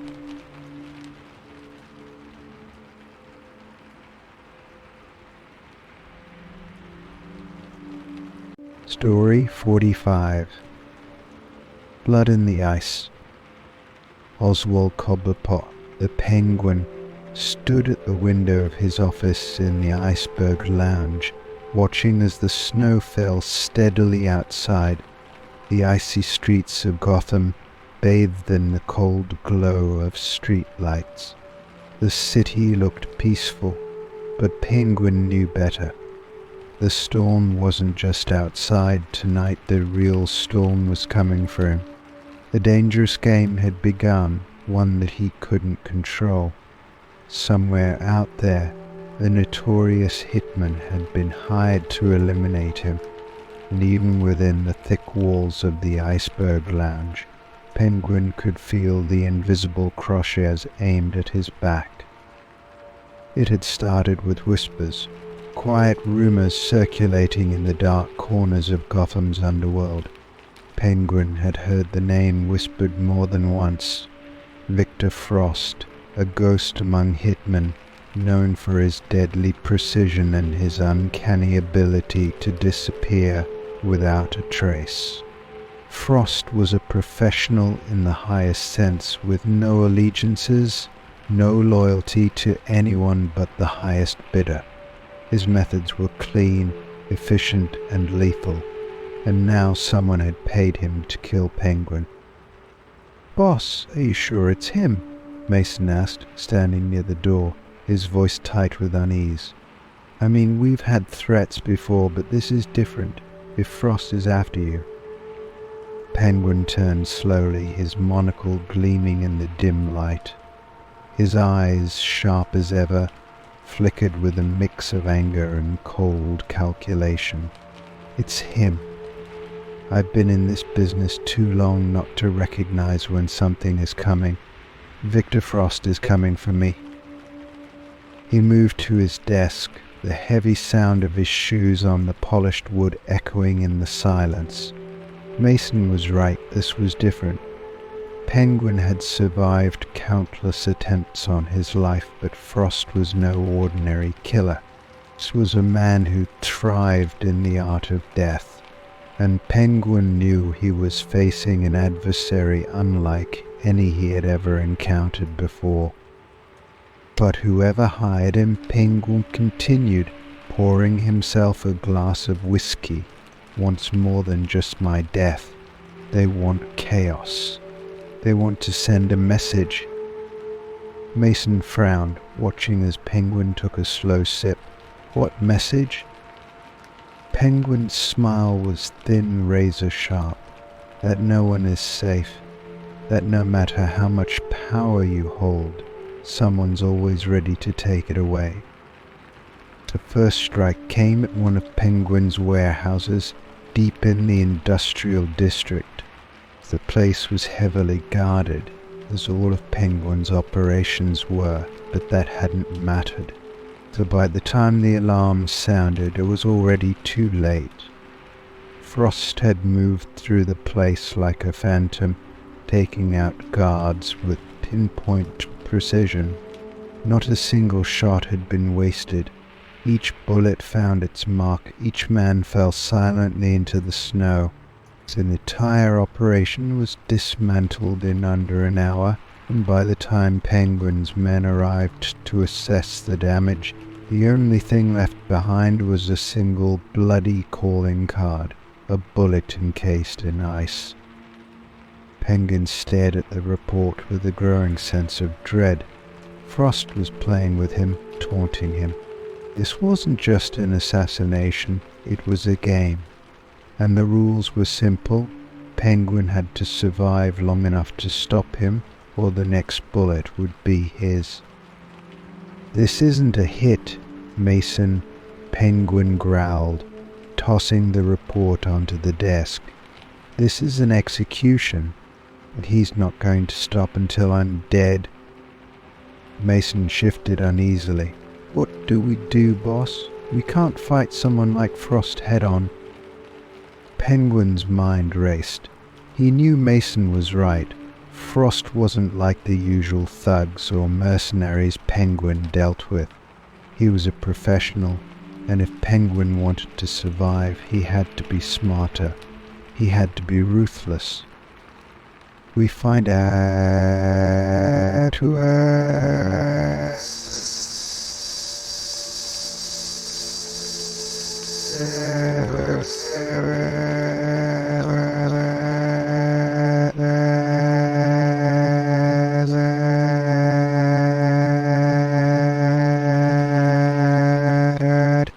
Someone in this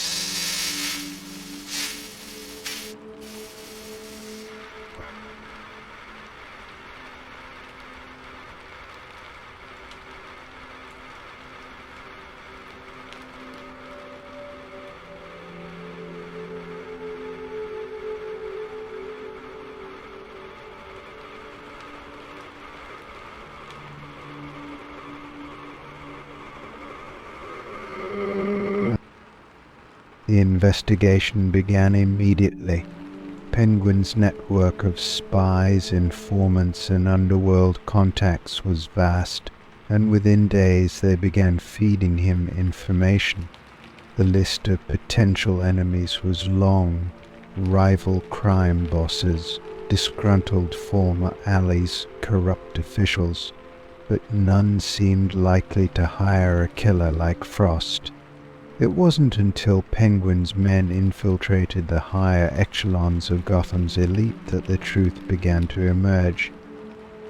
The name that surfaced shocked even Penguin: Marcus Calloway, a billionaire industrialist with ties to the city's political establishment. Calloway had always kept his hands clean in public, but Penguin knew better. Beneath the surface, the man was as corrupt as they came, dabbling in the darkest corners of Gotham's economy. Calloway had recently suffered a financial setback, losing millions in a deal that Penguin had orchestrated from the shadows. It seemed the industrialist had decided to take his revenge by hiring the deadliest assassin money could buy. Penguin's rage burned cold. Calloway thought he could eliminate him, remove the one man who had dared cross him. But Penguin wasn't just a crime lord, he was Gotham's survivor, and no amount of wealth or power would change that. The next strike came more violently than the last. Frost moved on the Iceberg Lounge itself, slipping past security and laying a deadly trap. Explosives were planted beneath the building, timed to go off in a matter of minutes. Penguin discovered the plot only seconds before detonation, narrowly escaping the blast as a fireball ripped through the lower floors of his fortress. The explosion shook the foundations of his empire, sending a clear message: Frost was close and the noose was tightening. Penguin stood among the wreckage of the lounge, his breath visible in the freezing night air. His eyes, once full of cold calculation, now burned with a dangerous intensity. This was more than just survival now. This was war. "Mason," Penguin said, his voice a low growl, "bring me Calloway." The meeting between Penguin and Marcus Calloway took place in a private room at the Iceberg Lounge, what remained of it. Anyway, the industrialist had been dragged there by Penguin's men, disheveled and terrified, his once polished suit now a mess of wrinkles and sweat. Calloway had no idea how close Frost had come to killing Penguin, nor did he understand the full scope of the war he had started. But he would soon learn. "You tried to kill me," Penguin said, his voice cold as the ice that surrounded them.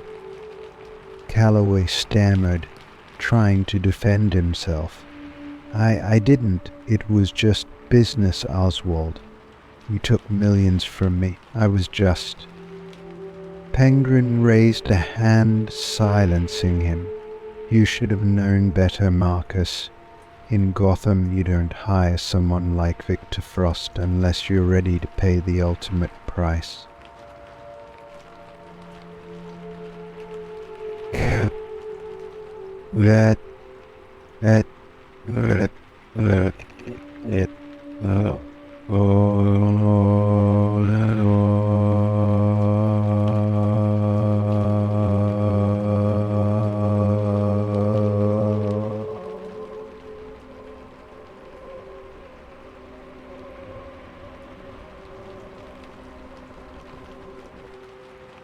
"You think Frost scares me?" Penguin continued, his voice dropping to a menacing whisper.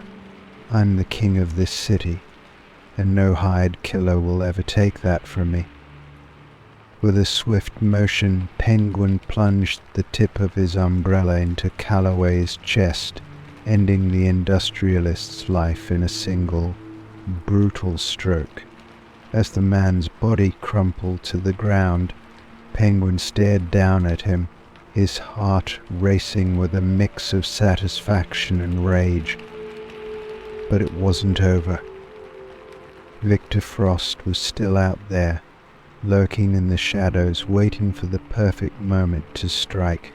Penguin knew the battle wasn't finished not until one of them lay dead in the snow. And in the icy streets of Gotham, there would be blood before dawn. Story 46. The Untouchable. Oswald.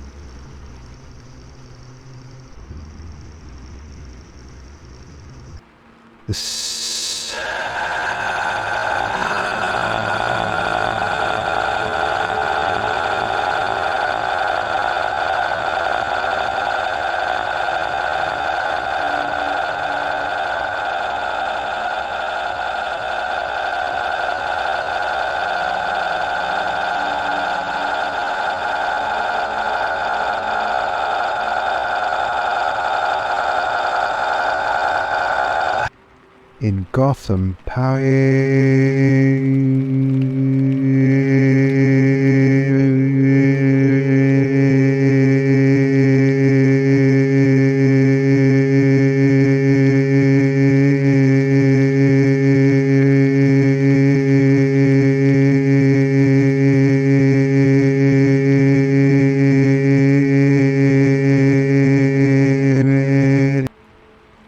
For years he had watched as Batman, Gotham's self-righteous vigilante, tore through the underworld, dismantling operations, disrupting business, and undermining Penguin's influence. The Dark Knight was a symbol of fear for Gotham's criminals, but more than that, he had become untouchable in the eyes of the public. The people revered him as their savior, the incorruptible guardian who kept their streets safe from the city's endless tide of corruption and violence. Penguin hated that. Batman was nothing more than a masked menace, a man hiding behind a cape, pretending to be above the law. But Penguin knew the truth. Every man had a weakness, and if Batman thought he was untouchable, Penguin would show him just how fragile that perception could be. "Boss, the plan's ready," Mason said, stepping into the office. His voice was tense, but there was a glint of excitement in his eyes. "We've got everything set. The media outlets are primed. All we need is the final push." Penguin smiled, a slow, predatory grin that didn't reach his eyes. "Good. It's time we remind Gotham that even heroes can fall." The plan had been in motion for weeks. Penguin had used his extensive network of contacts, corrupt officials, reporters hungry for a story, and a few well-placed bribes to slowly turn the gears of Gotham's media machine. He knew how easily public opinion could be swayed, how quickly the tide could turn against even the most beloved figure.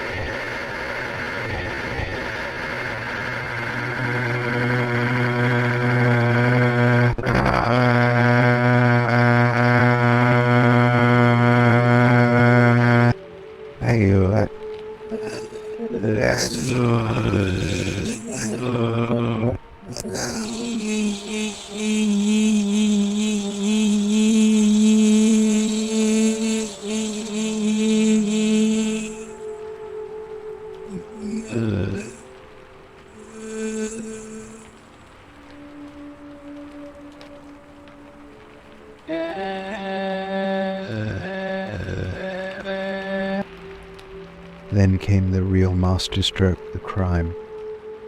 Penguin had orchestrated a robbery at one of Gotham's wealthiest private banks, a high-profile heist that would shock the city. But it wasn't just a simple robbery. The criminals who carried it out were no ordinary thugs.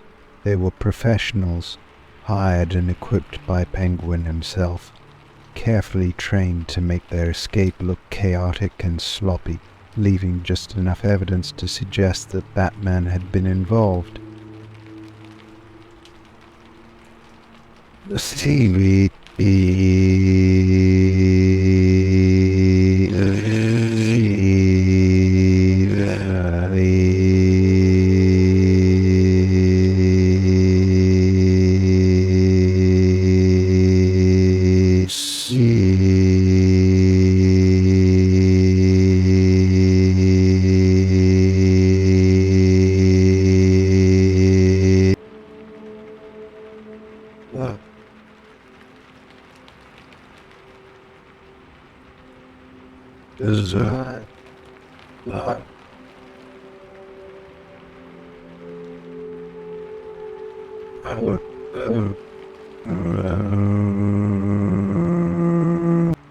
The morning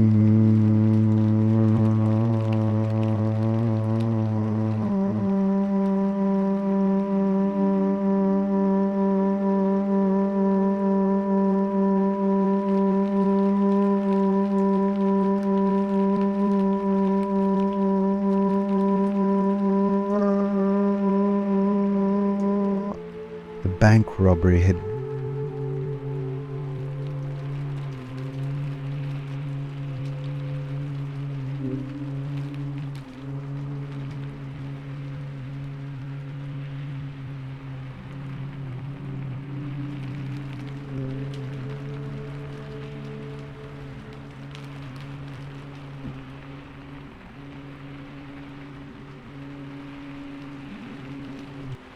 but it wasn't the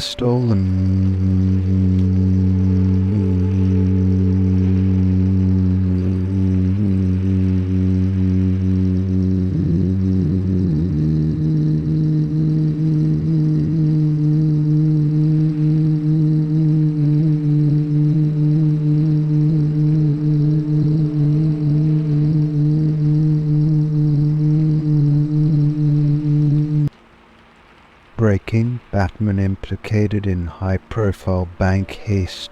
The headlines screamed. Reporters swarmed the scene, eager to dig up details, and within hours, the story had spiraled out of control.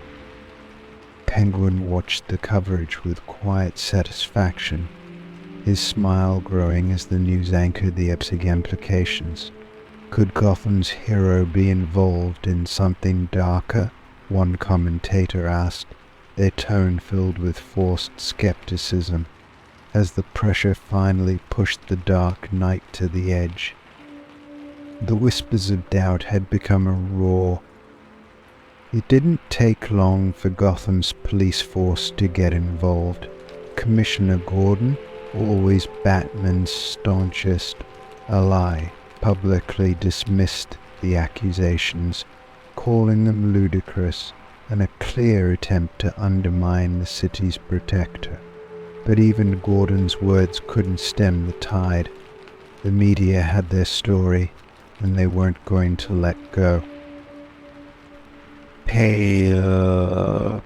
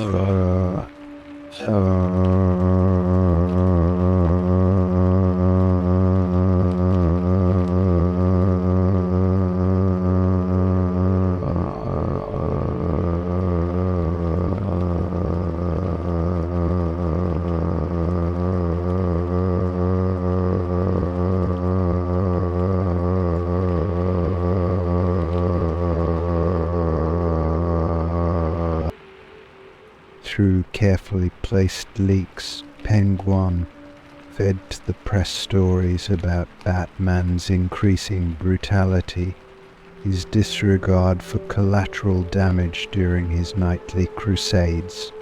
A few anonymous interviews with witnesses who claimed they'd seen Batman acting erratically, even violently, were all it took to fan the flames. The press ate it up. Soon public opinion began to shift. The question wasn't whether Batman was guilty, it was whether he could still be trusted. People began questioning how much unchecked power the Dark Knight really had, and if that power had finally corrupted him. Penguin watched as the seeds of doubt took root in Gotham's collective mind. The Dark Knight, once untouchable, was now being scrutinized, his every action questioned. And Penguin wasn't finished yet. A week after the robbery, Penguin escalated his plan. He arranged for a series of violent crimes to take place across the city, smaller, seemingly unrelated incidents, but each one meticulously staged to point back to Batman. A few convenient sightings of a man dressed in black at the scenes, combined with more planted evidence, were enough to stir up even more controversy. The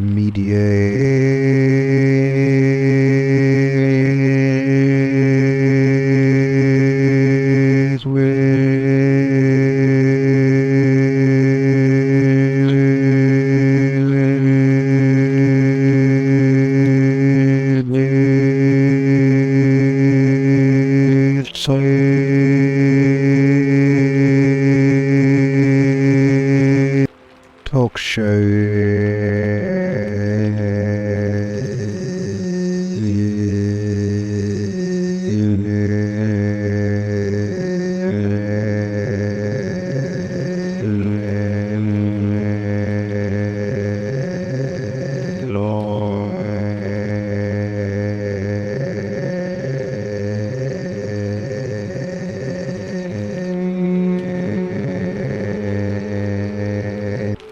The police were under pressure to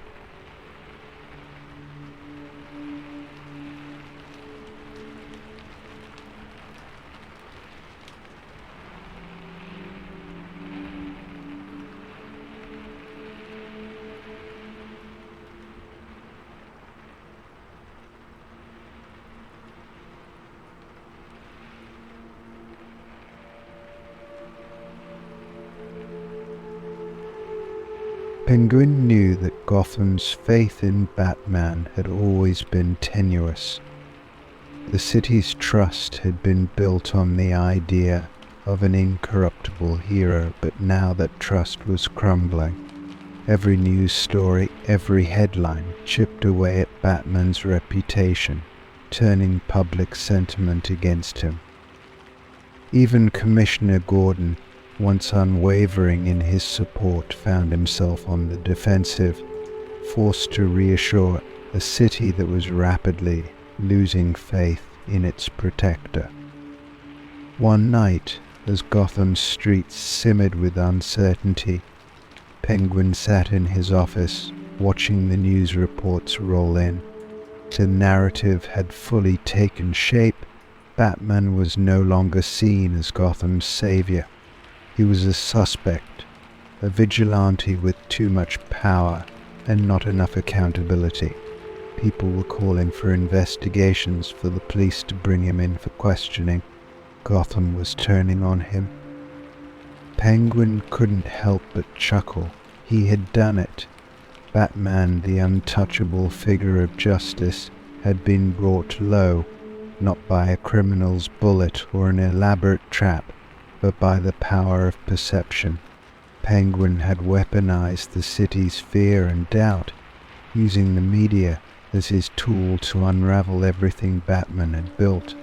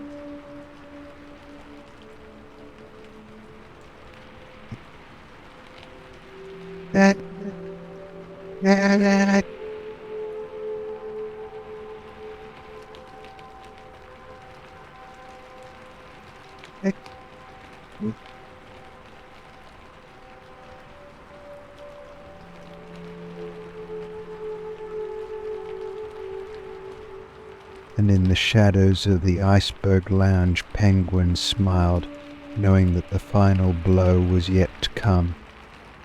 Because in Gotham, no one stayed untouchable forever, not even the Batman. Story 47. The Price of Loyalty.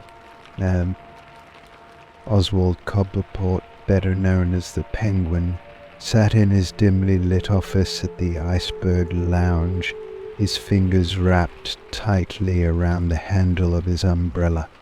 The room was quiet, the low murmur of the city outside a distant hum beneath the thick walls. But inside, a storm was brewing. His sharp eyes glinted behind his monocle as he stared at the papers scattered across his desk. It had been days since the betrayal, and yet the fury still simmered beneath his calm exterior. One of his most trusted allies had turned against him, betrayed him, and in Gotham's underworld there was no greater crime. Mason, his loyal lieutenant, stood near the door, silent but watchful.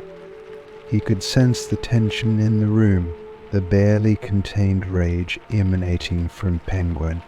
For years Mason had been at Penguin's side, helping to build his criminal empire, running operations and handling the dirty work. But even he knew that things were different now.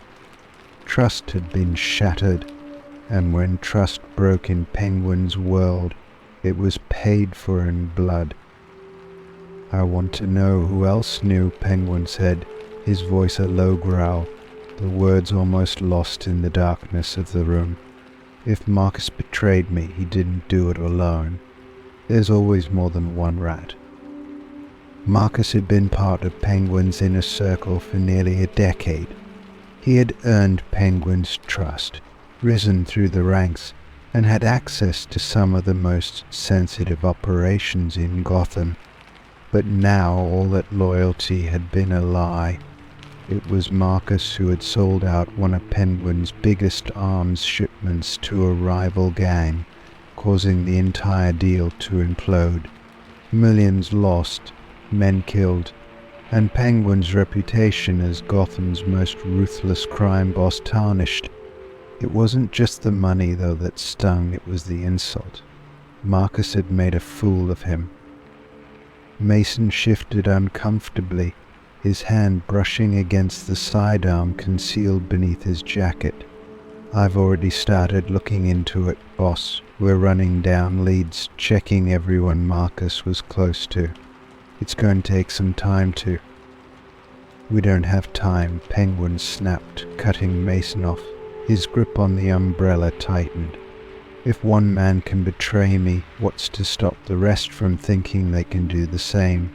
So we need to send a message. Find out who is involved, and when you do, bring them to me."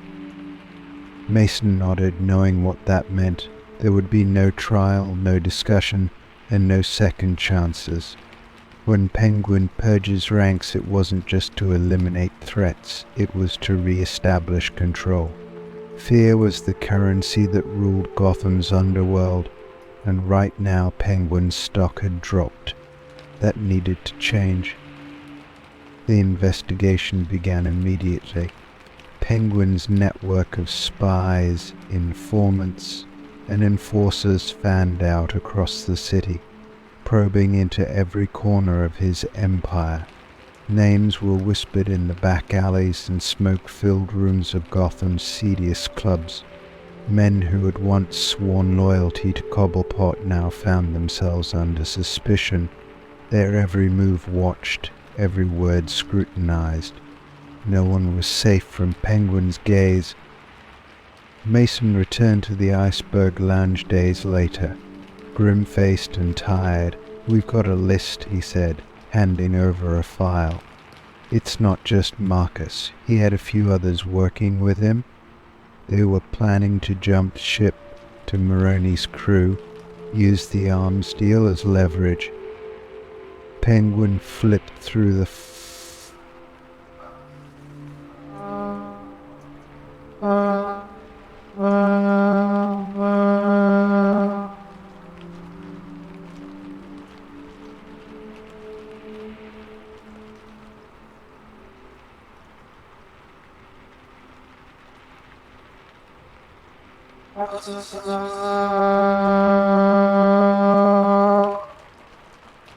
Each name felt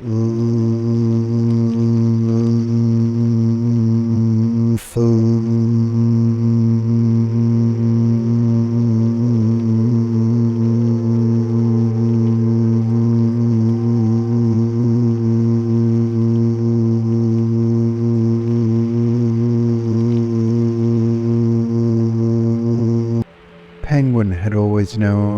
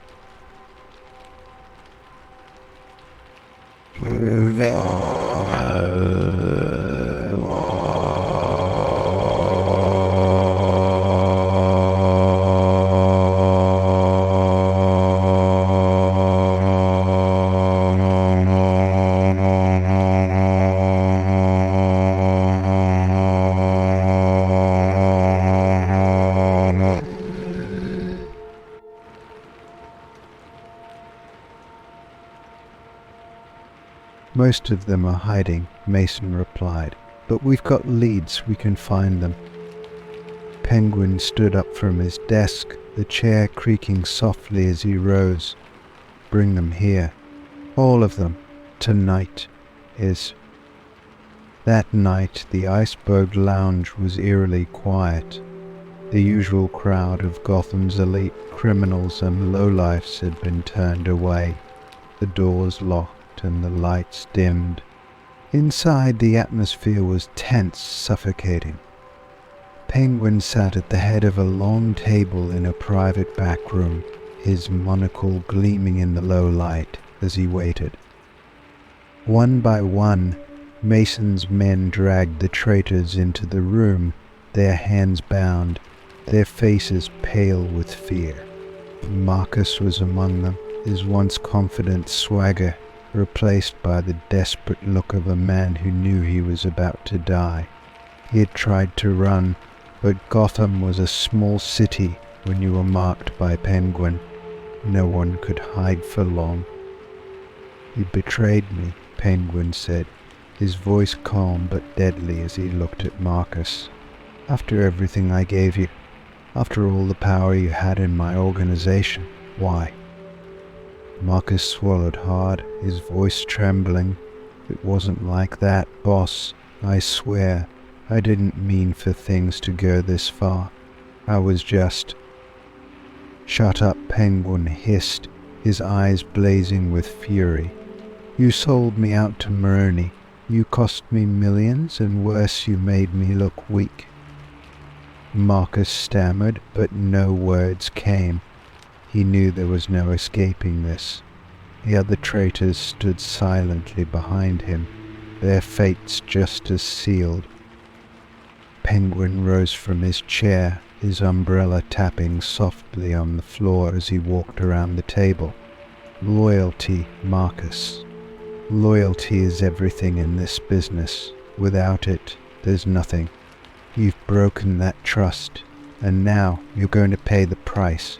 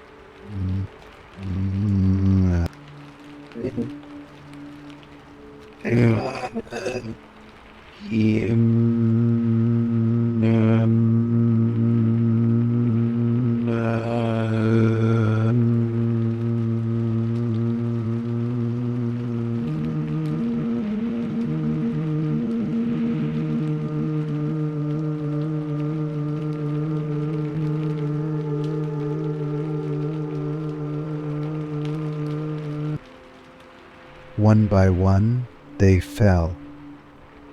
Penguin's men made quick work of the executions, the room filled with the quiet, bloody efficiency of a well-practiced purge. Penguin watched impassively as the bodies piled up, the air thick with a metallic scent of blood and death. When it was over, Penguin stood in the center of the room, his suit immaculate despite the carnage around him. His eyes, cold and calculating, swept over the bodies before turning to Mason. "Burn them," he said simply, "and make sure everyone knows what happens when you betray me." Mason nodded, already barking orders to the men. Later that night, Penguin sat alone in his office once more, the city quiet beneath him. The purge had been brutal but necessary. Trust had been shattered, and it needed to be restored. The price of loyalty in Gotham's underworld was steep, and tonight that price had been paid in blood. But as Penguin looked out over the city, a sense of unease settled over him. He had dealt with the traitors, but the betrayal had cut deeper than he had expected. Trust was a fragile thing, and now even his closest allies would think twice before crossing him. Penguin smiled bitterly to himself, the weight of his empire pressing down on him. In Gotham, loyalty was always temporary, and the only thing more dangerous than betrayal was the constant need to watch your back. Because in this city, trust was just another weapon, and Penguin would wield it until there was no one left to betray him. Story 48. The final countdown.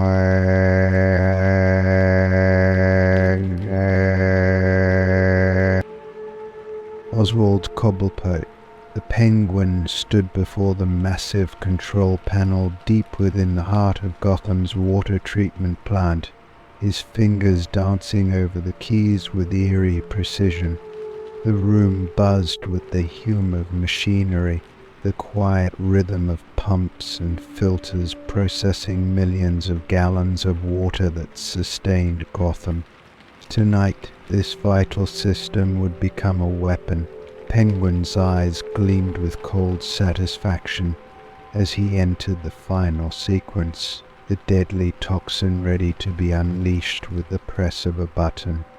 In his other hand, he gripped his iconic umbrella, a sinister grin curling at the corners of his mouth.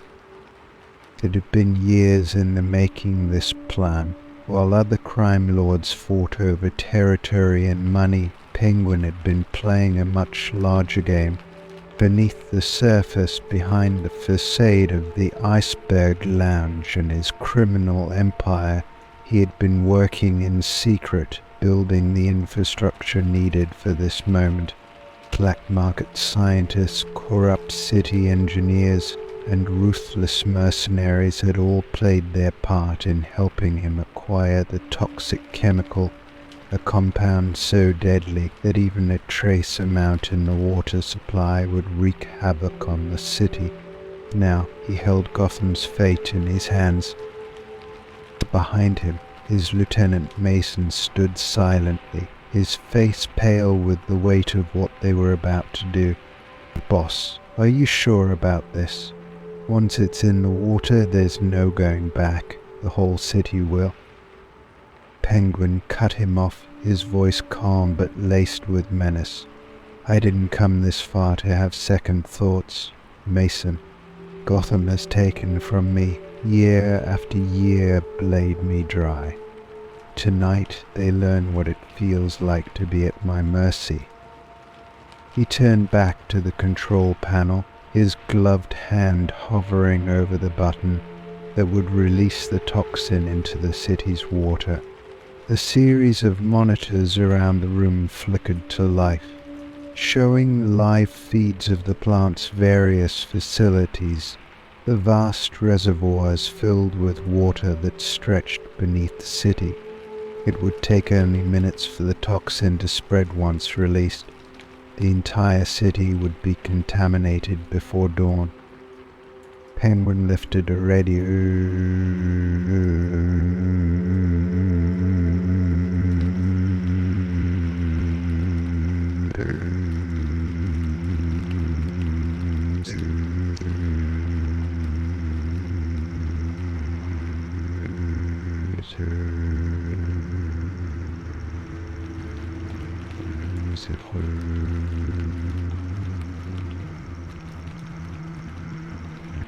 People of Gotham,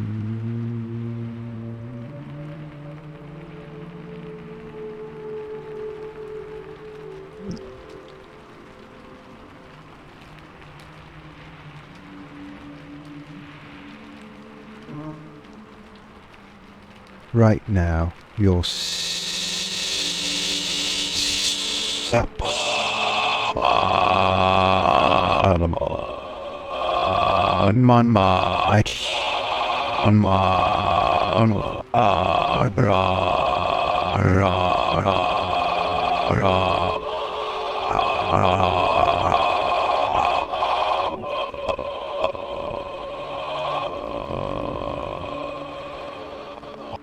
if my demand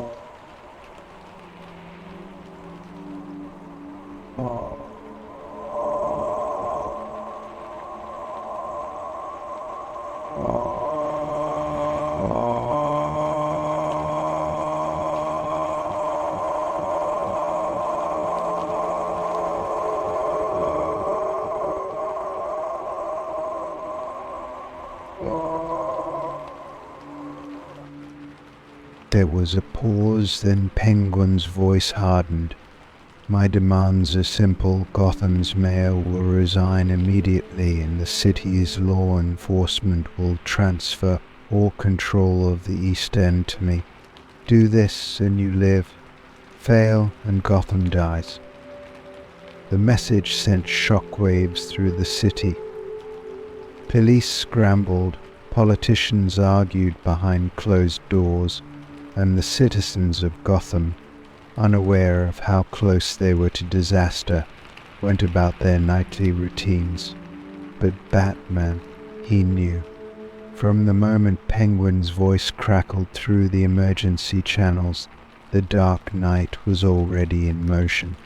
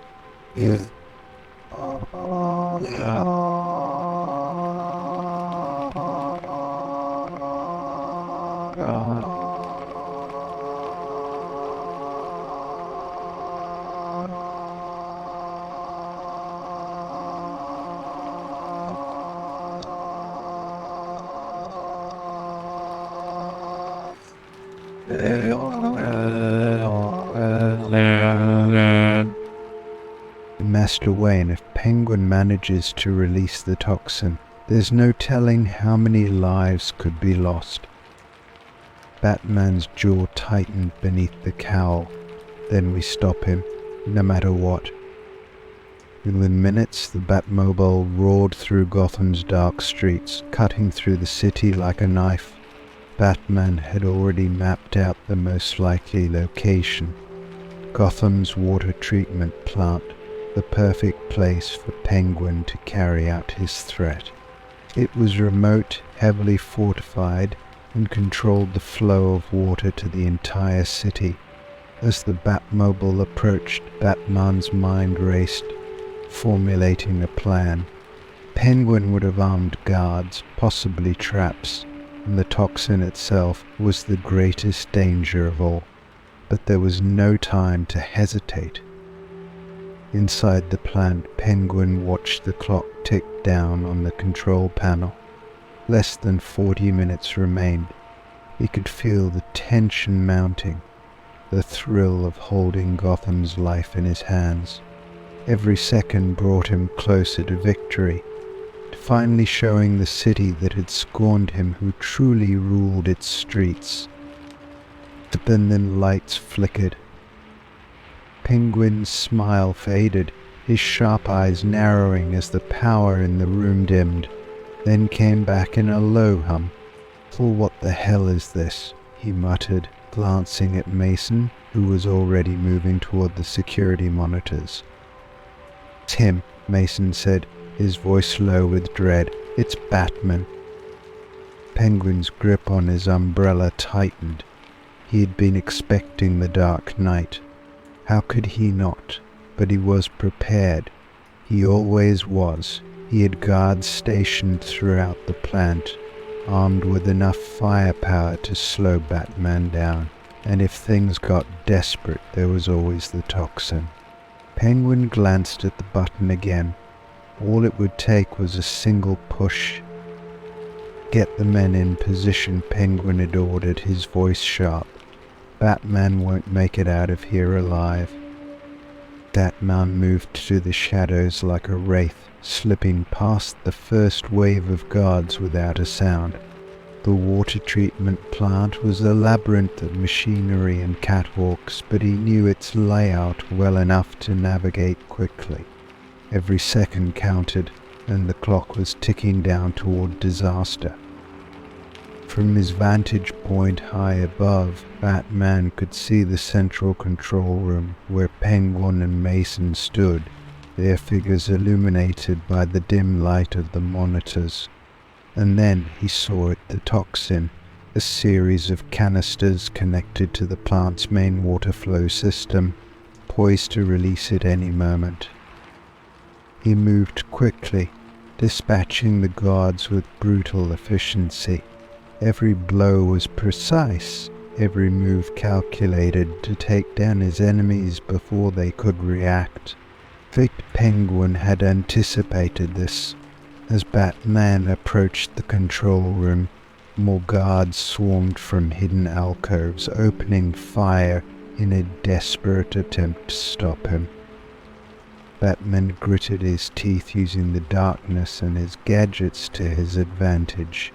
Smoke pellets, flash grenades, and the Batclaw all came into play as he tore through the defenses, closing the distance between him and Penguin.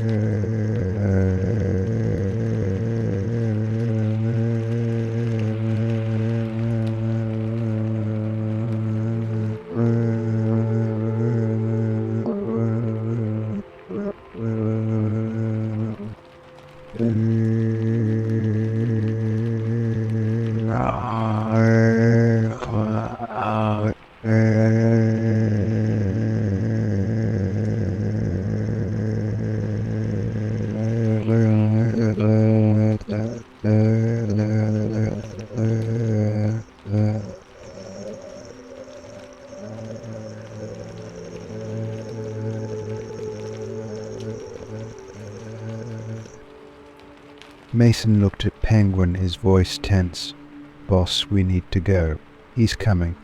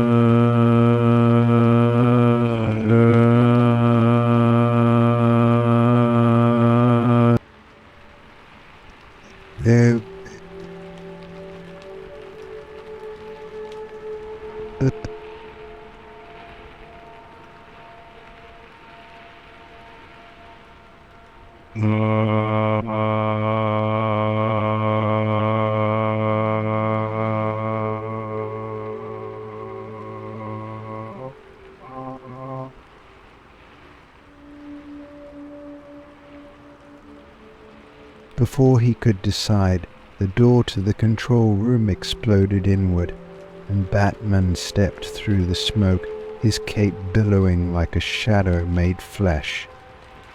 "It's over, Cobblepot," Batman growled, his voice low and menacing. Penguin's eyes widened, but he recovered quickly, raising his umbrella and aiming it at Batman. "No, Batman," he sneered, "it's just beginning." With a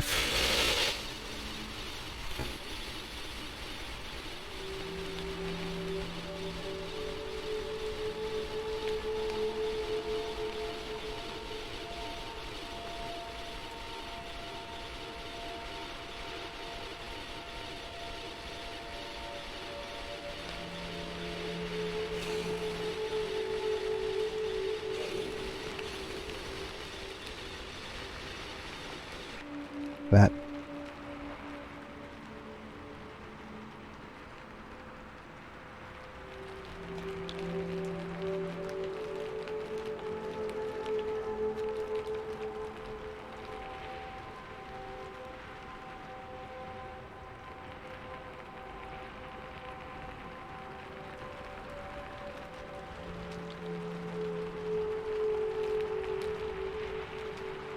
the fight was swift and brutal. Penguin swung the umbrella like a club, but Batman's strength and speed were too much. Within moments, Penguin was disarmed, his umbrella clattering to the floor as Batman grabbed him by the collar, slamming him against the control panel. "Shut it down," Batman ordered, his voice cold. Penguin smirked, blood trickling from the corner of his mouth. "You're too late, Batman. The countdown is nearly finished. Even you can't stop it now." Batman's eyes flickered to the control panel, the seconds ticking down mercilessly. 5 minutes. He released Penguin and quickly moved to the console, his fingers flying over the keys as he worked to override the system. The toxin was primed to be released, and it would take all of his skill to disarm it in time. Penguin watched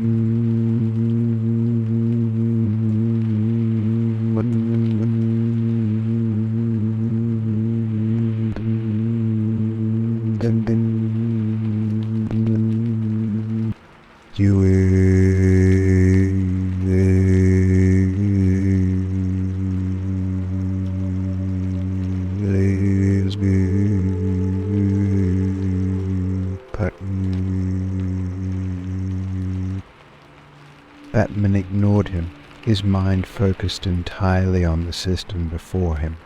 The seconds ticked down, 3 minutes, 2 minutes. The pressure mounted, the weight of the entire city's survival resting on his shoulders. But Batman was no stranger to impossible situations.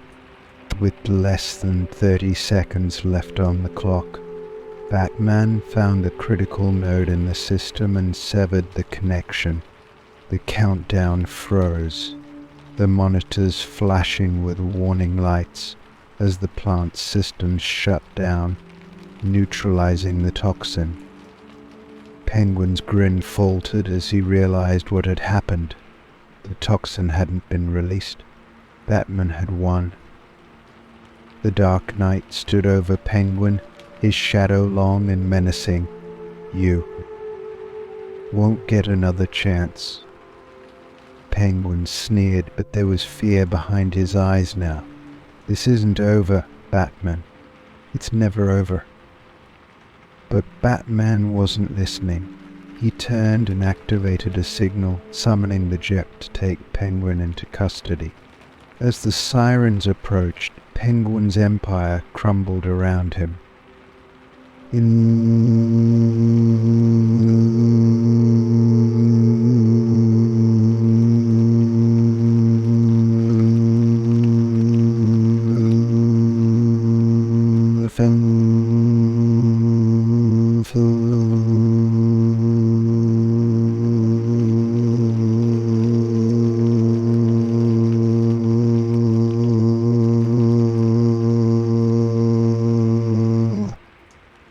Story 49, called Heart, Warm Gun.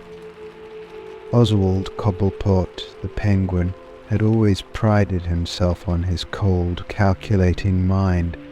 Emotions were weaknesses in his world, distractions that led to mistakes. He'd seen too many rivals fall victim to passion, their lust for power tangled up in romantic entanglements that eventually destroyed them. But Penguin had always been different. He was practical, ruthless, and detached.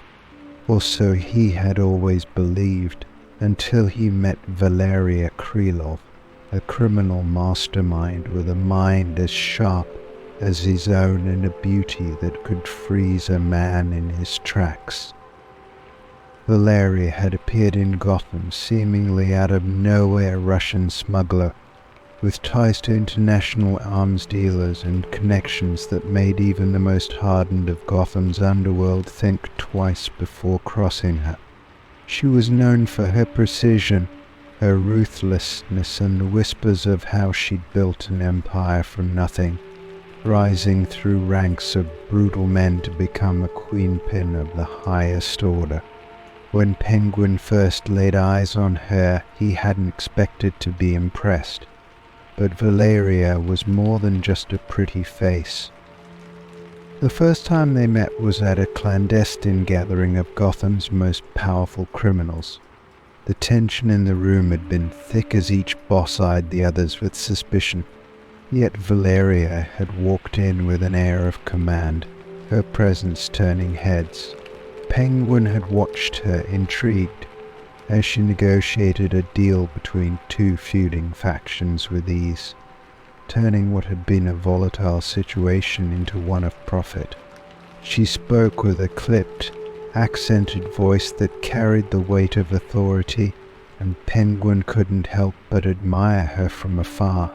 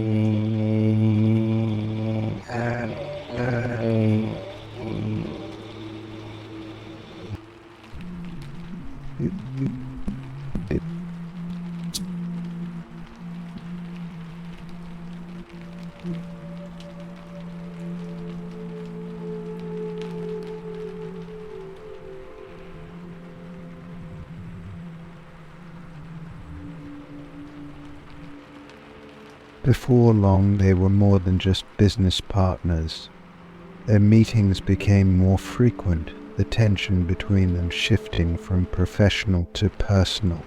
It wasn't long before Penguin found himself falling for her, a dangerous proposition for a man who trusted no one. But Valeria had a way of getting under his skin. She was unlike anyone he had ever met, and despite his instincts, he couldn't resist her. For a time, their romance seemed to strengthen Penguin's empire. Valeria's connections opened doors to new arms deals, and her ruthlessness complemented Penguin's cold precision. Together they expanded their operations, smuggling high-end weapons into Gotham and selling them to the highest bidders. Their power grew, and so did their reputations as the city's most dangerous couple. But with power came risk, and as their empire expanded, so too did the number of enemies they made. Rumors began to circulate in the underworld. Whispers that Valeria wasn't as loyal to Penguin as she appeared, that she had her own agenda. At first, Penguin dismissed the rumors as baseless gossip from jealous rivals. He trusted Valeria. She was as ruthless as he was, and together they were unstoppable. But the whispers grew louder, and soon evidence began to surface. Penguin's lieutenants came to him with reports, secret meetings Valeria had held with their enemies, strange shipments that had gone missing, deals made behind Penguin's back. The more Penguin investigated, the more the pieces began to fall into place. Valeria was playing a dangerous game, one that threatened everything he had built.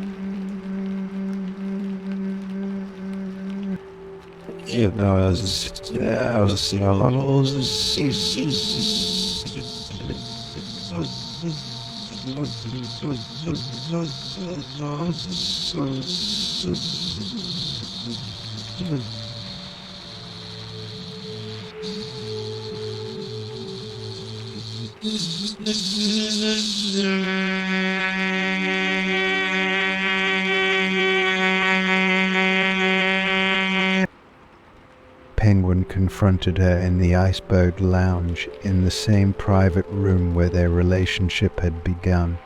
The atmosphere was tense, the air thick with unspoken accusations. Valeria sat across from him, her face calm, her eyes betraying nothing.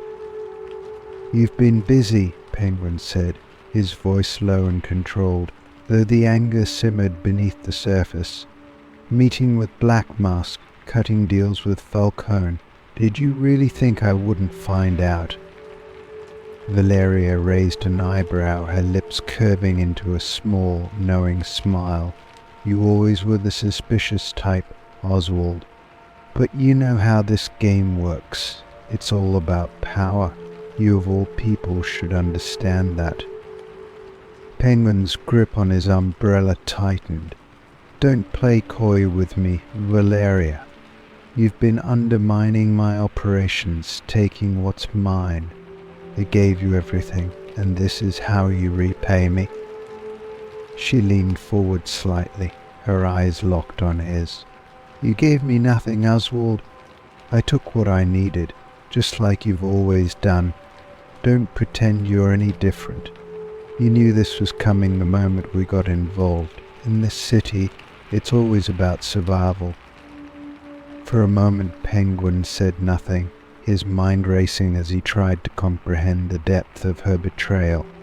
He had fallen for her, let her into his world, and now she was tearing it apart from the inside. It was a mistake he couldn't afford to make again. "I should kill you for this," Penguin growled, his voice cold with fury. Valeria's smile never wavered. "You could. But if you do, you'll lose everything we've built. You know it. I know it. You need me, Oswald. And whether you like it or not, we're better together than apart." Penguin stared at her, his mind a whirlwind of anger, betrayal, and something else he couldn't quite place. She was right, in a way.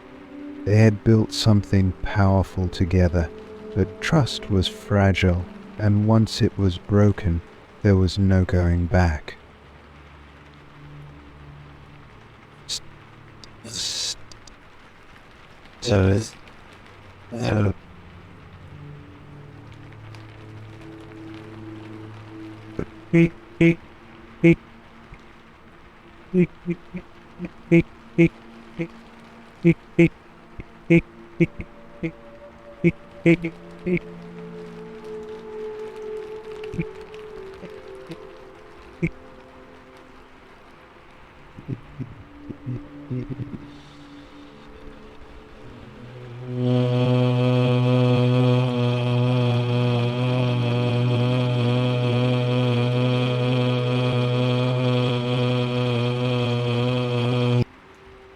Without another word, he left the room, leaving her sitting there, her smile fading as the door closed behind him.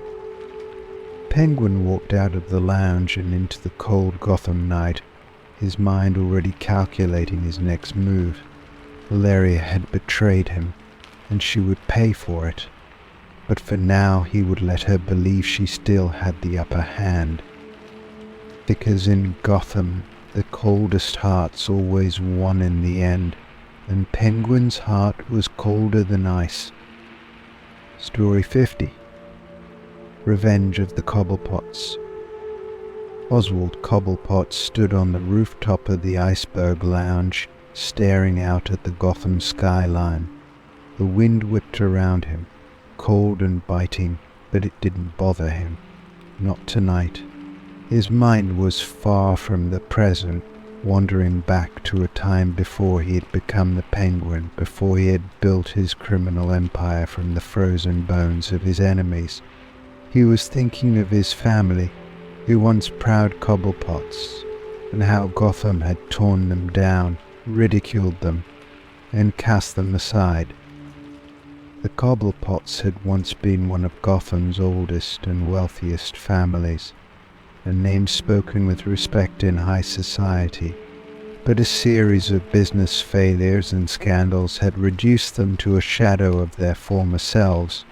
His father, a proud and stubborn man, had clung to the family's dignity until the bitter end, only to die penniless, his reputation in ruins.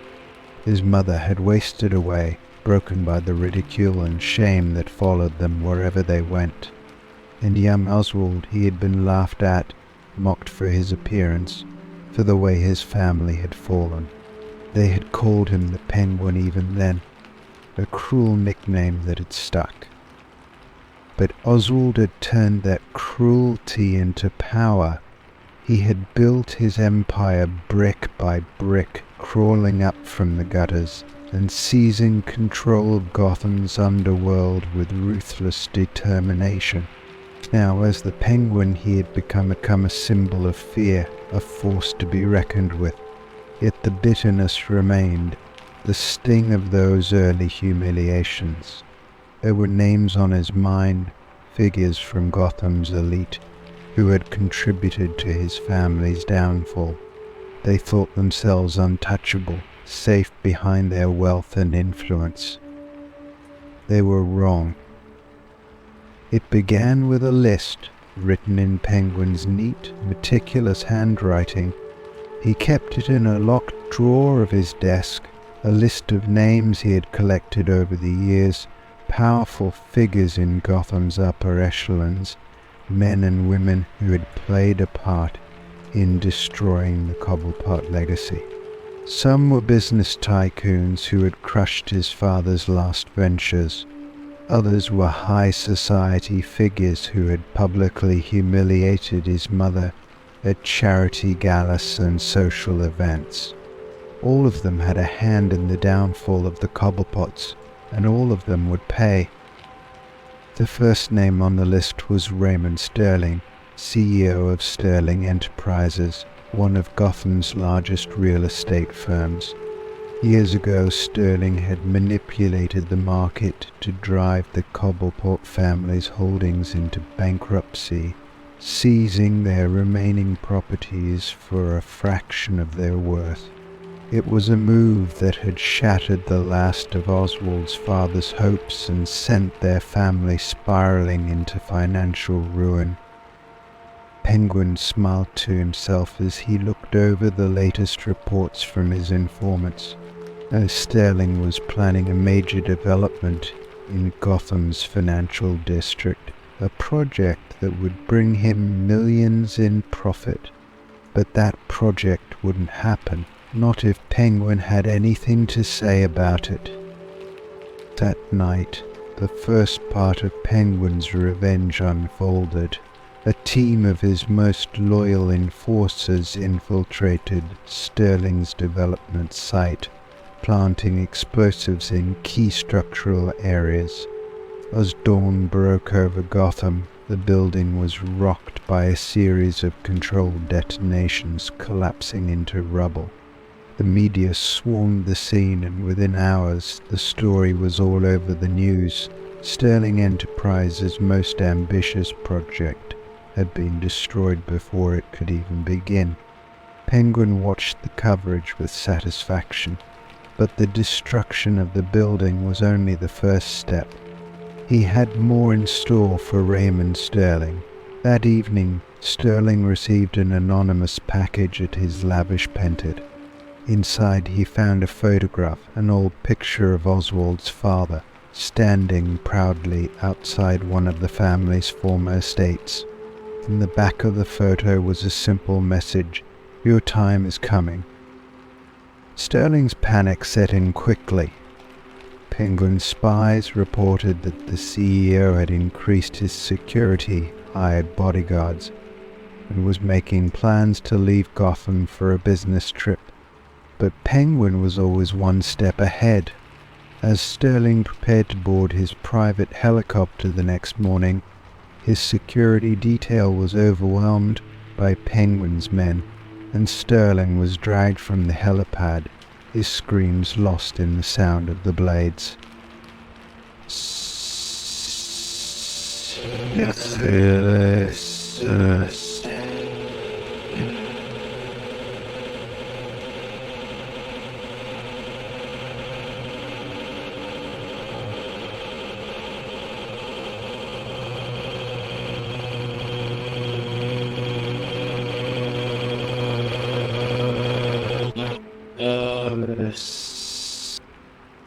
The next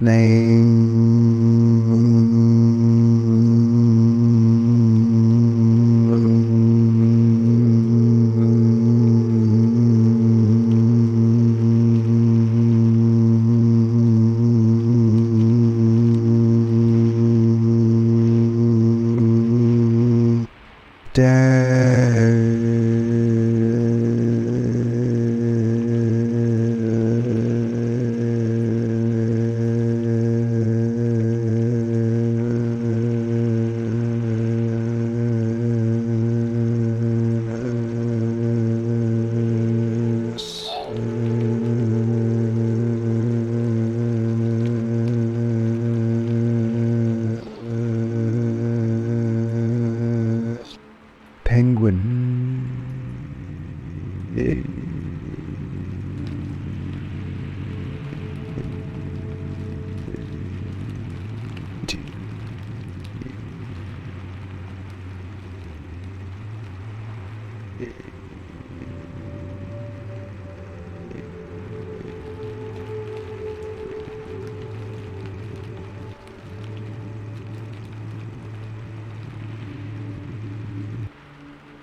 Penguin's revenge on Darrow was more personal.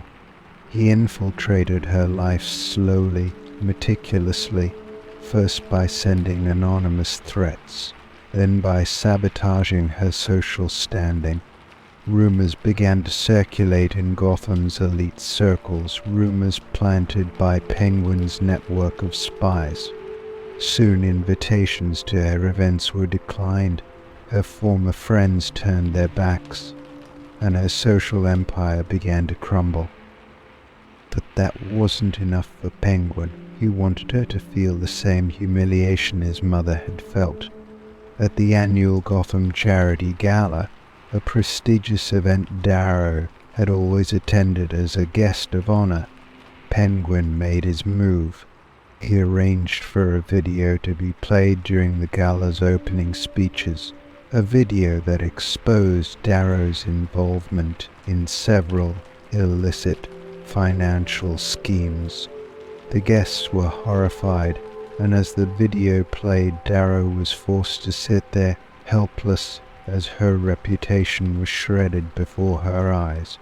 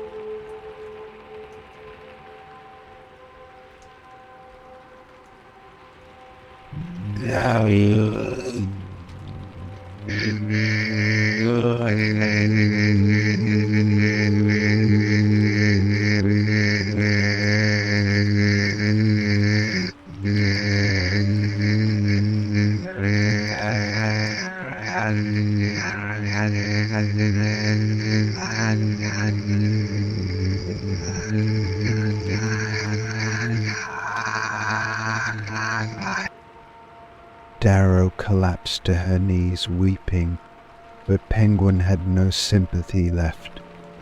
He left her there, broken and disgraced, a hollow shell of the woman who had once mocked his family. One by one, the names on Penguin's list were crossed off. He moved through Gotham's high society with surgical precision, toppling those who had wronged his family. Then it